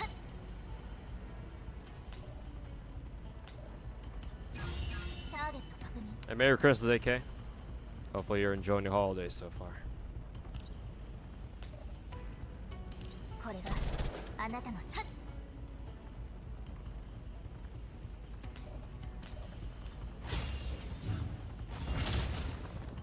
Yeah, that did a lot of damage. するよ。行くわよ。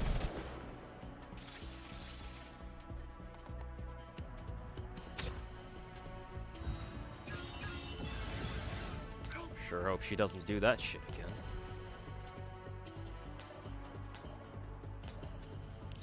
それ。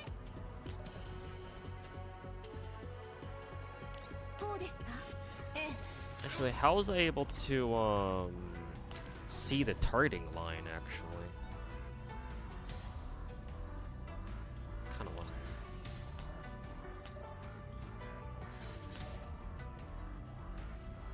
Yeah, whatever.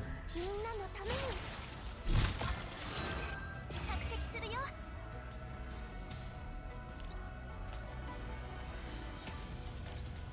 Wild guess. Oh, she's right there. どうですか？ターゲット確認。 How much damage should this do? Does that do more damage, or does this do more damage? I think the 2-1 does more damage. ごめんね。行くわよ。行くわよ。さて。 3 turns left. Action.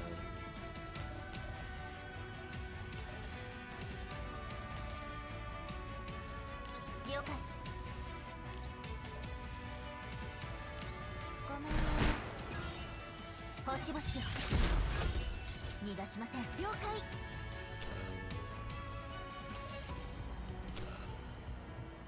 Right, end action. That won't do shit, we'll just kill the after image. それ。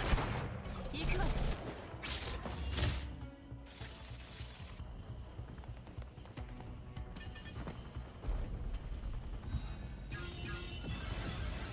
Huh, that's kind of funny. She went upstairs to do her bomb thing, which is actually better. Because Suomi and Groza haven't taken hits all day, so may as well have them tank something. And nice, we can just straight up kill him. Or the AK Alpha, I should 当 say. 然の結果ですね。残念ですが、あなたはこ。 Okay.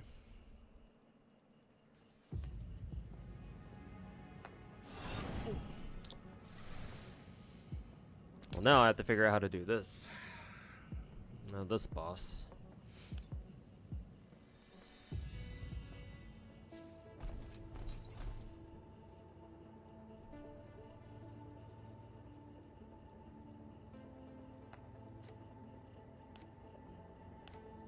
Bring in Mr. Wax's Tololo again. Sorry, AK Alpha. And how did this fight go again? We have to intentionally let this dude hit us or some shit? Some fucking retarded shit like that.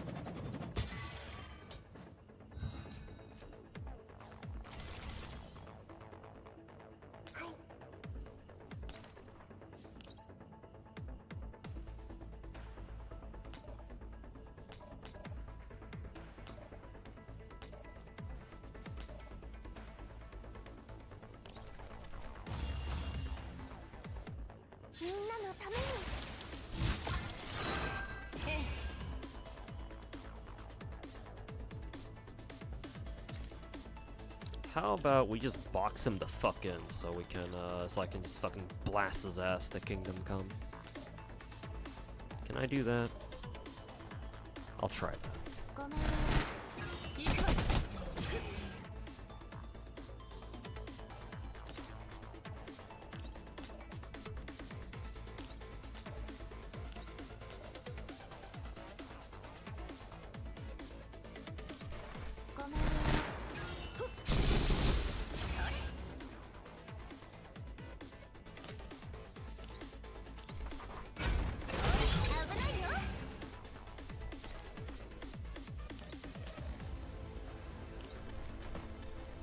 星々逃がしません。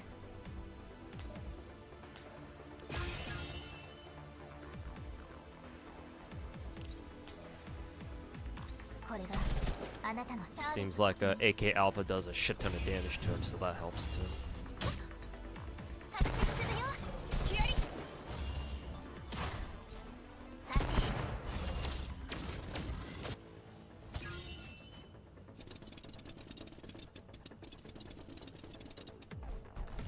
Super Dynagates. Ew.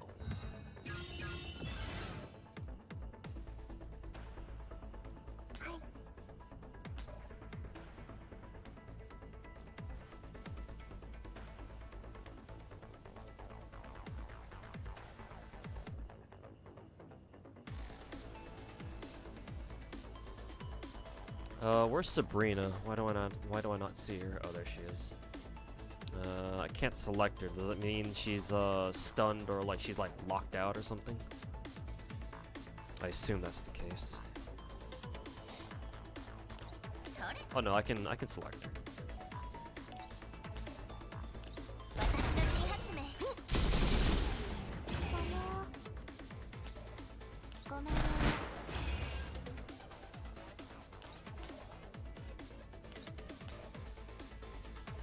I think Rose's grenade does more damage technically. Yeah. They displace units. Yeah, I'm kind of expecting that to happen at some point. Oh well, we'll just you know shove our gun barrels down his fucking throat until he does that, I guess.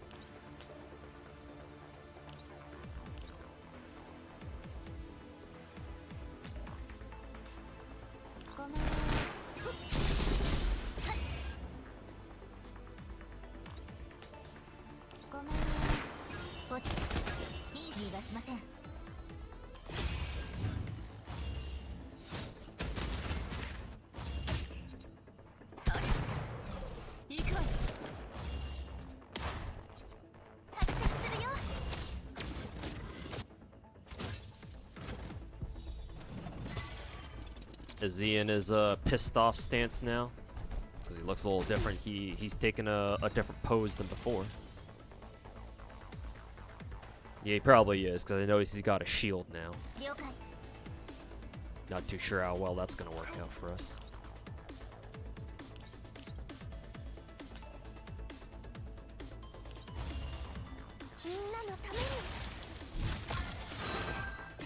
Manage our stability, it doesn't happen. Okay, I see. I don't know how stability works in this game.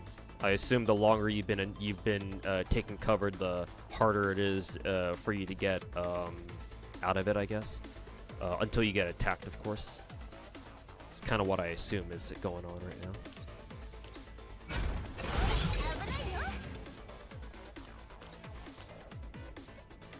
Yeah, this dude's shield is something else.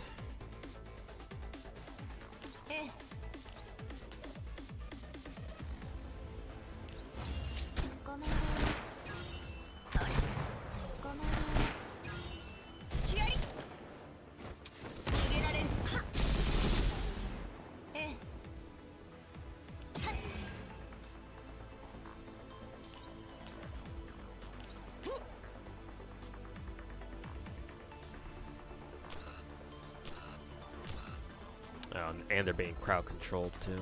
That's unfortunate. All right, she's probably the one who's stunned right now.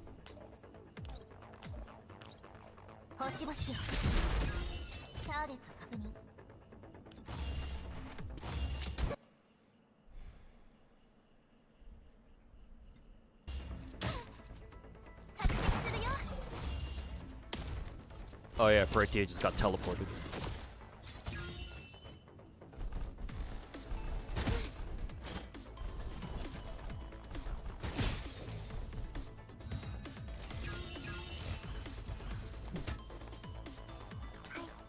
More reinforcements.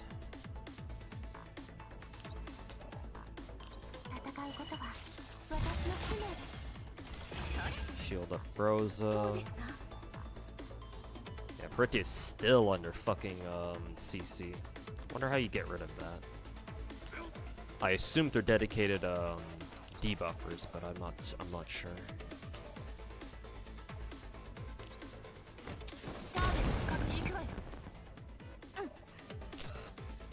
All right.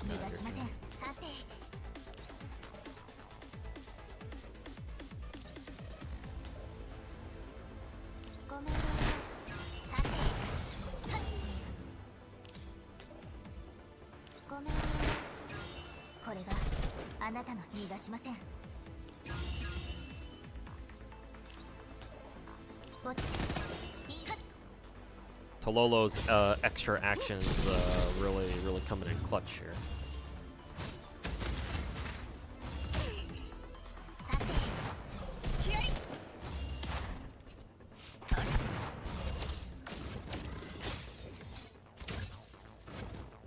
Is it pissed off again? I think it is.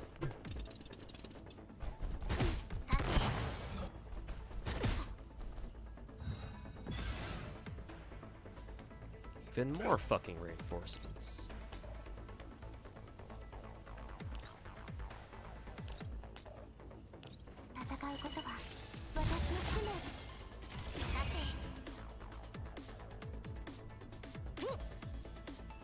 Oh, now we can finally, Pretia can finally do something.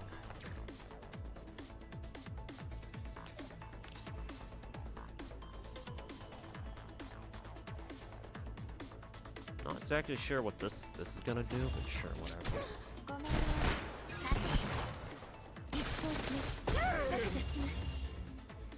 It might do something.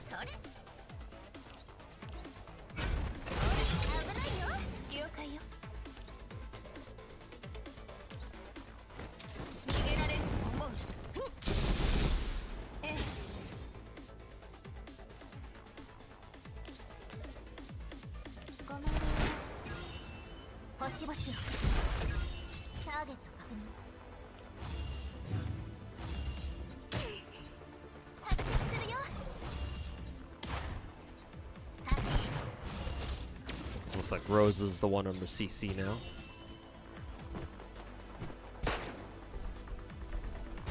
Guess I'm lucky so far that AK Alpha hasn't been the one to be CC'd yet. Silver Media, hey, what's going on, man? Thanks so much for the 54-month resub. Welcome back. Merry Christmas, long stream today. But yeah, hopefully you're having a good holiday so far. And yeah, Merry Christmas to you too.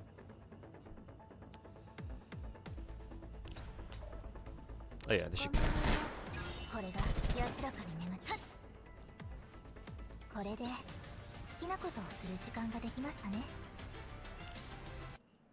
Man, it'd be nice if I could have my own AK Alpha. Too bad the game gave me 3 fucking Veplis. Fuck you.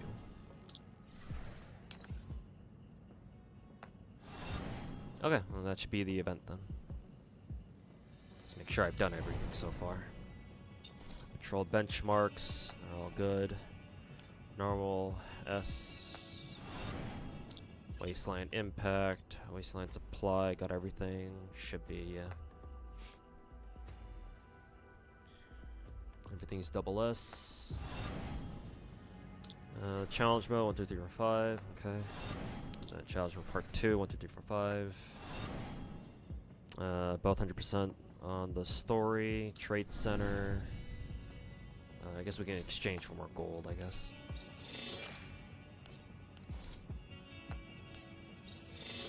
There we go.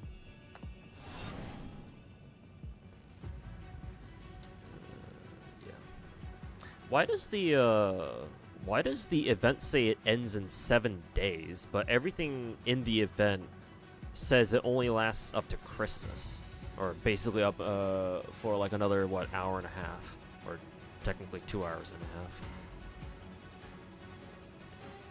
Oh, because Trade Center, that's right.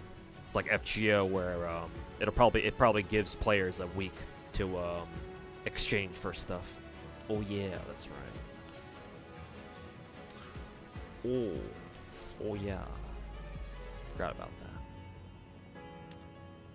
Too bad I can't redeem these last 2 Stardust gold, but that's fine.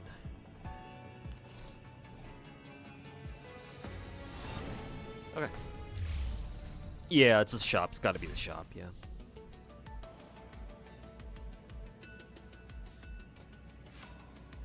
Yeah, to claim rewards in case you forgot to claim them, and yeah, just to decide what you want to exchange for in the shop, I guess.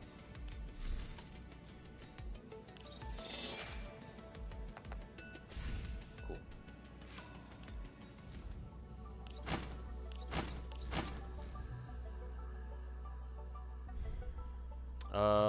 I see that I've got a multi. I'm very close to a multi. I know I can pick up 2 more tickets, I believe. I think if I go to campaign, go to hard. If I 3-star this one, I'll be able to pick up 2 more regular tickets, I think. Yeah, perfect.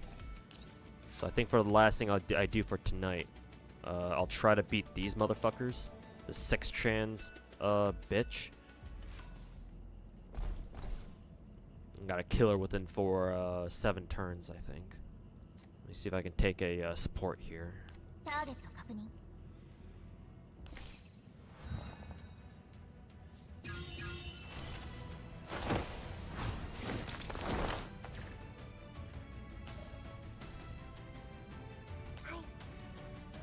We have to kill sex trans, I think.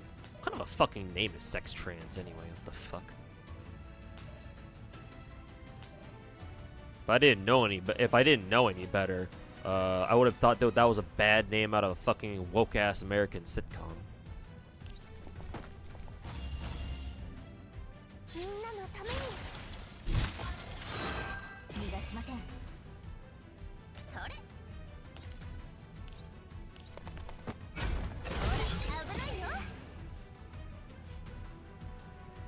You saw she got better. Jump from C tier to what? S tier on Proton? Who are we talking about?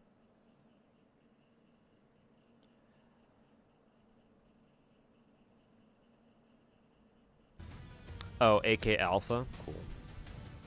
Glad Springfield gives her a hand in that. Kind of like saying sextant, I guess, but sextant is an actual word. Like it's an actual thing, right? Like, isn't a sextant like a like an instrument of like naval navigation or whatever? Do I remember what it is? I forget.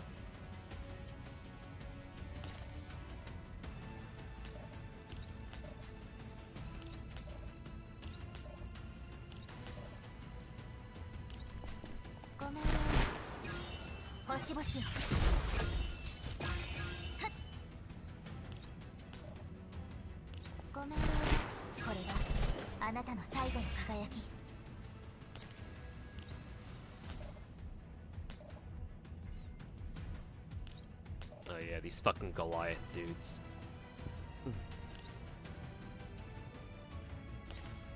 The fucking beans. They're back to terrorize us again.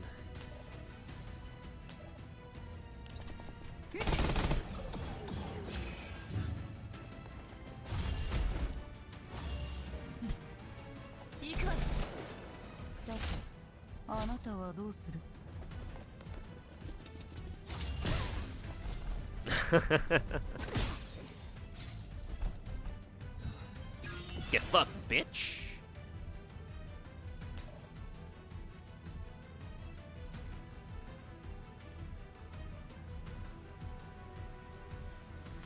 I forget what exactly we have to do with the Stell, the Onyx Stells.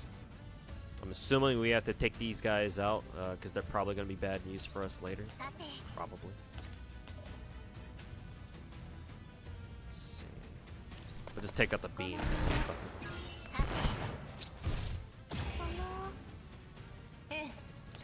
We'll back out Rosa, so she's kind of out of harm's way.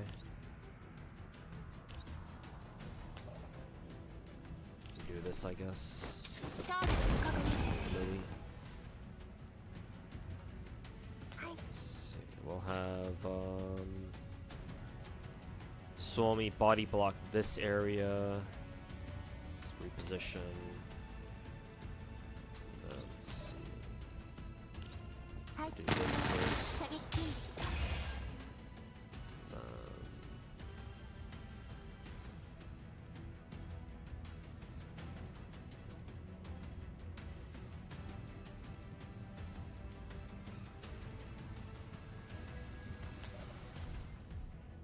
ごめん。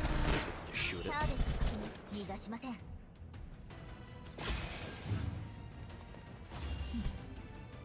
て、隙あり。さて、あなたはどうする？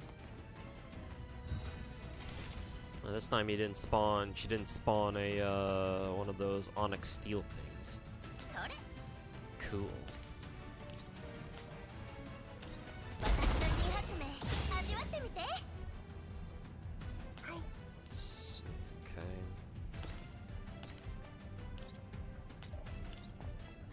みんなのために。 Try to box sex trans in like this. ごめん。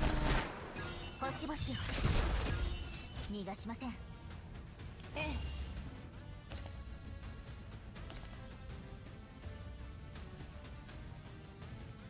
If we had a Sabrina move over here to help contain sex trans, that'd be nice. I think her regular skill does more damage here. 止まる。ターゲット確認。それ。行くわよ。さて、あなたはどうする？ Okay, we have 3 more turns. 了解。さて、はい。 We're gonna move Suomi over here. 動くよ。 We'll be over here. Do 改造の this. 成果を見せたよ。 Oh, we have another onyx stele back there. I think we're just gonna ignore it for now, and then just go straight for the kill. Try to go straight for the kill. 射撃。うん。ごめん。これはあなたのターゲット確認。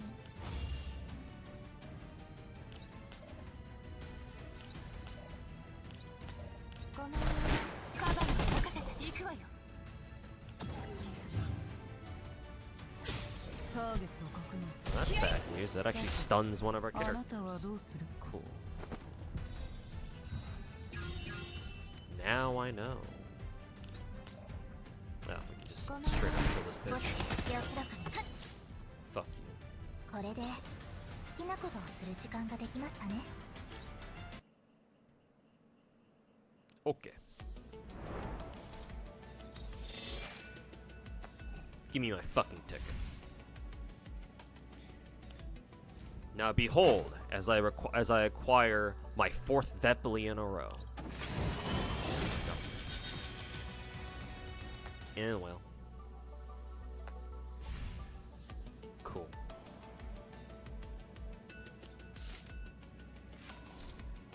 Portrait frame. Oh yeah, that's right. I like this one. That was nice.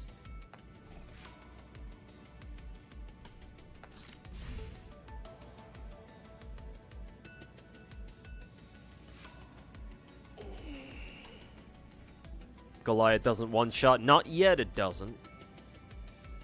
Surely we won't get the red version, and we won't get red bean in future. Oh no, don't worry. We see in the cinematic. So that means it's gonna come back to haunt us in our dreams again.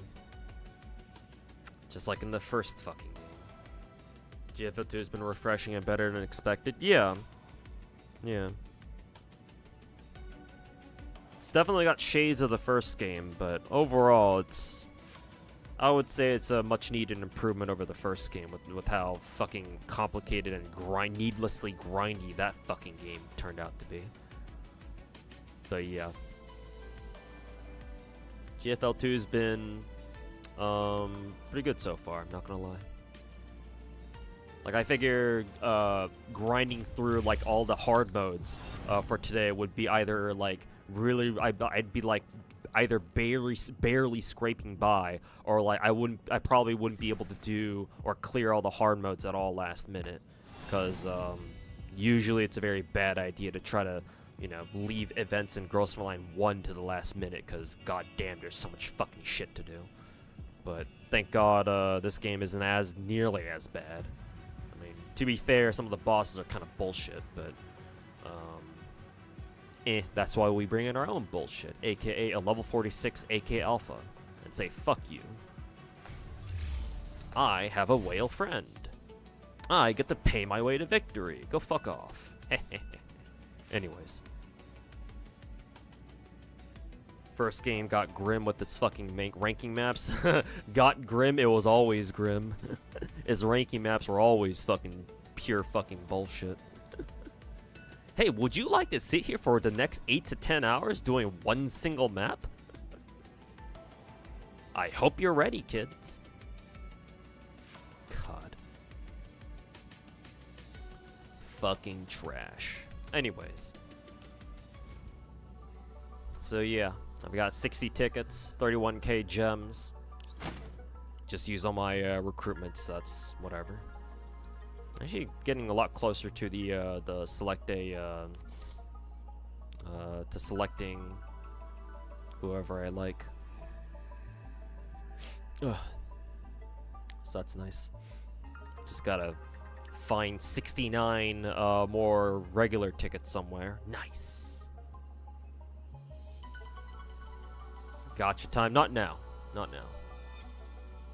Tomorrow. Or whenever it'll be. Whenever WOT2K shows up. What, in like 20 hours, I guess? So, tomorrow. Tomorrow at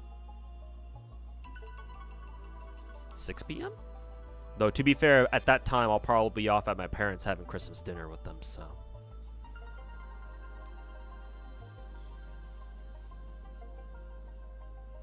But yeah. I believe WOT2K is tomorrow. If not tomorrow, then at least the day after. How did Fugue rolls go? It hasn't happened yet. It'll be tomorrow.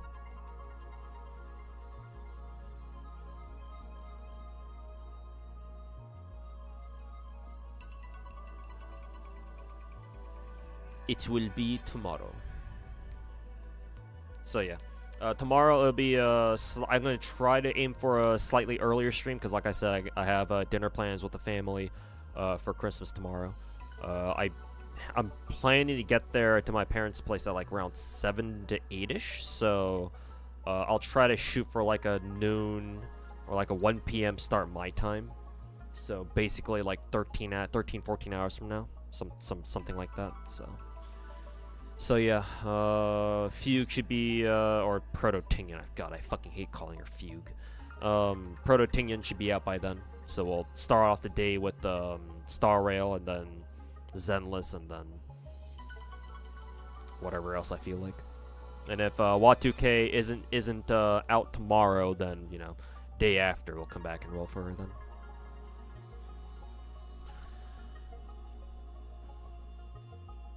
Sounds like the Arknight's Arundum farming maps? Nah. If you mean the weekly ones, I mean, yeah, they're pretty long maps. They take like around, what, like 15 minutes to do if you're seeing them for the first time, but they're nowhere near as bad as GFL 1 ranking maps. At least with Arknight's maps, unless you're like try-harding like what? Unless you're like try-harding like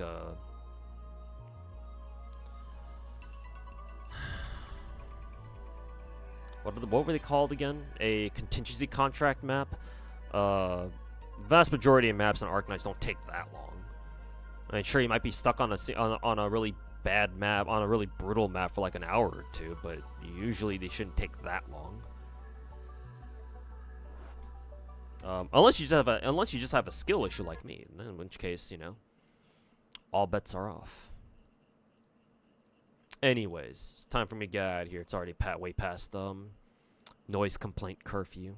So let me find somebody to send you guys over to, assuming there even is anybody for me to send you guys to. Oh yeah, Mr. Genazod streaming. Perfect.